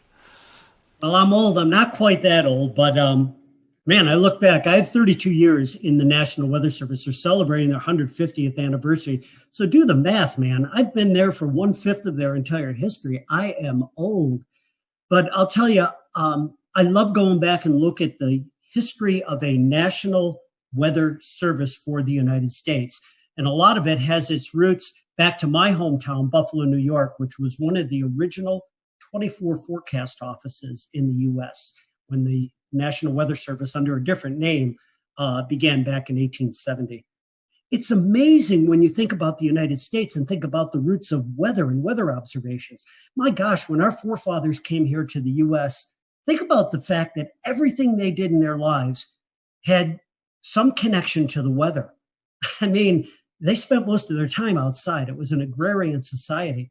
So two of our most famous weather observers and our most famous original weather people in the United States were two of my favorites, a guy by the name of Ben Franklin and Thomas Jefferson, right? Franklin was amazing. He was one of these Renaissance men that was interested in everything, and he was a great scientist. Franklin, by the way, was the first person to really study and chart something that's right offshore of the Carolinas, known as the Gulf Stream. That really was actually discovered in a way, in a scientific basis, by Ben Franklin. Franklin also took weather observations every day. How about Tom Jefferson, another Renaissance man? This guy took weather observations on a regular basis, and he shared those observations and developed a network with people that were around him. In fact, the cooperative weather observers in the United States today, their top honor that they can get is the Jeffersonian Award for them taking weather observations. So those are two of the guys that really started things off.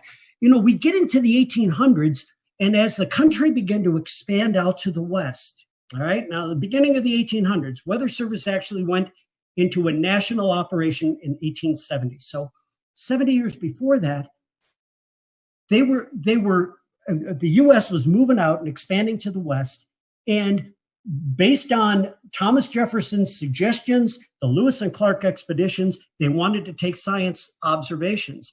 Most of the Army surgeons who were trained as scientists would take weather observations on a daily basis, and they would mail them back in. They would, arrive months later into places like the Smithsonian, where they would gather this information and bring all this information together, begin to plot it onto maps and try to understand this array of data that we were gathering across the country.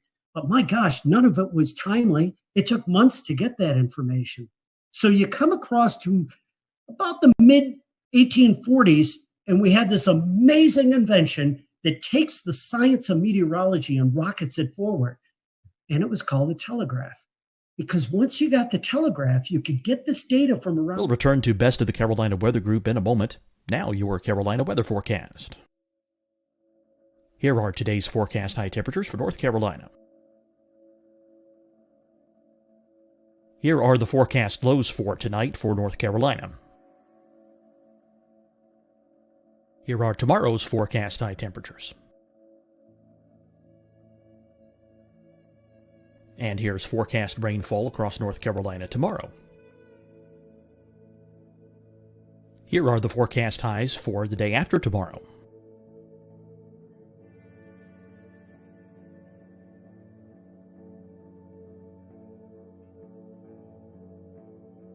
And here's the forecast rainfall across North Carolina for the day after tomorrow. This is the total rainfall forecast across North Carolina for the next 3 days. Here's the severe thunderstorm outlook for today from the Storm Prediction Center.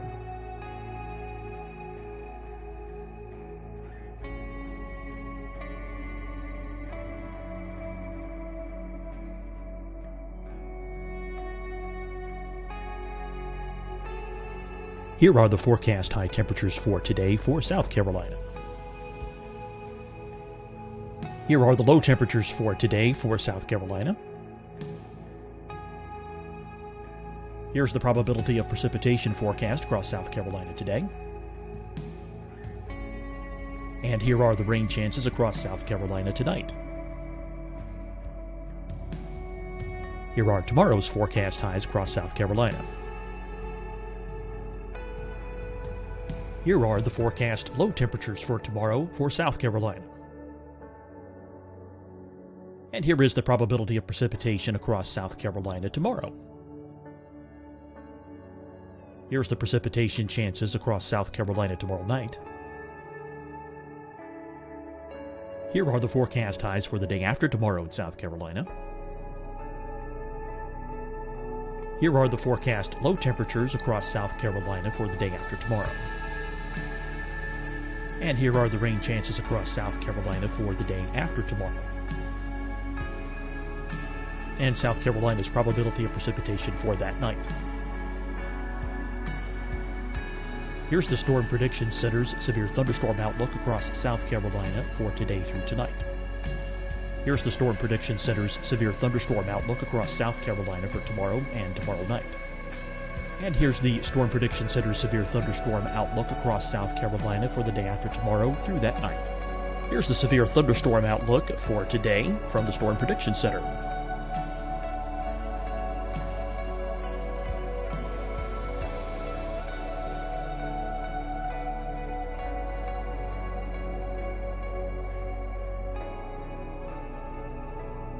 And now here's a live look at weather radar across the southeast. Deciding when to wear a mask isn't about who you know or how well you know them. Just ask yourself, will I be with anyone I don't live with? If the answer is yes, get behind the mask. Help slow the spread of COVID-19. Get behind the mask. Learn more at covid19.ncdhhs.gov. Hi, everyone. I'm Dr. Mandy Cohen, Secretary of the North Carolina Department of Health and Human Services.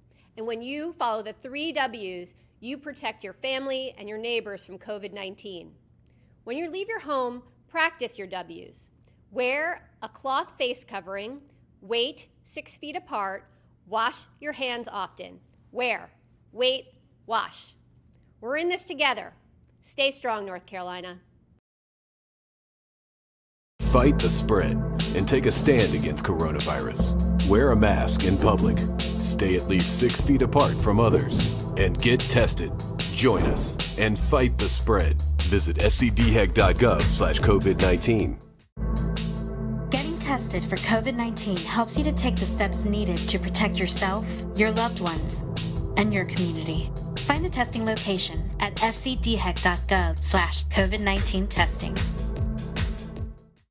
You'll see your Carolina weather forecast at 25 and 55 past. And now back to the best of the Carolina Weather Group on the all-new Carolina WeatherNet. And in almost real time, you could get it to one central area where that data could be compiled. You'd have the data quickly, you could analyze it, and then understand what was going on a more real-time basis. And this was all done at a place called the Smithsonian Institution. And Joseph Priestley was the guy that was there that was gathering all this information and beginning to plot weather maps.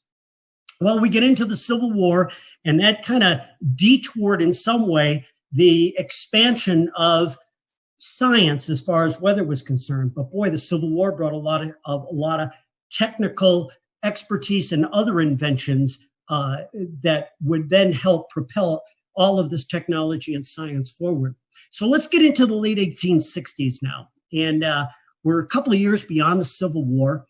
And the railroad transportation really wasn't coming into its own at that point. So a lot of the transportation that occurred between the inland parts of the country and getting out to the coast in the northern half of the United States occurred on the Great Lakes.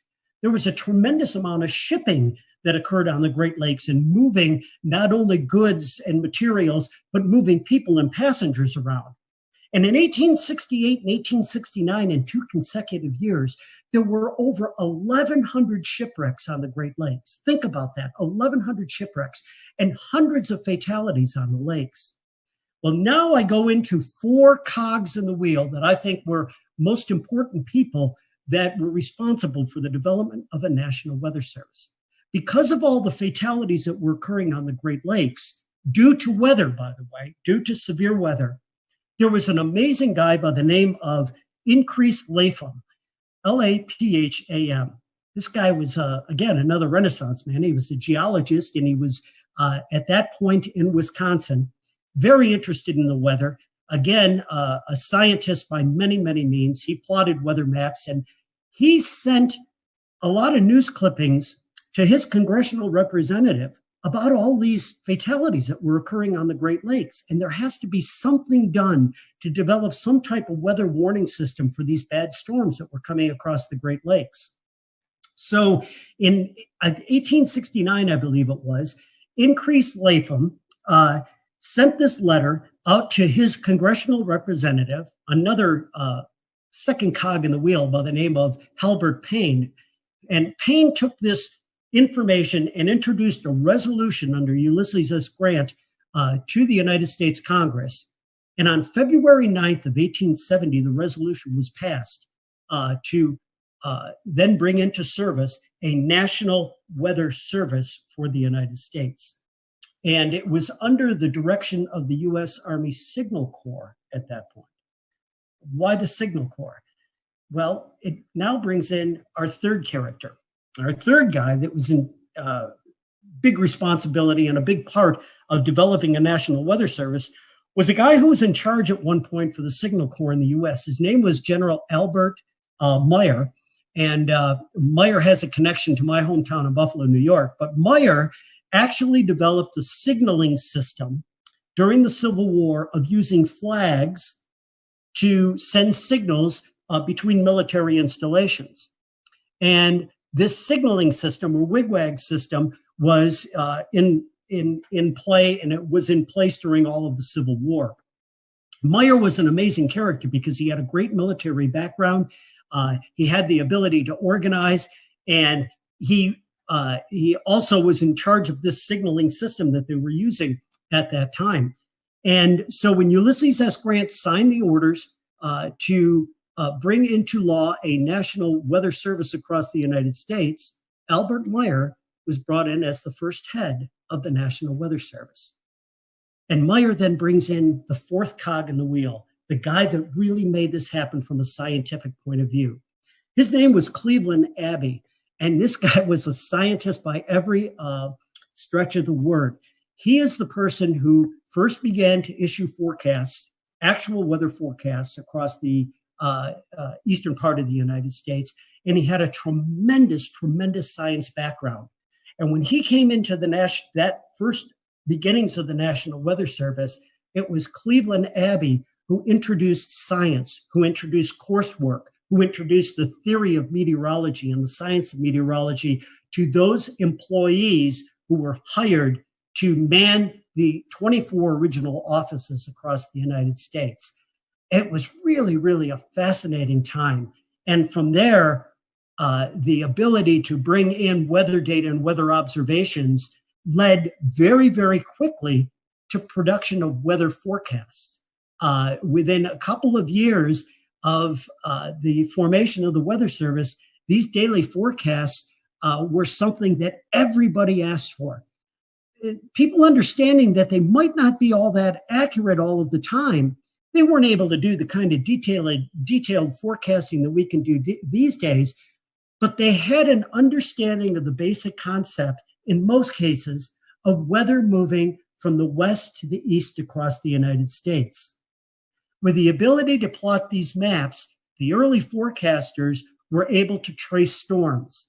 And as storms were moving from Chicago to Detroit to Cleveland to Buffalo and out to New York City, these forecasters could time to some degree the occurrence of this bad weather that was coming in that direction.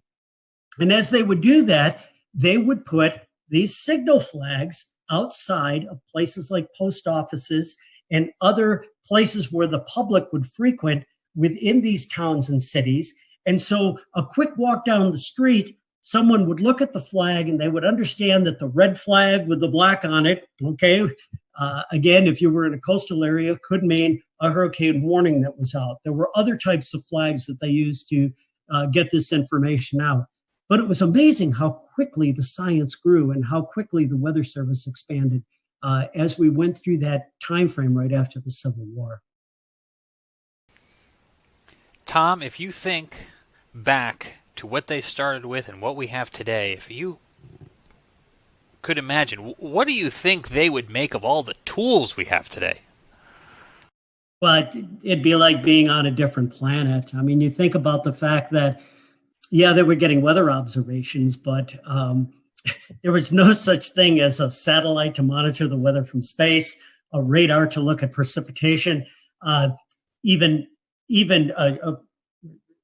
heaven forbid, a computer model, something that would actually foretell by using basic laws of mathematics what the weather would be like several days or maybe even into weeks in advance.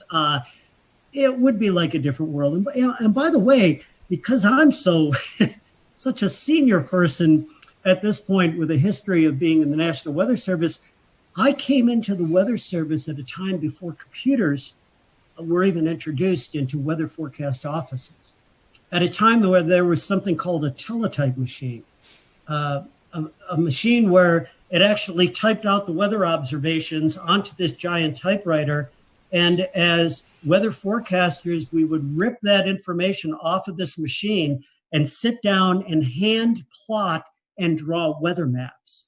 I got to do that when I was an intern in my first couple of years within the National Weather Service. And to go from that to what we have today is amazing. So I can't imagine what someone like Cleveland Abbey would be thinking if we were able to place him into a science office like we have within the National Weather Service today.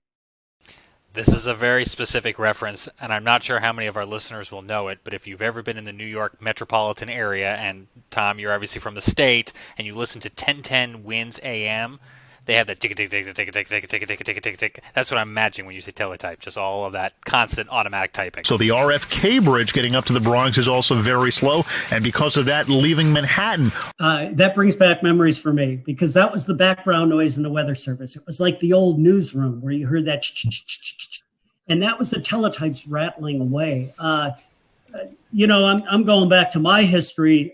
Only 35, 40 years ago in the National Weather Service, when I first came online, that's when we were first beginning to get satellite pictures, we'll call them, into the National Weather Service office. Now, we get satellite data today at minute intervals. It comes in on the computer. We run these huge loops at any resolution in any part of the globe on a regular basis. Everybody can do that online these days. In the weather office back then, we would get one image that would come in every hour. And if you wanted to do an animation of what was going on, all those images were placed on a clipboard. And you literally would take your fingers and take the pictures and let them go. And you could see the clouds moving across the eastern part of the United States. That was our animation back then. And that was after a tremendous increase in science and technology. It's fascinating because, as we all know, wars are terrible. War is hell.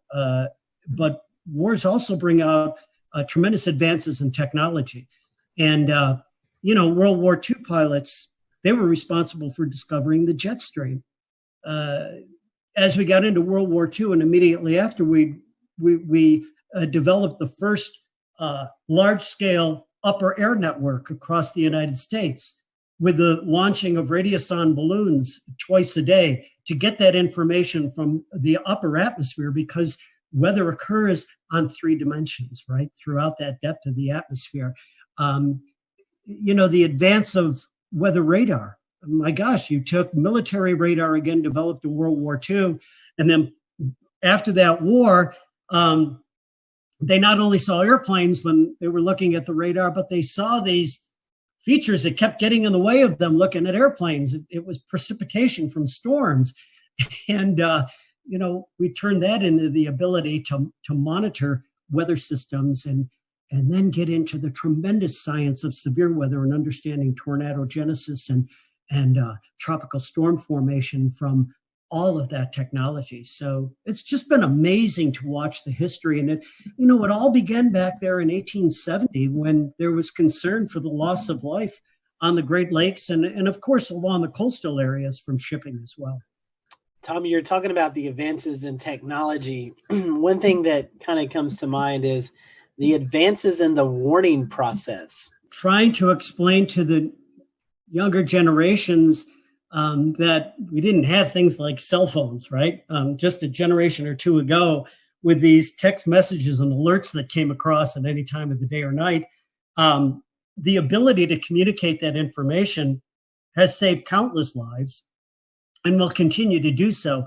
And the ability now to be able to put out 911 messages to a huge area, an entire community, to get that information out, has been married with the technology that allows us to be more confident to get those warnings out by being able to use something like a Doppler radar to understand what we should be warning on and what we should not be warning on.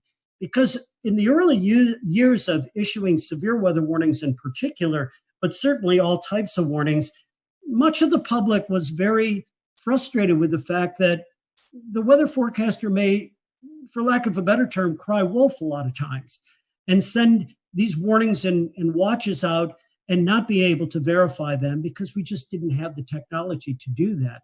But we've got that technology now. And to be able to then marry that to the ability for people to get warnings anywhere at any time, day or night, it has just gone a tremendous way to save lives across this nation. Talking about communication, and then I'll toss it off to someone else. One of the biggest tools that I think we all in this chat utilize is NWS chat and the ability for the forecasters and the weather office to communicate with TV, radio, storm spotters out in the field. I mean, just the instant communication that we have, I think, is pretty cool, and it's cool to see the advances in the National Weather Service with that. You know, that's a really important point, and what it's done also is it's changed the responsibilities and the type of work that goes on within the National Weather Service offices. A decade, now I should say more than that, a generation ago, the main job of the National Weather Service forecaster, the meteorologist, was to issue the forecast. And now we have many, many tools that allow that process to be very, very fast, very efficient, and very smooth. But what the forecasters do now, where they really, really make a difference, is what we refer to as decision support or decision support services. That ability to get that information and get it out and let our special customers know exactly what is happening, when it is happening, contacting emergency managers and working with the emergency management community to have their resources ready to go, to be ready to respond when the weather is coming through. And also, you mentioned this tool that is used on computers called NWS Chat. It's the ability for the forecast office to chat or to talk or message to many of its users, its media, its emergency management system, those types of individuals, to get the most reliable and timely information back and forth from those communities and sending out their thoughts from the National Weather Service offices. I found it fascinating when I worked at the Weather Channel that we, within a matter, and I mean this, within a matter of less than a minute in many instances, a damage report, say somebody had a half-inch hail that came down in their neighborhood outside of Charleston, South Carolina, and they sent a report in on their phone to the National Weather Service saying, we got hail here. Within a matter of a minute or so, the Weather Service gets the report, pops it into a computer that goes into this system, and at the Weather Channel, our graphics meteorologists were watching that data coming in, and when they picked that data up with the click of two buttons, it ended up on air. I was amazed to see how quickly that process took, and it's the ability to get that information and communicate it out to the public, because time is of the essence, especially with severe weather. So it's another huge increase in technology that, once again, is helping to save lives.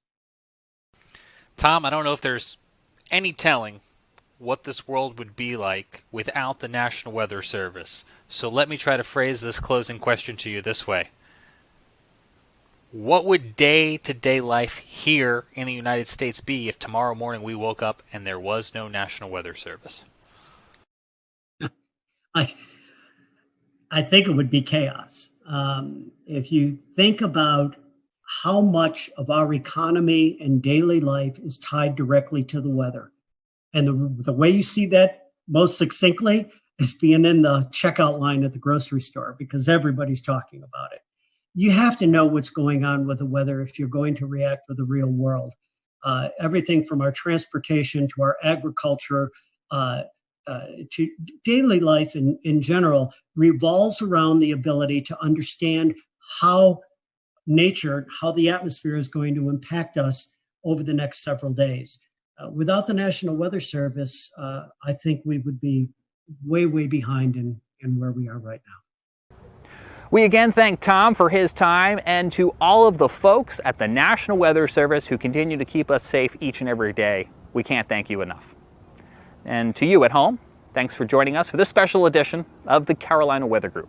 For all of us, I'm James Brierton in Matthews, North Carolina. We'll see you again real soon.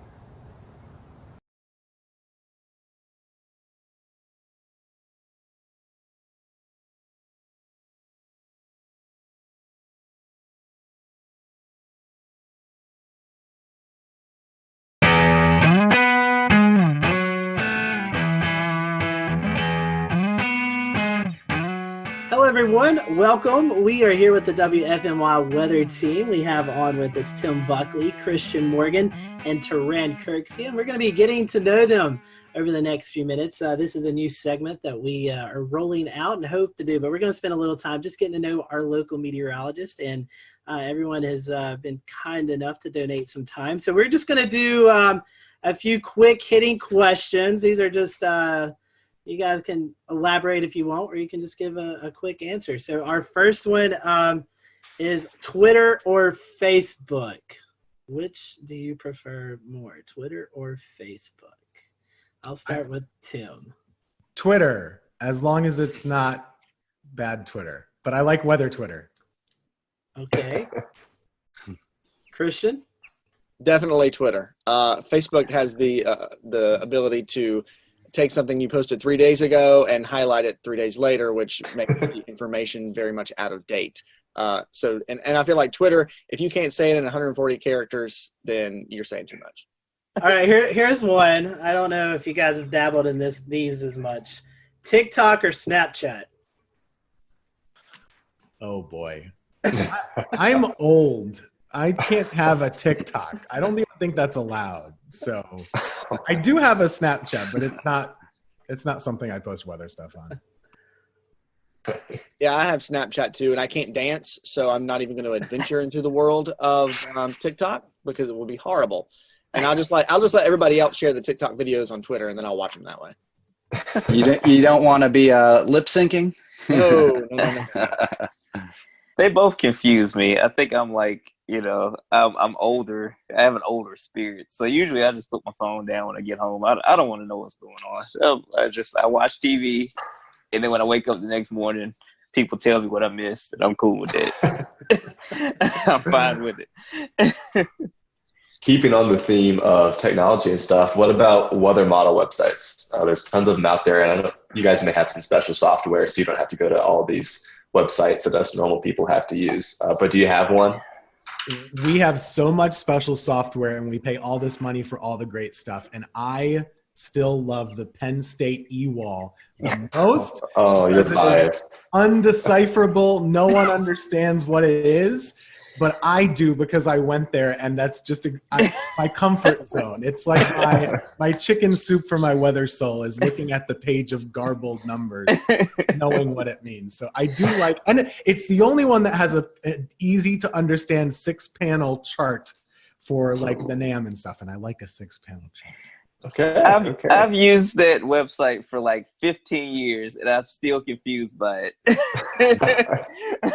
but it was the first website I used a lot though. Now I use Pivotal Weather a lot, and occasionally I look at some other ones if it's like hurricane season or something like that too. Yeah, the first time I met Tim, and he was showing me this Penn State e-wall, and I said, "What is this thing that looks like it's from 1985 that I cannot understand?" And I laughed at him for it, but he's like, "Oh, it's got all these charts and things on it." I was like, "Okay, I'm gonna find a different website." And then I took my weather classes and stuff through Penn State, and I was like, "Oh man, I really love the e-wall now." It's fun to actually sit and work side by side with Tim, because we actually understand the Penn State e-wall and how great it actually is. But also, like, we do have it's something you have to pay for, but WeatherBell has some good maps on it. But I really like to use Pivotal Weather, especially when we look at severe weather parameters. They have it very easy to access on there. I can't say that we've really dabbled in the e-wall, but definitely agree with you on WeatherBell and Pivotal. I think I'd have to throw in Tropical Tidbits just because that's where I started, and it's so nice having those easy assignments. Keep on this topic. Do you think that weather data is too easily available? Yes, but there's nothing we can do about it. Okay. I have two opinions on this. Number one, I don't think it should be that easy. I don't think it should be easily available to people that aren't seeking it out. So what I mean is, like, if you want to really be able to look at a weather model, of course I agree that's a good thing to be able to do. But I don't like that it gets out there to people that aren't wanting to see it. So it gets posted to Facebook, and then my grandma gets it and says, "Oh gosh, this is really bad." That's the bad part that we all know about. So in a perfect world, it's 1995 and only the weather folks have the weather models, but you can't put the toothpaste back in the tube. I think with it being so accessible, yes, it's public knowledge. it's out there, so why can't you access it? But at the same time, you get a lot of these hype weather sites and, people who think they're weather gurus and don't really understand it. And they like to, screenshot things and then post hype weather stories based on looking at one model. People don't really take the time to actually dive into the models and try to find the consistencies in them. And a lot of people don't even know like the biases of the models and typically how they run. So having it so accessible is kind of doing, the weather folks a disservice. So we actually kind of have to take a step back and say, what you're seeing is not really accurate, but here's what we're looking at. So we almost have to kind of be careful where we step to make sure we cover the bases of what people are really seeing on Facebook and Twitter and what they're, sharing out at a mass rate. Yeah, because 90% of the time when something looks bad 5 or 7 days out, it doesn't happen. So Right.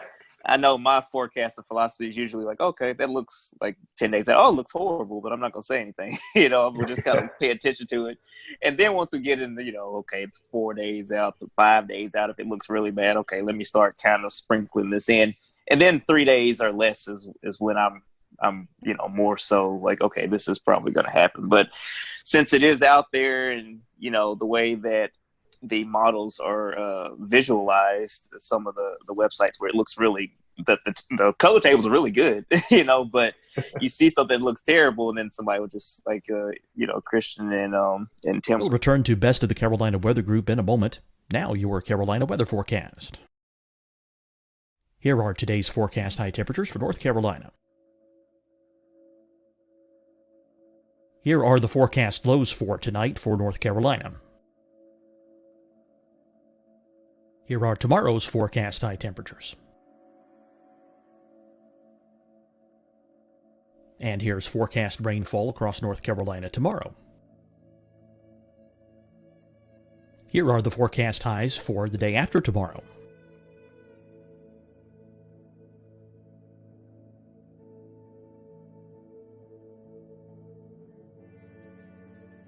And here's the forecast rainfall across North Carolina for the day after tomorrow.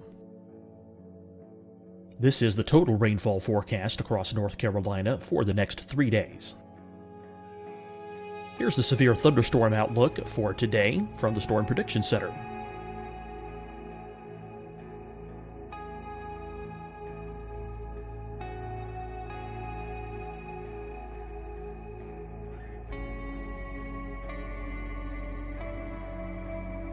Here are the forecast high temperatures for today for South Carolina. Here are the low temperatures for today for South Carolina. Here's the probability of precipitation forecast across South Carolina today. And here are the rain chances across South Carolina tonight. Here are tomorrow's forecast highs across South Carolina. Here are the forecast low temperatures for tomorrow for South Carolina. And here is the probability of precipitation across South Carolina tomorrow. Here's the precipitation chances across South Carolina tomorrow night. Here are the forecast highs for the day after tomorrow in South Carolina. Here are the forecast low temperatures across South Carolina for the day after tomorrow. And here are the rain chances across South Carolina for the day after tomorrow. And South Carolina's probability of precipitation for that night. Here's the Storm Prediction Center's severe thunderstorm outlook across South Carolina for today through tonight. Here's the Storm Prediction Center's severe thunderstorm outlook across South Carolina for tomorrow and tomorrow night. And here's the Storm Prediction Center's severe thunderstorm outlook across South Carolina for the day after tomorrow through that night. Here's the severe thunderstorm outlook for today from the Storm Prediction Center.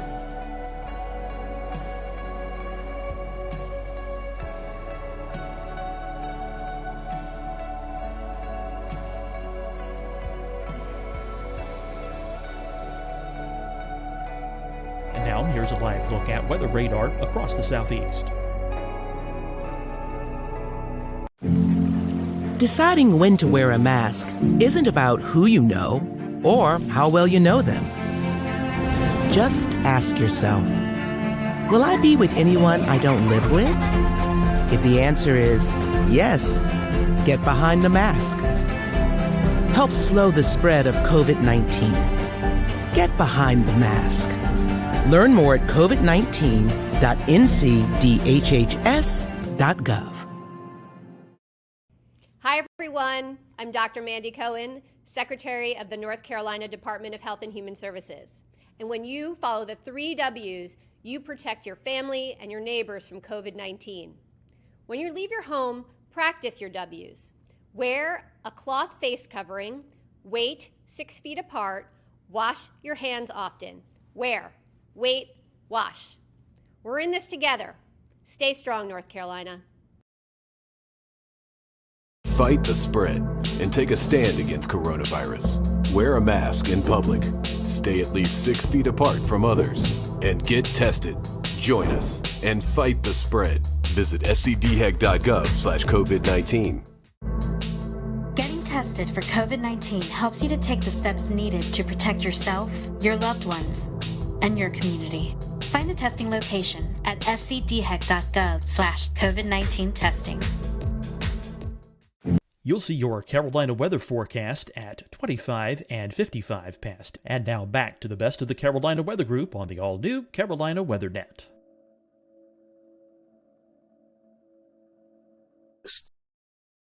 It explodes and you have to do damage control the whole time. And then when it doesn't happen, people say, well, you guys didn't know what you were doing.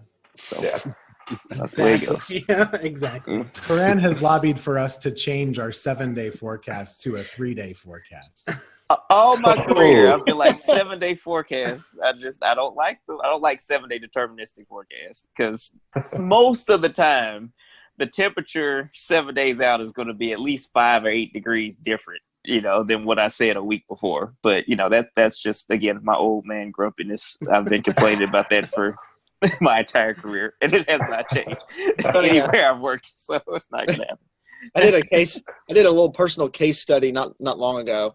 I was like, okay, I'm going to take, my forecast sheet and I'm going to keep it. And here's what I put for day 7. And when I get to day 7, I want to see how much it's changed. And I mean, over those 7 days, the conditions change, the temperature changes. It's an evolving thing, especially once you get past, 3 and 4 days. Yeah, I even tell kids when I do school talks, like, okay, days like 5 through 7, don't worry about those. It's more of a here's what we're looking at down the road. This is kind of a suggestion of where things may go. Exactly. Yep. And heavens forbid you put a snowflake in day 5 or 6 and it doesn't happen. Never do that. That's the rule of thumb. Never do that. I could think it could be a blizzard. I'm not putting a snowflake on day 7. Dig your own grave. Mm-hmm. Kind of bringing it back around for your viewers here. What was it that kind of jump started y'all to want to become weather people?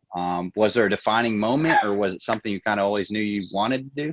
Most people have like one weather moment that they saw or they lived through or they experienced. For me, I don't really have one of those, but I did grow up in probably the snowiest part of the country that people live in, which is upstate New York, right along Lake Ontario. We got like 200 inches of snow a year.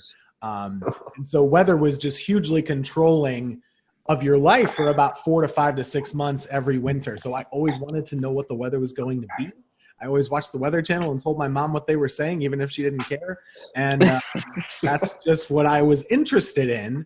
And the TV thing just kind of followed suit. I didn't know that was exactly what I wanted, but that kind of just worked itself out. So that was my spark, were snowflakes. And I hate snow, by the way. So it's just, maybe that's why. Yeah, I'm going to catch heat for this from Tim and Taran, but I really like snow. And see, look. They've unclaimed me. So always, that was my thing. And my birthday is in January. And for a while, there was a couple of years where it always snowed on my birthday or within a couple of days of my birthday. So that kind of, I've always was interested in weather. And actually, I never knew that's what I wanted to do as a career. I always wanted to do broadcasting, radio or TV of some sort, and work in radio for a while and then try to get my foot into TV and a couple different avenues. And then the weather thing just kind of popped up. That's where I was able to kind of get my foot in the door. and I knew I enjoyed it, and kind of gotten my foot in the door. And actually, kudos to Tim for helping me, and helping me learn a lot and teaching me, and kind of really growing that passion for weather that I had. And so much so that it sparked my interest to actually go back to school and get my meteorology certifications and stuff. And so here we are. It all kind of came full circle at one time. For me, I'm from the deep South. I'm from Alabama originally. And so I grew up a bunch of tornado events, and one time I saw one, and that just kind of locked it in for me. And so that just made me interested in, because, when you're a little kid and you have tornado warnings, you get a little scared, and that fear made me want to learn more about them. And so, so now, that led me to kind of pursue meteorology as a career. When I was in college, I was somewhat interested in broadcast, but probably more into research. The broadcast thing just kind of happened, and I've just been doing that ever since. But I do want to say I do not like snow. Snow is terrible. I hate tornadoes too, because tornadoes are bad, as we've seen. So I just like I think I like more so the challenge of forecasting, as opposed to certain weather events, weather phenomena. Yeah, that's a word. Yeah, I said it right. Phenomenal. My short career so far that I've had, I've already learned that weather is a very humbling thing. Forecasting weather is a very humbling thing, because you have this period of time where you're on it. You're like, man, I'm accurate. This is, it's working out. And then something falls in your lap, and it's, you're like, okay, I'm gonna come on back down to earth now. But yeah, so the challenge is fun. And also, weather is one of those things, like, you think about it now, we've got everything going on with the coronavirus, but weather doesn't stop. Like, it's something that never changes, and it's something that's always happening, no matter what's going on. And people always, no matter what they're doing, whether they're staying at home, or whether this is a normal period in time where people are going to work and kind of coming and going as they please, weather affects everybody in some way, shape, or form.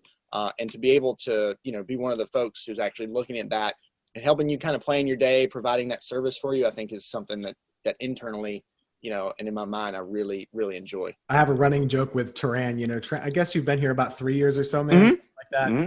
And when he was on his interview, he was asking, what's the weather really like in the Carolinas? And, he's been in Oklahoma and Mississippi. And I say, you know what, man, we don't get that much severe weather.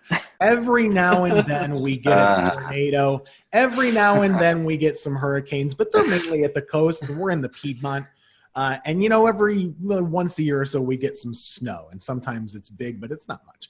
And then weather just happened all the time, and we had lots of tornadoes. We had a Greensboro tornado. We had all these hurricanes that came right into the Piedmont, all this crazy snow. So it's Turan's fault. So it is. Is it following you, Turan? Clearly, it must be. I'm sorry. I apologize to everyone. So now I'm connecting the dots, because first we blamed it on Grant Gilmore when he left. And so now it's actually Tim's fault, because he said we don't really get, and ever since then all heck's broken. Jinxed us. Yeah. That's right. Everything was quiet when Grant was here. When he left, it just went crazy. No claims about North Carolina weather at all. A quick follow-up there, Turan. The tornado that you saw, you were younger and you had a clear kind of visible of that. What kind of happened in that experience? There was I remember the day. I was in Huntsville, Alabama at the time, in North Alabama, and there was a tornado warning, and the meteorologist was saying, hey, it's headed towards this part of Madison County, which is maybe about 5 or so miles north of where we are. Then the power kind of flickered or went out, and of course, we looked outside. So you're not supposed to do that. And we were looking north, and you could barely see it, in the distance, but I could see it, and I was like, oh my gosh, that's wow. This is it. I was scared, but I was also kind of mesmerized. My parents knew that it wasn't going to hit us, so they were okay with me looking outside, okay, it's up there, it's fine. But just watching it was. It kind of, just solidified my interest, because I've always been somewhat interested in weather, even when I was younger than that.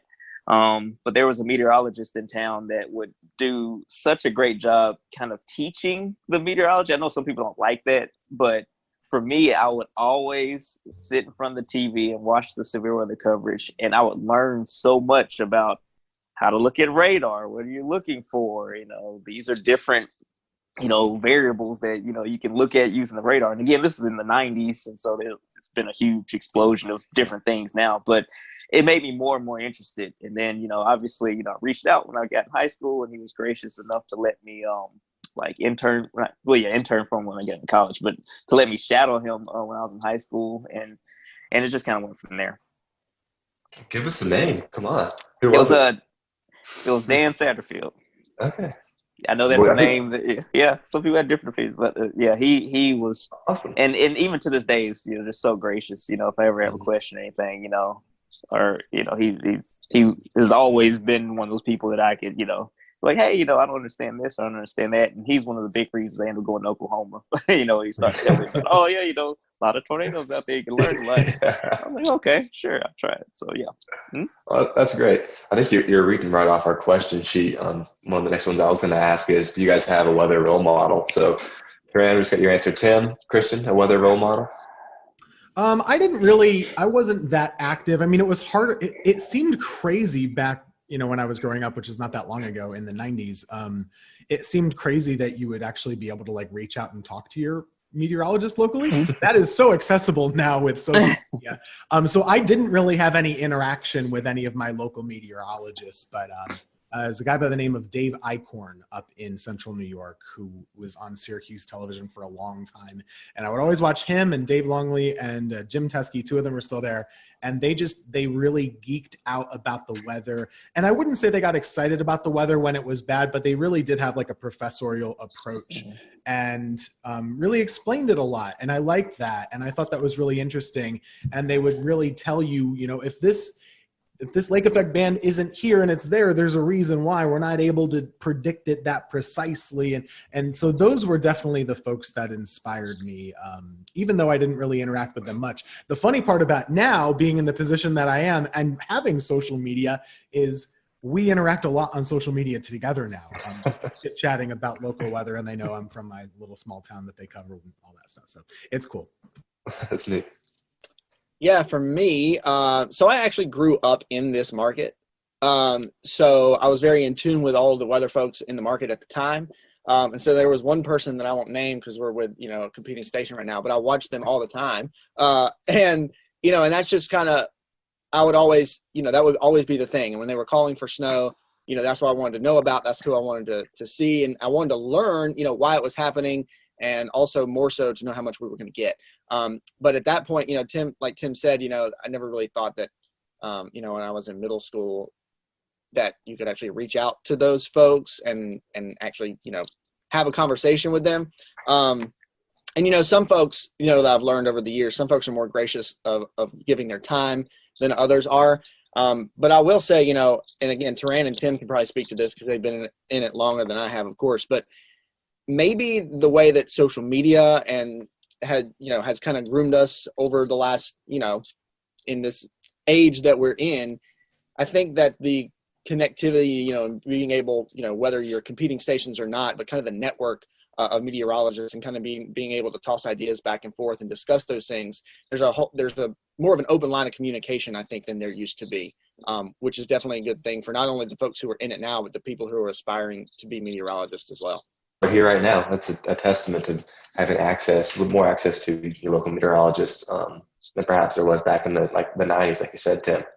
Everything has changed so much. I didn't even know what a computer model was or that they existed until I got to college. Like, I didn't know any of that really. And I don't know that I was unique in that either. Once you got to school, you're like, oh, there were these tools that I didn't know that existed. Here's how we use them. And then I kind of, you know, learned it very quickly. But before that, I mean, the amount of information that 12-year-olds know now that are weather enthusiasts is about the same as like what I had like as a sophomore in college. It's amazing. It really is. Oh yeah, same for me. I mean, the first time I saw a forecast model was when I shadowed that time, and they had the DIFAX maps or whatever. It's like, oh, okay, this is printing out. So this is how you all figure out the forecast weather. Okay, cool. Before that, I had no idea.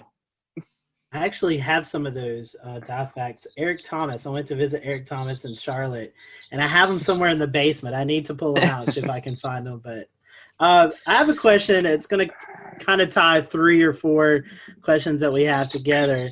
It's kind of the future of meteorology, working from home, and the role of social media, which we all 3 are experiencing right now in the COVID-19 pandemic. So what are your thoughts on the future? Do you see working at home maybe more of a thing to come and doing a lot more via social media?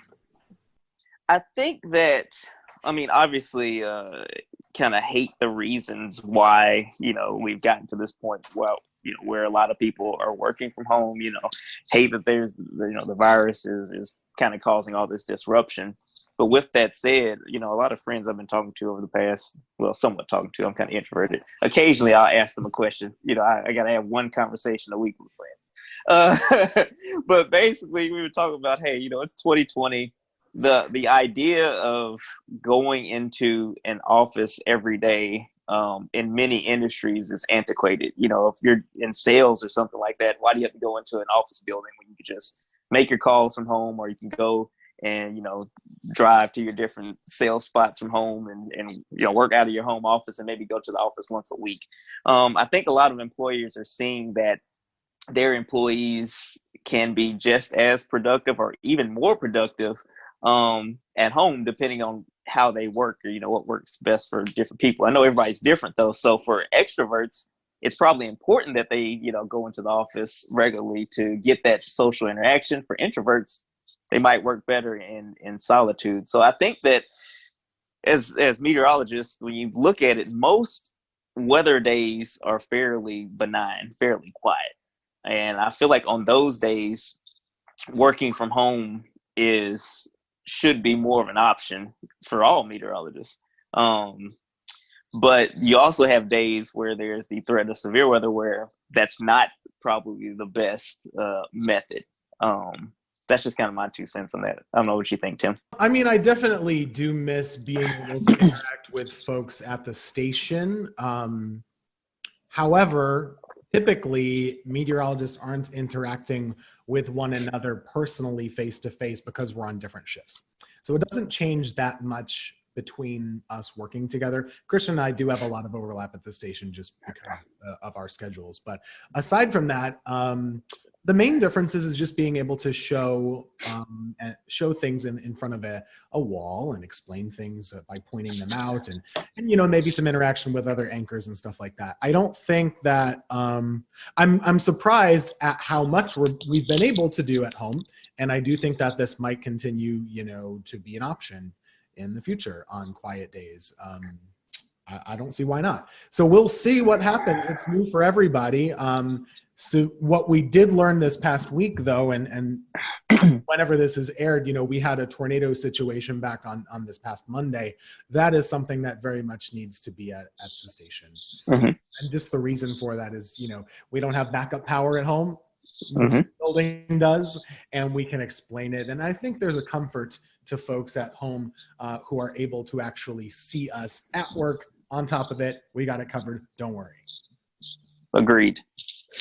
Yeah, I'll real quick. I'll echo off what Tim said about our severe weather event this past Monday, and I was actually working from home, and Tim and Taran were in the studio, of course, very much separated because of social distancing guidelines right now. But the other thing, and I know that this is again, the quality that we're able to put out, even working from home, video quality, audio quality, is pretty mesmerizing, honestly, because we never thought that we'd be at this point.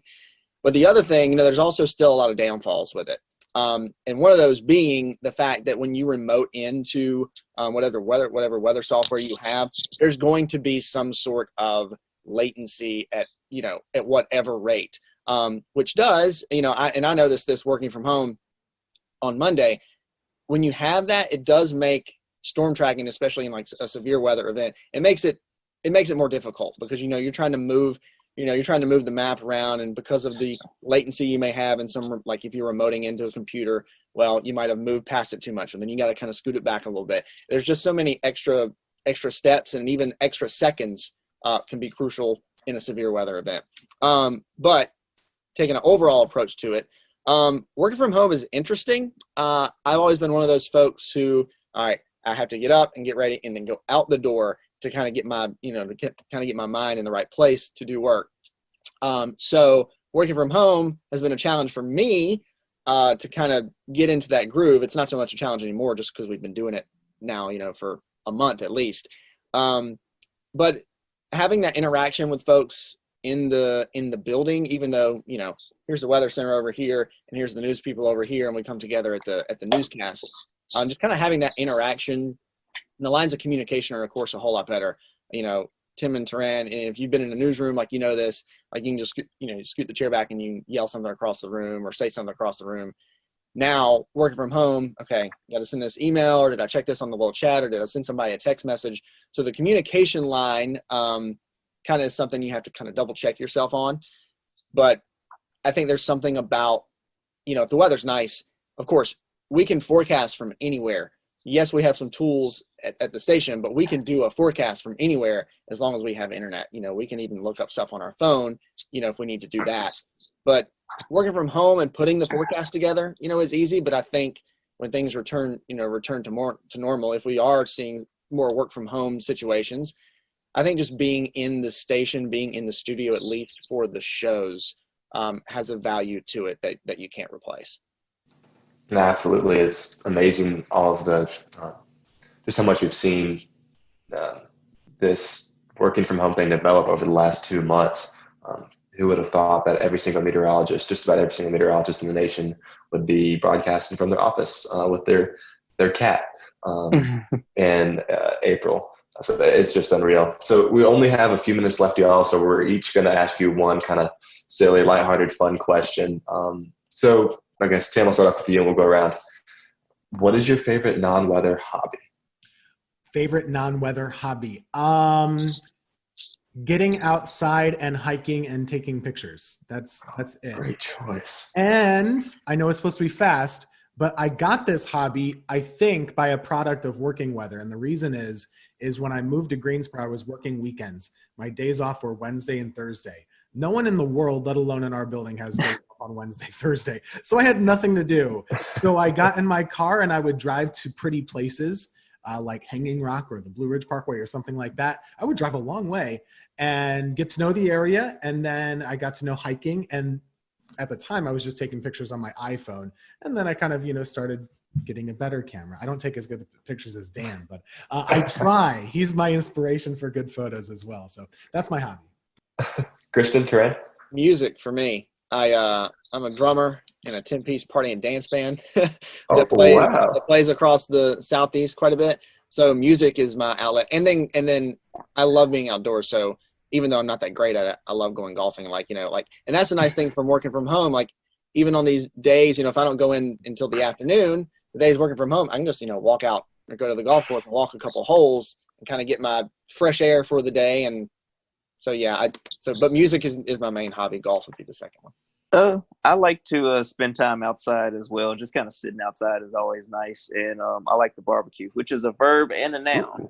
Okay. It's a verb and a noun. Contrary to popular belief, read the dictionary, it's a verb and noun. Sorry, anyway. That's true. But Southern thing. It is, yeah. It's a verb and a noun in Alabama, and it's a verb and a noun in North Carolina too. Do people up north not think that it's a verb? Well, there's they use it much differently. Yeah. Altogether. I can run out the clock on this if you want to. Go for it. The actual thing that you cook with, the barbecue instead of the grill. So this is a whole, and a cookout up north is called a barbecue as well. Yes. I'm telling you, that's the way it is up there. Yeah, once all this social distancing stuff clears up, I'm waiting for some Taran ribs. Every Saturday, I see a post of Taran cooking. I've had extra time on my hands, so maybe our next lightning round will be in person. Yeah. Taran, I gotta ask you, vinegar or tomato-based sauce? Well, I mean, that's the big debate here in North Carolina. Man, you about to get me in trouble, man. All right, so again, I'm from Alabama, but I spent most of my life in North Alabama. So Memphis-style barbecue is what I'm used to. And then when I lived in Oklahoma, Texas-style barbecue is kind of, one of my big things too. I like more tomato-based barbecue sauce. Like, you have to put, for me, I do put like, some apple cider vinegar as I'm cooking it, but I don't just like douse it in it. Like I just want a little bit of tang and then more sweetness. That's just what I prefer. Very nice. Very nice. We'll give that to you. Rant on that. I'm with Rand on that. Even though I'm from North Carolina, I don't want to eat barbecue and have my throat burn. A good mix, a good middle of the road barbecue. Well, Christian, I didn't stop because we need the viewers to still like us after that. Disparaging barbecue or whatever. And these are the fun questions. Yeah. Christian, I didn't know you golf, so next time I'm in the air. We'll have to go hit the course. We'll do it, absolutely. All right, so one last, question before we wrap. Do you have a favorite weather or disaster themed movie? And if you all three say Twister, Yahtzee. Yeah, that was what I was gonna say. It's so bad, but it was so entertaining. And growing up, I was like, "Oh man, this is awesome." So yeah, there was a volcano movie too that was really bad. What was the name of it? It was Volcano? Dante's Peak. Yeah, in the Dante. Dante's Yeah, there were two Peak. of them. There's Dante's Peak, and then Volcano was like in L.A. Okay, yeah. They're all really bad. Yeah. The worst one is The Day After Tomorrow. Oh gosh. Are you telling me that's not accurate? It is horrific. And I was in New York We'll return to Best of the Carolina Weather Group in a moment. Now your Carolina weather forecast. Here are today's forecast high temperatures for North Carolina. Here are the forecast lows for tonight for North Carolina. Here are tomorrow's forecast high temperatures. And here's forecast rainfall across North Carolina tomorrow. Here are the forecast highs for the day after tomorrow.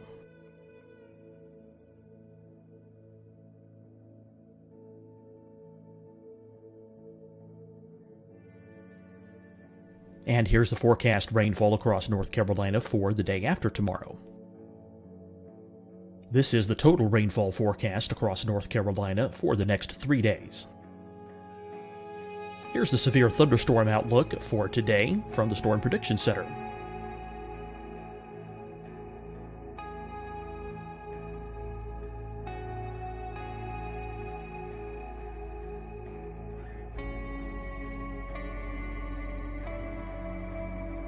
Here are the forecast high temperatures for today for South Carolina.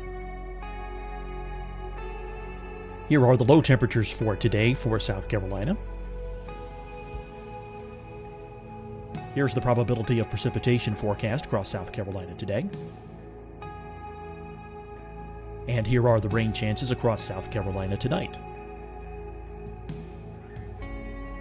Here are tomorrow's forecast highs across South Carolina. Here are the forecast low temperatures for tomorrow for South Carolina. And here is the probability of precipitation across South Carolina tomorrow. Here's the precipitation chances across South Carolina tomorrow night. Here are the forecast highs for the day after tomorrow in South Carolina. Here are the forecast low temperatures across South Carolina for the day after tomorrow. And here are the rain chances across South Carolina for the day after tomorrow. And South Carolina's probability of precipitation for that night. Here's the Storm Prediction Center's severe thunderstorm outlook across South Carolina for today through tonight. Here's the Storm Prediction Center's severe thunderstorm outlook across South Carolina for tomorrow and tomorrow night.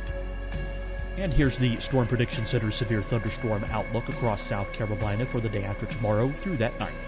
Here's the severe thunderstorm outlook for today from the Storm Prediction Center.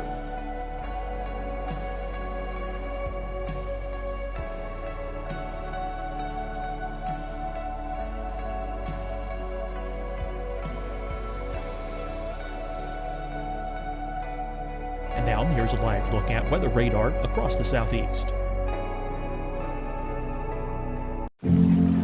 Deciding when to wear a mask isn't about who you know or how well you know them. Just ask yourself, will I be with anyone I don't live with?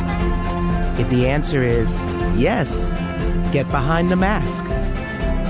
Help slow the spread of COVID-19. Get behind the mask. Learn more at covid19.ncdhhs.gov. Hi, everyone. I'm Dr. Mandy Cohen, Secretary of the North Carolina Department of Health and Human Services. And when you follow the 3 W's, you protect your family and your neighbors from COVID-19. When you leave your home, practice your W's. Wear a cloth face covering, wait 6 feet apart, wash your hands often. Wear, wait, wash. We're in this together. Stay strong, North Carolina. Fight the spread and take a stand against coronavirus. Wear a mask in public. Stay at least 6 feet apart from others. And get tested. Join us and fight the spread. Visit scdhec.gov/COVID-19. Getting tested for COVID-19 helps you to take the steps needed to protect yourself, your loved ones, and your community. Find the testing location at scdhec.gov/COVID-19 testing. You'll see your Carolina weather forecast at 25 and 55 past. And now back to the best of the Carolina Weather Group on the all-new Carolina Weather Net.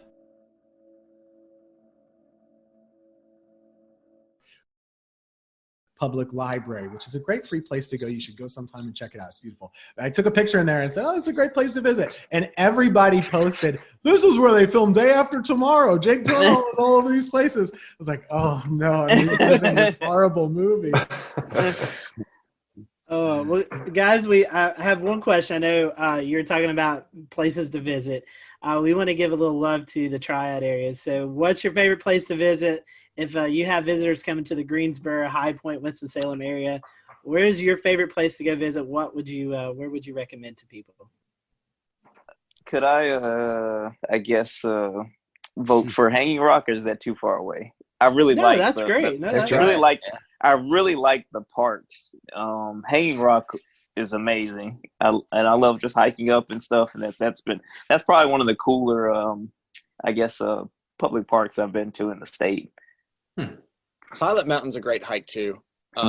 It's in the Triad, and it's probably, if we're talking Triad specific, that's probably my favorite. But if somebody's visiting the Triad, a couple, it's a quick shot up to the mountains and the Blue Ridge Parkway too. So we have a lot in our backyard. That's the nice thing about being in the Triad. We got a lot of great places here, but also a quick drive in a car, and you can take a quick day trip, whether beach, mountains, whatever it is. All those places are great. I will be like the ambassador. If you guys have any questions about where to eat, where to drink, where to go, outside, there are so many good parks here, seriously. And just having lived in multiple states and multiple places, most places don't have as many parks as we do and as many good parks as we do. And I really appreciate the dedication to saving outdoor spaces. City of Greensboro, every lake, there's a trail around it at all points. That's crazy. And there's really great opportunity to get outside, and we don't have traffic, and we have good food, good and stuff. So come on down whenever you're allowed to, and we'll give you a good recommendation. I'm sold, Tim. Dan likes it here. Okay, good. We certainly appreciate your time today. We talked about social media, so I'd feel bad if I didn't say, hey, give your guys a plug. How can they follow you guys on social media? Sure. Twitter or Facebook. Of course, mine is Tim Buckley WX. Just search Tim Buckley Meteorologist on Facebook. You can find me there. Instagram too, but I don't post much weather there. And mine is just TK Weather, like weather spelled out. So TK and then weather spelled out on, the internet. So I'm on there. On the Google machine, just Google it. Just Google it. Yeah, Twitter, Facebook, Instagram for me too. C Morgan WX on Twitter, and then you can just search Christian Morgan WFNY on Facebook, and then C Morgan WX on Instagram as well. Awesome. Well, we appreciate your time. Thank you guys for watching. Hope you enjoyed it. We'll do another one of these soon. Thanks, guys. Yeah, thanks, y'all.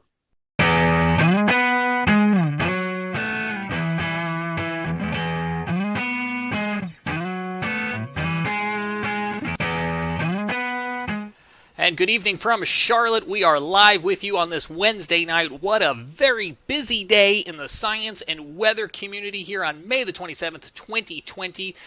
We have a great show for you. It wasn't exactly the celebration that we were hoping for, as you probably know by now.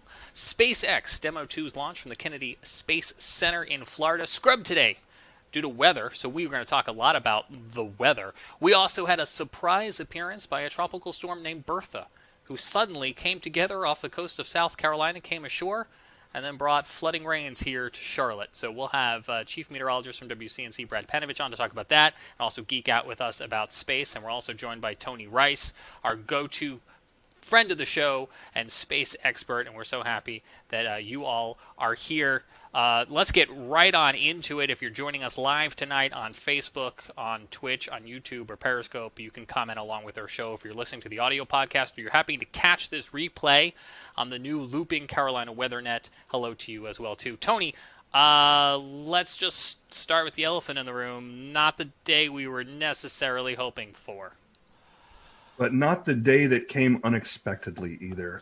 If you ever had the opportunity to go down and see a launch, if you haven't, do. Once all this current situation is over with and we're back to whatever normal looks like, you get the opportunity to go down to Florida and see a launch, do it. It's just an incredible situation. We were talking about that a little bit before we started here, and it doesn't capture what it's like if you're watching it on TV or on YouTube or whatever, what the experience is like down there. So that out of the way. If you have ever been down there, you know that Florida weather is Florida weather, and we kind of expect these things to happen. I think there's one or two other places on the planet where there is more lightning activity. So we scrubbed today because of weather, but we scrubbed today mostly because of the potential of lightning. And that's something that we learned back during Apollo 12, even when the Saturn V was hit by lightning on ascend and basically rebooted the rocket several hundred feet above the pad. We learned more about that through subsequent launches. So there's some very specific weather launch criteria, and we can get into that. But basically what happened today is we violated one, maybe more, and definitely know of one of those launch weather criteria that has to be met before we're going to go fly. I just pulled a Scotty and forgot to unmute myself. We're certainly going to get into some of that weather criteria, and we're going to break it all down because we got some really interesting information. I don't want to get too far into the program for anyone who doesn't know. Tony, let me have you explain it. What is the significance of this mission? So this is the first time in basically 9 years that we attempted to launch astronauts from U.S. soil. So at the end of basically construction of the International Space Station, we retired the space shuttle. Space shuttle, the best way to compare it, and the reason that we didn't continue flying the space shuttle to take astronauts back and forth, astronauts stay about 6 months on board station before they come on back home. So we're continually rotating people through there. The best way to compare it is you wouldn't take a tractor trailer to go get groceries. And that's about the volume of space that was in the back of the shuttle's payload bay. If you're just taking supplies, well, we can send an uncrewed mission up there. SpaceX has been doing that for a while. We've got some other ways of getting cargo up there.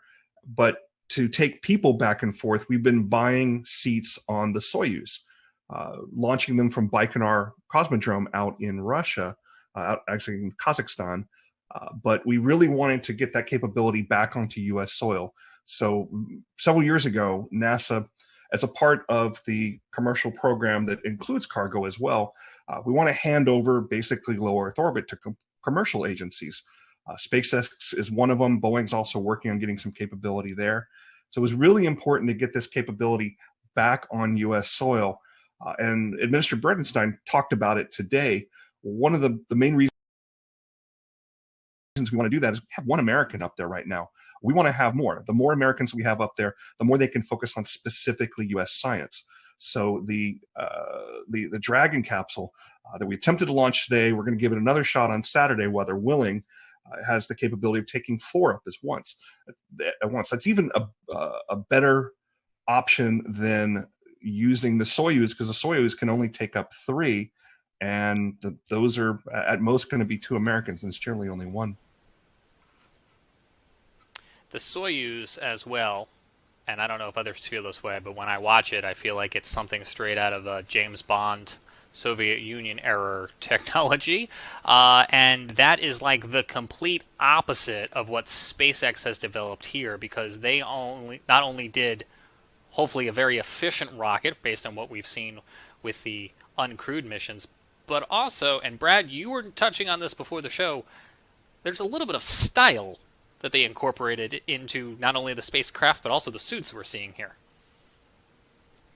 Yeah, they're very interesting. I love the helmets. The rest of it, I don't know. It almost looks like some kind of weird like leisure suit, and then they've got like shrimping boots on or something. Those were actually designed by a Hollywood costume designer. Elon Musk went out and specifically got one of the costume designers that was working on Marvel films and said, you go sketch us up something. You tell us what these are supposed to look like. Then they handed it over to the geeks who actually made it work and made it functional so it can protect the astronauts when it needs to protect them. But yeah, the helmets are cool. Those cool helmets, I love. They do look pretty cool, don't they? I will say one thing about the Soyuz, though. If you've ever seen pictures of the outside of the space station, you can pick those Russian elements out really, really easy. They're bulbous. And the reason they're bulbous is because a sphere is a very strong thing and can hold pressure really well. But the thing about Soyuz and the thing about those older rockets and those older capsules is the thing that you really want to have underneath of you and around you when you're in space is something that is well tested. And those rockets have been around a long, long time and are very well worn and have had the bugs worked out of them. We had an incident a couple of years ago where one of the solid rocket motors that come off during ascent bumped into the capsule, and they ended up having to going into an abort mode that they hadn't done in I don't know for how long. But previous to that, we really hadn't had any incidents with the Soyuz. The Soyuz is old-fashioned, and it doesn't look that great. It certainly isn't as sexy as what SpaceX is doing out there with their nice, clean cockpit and reverse lighting. Much like you have over your shoulder there, Brad. You've got some style there as well. But it's very functional and it's very reliable. Can you talk to us? We know you've been following this SpaceX progress probably a lot closer than most. Can you talk to us about what SpaceX has had to overcome to get to be the first commercial operator to take astronauts back, and what are some of the challenges that they may still face as somebody who's not as well seasoned? Yeah, well, they're still going to have to face some challenges there, simply because you got to have the first flight sometime. And it's kind of a first flight and it kind of isn't. It's on a well-proven rocket. The Falcon 9 has a pretty good safety record. We've really only lost a couple of them. But what they really have going for them is iterations. They've flown these things over and over and over. So they had an opportunity to perfect it. Does that mean that it's perfect? Certainly not. But it is sufficient to the point where not only SpaceX is comfortable with it, but if you listen to the NASA administrator and the folks that are involved in these kind of decisions, particularly during flight readiness reviews that have been going on for the last couple of weeks, they're confident. They have enough confidence to put those 2 astronauts on top of them. So what they have ahead of them is they'll learn something on this flight. Hopefully it'll go off without a hitch on Saturday. Hopefully the weather will cooperate. But they're going to learn some things. There's going to be something that didn't go quite right. There'll be something that can be improved upon. When you listen to the call during the launch, one of the last people you hear from is a flight test director. And that may seem a little odd that, we got 2 people on top of this rocket and we're about to send it off into orbit and we're still testing. But this is absolutely a test. The name of this mission is Demo 2. It's a follow-on Demo 1. Demo 1 was pretty much what you're going to see on Saturday, but without the astronauts. Every one of these things is a test, and it's a way to gather more data and to improve on things. The setback that SpaceX had I don't even remember how long ago. It was sometime last year or maybe even the year before that, where they lost one of the Crew Dragon capsules on the pad because of some of the hypergolic fuels that that are used on orbit. They're fuels that basically, if you put part A and part B together, you create an explosion. You point that explosion in the right direction, you got thrust. There was, I believe it was a leak that they basically lost that capsule. That capsule was all but pulverized. So that was a bit of a setback to them because they didn't get as much data as they would have hoped from something like that. You learn more from your failures than you do from your successes. So this is some of the most instrumented spacecraft ever. They're gathering tons and tons of data from it. So once we do get this launch off, they're going to be gathering lots of information and improving things. So Tony, what's the relationship between NASA and SpaceX? Who's kind of responsible for what? NASA is the customer. They put out the requirements, and SpaceX is the contractor fulfilling those requirements. It's kind of a similar relationship as the DoD would have with any of their contractors, if you're familiar with that world at all. That being said, though, there's a fair amount of oversight that NASA still has in this, particularly because of the human spaceflight aspect here. There are people on board this thing. There are former astronauts that are involved in all of those reviews. And somebody asked during one of the press conferences this week, who in NASA, if anybody, can raise their hand and say, no, something's not right, something's not safe. And the answer that was given by the administrator was anybody involved in the review panels. And SpaceX reiterated that they have a culture that they're trying to promote there, where anybody that's involved in building something can and should raise concerns as well. How much that actually happens, that remains to be seen. I don't know of any specific reports of it, but that's at least the story that they're telling. Tony, in a moment, we're going to listen to some of that audio communication today as they came to the realization that the weather was going to be a no-go. Set this up for us. Who's doing the talking here? Is it NASA or is it SpaceX? If it's the clip I think you're talking about, you're actually hearing an Air Force officer. So there is a wing of a part of the 45th Space Wing down at the Cape Canaveral Air Force Station that is responsible for forecasting weather all along the Cape Canaveral Air Force Station, where there's additional launch pads. SpaceX is using one of the launch pads there in addition to the one that was in use today, the historic 39A launch pad. That's actually on the Kennedy Space Center side of things. They're responsible for forecasting weather involved in launches. They also provide weather forecast for the station itself whenever they're moving around equipment and want to know about things like winds and rain and that sort of thing. The person you were hearing there was called the launch weather officer, and they are on equal footing with anybody else that is giving the go, no go call during that final pull before they decide to actually light it or scrub and wait until the next opportunity. But they are someone who is speaking for a larger team of experts. And many of those experts are very focused on looking at things like lightning. And that's kind of how things shook out today. There was a lightning concern that we can get into. Yeah, let's listen to the audio here, and then we'll talk about that exact lightning concern. Unless you can give us another 10 minutes, I don't think we're going to get there with any of the rules today. I'm going to give you 10 minutes. I mean, another 10 minutes past T0. Oh, 16:45 local. I think we'll probably be clear on all the rules, but not quite going to make it for this. Okay. We're going to check back in with you about 2 minutes, and then I'll call it up at about T-minus 17 minutes. Okay. Yeah, there's some of them are starting to count down, but we still have one above 2,000. So if that gets below... So Tony was talking there a little bit as we came back about some of the liquid oxygen. You can explain that to us as well, too. But, Tony, what we were hearing there was about 20 minutes left in countdown, and they were so close, we think, to getting the weather rules all in agreement, and it just didn't come together. Yeah, it just didn't line up quite right. They were keeping an eye on some cells out towards Orlando, and very excitedly noticing that the cells were starting to break up. I was watching them, live there as well. There's a rule that says, several of the rules mention 10 nautical miles, which if you've ever been down in that area, runs out not quite to Titusville and I-95. So you're watching any of that weather between the Space Coast and Orlando to see if those cells are going to continue moving forward, going to continue building intensity, or are going to break up. And the positives were that it looked like they were breaking up, and they certainly were.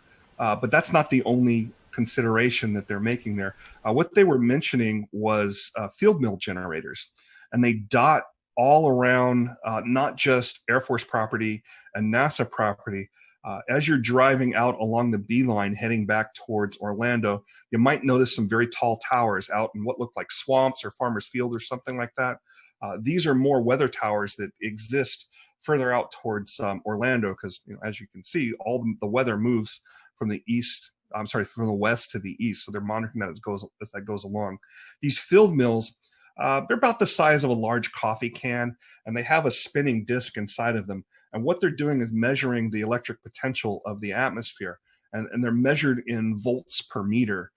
So there's everything has some level, some acceptable level, and it's about 1,000 to 1,500 volts per meter. And there's that, and you can see all those circles with the plus sign through them. Those are all field mills. I don't know which ones particularly were violating, but there was enough of them violating where they were running up over 2,000 volts per meter. I heard on the weather loop that wasn't sufficient to clear in time. They did see that voltage potential going down, and they did say about, like they said, about 10 minutes after launch, conditions were right where they could have launched. So it's worth pointing out here too that this was an instantaneous launch. If that was a shuttle sitting on the pad and it had sufficient fuel, we might have been able to launch today, because the shuttle had a wide enough window. It carried extra fuel. It had some additional steering capability that was not designed into the Falcon 9. The Falcon 9 was designed more for efficiency. We know that we can come back the next day and try to launch again. But the shuttle was designed in such a way that we could launch as far as up to 10 minutes after the planned launch time and still steer back into that plane. But the Falcon 9, you launch the second that you planned on launching, or you don't launch. It's not a matter of throttling up and catching back up to where you planned on being. Once you're in the wrong orbital plane, you never catch up with station. So that's why it was set up that way.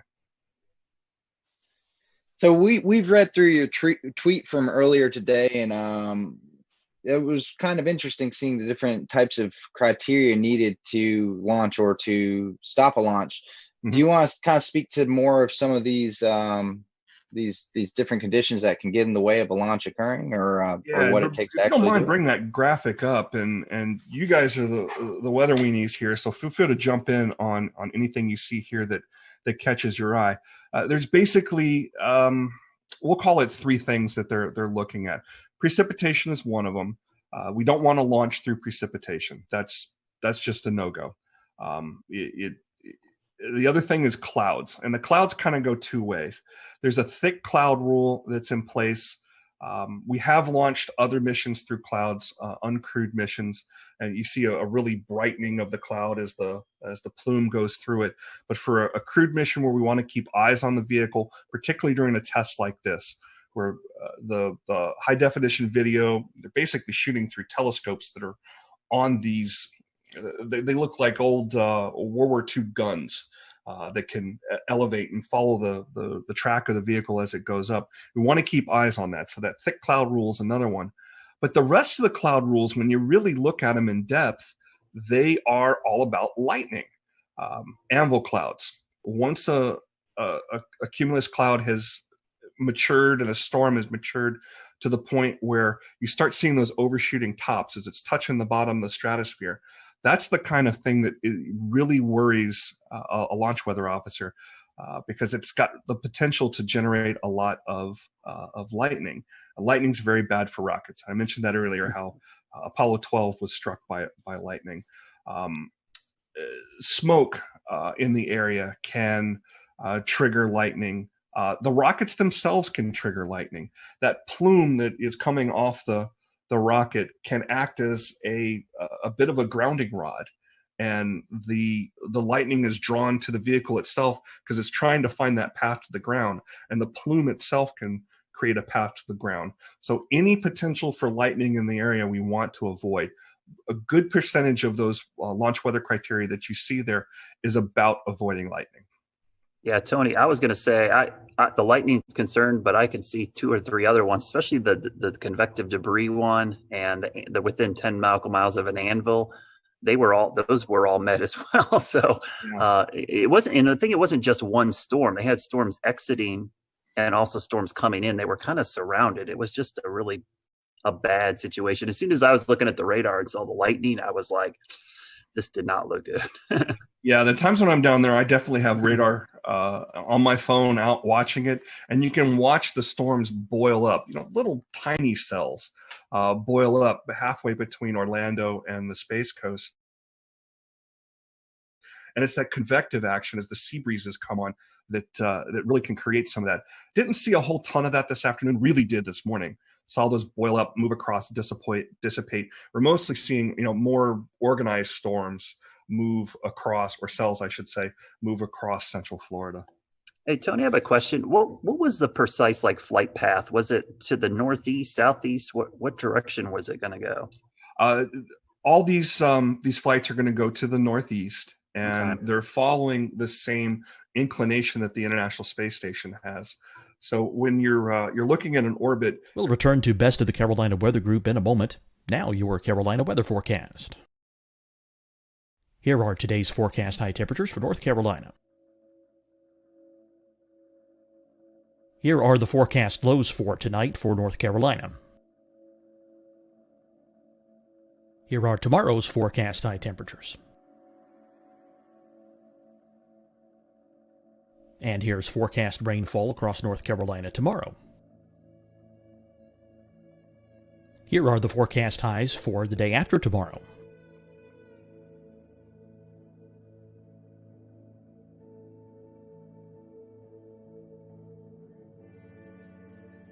And here's the forecast rainfall across North Carolina for the day after tomorrow. This is the total rainfall forecast across North Carolina for the next 3 days. Here's the severe thunderstorm outlook for today from the Storm Prediction Center.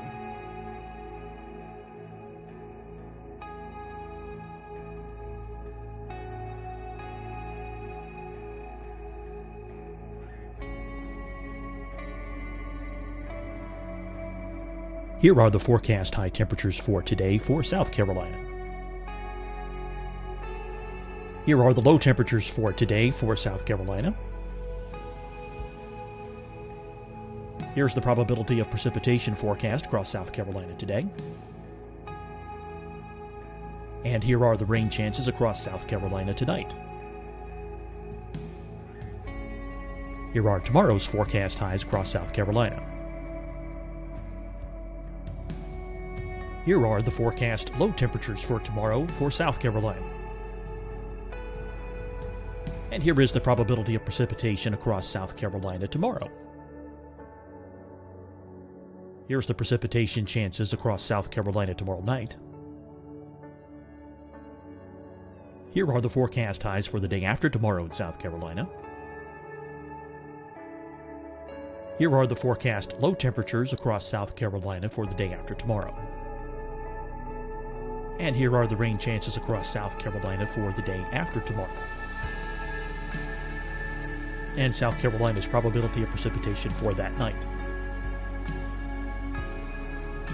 Here's the Storm Prediction Center's severe thunderstorm outlook across South Carolina for today through tonight.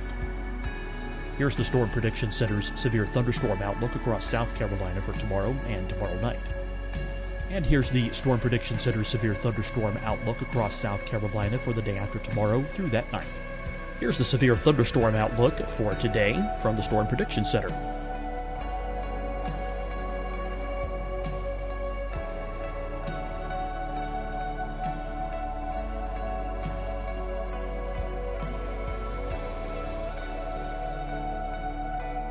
And now Now, here's a live look at weather radar across the southeast.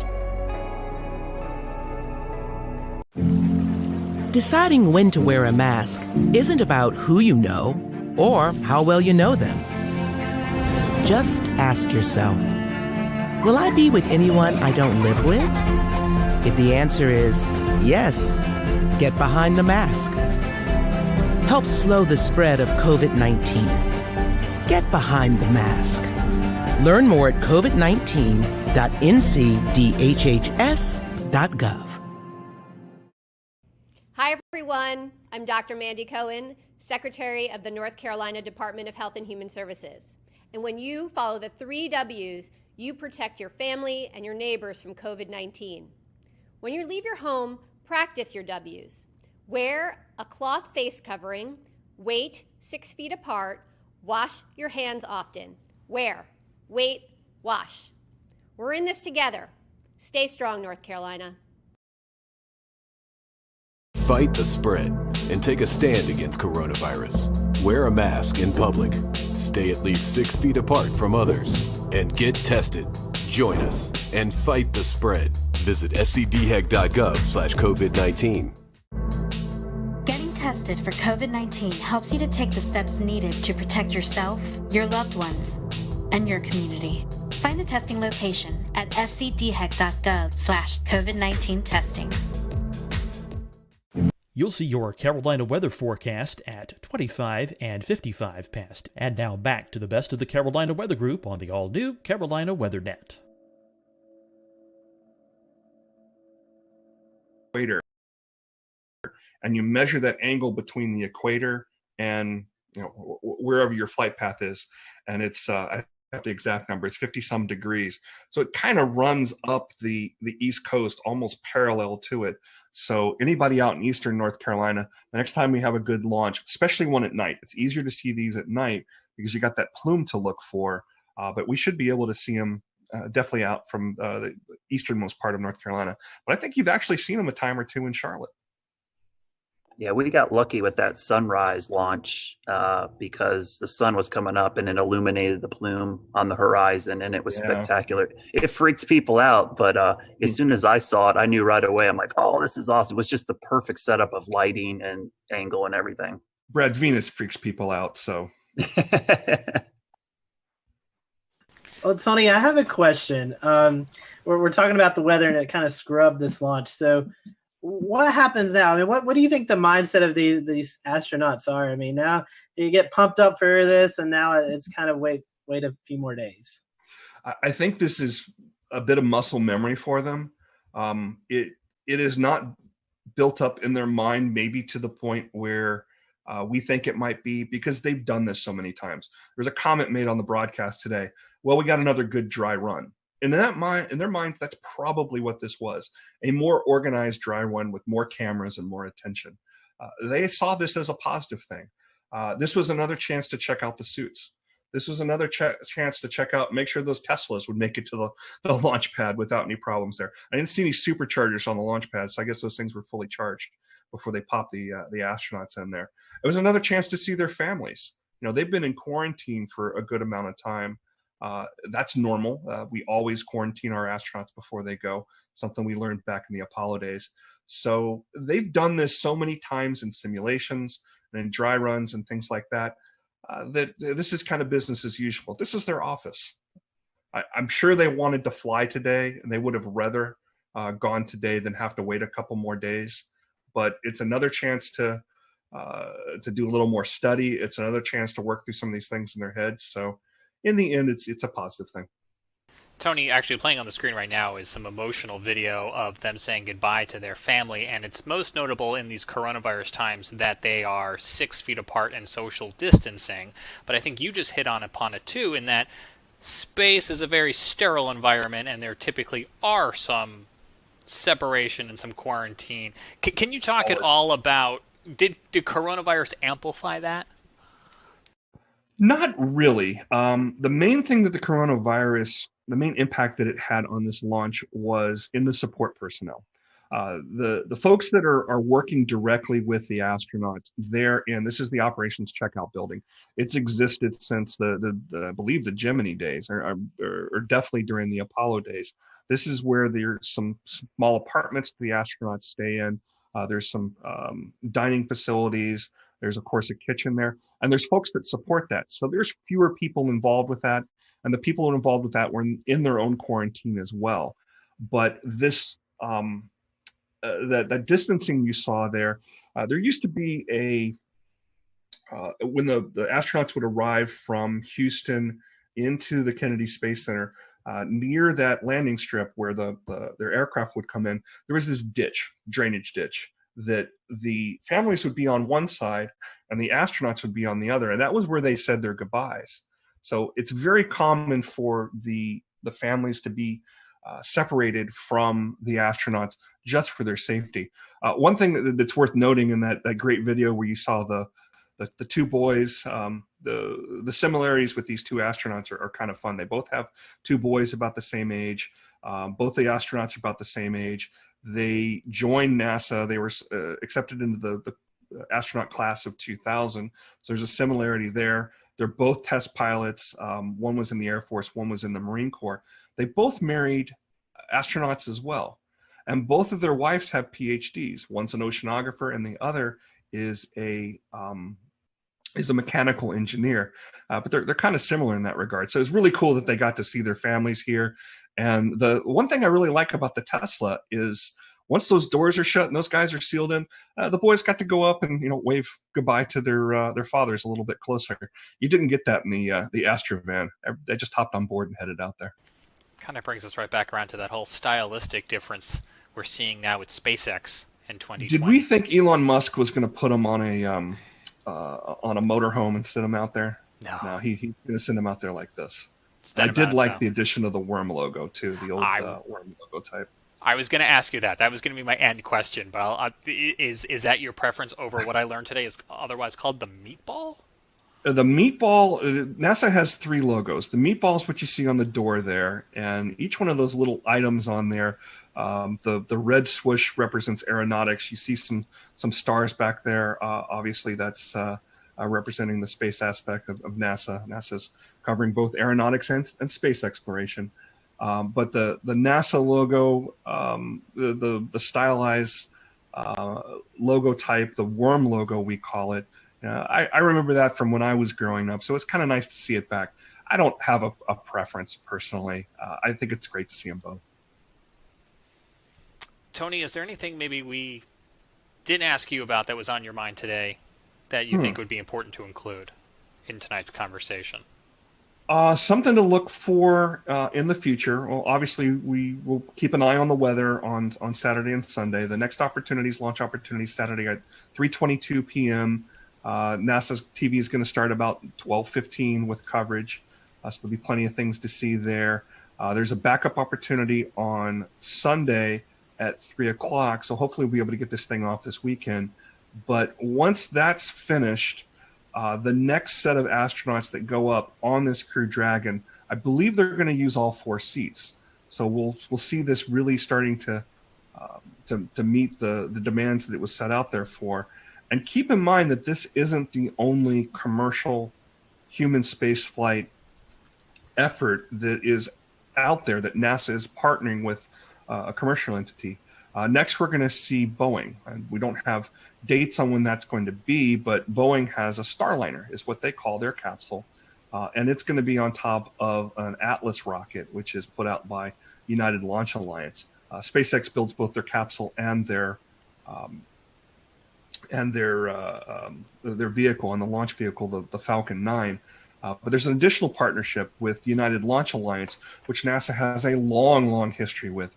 Just about every uncrewed mission, all the robotic missions through the Jet Propulsion Laboratory that are out there studying the sun, studying Mars. We're going to have a launch of the Curiosity rover's twin, Perseverance, here in July. That's going to be on a United Launch Alliance rocket as well. That's a very well-proven rocket, too. It's actually the rocket I've seen launch the most. The times I've gone down there, mostly to see uncrewed launches. So keep an eye out for that as well. Is the plan here to get some commercialized versions of the International Space Station up there orbiting? That's one of the things that's being discussed, and it's certainly not going to be the last station up there. It is the most expensive, most complicated things humans have ever built. So I don't think SpaceX is going to be putting up their own version of this anytime soon. Are there commercial benefits to having an ability to do science and do manufacturing in low Earth orbit and taking advantage of the microgravity? Absolutely. We're doing things like we're even 3D printing human organs on station, something that you just can't do in the normal gravitational environment of Earth. You have to be up there in microgravity to do it. So there's applications. That's something that's going to happen. Is it going to happen in short order? Probably not. But there's definitely applications in space, and that's the direction things are going. Tony, we appreciate your time. Our fingers are crossed that we can get this off the ground this weekend and return United States astronauts to the space station from U.S. soil. Hopefully the weather cooperates. And I think you've got some TV obligations coming up there in the Raleigh area. And so we'll let folks in that area know they can catch you here in a little bit on TV. And we appreciate you squeezing us into your very busy day. Does anybody want to go on record and make weather predictions for Saturday? Or are we gonna launch on Saturday? It's Florida, like you said, Tony. Someone asked me, what's it look like? Hey, if you, especially that time of day, mid-afternoon in Florida, basically at the end of May, early June, it's a 30-40% chance you can pretty much, write it down. I think it'll be a lot like today. I think, they just got to get lucky that they'll be in between storms right at that time. And the weather's very different in Florida than it is here in the Carolinas, in that stuff will spin up and it'll move through. Florida's not a very wide state, so it can move through in just 2 hours time from coast to coast, and it'll be a bright sunny day. It's the same reason I always cringe when people have trips to Florida and they look at their app and go, oh, looks like it's gonna rain every day, and I'm that's every single day during the summer. And like you said, Tony, it'll pop up. Yeah, it'll pop up and be gone. You just got a 30-minute shower. Our challenge again with these instantaneous launches is the weather's got to be right at that time. So what I tell folks, there's going to be another launch weather forecast that comes out here. The 45th Weather Squadron will put another one out probably on Friday. We'll definitely see one on Saturday. And when you see that go, no go percentage, follow me at RTP Hokie on Twitter. I always tweet these things out because they're a great source of information about what to look for. Don't get too wound up if the no-go percentage, is too high. I've seen things be canceled for weather, again, because of what you described with Florida weather, in the high 90s for go. And I've seen things be canceled for exactly have the ability to launch with absolutely horrid looking conditions a day before or even the morning before. There is truly a 50-50 chance that we will launch on any given day, and it's either we go or we don't, and it's based on what the conditions are right then and there. Tony mentioned during our broadcast tonight the Air Force 45th Weather Squadron, who was watching the weather very carefully down there and providing not only real-time conditions but forecasts for this and many other launches. We had the opportunity to have them on this show in January of 2018. There's a whole episode where we talked to them about all sorts of things, but we pulled the soundbite about lightning, and Tony showed it earlier, all those different lightning detectors. Let's just roll a little bit of that clip so we can hear straight from some members of the 45th, at least at the time here when this was recorded, about how they go about tracking some of those weather conditions.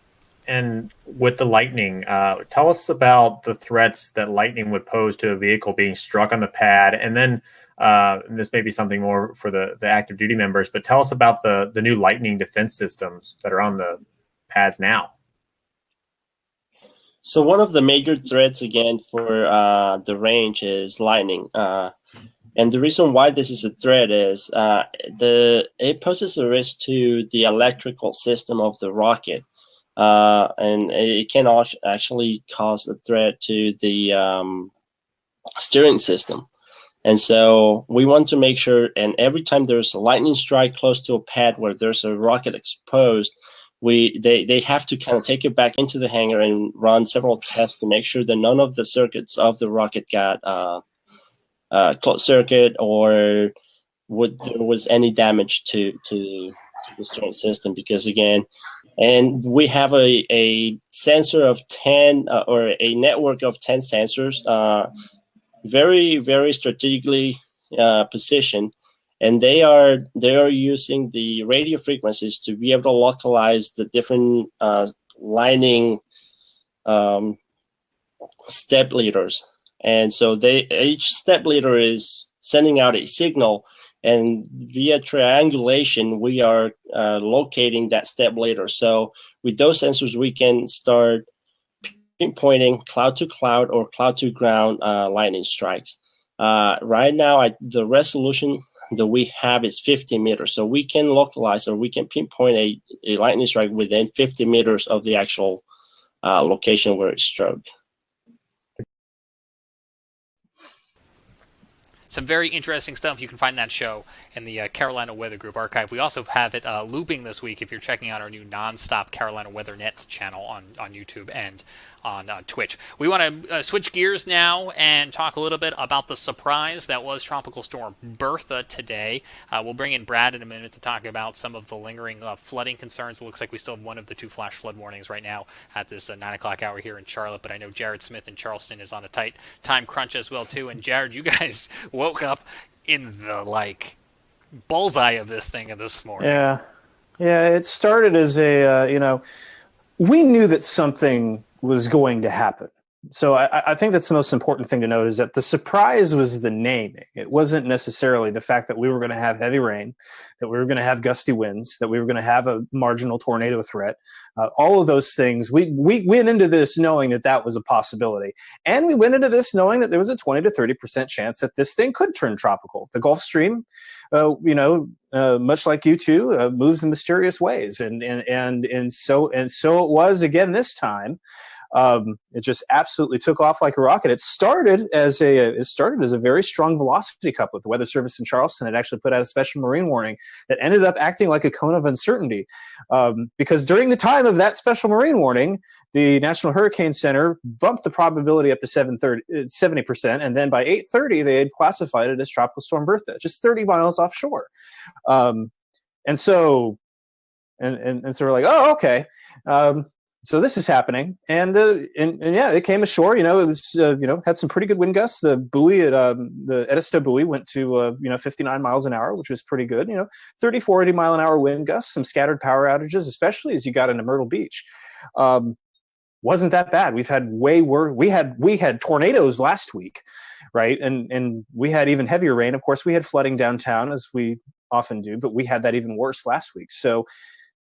Again, we kind of knew that there was going to be something here. The fact that it got named when it did, was kind of like, okay, but you could see it. I mean, you could see it coming together on the radar, and that guy, it started developing a little eyes. Like, wait a second. You start to see that it's expanding out from being this water spout producing supercell to something a little bit more, a little bit broader. So. It was caught us by surprise a little bit as far as that development. But again, we knew that this was going to kind of be how it went. There was nothing really surprising about that part. No major problems here in Charleston aside from the flooding that we're used to. But now it's just going to go up the gut and send a bunch of rain up there. We did set a rainfall record at the airport today, 2.08 inches, new record. Breaks a record set in 1977 of 2 inches straight on the dot. So we got another pretty good deluge of rain after the bone dry start to May. So yeah, it was an interesting day. I'm still getting comments tonight on Twitter and Facebook saying, oh wait, there was a tropical storm. What? It's like I was too busy. My favorite one right here is I was too busy disinfecting everything to know that there was a tropical storm. So. Give you a general idea of what kind of event Bertha was here. Really wasn't that big, but did you say that we're up the gut? Because that's what I took away from what you just said. Yeah. Well, I mean, it's running.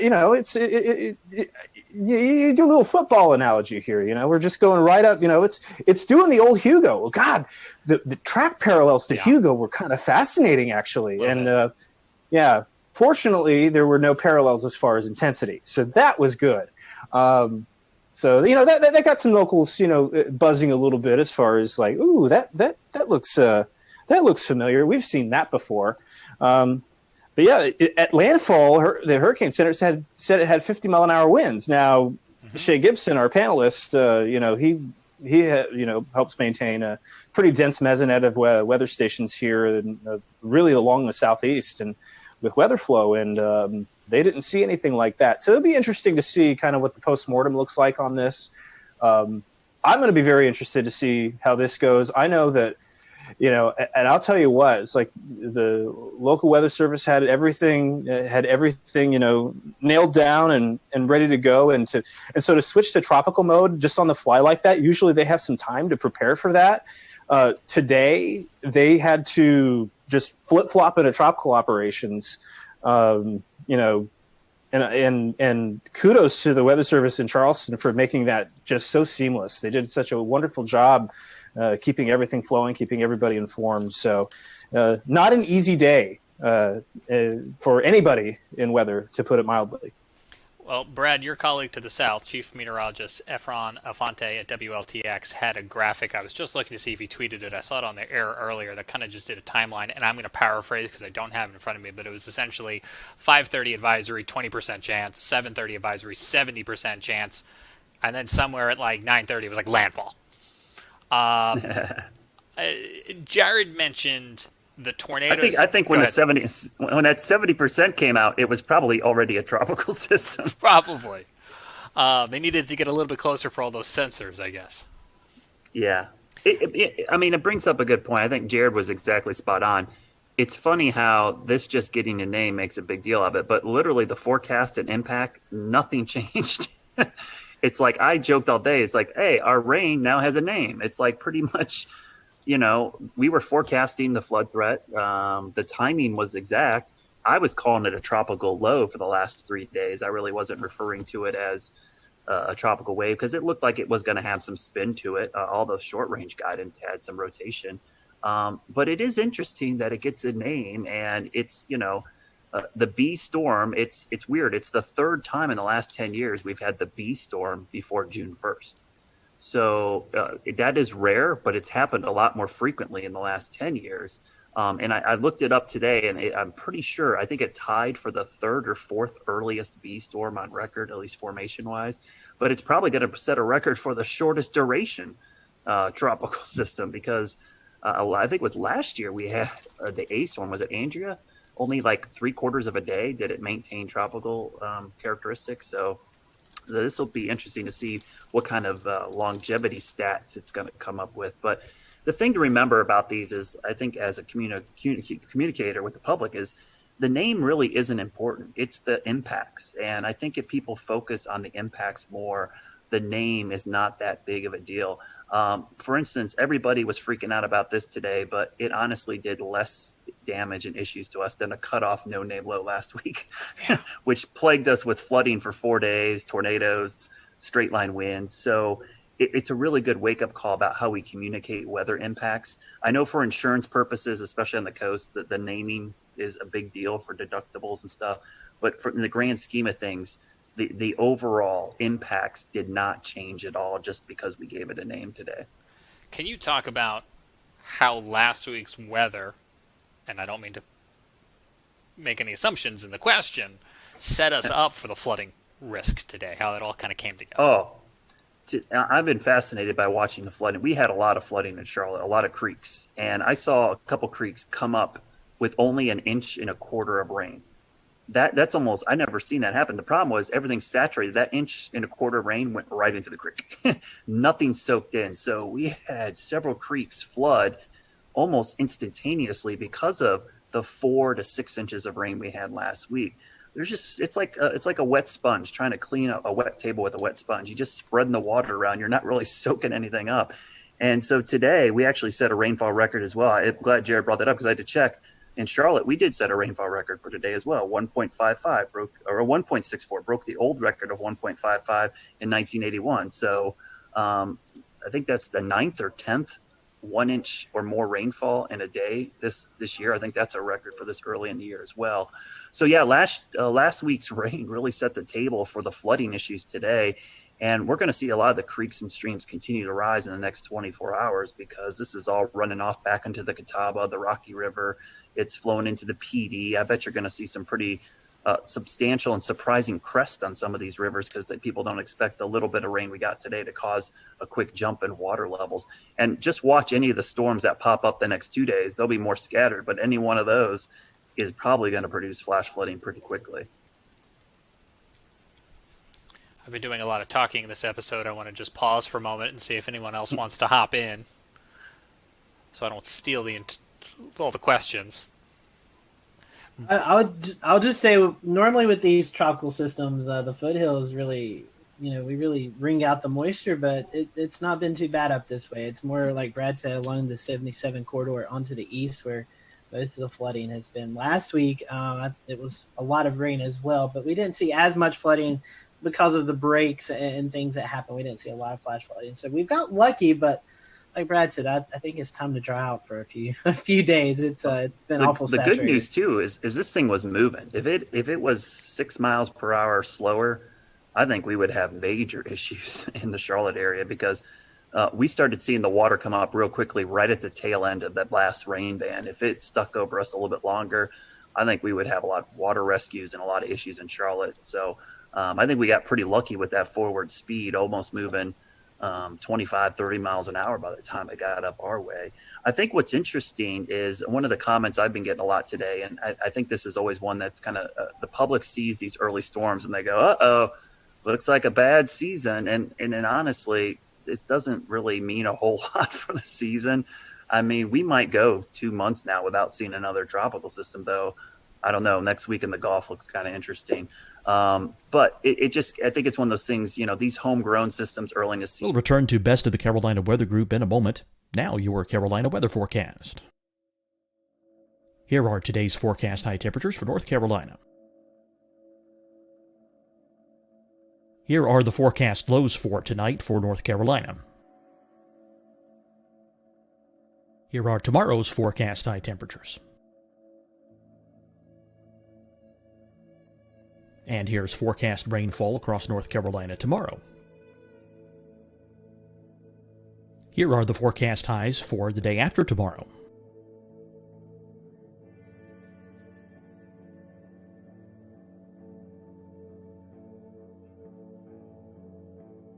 And here's the forecast rainfall across North Carolina for the day after tomorrow. This is the total rainfall forecast across North Carolina for the next 3 days. Here's the severe thunderstorm outlook for today from the Storm Prediction Center.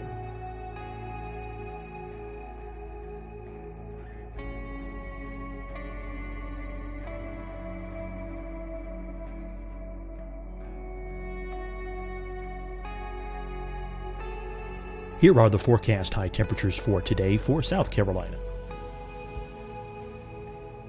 Here are the low temperatures for today for South Carolina. Here's the probability of precipitation forecast across South Carolina today. And here are the rain chances across South Carolina tonight. Here are tomorrow's forecast highs across South Carolina. Here are the forecast low temperatures for tomorrow for South Carolina. And here is the probability of precipitation across South Carolina tomorrow. Here's the precipitation chances across South Carolina tomorrow night.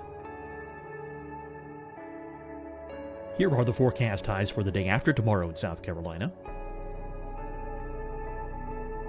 Here are the forecast low temperatures across South Carolina for the day after tomorrow. And here are the rain chances across South Carolina for the day after tomorrow. And South Carolina's probability of precipitation for that night. Here's the Storm Prediction Center's severe thunderstorm outlook across South Carolina for today through tonight. Here's the Storm Prediction Center's severe thunderstorm outlook across South Carolina for tomorrow and tomorrow night. And here's the Storm Prediction Center's severe thunderstorm outlook across South Carolina for the day after tomorrow through that night. Here's the severe thunderstorm outlook for today from the Storm Prediction Center.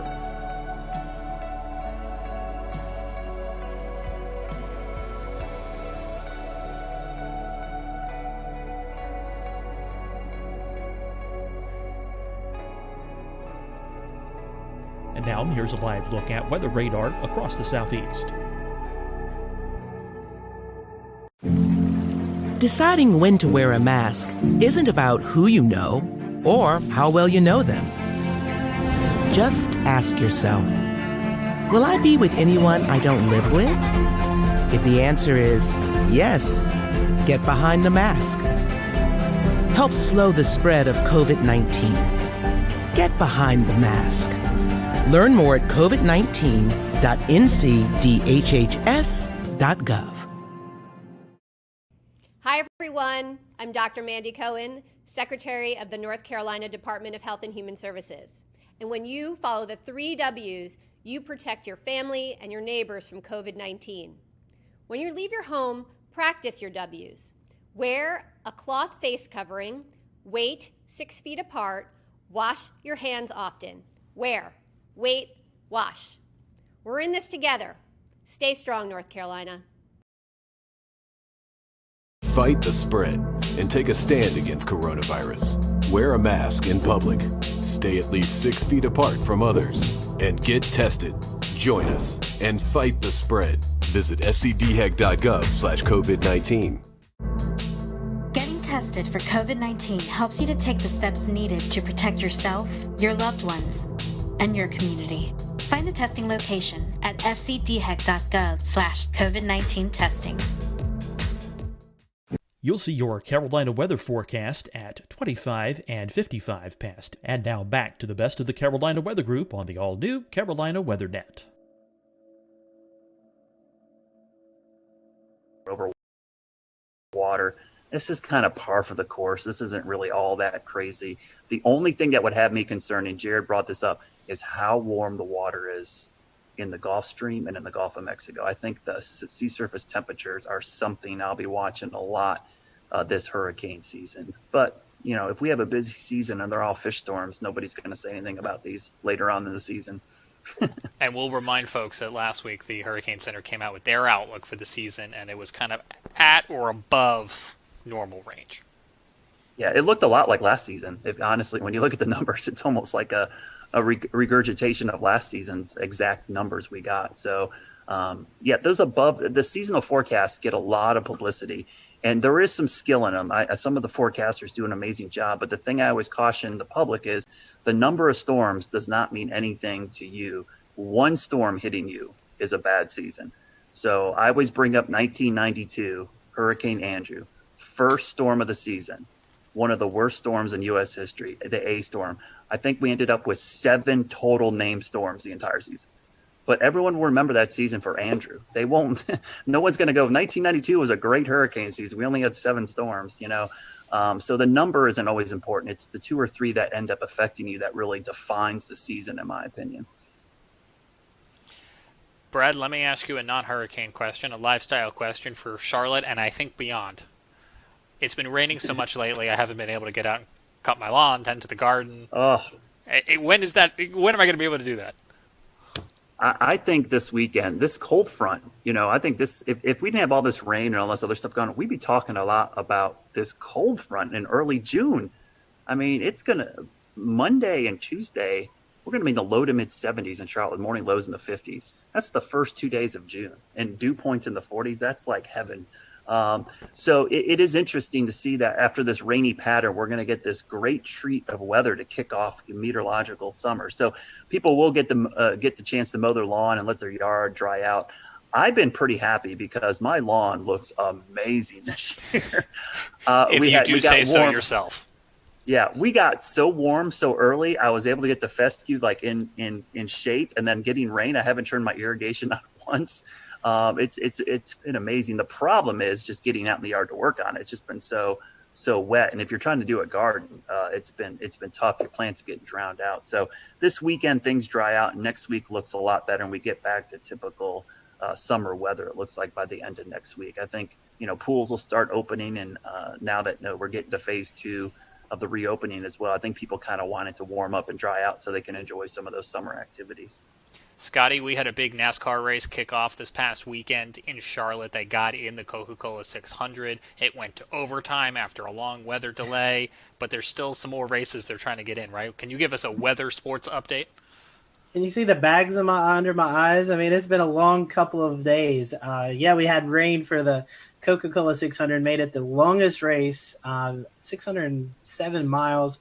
I think it was almost a 6-hour race with that hour and about 15-minute rain delay. Tuesday and Wednesday, we got off without a hitch. Tonight, tonight we had rain ending around the 8 o'clock start time, but the problem was it's going to take about 2.5, 3 hours to dry the track with all the humidity around. So that would be a start time of about 11:30, and that's just not the best for folks who are wanting to watch on TV. So we're going to try again tomorrow evening at 7 p.m. out at Charlotte Motor Speedway. Weather looks good unless we get one of those pop-up thunderstorms around the area. So I'll be watching for some storms in the vicinity. Hopefully they all stay away from the track and we can get this race in, because they turn around in their shops on Friday and they head to Bristol, Tennessee on Sunday and Monday for this very condensed every other day, it seems like, racing right now for NASCAR to get called back up from all the missed races. It's like the baseball schedule, but for NASCAR. It is. I mean, and I was on a chat with the team out at Charlotte Motor Speedway, and they were all just dragging because it's long days. Teams come in early in the morning. They have to go through all the COVID screenings, and just makes for a very long day out the track, and then you have to deal with the rain. So I know they are ready for it to clear out and get the racing back underway. So, yeah, we'll try again tomorrow night. Scotty, I think I was cracking up. We do a lot with NASCAR, and it's just so funny. We're going to cram all these races in the Carolinas in a 2-week period, and the 2 weeks we have it's like the wettest 2 weeks of the entire spring. It's funny. One of the folks we work with at the track, Brad, they said, maybe this is God telling us we shouldn't have started this early. I mean, it all made sense to have all these races regionally, but it's like, what a horrible time. It's like we've been just getting soaked and washed out. I did want to tell you one thing about Bertha, guys. I was just looking something up real quickly because I was thinking about it. The accumulated cyclone energy for Bertha. Look at this chart. The name Storm Day for Bertha was only half a day. I believe that is going to be a record for the shortest duration name, and 0.4 accumulated cyclone energy. So if you look at the chart here, it shows observed versus climatology. Even though we've had 2 early season storms, it's barely above climatology. So I've always liked looking at this metric, because if you're not familiar with this metric, it basically shows intensity of storm and duration of storm. It comes up with a calculation called accumulated cyclone, or ACE. And I think it's a really good metric for trying to see how active a hurricane season is. So even though we've had 2 storms, you can see it's kind of accumulated cyclone energy of almost nothing. I was just looking because I had lost track of it, and I was like, is it still a depression? It is still a depression right now, because I was like, I wonder how long it's going to actually hold on to this Bertha name. But I guess yeah, one of the naming regimes for the Hurricane Center, once a storm is downgraded to a depression, it keeps the name even as a depression until it becomes a remnant low. So it will be Tropical Depression Bertha, and probably till at 2 a.m. I bet the 2 a.m. advisory tonight it'll get dumped, if not earlier, maybe 11. It's still in there. Let's see. Yeah, 2 a.m. Thursday, it's still a tropical cyclone as a depression, and then 2 p.m. Thursday, if we're just looking at the cone mile markers, it's post-tropical depression Bertha somewhere over Pennsylvania, just to keep us on our toes. So we'll see. Brad, thank you for your time. I know your day's been very busy. Your week's been very busy. One last plug for Weather School. You got a couple more days of that left, right? Yeah, 2 more days of Weather School. We will have, I believe if my numbers are correct, without our glitches, I think exactly 60 episodes of Weather School DVD since box the beginning of March.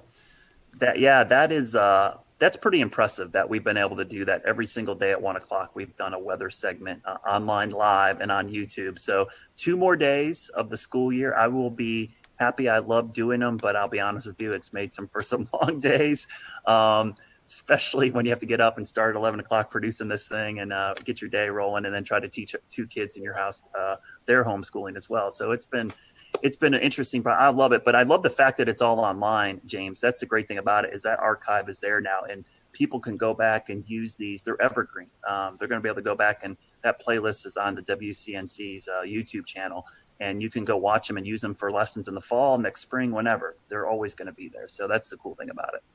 Absolutely do want to acknowledge you guys have been working real hard on those. You've been doing some long days because you've still got television due until 11:35 at night. But yeah, WCNC.com/weatherschool will take you over to that playlist, and they'll live there forever. And so a lot of hard work, and now you've got this great archive that folks can utilize at any point.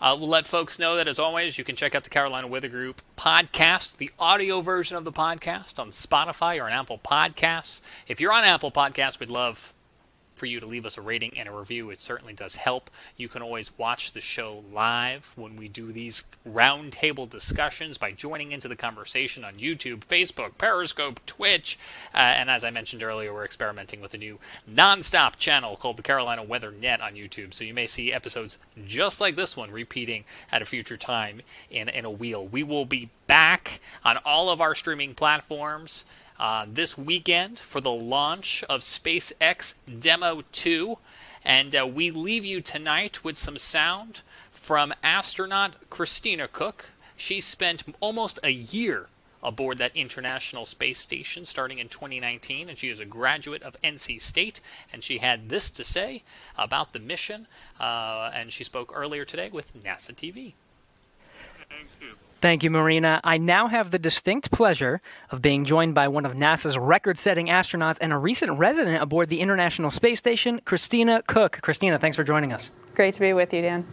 Christina, we're coming up on 20 years of continuous human presence on the space station, and you were one of those humans. What's it like to see a new milestone like this launch unfold after so much history already? So much history indeed. It is really just such a testament to NASA. Not only are we pushing the boundaries of knowledge and discovery and exploration, but we're pushing the boundaries on how we accomplish that mission. We're bringing in commercial partners. We're fostering a space economy. So we're making sure that we're always pushing forward, always taking that next step. I think it's such a privilege to be part of an organization that recognizes if we're not actually making steps and innovating every single time we do this, then we're not truly answering humanity's call to explore and to push those boundaries. Christina, I know Bob and Doug are veterans themselves, but what advice do you have for Bob and Doug, given your experience as a long-duration station crew member? Well, being able to live on board the International Space Station and work there is just such a privilege. You know, you're a steward of this amazing laboratory that's bringing so many benefits down to Earth and also learning how we can push farther into the universe. So it is quite an honor, and I think that's the main thing about how it feels to be up there for a long duration. You know, in terms of advice, Bob and Doug have been great mentors for me. They've given me advice for so many years. It's strange to be the one who could be in a position to offer them anything. But I would say that as, you know, shuttle flyers, they used to participate in missions that were really, really intense, go, go, go all the time. Long duration space flight is more of a marathon than a sprint. So I would tell them to take that moment, enjoy it, and, you know, really welcome the opportunity to have part of your mission be taking it all in and sharing that with the people that got you there. Thanks again, Christina. Always a pleasure to hear from you, and fantastic words. Thank you for sharing. Thank you. My pleasure.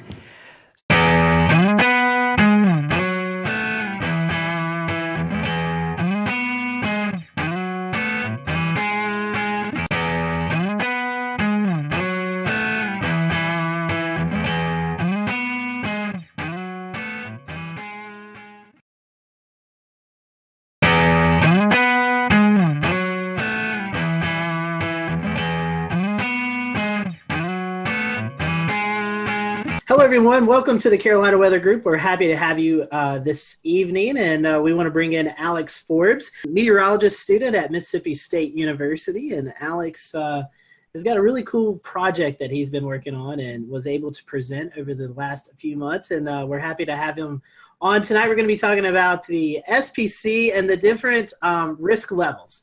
You know, sometimes you hear us talk about marginal, slight, moderate, all that good stuff. Well, Alex was able to interview you all with some assistance from some meteorologists and kind of get a better understanding of when we mention these things, what do you actually learn from it? So tonight we're going to be talking about that and some of his findings.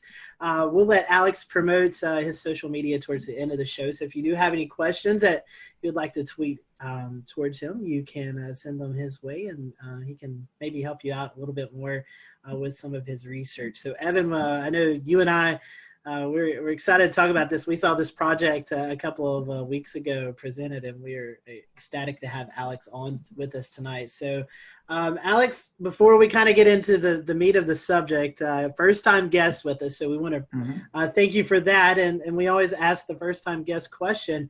How did you decide this is what you want to do? How did you catch the weather bug? So for me, it was first grade. It was March. There was a line of severe storms that came through Metro Atlanta, and I still don't know to this day whether or not it was a tornado or straight line winds. We were never surveyed, so I don't know. But a tree fell on the corner of my house, right over there. And it fell on the house and it fell on the ground, woke me up at 4 a.m. And that was what planted the seed. But I didn't really start to get into weather meteorology until about 4th or 5th grade. And it just evolved over time. It started off with, or it continued with me doing the weather for the elementary news. And then, in middle school and high school and so forth, it just kept building and building and building. And lo and behold, I'm a senior now at Mississippi State. So something worked out.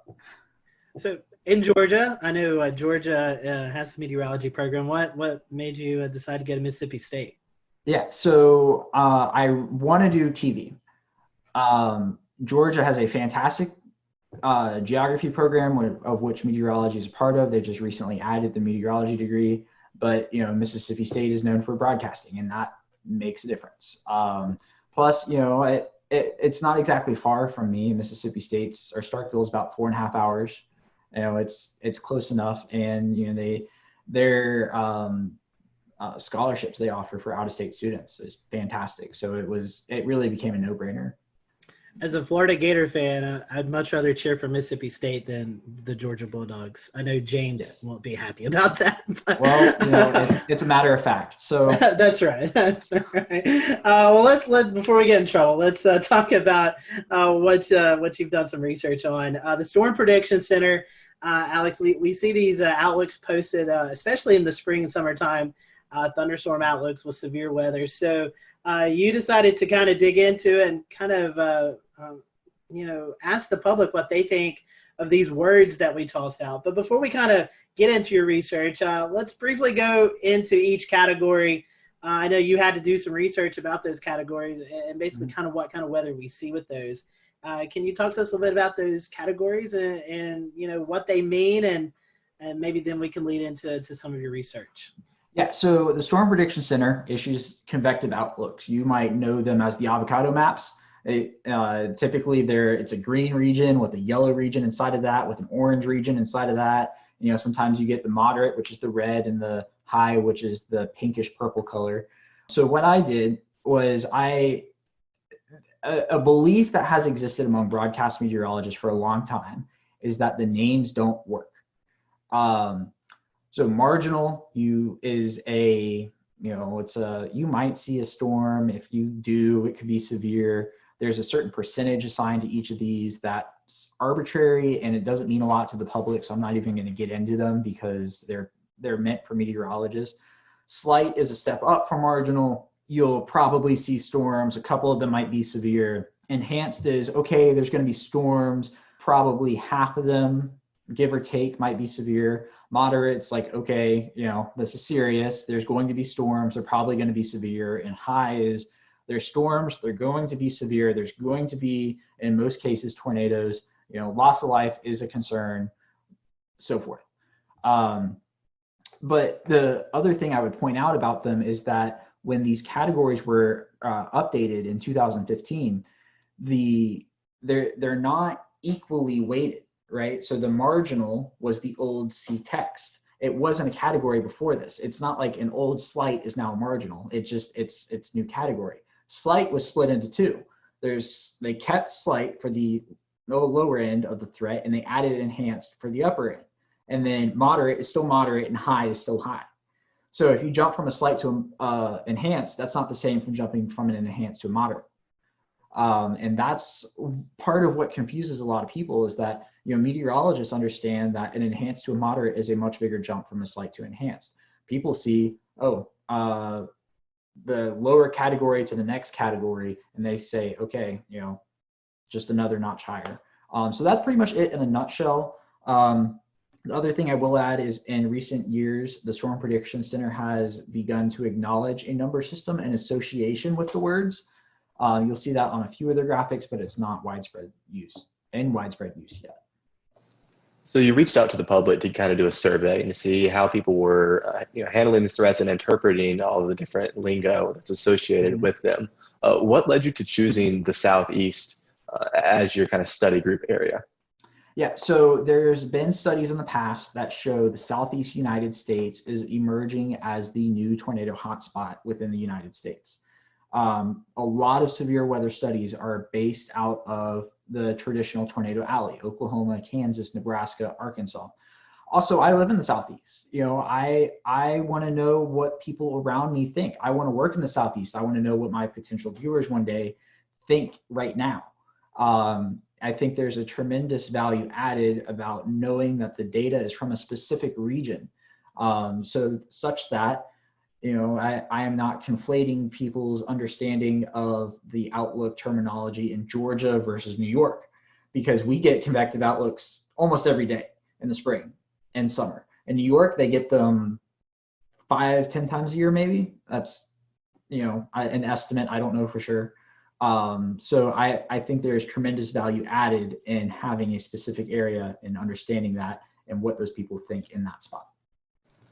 So what'd you find? I know that's kind of a big question with a big answer, but tell us about it.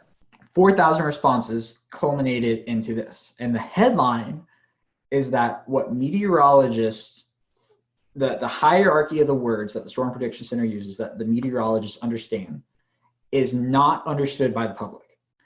Now, I will throw this caveat in there, in that the convective outlooks technically are not designed for the public. They never were, they still aren't.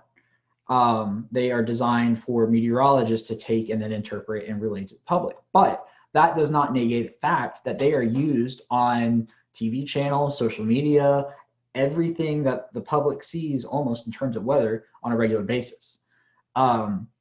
So what the biggest thing is that the current hierarchy, the marginal, slight, enhanced, moderate, high, is what the SPC uses, and what the public perceives as the hierarchy of those words with no context is slight as the first level, marginal, which is the second, moderate, the third, enhanced, which is the fourth, and the fifth being high. So the high is the only category that translates from one to the other. So it's a problem. I mean, the results even surprised me to an extent. I expected the moderate and enhanced flip, but I did not expect the slight and marginal flip. It's something that needs to be taken into account, because whether we like it or not, the public has become the primary consumers of the convective outlooks. And if there's a disparity in what people believe, especially when, you know, it's conveying life-threatening information, perhaps days in advance, you know, it matters. So that's the SPC part in a nutshell. There were some other pieces of the puzzle that was good news. Over 95% of people correctly identified alerts like a tornado watch, a tornado warning, severe thunderstorm watch, severe thunderstorm warning. 82% either agreed or strongly agreed that a severe thunderstorm, the term severe thunderstorm, means that the storm is capable of causing as much damage as a tornado. So, you know, something's getting through to these people with those terms. So that just brings up another conclusion that I had, that people should use the term severe thunderstorm, you know, warning watch, as opposed to thunderstorm warning or watch, which I see on occasion. It's not widespread use, but I just thought I'd throw that in there. And, you know, how people receive alerts was also measured in this. Close to 70% of people received an alert through their mobile weather app. So, I mean, That is more than 2/3 of the respondents to this survey who, keep in mind, are weather savvy because they most likely found this on a social media channel through a meteorologist. But still, we are at 70% of people now. Now, I will include that I did not specify the wireless emergency alerts as a different option because I don't think people know the difference. But still, 70% of people are dependent on their phones for an alert, and that's where they receive it first. And when an alert is issued, 61.8% of people say they turn to local television, which is a meaningful number. So if somebody's getting a tornado warning on their phone, they're turning on the TV to whatever meteorologist they follow and trust for information. That's an interesting point because social media, especially weather Twitter, we're all involved in weather Twitter. And we're like, we get our weather information from Twitter a lot of the times. Yes. But the vast majority of the general people out there in the Southeast aren't on weather Twitter. They're not like us. They aren't going to see your tornado warning post or, whatever post you're doing. So it's interesting that, TV really still is the primary mode for those people to get those warnings. Yeah. And the other interesting thing about TV is that even among 18 to 24-year-olds, 51% of the respondents of that age group said they still turn to local television, which is huge. Wow. Because, I honestly expected that number to be low, but not for the same reason I think that a lot of other people think. It's that, people have this mantra of people our age aren't going to watch TV. And I don't know that to be the case because I think even now with millennials, it's not that we are never going to watch TV. It's that we aren't going to watch local news until it matters to us. And in most cases, that's not until you're in a established routine with a family, living in the suburbs, something along those lines. And I think the groundwork is there for local TV to prosper, actually, within, as our age group becomes older, if 51% of people now are already turning to local television whenever they receive an alert like this. And off of that, Alex, with local television, most of the time they are breaking in, but they're also simulcasting per se on a Facebook Live or on a Periscope or something like that. So, I mean, if you got to put the TVs in that aspect of the social media together, that's a pretty big percentage. Yes, absolutely. I found it interesting. I've got some of your. We'll return to Best of the Carolina Weather Group in a moment. Now your Carolina weather forecast. Here are today's forecast high temperatures for North Carolina.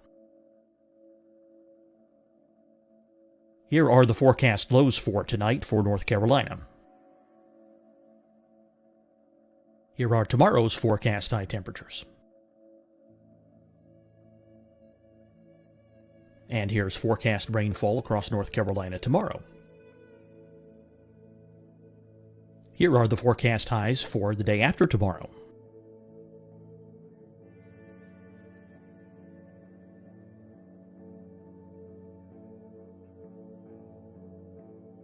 And here's the forecast rainfall across North Carolina for the day after tomorrow. This is the total rainfall forecast across North Carolina for the next 3 days. Here's the severe thunderstorm outlook for today from the Storm Prediction Center.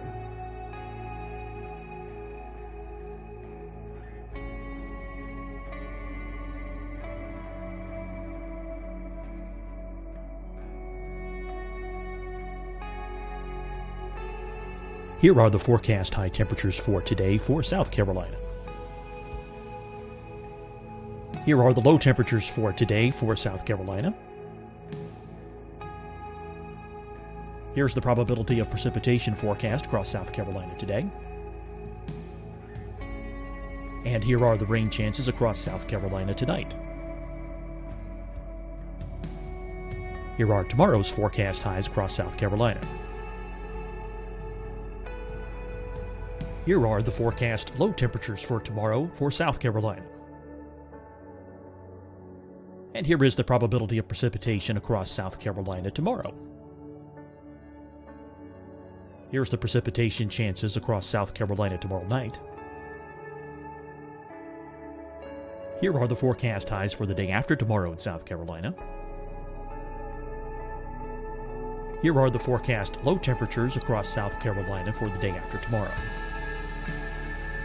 And here are the rain chances across South Carolina for the day after tomorrow. And South Carolina's probability of precipitation for that night. Here's the Storm Prediction Center's severe thunderstorm outlook across South Carolina for today through tonight. Here's the Storm Prediction Center's severe thunderstorm outlook across South Carolina for tomorrow and tomorrow night. And here's the Storm Prediction Center's severe thunderstorm outlook across South Carolina for the day after tomorrow through that night. Here's the severe thunderstorm outlook for today from the Storm Prediction Center.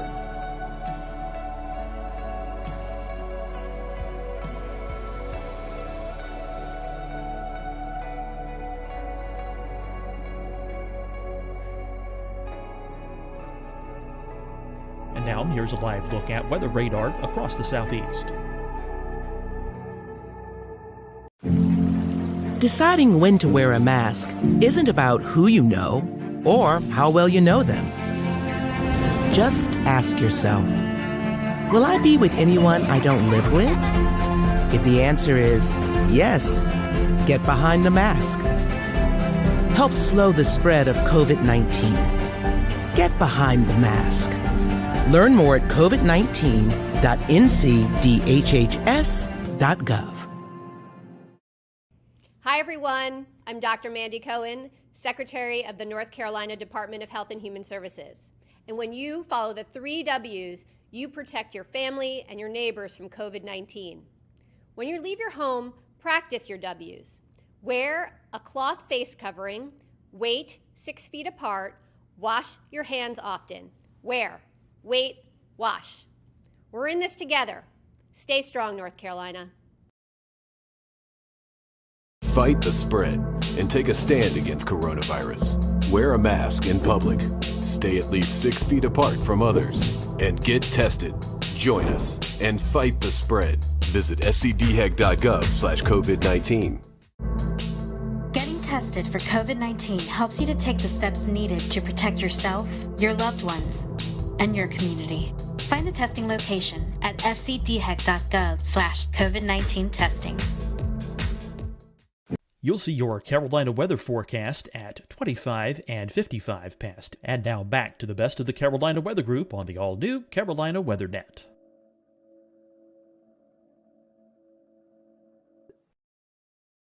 .3% of folks received their warning first by NOAA Weather Radio. That's something that I guess I'm a little shocked by that, because I wouldn't think 12% of the people would even have a NOAA Weather Radio. Yeah, so keep in mind the people who took the survey are weather savvy, because they probably found it through a meteorologist on social media. I would point out, though, is I don't remember exactly who did the study, what year it was. I just remember it was 10 plus years ago that the NOAA Weather Radio number was at like 60%, and it's down to 12. And, you know, I do not see a path forward for NOAA Weather Radio being the predominant way of people receiving information, simply because it's a cost barrier. Why am I going to go buy a $29 weather radio when this thing right here is going to give me the same information? So I think we're asking the wrong questions when it comes to NOAA Weather Radio.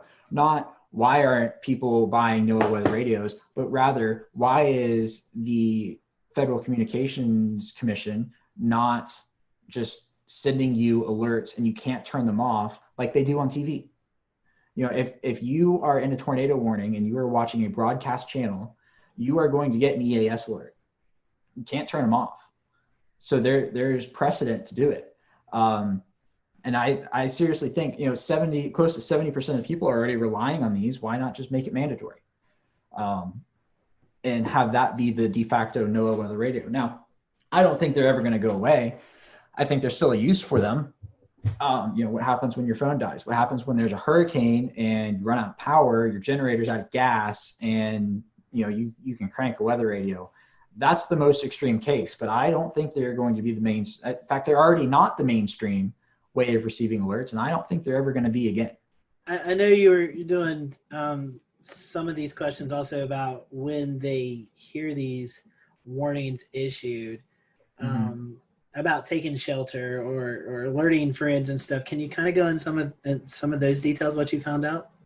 Yeah. So I asked about 4 alert types in particular: the severe thunderstorm watch, the tornado watch, severe thunderstorm warning, and tornado warning. And I asked when a blank is issued, I blank. So the other part of the blank is take shelter, alert friends and neighbors, monitor weather conditions, check social media, watch local television, and watch national television.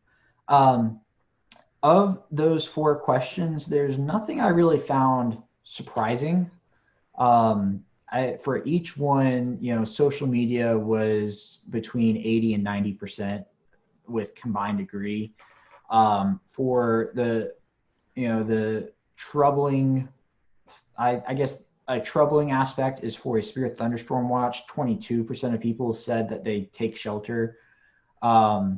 But keep in mind, these are the same people who accurately picked out a severe thunderstorm watch definition. 97.2% of these respondents correctly identified a severe thunderstorm watch.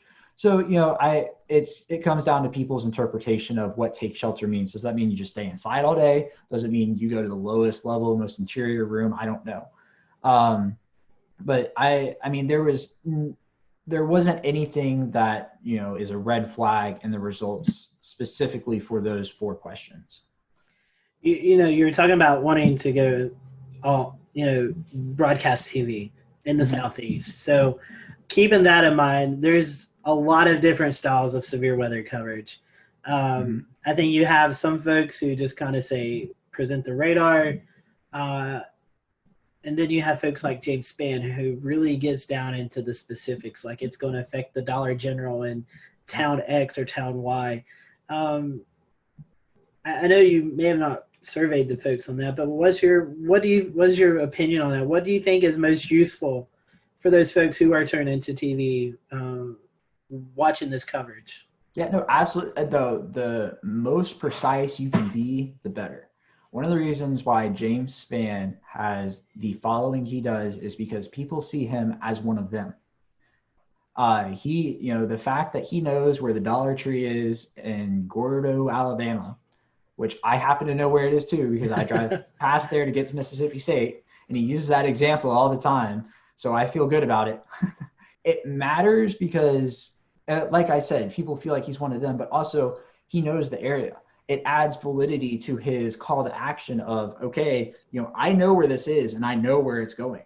And if he can tell somebody, I know where it's going and I'm telling you now in, Coleman, Alabama, if you are on Main Street, people trust him. And that's what it comes down to, is who do you trust?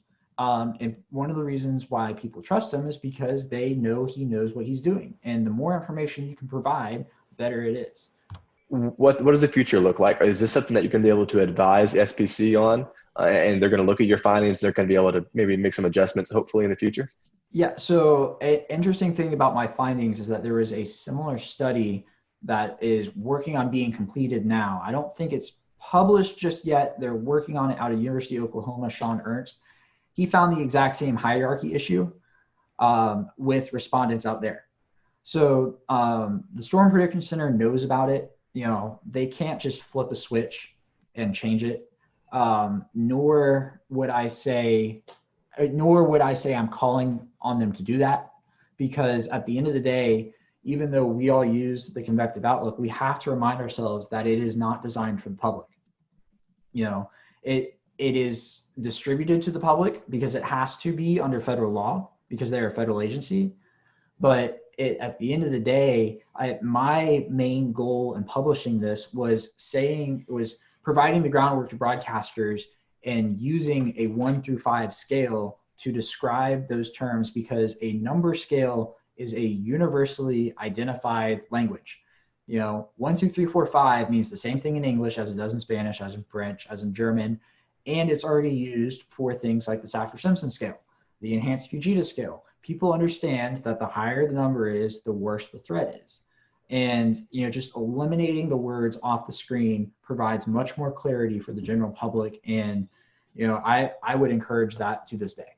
Some folks are trying to go down the color line and trying to make colors represent the different severity. What's your thoughts on that?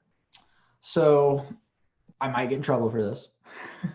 A lot of meteorologists don't like the color scale, and I do. I think the green, yellow, orange, red, pink works. So within that, you have the built-in green, yellow, red, good, moderate, bad. And people are smart enough to derive that, okay, the orange between the yellow and the red is the intermediary. And if there's something after the red, it means it's probably worse. It doesn't matter what color it is, it's probably going to be that. And two other things I will add is no matter what colors you use, I still think people are going to translate the color to a number. If you show them two areas and you have, if you show them a green and a yellow area and the yellow area is inside and you've got a legend up top and there's the 5 colors, they're going to translate with that. Okay, so it's the first 2 colors and the yellow is the second worst. So, and there's the whole principle of a region within a region, right? You're not going to get a moderate area that is surrounded by a marginal area directly. You're always going to have a leveled marginal, slight, enhanced, moderate, high as it stands now with that area. And I think people are smart enough to be able to derive that if there's a region within another region, the higher threat is in that smaller region that is entirely contained. I'm not sure if y'all have had Castle Williams on in the past. He's from University of Georgia. He did his dissertation on something similar to this, but he focused on some of the colors and the overall communication of it. And the recommendations that ended up coming out of his project is that meteorologists should always use the same region, so you're not adjusting the SPC map, and the same colors as the SPC. You can change the wording, you can make it your own, you can give it a different feel, but as long as you keep that consistency, people are going to understand it. So, I mean, that's my 2 cents on it. I'm a senior meteorology student at Mississippi State. I am in no position to be making that type of decision whether or not to change something, but I think it works. And I think a lot of the confusion comes from the words and not the colors. So, Alex, was there anything in the research that we kind of haven't covered or that surprised you that you still want to go over before we kind of start to wind the show down? Yeah, so there's an interesting idea that was everybody's gut reaction to my findings was, okay, we need to change the word order. And I don't think you can do that because there is already an existing order. And if you change it, you're just going to confuse more people. Because what happens when, Sally down the road doesn't know that it changed and all of a sudden a moderate is now at level 3 and she's freaking out because it used to be a level 4 and that's a noticeable difference. The other piece of data I would put to back that up is that sure, even though 50.4% of people, a majority of people saw slight as number 1, 49.6% of people did not. The biggest disparity was that was the biggest disparity. That 61.9% of people saw moderate as a level 3. 38.1% of people did not see moderate as a level 3. So even if you reconfigure the words, you're still going to have a problem. And I think those numbers would go up because you would just cause more confusion with the change. So that's why I advocate for an entirely number-based scale. I think it works. Just dump the words completely. You will confuse far less people. I think it's a very interesting topic because, as you were saying, I think it's hard to change the names. But I love the idea of the numbers, and I hope, I know SPC is looking at some stuff. And hopefully, with your research and the research that's going on out of Oklahoma, hopefully we can start to incorporate these number scales because I do believe people relate well or maybe even more better with numbers than compared to these words because, in my mind, enhanced and a moderate automatically should be switched. Just that doesn't make sense to me. But I really do hope we can latch onto the number aspect, because I do think it conveys a more simple message. And when you're talking to people who are not weather savvy, they just want to know the information, and I think that helps get them the information they need to know. Yeah, and it helps them understand the threats better. Mhm. You probably noticed in the beginning I had a little trouble describing the words, and I think everybody does, because the definition of them is percentage based. It's not based off of a certain type of storm that is expected, or a certain setup, or something along those lines. It's entirely arbitrary that people aren't going to understand. I mean, think about this. People don't understand chance of rain. All they do is formulate 50% is the halfway mark, and if it's below 50%, it's not going to rain. If it's above 50%, it's going to rain. That's literally what they do. I have asked people who are not meteorologists this question, and I have gotten that answer more often than not. So that's part of the issue, in that the groundwork for this is percentage based. But I would just circle back to one other thing, is that while the SPC cannot change their outlook with the flip of a switch, a chief meteorologist at a station can, as long as their news director is on board. I will use Atlanta as an example. Even though I was an intern at Fox 5, what they do is they show the numbers and the words, which is most common for now. We're working on that. Channel 2 WSB here in Atlanta has dropped words completely. All they do is show the colors. They use a slightly different color scale. Not going to get into that, but on the screen, they literally type out level 3 risk, and then they list the threats. At NBC, the NBC station here, they do the same thing. They show the words and the numbers. And the CBS station has dropped the words. They show the colors with the 1 through 5, and they bookend it with low and high, which could also work. But it just goes to show that there should be a consistent message. I think the consistent message should be the colors, and I think everybody's or the numbers, not the colors. Well, I mean, yes, the colors, but for my perspective, the numbers. I think everybody's on board with it. They were just afraid to drop the names. And I am saying drop the names. Well, Alex, we definitely appreciate your time and this research that you've put in. I know it's getting some attention, and we're happy to have you on the show tonight. We want to wish you well there at Mississippi State. And for those who maybe want to learn more about this project, or just kind of follow you throughout your career, how can they follow you? Yeah, so on Twitter, it's at @AForbesWX. On Facebook, if you just search my name, Alex Forbes, my page will pop up. And on Instagram, same as Twitter, at @AForbesWX. I have a drone. I love to fly drones. Half of my tweets and Instagram videos are drone videos. So yeah, go follow me. Yeah. And you also help out with the severe weather conference that you guys do at Mississippi State every year as well. Yes, except for this year.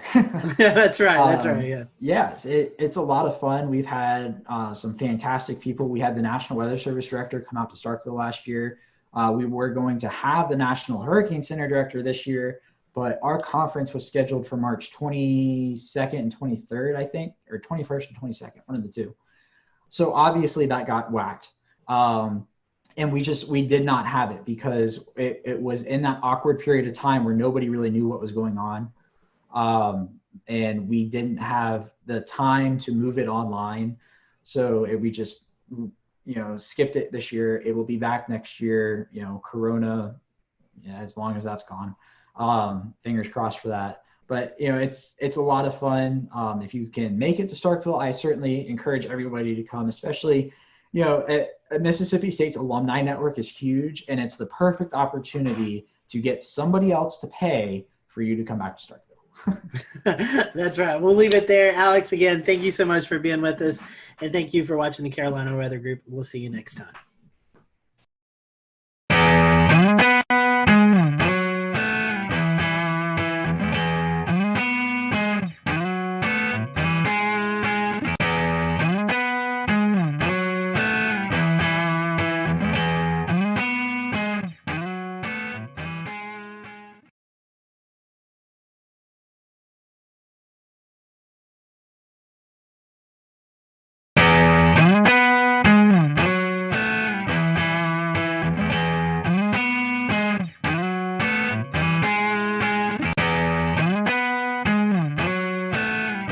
Hello, everyone. Welcome to the Carolina Weather Group, show number 304. We all hope you've had a great start to the new year. Tonight, we have on with us Aubrey Urbanowitz. She is the chief meteorologist at WHSV in Harrisonburg, Virginia. And so you may know Aubrey if you listen to a lot of weather podcasts. Aubrey is a panelist on the Weather Brains, and we're going to definitely dig into that. But tonight, we're just going to get to know Aubrey and what got her hooked. She's got an interesting story about joining the meteorology field. So we appreciate you watching tonight. If you have any comments, just send them to us on our Twitter page at Carolina WX Group, or you can comment on the stream that's going on right now. So Aubrey, welcome to the show. Thanks so much for having me, guys. I appreciate it. It's nice to, kind of cross podcast. That's right. That's right. Normally we do that National Weather Podcast Month, but we're doing it a couple months early. So Aubrey, we was kind of a little bit talking about your foray into meteorology. You didn't start off your college path didn't really take you into broadcast meteorology. You actually started with a restaurant chain. So tell us about that little interesting story that kind of got you into weather. So I had zero aspiration to be on television. I was, when I kind of went through high school and started college, I really wasn't sure what I wanted to do. So I had a great job at Chili's restaurant. I kind of worked my way up and I started to become a corporate trainer. So as a corporate trainer, if you're not familiar, you would basically become part of a team. You would travel around and do new store openings as a corporate trainer, train new employees. And you kind of got to see a lot of the country. In fact, I got to do several international openings. And, I just kind of got to meet a lot of people. And it was on a lot of these new openings where I kind of discovered my passion for weather. So I started doing openings in 2003. In 2004 and 2005, Chili's had this goal of opening 100 plus restaurants. And if you think back meteorologically, in 2004, 2005, what happened? Hurricane season. 2004, that's when Florida was almost wiped off the map by all 4 hurricanes. I was in 2 of the 4. Hurricane Katrina was kind of a turning point for me, really. I was sent back to Louisiana to help rebuild some stores after I had been there and evacuated. For Katrina, I was there during Rita and ended up being there for 3 months. I was in Louisiana so long, they ended up starting to take state taxes out of my checks. So after that, I went back I was living in Johnson City, Tennessee at the time, and I went and saw Mark Reynolds at WJHL, who responded to an email that I had sent and brought me into the TV studio, and I asked him questions, and I wanted to be behind the scenes. I thought maybe, producing, I can make graphics, I was good with computers, and he said, there's no jobs in that, you need to be in front of the camera. And I said, oh, that's not me, that's not what I want to do. And he said, you can do it. I think you can do this. And he said, I want you to take a look at this program. And he pointed me in the direction of Mississippi State. And somehow blindly, I agreed to it and kind of followed his advice. And within maybe a couple weeks, I was enrolled or accepted into the Mississippi State distance program. And I was able to not only take classes and finish my degree, but also I was still able to travel with Chili's for at least 2 years and still able to do corporate openings. And so I got an internship and yada, yada, yada. I got my first job at WHSV in Harrisonburg, Virginia, and fell in love with this place. Absolutely never intended to be here past my 2-year contract and re-signed, got promoted. Here's the thing. I got promoted to a Monday through Friday position from weekends after I think 7 or 8 months. After working in a restaurant for 12 years, meaning weekends and nights for 12 years, I thought, wow, I have weekends off. The rest is history. And I could not have asked for a more amazing place, a beautiful area. And now my brother moved here 4 years ago. My parents just moved here in May. So now I've got family here, which a lot of meteorologists, unless you move to your home market, you can't say that. So I just feel very blessed and kind of lucky. Now, Aubrey, you mentioned that you had no interest in going on TV. So none. From one industry into a completely different industry, where did you gain your experience on how to get yourself ready to go on camera and do live weather forecasting. Is that something you learned along the way? I know there's probably some folks that'll be watching that might be interested in seeing how you transitioned into that to get your confidence level up to be able to forecast on camera. So it was all the leadership in Chili's. It was the training role that I had. Working for Chili's for so long, I knew every item. I was quality control. I knew exactly what little details went on every single menu item. I could recite that menu backwards and forwards. I could teach. And so when I started training and teaching these menu items the Chili's way and how to serve and how to bartend, I was confident in that because I knew that material. So when I learned how to present and train, I was confident in that material. So when I finally was able to teach that, that's what gave me the confidence as I became a leader in that material. And so it was actually kind of that transition that I learned to be able to present myself on camera. Once I was comfortable and kind of was able to, I guess, get used to the fact that I was on camera, learn some breathing exercises and not think about the fact that I was on camera, it just kind of transitioned because I just envisioned myself talking to people like I'm talking to a group, like I'm training people, giving them the information that I know, like I'm teaching them the menu items, I'm teaching them the forecast. And so it was kind of that. You think it's two completely different worlds, but it's actually kind of very similar.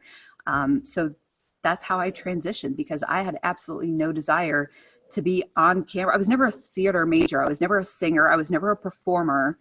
I was a dancer, but that was when I was a kid. So, I never, ever would have imagined I would have been on television, and now I can't see myself doing anything else. I love that history. I love how you put yourself on the fast track through that whole process. I can see. So going through the program, getting your meteorology degree, getting a job, it's something you became passionate about very quickly. So I'm assuming you probably have some favorite areas of study, maybe some research or favorite topics of meteorology. Would you like to share some of those with us? Yeah, so I've really developed a love for weather history. And I think a lot of that has stemmed from me learning this area and really kind of diving into Shenandoah Valley weather history. I'm not in a... We'll return to Best of the Carolina Weather Group in a moment. Now your Carolina weather forecast. Here are today's forecast high temperatures for North Carolina. Here are the forecast lows for tonight for North Carolina. Here are tomorrow's forecast high temperatures. And here's forecast rainfall across North Carolina tomorrow. Here are the forecast highs for the day after tomorrow.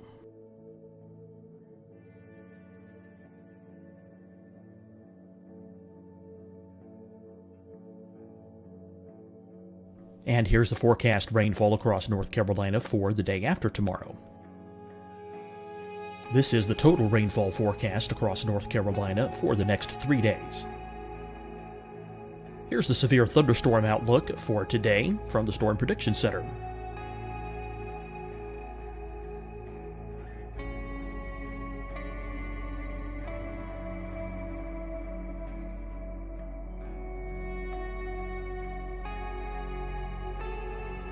Here are the forecast high temperatures for today for South Carolina. Here are the low temperatures for today for South Carolina. Here's the probability of precipitation forecast across South Carolina today. And here are the rain chances across South Carolina tonight. Here are tomorrow's forecast highs across South Carolina. Here are the forecast low temperatures for tomorrow for South Carolina. And here is the probability of precipitation across South Carolina tomorrow.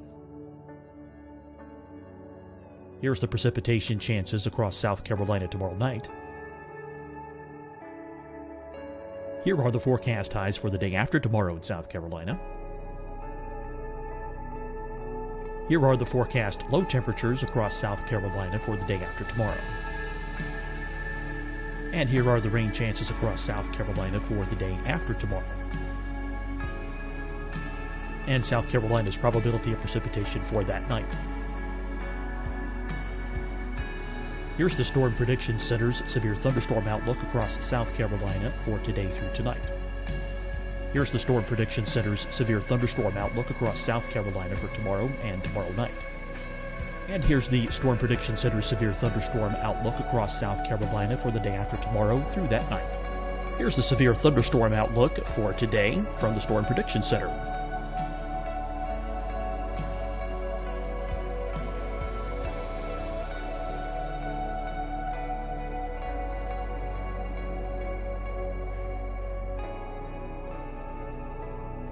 And now here's a live look at weather radar across the southeast. Deciding when to wear a mask isn't about who you know or how well you know them. Just ask yourself, will I be with anyone I don't live with? If the answer is yes, get behind the mask. Help slow the spread of COVID-19. Get behind the mask. Learn more at covid19.ncdhhs.gov. Hi, everyone. I'm Dr. Mandy Cohen, Secretary of the North Carolina Department of Health and Human Services. And when you follow the 3 W's, you protect your family and your neighbors from COVID-19. When you leave your home, practice your W's. Wear a cloth face covering, wait 6 feet apart, wash your hands often. Wear, wait, wash. We're in this together. Stay strong, North Carolina. Fight the spread and take a stand against coronavirus. Wear a mask in public. Stay at least 6 feet apart from others. And get tested. Join us and fight the spread. Visit scdhec.gov/COVID-19. Getting tested for COVID-19 helps you to take the steps needed to protect yourself, your loved ones, and your community. Find the testing location at scdhec.gov/COVID-19 testing. You'll see your Carolina weather forecast at 25 and 55 past. And now back to the best of the Carolina Weather Group on the all-new Carolina WeatherNet. So, of every kind of weather, we do get 4 seasons.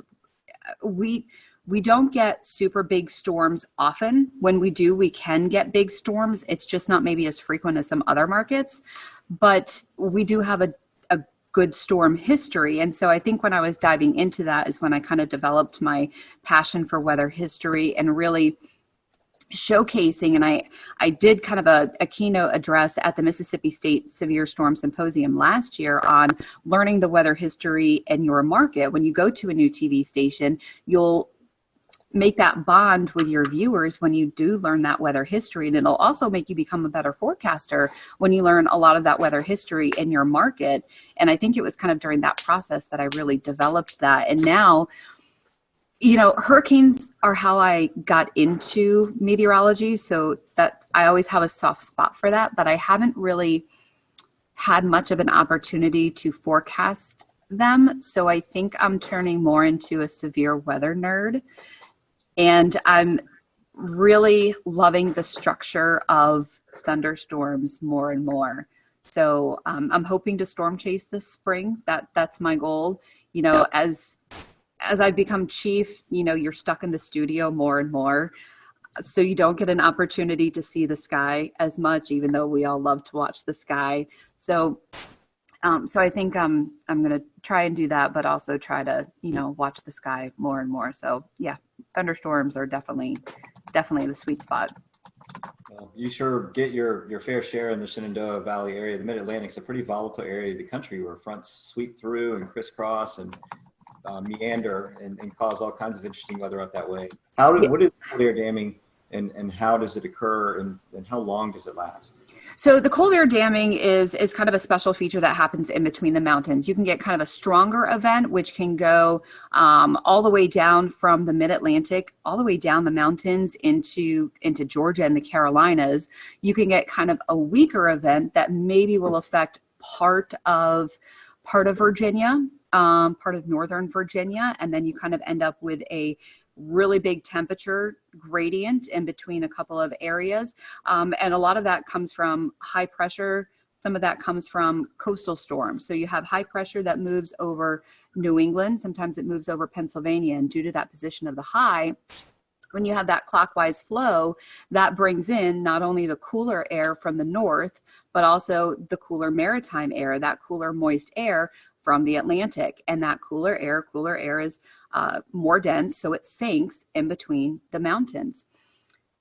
It can be intensified when you have an area of low pressure that moves along the coast. When you have that counterclockwise circulation, especially moving up the Carolinas, sometimes you can get some of your big icing events that way. You can also get some of your big snow events that way, depending on how deep that cold air is. So sometimes when you have maybe a weaker event, you can get a pretty decent temperature gradient. In fact, the February tornado event a couple years ago in Virginia, that was a cold air damming situation, or what we call a wedge event, where the Roanoke Valley was in the 70s. That wedge started to lift northward. Stanton, Virginia, which is in my viewing area, it's the southern part of my viewing area, started to erode out of that wedge, and temperatures started to get into the upper 60s, where Harrisonburg, just 30 miles away, was stuck at 46 degrees. You can have, let's see, even just last week, we had a wedging event where temperatures were, I think, a 30-degree spread within about an hour drive. So, you know, you can have a partly cloudy wedge, you can have a sunny wedge. Most times you have low clouds, stratiform clouds, a lot of drizzle. And then, of course, in the wintertime, you have to watch for your precipitation because you can get a lot of icing events. But temperatures are very interesting when you're forecasting the wedge. You know, I've learned that whatever you forecast, you know, drop it another 10, 15 degrees. Hey, Aubrey, Yeah. I was wondering, Ben, your newest meteorologist back there, have you prepared him for the wedge? I mean, does he know what he's getting himself into? I have not prepared Ben for the wedge fully yet, although the good news is they're asking if I've prepared you for the wedge yet. The good news is Ben is from Richmond, and Ben also went to Virginia Tech. So Ben is also familiar with the wedge. So. He's good then. He's good. Yeah, so he definitely knows. But, you know, kind of the key to the wedge is to follow the dew point. You know, you'll do a lot better if you can follow the dew point at least. And whatever the models think and you doubt, just drop it another 5 degrees. That's always a safe bet. So, Aubrey, I want to reverse one of Shay's questions from earlier and ask, so the Shenandoah Valley has unique, you know, interesting weather, but also some difficult systems that are just hard to forecast. What are some of the hardest systems to forecast in the Shenandoah Valley? Well, even something like today, you know, we had a shortwave trough kind of rotating through behind yesterday's storm. And a lot of times when we have that happen, or we have a trough coming through after a cold front, we get this wonderful blast of upslope snow showers or the orographic lift across the Allegheny Mountains. So where I am in the Shenandoah Valley, we average about 20 to 25 inches of snow a year. Within a 2-hour drive, the Alleghenies average 100 to 110 inches of snow a year. So you have quite the difference with they get lake effect snow all the time. So when you have these shortwave troughs moving through, or you have the orographic lift, especially when you have strong wind and just enough of that maybe vorticity or upper level energy rotating through, you can get these snow squalls, these snow bands. So you have to watch out for those. And what happened this morning was I expected some of those snow bands. One, it was more intense. And two, they dropped a lot farther south, about 45 miles further south than I expected. So I'm always cautious of those. And so it's kind of just more about communication, because a lot of times the models don't fully pick up on those. You have to kind of watch for the hints. And so it's kind of one of those things where, okay, I'm looking for some snow squalls. Maybe I'll kind of generalize it. Instead of specifically saying, okay, I'm expecting some of these mainly in the Northern Valley, maybe I'll say, you know, this is what's possible tomorrow. this is what snow squalls are capable of. And, you know, if you get in a snow squall, it can drop a dusting to an inch in some areas. But if you don't get one, you're going to have sunshine. So I think the snow squalls are definitely a little bit challenging. The other thing is precipitation, because a lot of times surface fronts don't give us anything.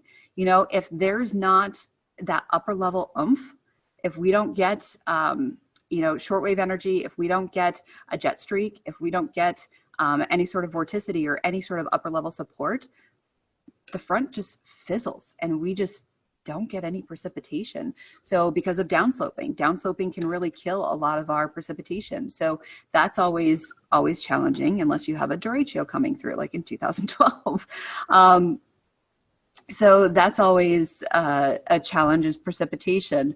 The one great thing here is that we're usually we are not as humid as east of the Blue Ridge. The Blue Ridge Mountains are not that tall, but what they do is they block a lot of that Atlantic moisture. So we don't get as severe storms. If you ever watch the radar in the summertime, we'll get some storms, but watch them light up like a Christmas tree as they move east of the Blue Ridge. If you watch the heat advisories come out in the summertime, 99% of the time, they're all east of the Blue Ridge because of that humidity.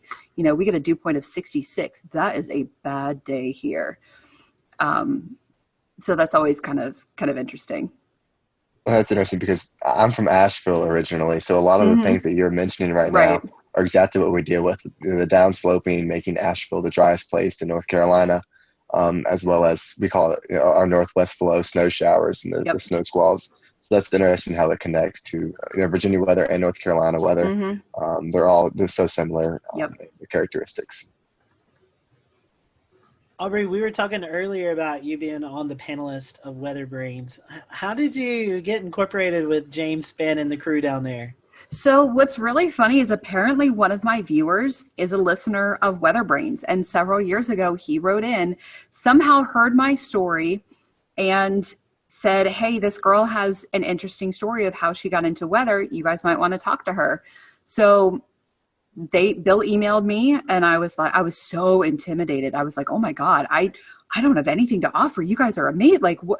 I don't have anything. So he had to kind of convince me to go on. And so I went on, and James was a little bit impressed of how I actually, I guess, spoke. And I guess a few weeks after that, Kevin had a little bit of a tizzy and kind of quit the show temporarily, which he's done in the past. Imagine that. The accelerant. And Bill kind of had me on again, and then he asked me if I'd be interested in being a panelist. And I was like, wow. Okay, and it kind of fit into my schedule. I was doing the 5 and 10 o'clock show. I was doing the 5. Was I doing the 5 and 10? I think I was doing the 5 and 10. It ended up working with my schedule, and I agreed to it. And I'm so thankful I did, because the amount of people that I've met is just, it's just great, and it's just the weather community. And of course, you guys know Weather Twitter is amazing.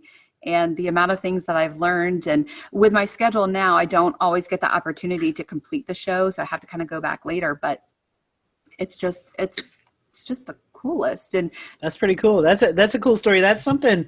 I have a Kevin Seeley story for you. You'll enjoy this. This was back in the Google Hangout days. Google Hangout has since went away, but we always copy and paste in an email, send it to our guests, say, hey, here's the link to join in. Well, evidently Kevin didn't get that part, and he actually tweeted out, hey, here's the link to watch me tonight. So we had all these people bombarding our Google Hangout, and we actually had to shut it down and redo a new link and everything. And so that's our Kevin Silly stories. We were talking, and all of a sudden these people just started popping in. We're like, who's that? And it was hilarious. But I think we can all echo it's pretty cool doing a weather podcast, and you get to meet so many people in the weather industry that you follow on Twitter, and you may have a brief conversation on Twitter, but you actually get to sit down and have a conversation with them. And we get to geek out over these people too, and normal people don't get it. And it's just the weather enterprise is just so amazing, and you're geeking out over these rock stars, and we get to geek out too. So yeah, you mentioned earlier that you get to meet a lot of people, and even here in the Carolina Weather Group, You know, everyone has their own sort of opinions about, hey, my favorite guests. What are some of your most memorable guests that you've been a part of the panel for? Oh man. You know, the Greg Carbon shows are always a treat. Those are always good. Mike Bettis came on and talked to us about his chase situation that happened in was that 2013? I think it was either 13 or 14. Yeah. Yeah. When they rolled over. Yeah, it was El Reno. And that was a pretty powerful show. That was, you know, hearing his story. That was always a powerful one. Let's see. You don't have to go into details. You don't say anything. Were you on show 404? Yes. That was interesting. That was an interesting, and you know what? I don't know that I even spoke during that show. But I do have the shirt from Helicity Weather that's plus minus F3. And I think I'm the only one that actually has that because I just think it's hilarious. We internally will just joke around. We'll just show F404 and we automatically know, you know, that's just that was an interesting show for sure. We have a couple more minutes with Aubrey. I know she has to get ready for the news tonight. Talking about Weather Brains and shows and guests you had. A lot of us have mentors in the weather world. Do you have any weather mentors? I would assume maybe James Spann might be one. I mean, any others that you know, my biggest mentor is Mark Reynolds. I would not be where I am without him. Not only did he kind of blow my mind, he answered my email. I mean, I was just asking to come in and view a studio to see if this was even a field that I might even want to pursue. And he brought me in as someone who is curious, told me after only meeting me for 20 minutes, told me he thought I had the voice for this and I could do this, and talked me into the Mississippi State program. I mean, that's the kind of person he is, and then fought to get me an internship and worked with me and then still let me come in the studio when I needed to practice on the green wall, on the chroma key. I would not be where I am without Mark Reynolds, and I still keep in touch with him. And he's given me advice over the years, and I absolutely would not be where I am without him. I wish I had a lot of other weather mentors. I've had to do a lot of learning on my own, which is not ideal, but you know, someone who's determined, who really wants to succeed at this industry, sometimes you do what you have to do. So, but I would not be where I am without Mark Reynolds from WJHL, and he's amazing. And I know a lot of other people at NWA this year, Tom Watts, who used to work with Mark and who was on air when I was living in Johnson City before I got into meteorology. I actually got to meet him. And then Ken Weathers, who also used to work with Mark, I think was one of his interns also. We were all there at NWA. And so we were kind of Mark's little proteges. And it was just cool to kind of be a part of that group. So Mark is it. That's very, very cool. I love that stories and all those people too. I do want to change topics a little bit, but feed off of your comment about, you know, learning things as you go. The last 10 years, we've really had to learn how social media works and how it plays into our field. Yes, I know it's kind of a necessary evil, but it also turns out, you know, very helpful for, you know, our online shows and things like that. So talk a little bit about how important social media is to you as a meteorologist and with Weather Brains as well. Yeah, so it is very important. As much as sometimes we do hate it, it is very important. I utilize it to the best that I can. And there's a lot of, so the bad thing with being a female is you get a lot of comments. You get a lot of nasty comments. You get a lot of rude comments. You get a lot of crazy comments. And I know a lot of females that will turn off a lot of their messages and private messages, which is really sad that you have to do that. I do not do that. And I'm thankful that I don't have to, but I have actually met so many amazing people and have become friends with a lot of great people because of that.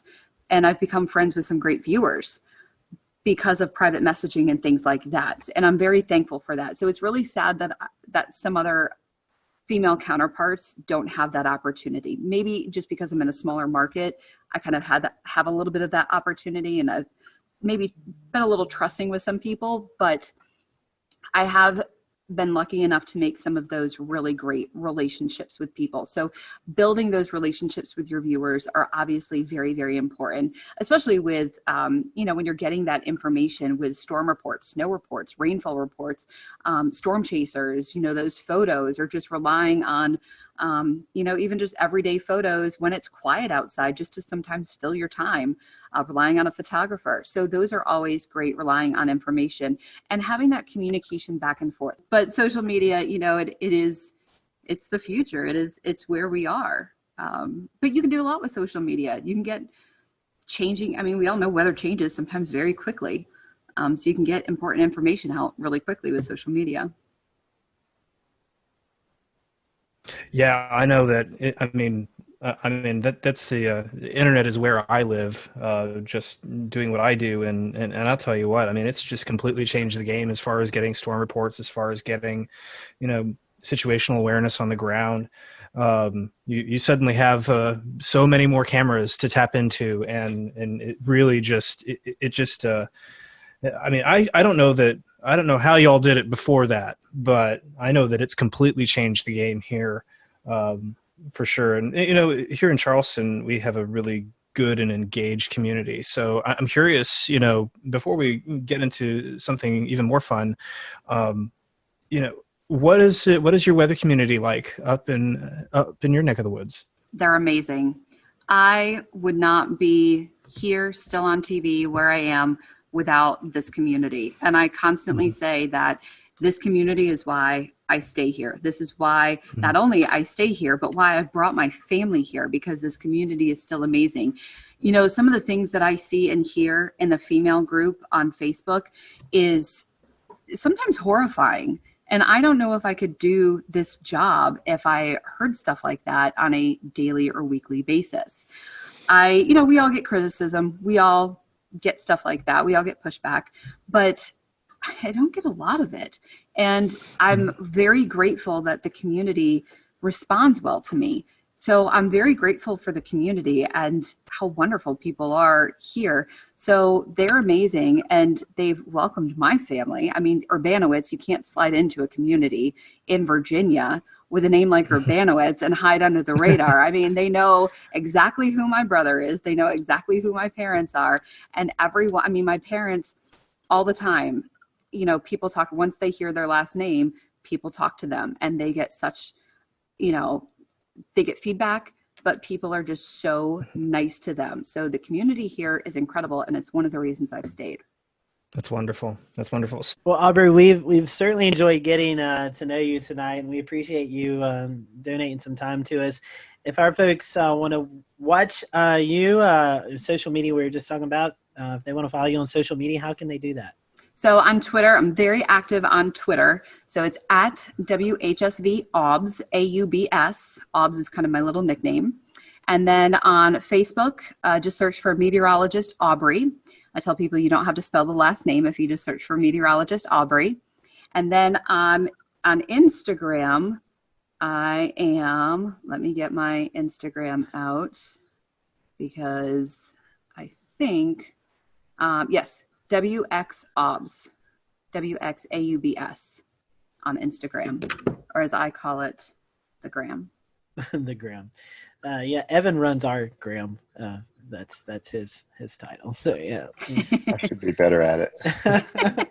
It's a lot of pictures of my dog. Well, Aubrey, thank you so much, and we hope that, I know you guys haven't had a lot of winter either, so we hope you get some winter up your way sometimes in the coming weeks. But we appreciate you spending some time with us, and tell everybody at the Weather Brains, that we said hello, and we look forward to hopefully working with you guys during the National Weather Podcast Month later on this year. Of course. Thanks for having me on, guys. Appreciate it. Always good to see you. Thanks, Aubrey. And thank you guys for watching the Carolina Weather Group. As always, you can follow us at Carolina WX on Twitter or Carolina Weather Group on Facebook. If you have any suggestions or guests that you'd like for us, just reach out to us. We'd love to see those suggestions and work our best to get those guests or topics on the show. Until next week, we hope you have a great week, and we'll see you later here on the Carolina Weather Group.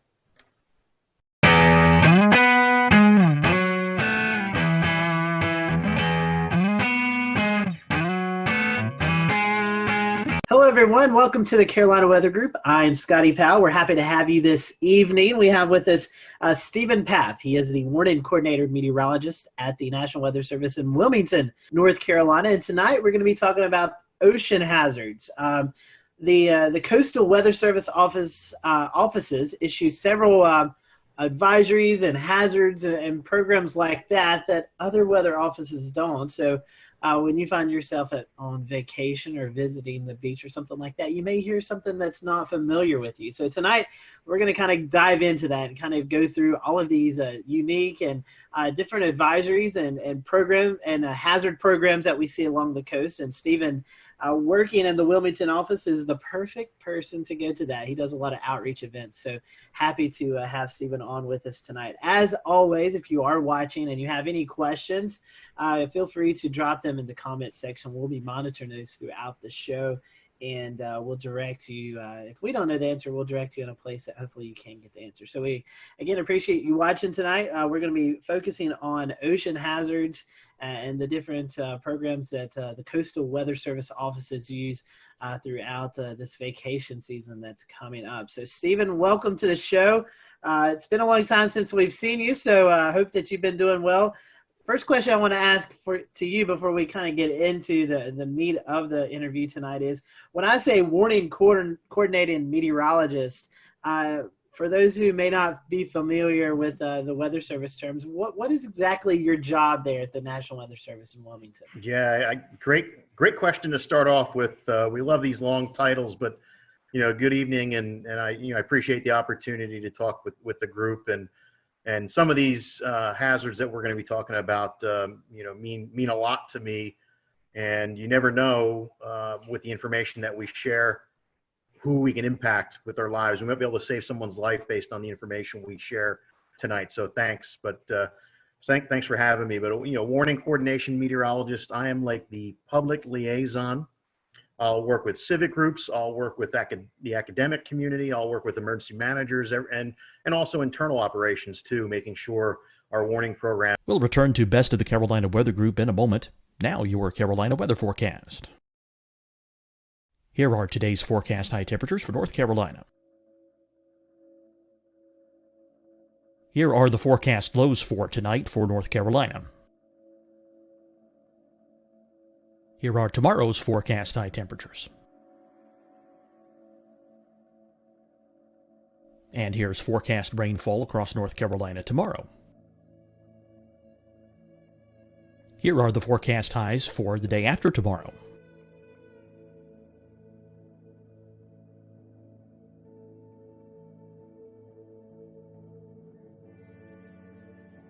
And here's the forecast rainfall across North Carolina for the day after tomorrow. This is the total rainfall forecast across North Carolina for the next 3 days.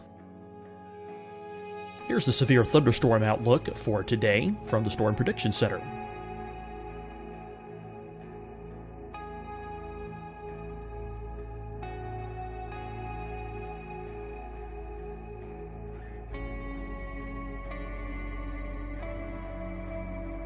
Here are the forecast high temperatures for today for South Carolina.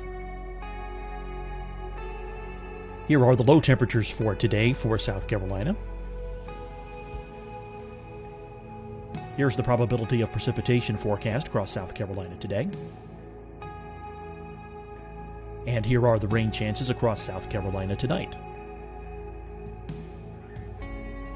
Here are tomorrow's forecast highs across South Carolina. Here are the forecast low temperatures for tomorrow for South Carolina. And here is the probability of precipitation across South Carolina tomorrow. Here's the precipitation chances across South Carolina tomorrow night. Here are the forecast highs for the day after tomorrow in South Carolina. Here are the forecast low temperatures across South Carolina for the day after tomorrow. And here are the rain chances across South Carolina for the day after tomorrow. And South Carolina's probability of precipitation for that night.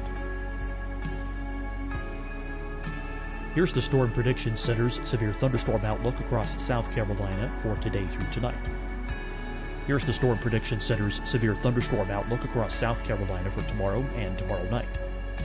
And here's the Storm Prediction Center's severe thunderstorm outlook across South Carolina for the day after tomorrow through that night. Here's the severe thunderstorm outlook for today from the Storm Prediction Center.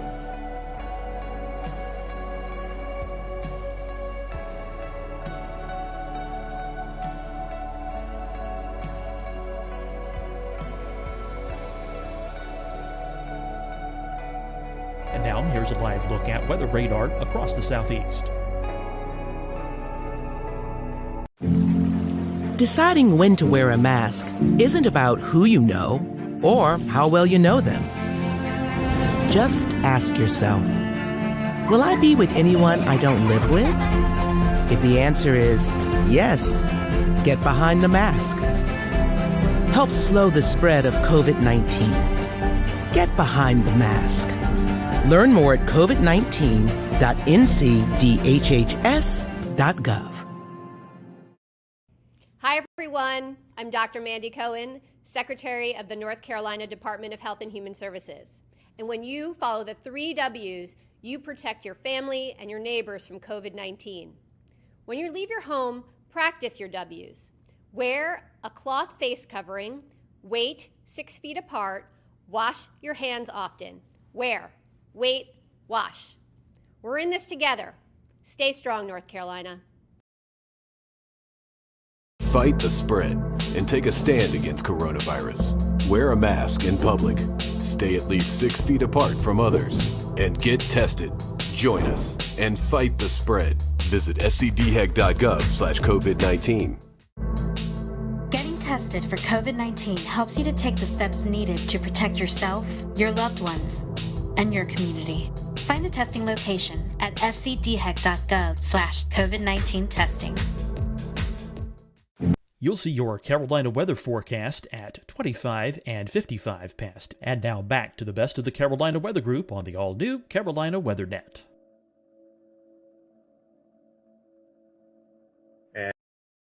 And the information needed, provide training.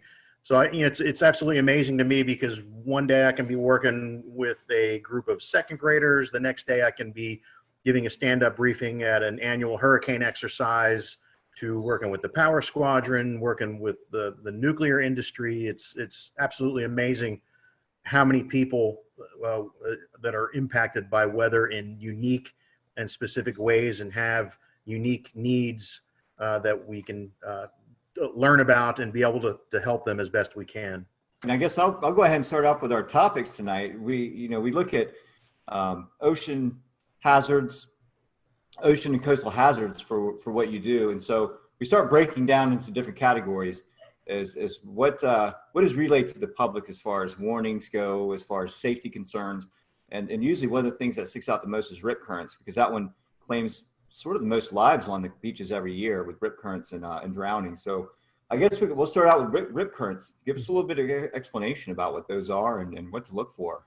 Yeah, what a great one to start out with, because when you look at the data and look at all the weather-related fatalities in the Carolinas, rip currents lead the way for us. We have a lot of coastline. We have a lot of people that visit our beaches that aren't taught anything about rip currents, and the first day they go to the beach, they might get caught in one. So that's a challenge in itself. And in addition to that public awareness type of thing that we have to do, forecasting them is often a challenge too. So, rip currents, again, more than tornado fatalities, more than lightning fatalities, more than flooding fatalities. That's the number one weather issue for us, not to discount any of the other ones. Another interesting stat too, nationally, people often, when you ask them what is the biggest weather-related hazard, they miss it because you can't see it. You can feel it.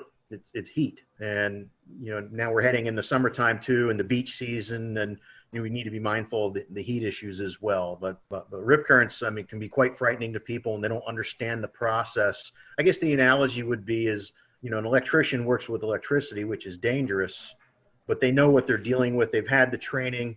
They know what to do and what pitfalls to look out for.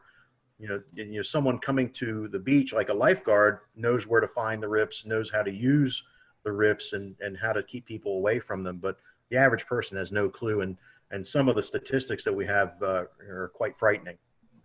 Right. I understand the lifeguards sometimes they have a direct line to NOAA service accounts across the WFOs around the coast of the United States. So they call in a lot of times when they see rip current just to verify that it's happened. But that's very sporadic. It depends on where parks are and where some of these swim zones are. So where can the public get this information?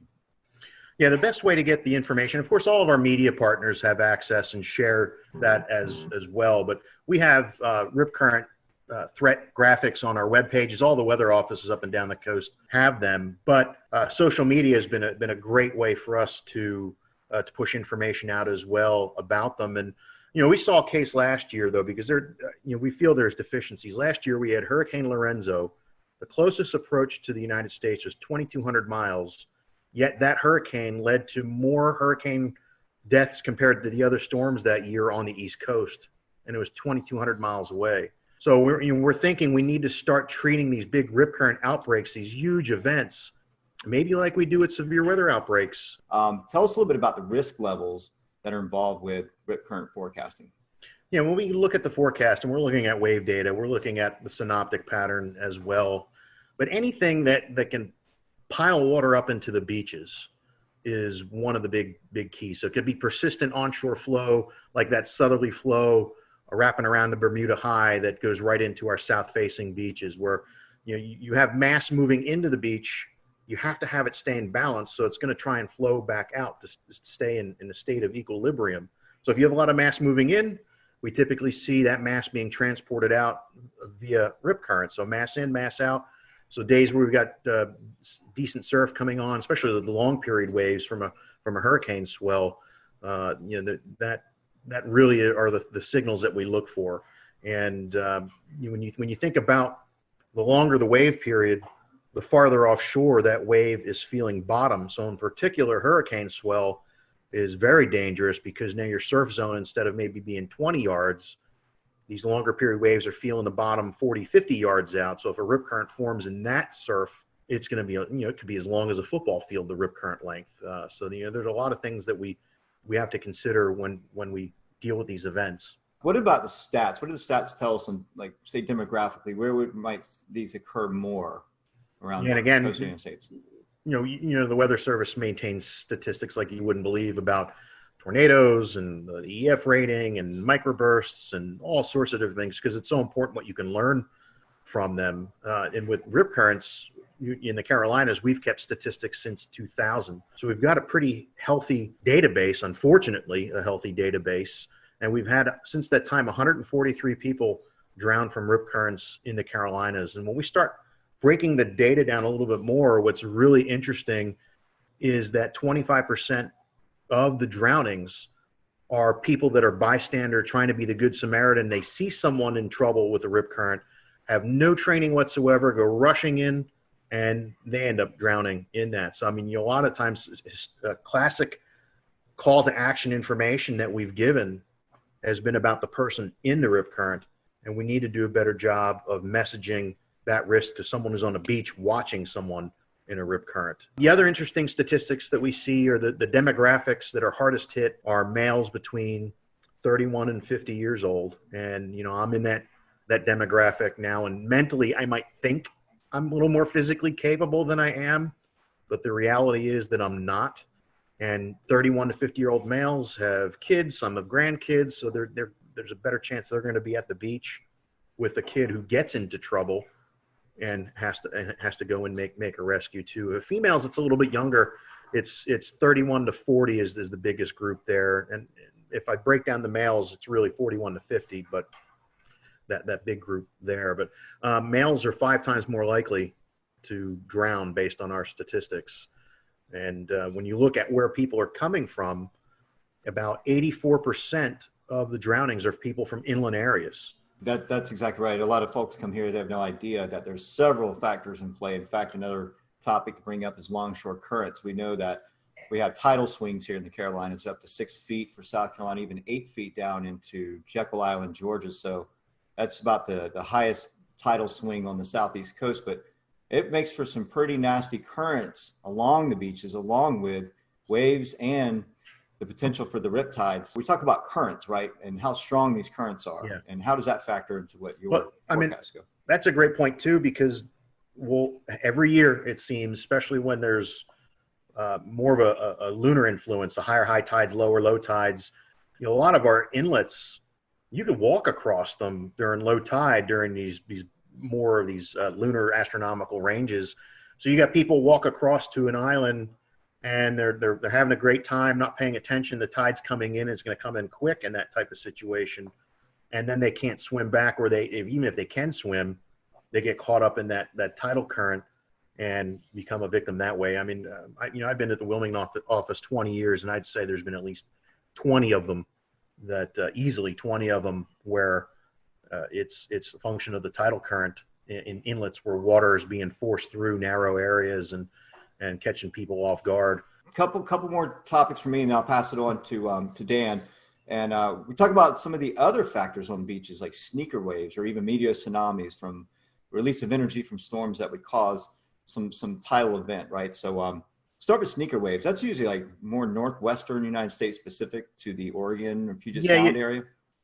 We do get them. We have records of them, and even video of some sneaker waves. I think when Hurricane Irene, with off Daytona Beach with the pier getting swamped, the phasing of different wave energy or the spectral distribution of waves, and when they have constructive interference, if you can get a couple of them where they phase up just right, you might get an anomalously higher wave, the 1 in 1,000 wave, based on wave distribution versus what your average wave that's out there. And if the timing of these sneaker waves is just right, you might, if it happens on 4th of July versus December, the impacts are, it doesn't matter. It's like the F5 tornado going through open field versus an F0 going through a city.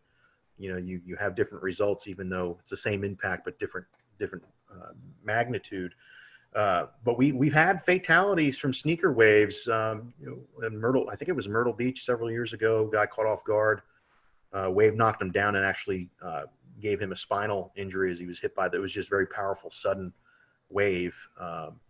But yes, I mean, they're mainly West Coast. I mean, you think about the West Coast, just the distribution of waves is phenomenal compared to what we see in the Atlantic Ocean. There's so many different wave swell systems that are out there, and you have a better chance for having that interference come into play. And you hear stories, people fishing out like on a ledge on the West Coast on a rocky shoreline, and you look over at them again a little bit later, and they're swept away and they're never found again. So it certainly is more of an issue there. The meteor tsunamis, we've had record of them, especially mid-Atlantic. Northward, you hear of some. You hear of the one down in Daytona, I think in 1992, associated with the collapse of a tropical squall line. But I guess the best analogy I can say with the meteor tsunamis is if you're ever in the pool and you have a raft and you have it out in front of you and you're pushing up and down on that raft, and how long does it take before you start feeling wave energy throughout the pool? It's no different. These meteor tsunamis, it can be significant atmospheric changes or large scale area macro burst type of thing, and all that air pushing right down on top of that wave, and then as it releases and you start getting a longer period wave. Usually they result in not much in a way of wave run up or inundation. Usually get rough currents. There was I think at Barnegat Inlet, New Jersey, a few years ago when that big derecho moved off the coast from like Midwest to the Jersey Shore in Delmarva. There was someone snorkeling in Barnegat Inlet, and on the backside of that derecho that went through, there was a meteor tsunami that caused everything to become real turbid and very rough currents. So that's I don't usually lose sleep over the meteor tsunamis. I lose sleep over the submarine landslide tsunamis that could be lurking right on. I mean, there's a history of them off our coast. But either way, that type of wave is the predictability is we have a long ways to go before we can do that. It's hard enough getting the significant waves right, 5 days out, let alone try and forecast a meteor tsunami. Can you tell us a little bit about gale warnings and kind of what goes into those and how those are used? We have weather systems that result in 34 knots to 47 knots of sustained winds, nor'easter or winter storm, maybe a strong gradient between two systems, non-tropical. Then that would be the warning that we issue for that. There's no sea requirement with that. Like small craft advisory is at least 6 foot seas in the Carolinas is the minimum threshold for seas. So that could be a swell that's from a distant storm that generates those waves.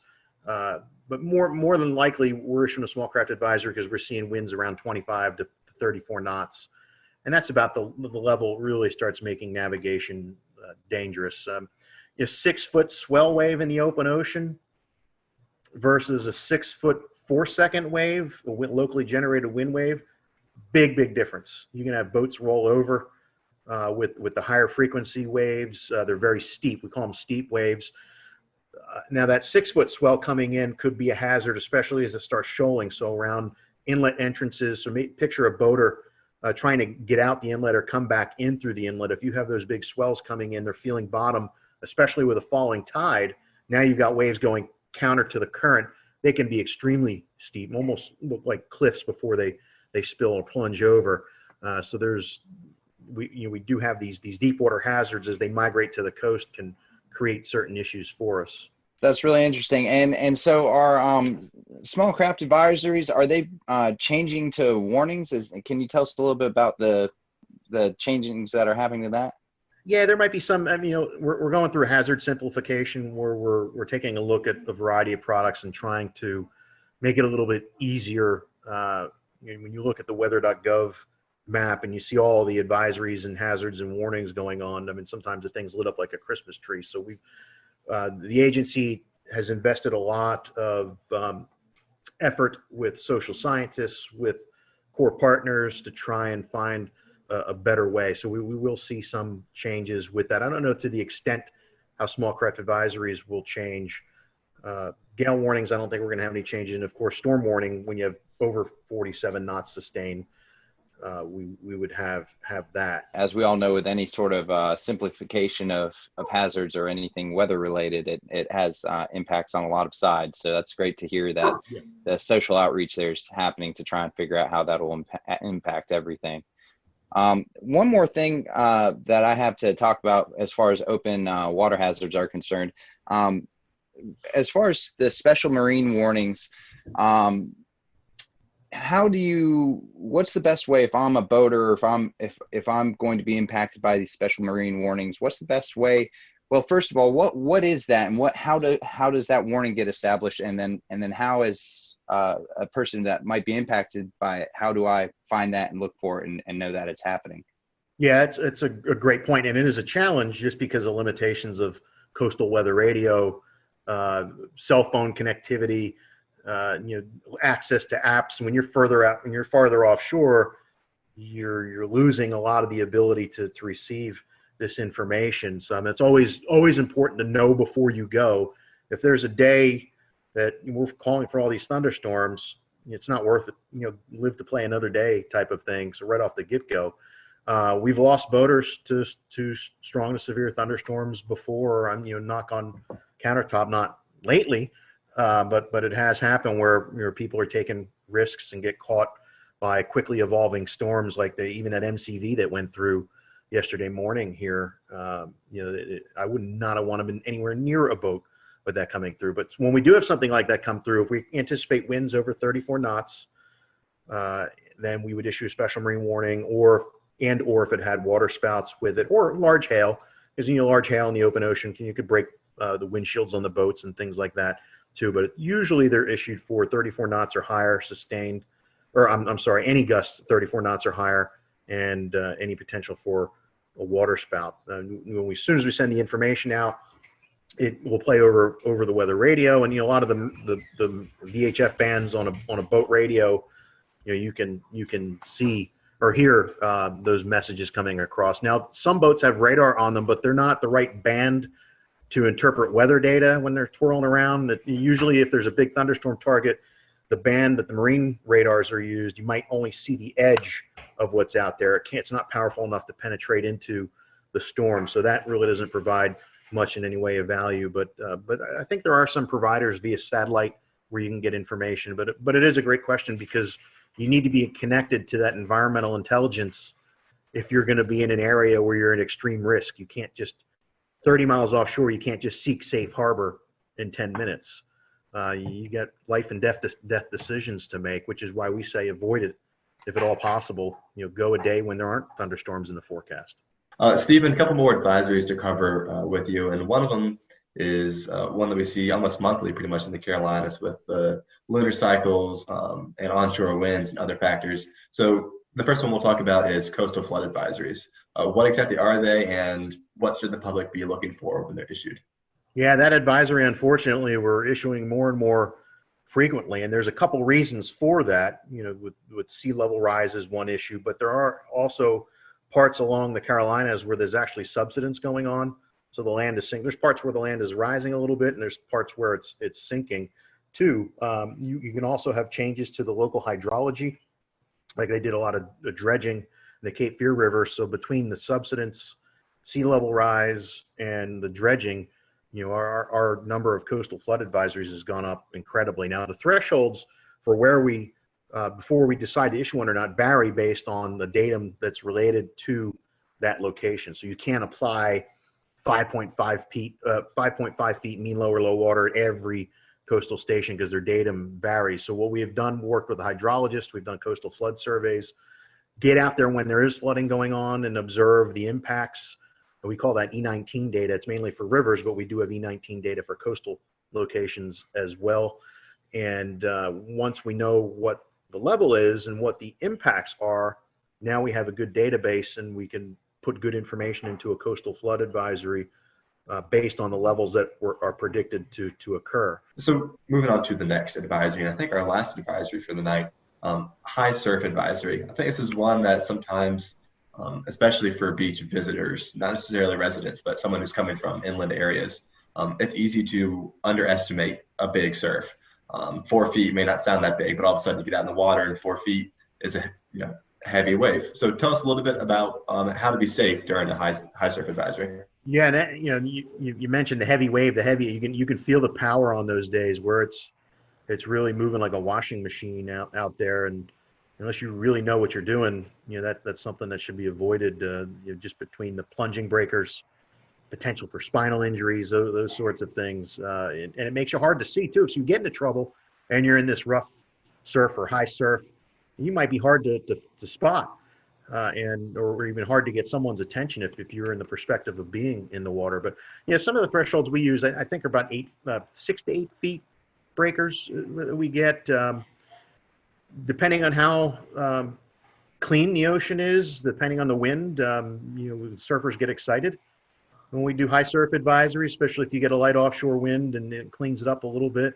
It doesn't look like a washing machine, but it's still powerful and dangerous if you don't know what you're doing. The thresholds vary up and down the East Coast, but our wave climatology, it's not like Cape Hatteras, like Wrightsville Beach is we get decent waves there, but typically not like you see it at the Outer Banks. And then you get in the Long Bay, Myrtle Beach, you got to get the wave energy coming in the right direction for us to issue a high surf advisory. The Frying Pan Shoals block a lot of that easterly swell, where Wrightsville Beach might get it, but Myrtle Beach won't. So it's really unique to the shape of the coast as well, but it's a great point to talk about. Move to my last question before I hand it off to Scotty. Chemical and oil spills, I'm probably going to see this a little bit less frequently, but if you're out in the water, it's certainly still a hazard if it's ongoing.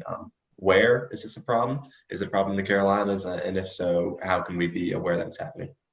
Well, it's frightening how many tankers bring all sorts of scary things just off the coast. And the 21 years I've been in Wilmington, there have been a couple close calls, especially I think one time a barge with maybe number 6 broke loose off of Cape Fear, and luckily in a storm, and luckily they were able to to get a hold of it and make sure it didn't cause any problems. But with oil rigs, it isn't a big issue for us because we don't deal with any. I mean, more for the Gulf Coast. I mean, I'm more concerned with maybe a ship with hitting a shoal or a collision, sea fog event, and you got ships carrying xylene or some other terrible chemical that collides with another one, and now we have to deal with the decision support thing, working with emergency managers. And that's why, I mean, it doesn't matter. I mean, it could be severe clear weather. We always have to be ready. And most of these events are a result of some mistake. And when we talk about oil spills, but at least what I'm proud, part of NOAA is the National Ocean Service, and they have scientific service coordinators that have responsibility for each part of the coast. So it's important for us to have a good relationship with the coordinators in our area, which we do. So we've exercised with the Coast Guard, going through their incident command training, doing their oil spill exercises, and working with the scientific services coordinator, because it's all about knowing who the players are, not just showing up going, okay, what do I do? How can I help you? These are hazards that have come about from out in the water. What about any of the hazards that have originated from within inland? I think one of the biggest examples we've all seen is after, I believe it was Hurricane Matthew and maybe Florence as well, seeing a lot of stuff being carried out from the rivers and satellite imagery showing it making its way into the water. Was there any sort of response to that as far as keeping people off the beaches for a period of time, or any sort of hazards associated with that might happen again the next time we get a big hurricane? It's a great point too. There's the debris hazards too for boaters. There's the biological type of hazards too. There's a lot of things washing down pollutants that, I think the rule of thumb is, I mean, you really don't want to be messing with the water after a hurricane or a huge flood event. Bacterial counts are high, the other pollutants that are out there, give time for it to flush out. And what's amazing is that after a hurricane, the fishing is usually tremendous along the waterways and just offshore for that month or two afterwards. One thing that very photogenic around the Carolina coast, and we see these events happen, are water spouts. So can you talk to us about maybe the conditions that warrant to these water spouts? And I know you guys monitor these and you give out surf hazards. It's kind of like a beach day forecast, and you give out water spout threat, lightning threat. So talk a little bit about that forecast you give out, but also the conditions that are really able to produce these water spouts off the coast. Yeah, and I got to give props to one of our lead forecasters, Tim Armstrong, who developed this water spout risk, where he went back and looked at a catalog. We'll return to Best of the Carolina Weather Group in a moment. Now your Carolina weather forecast. Here are today's forecast high temperatures for North Carolina. Here are the forecast lows for tonight for North Carolina. Here are tomorrow's forecast high temperatures.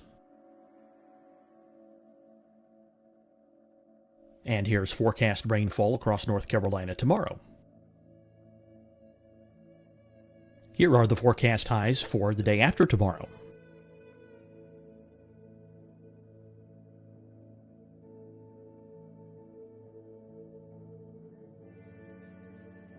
And here's the forecast rainfall across North Carolina for the day after tomorrow. This is the total rainfall forecast across North Carolina for the next 3 days. Here's the severe thunderstorm outlook for today from the Storm Prediction Center.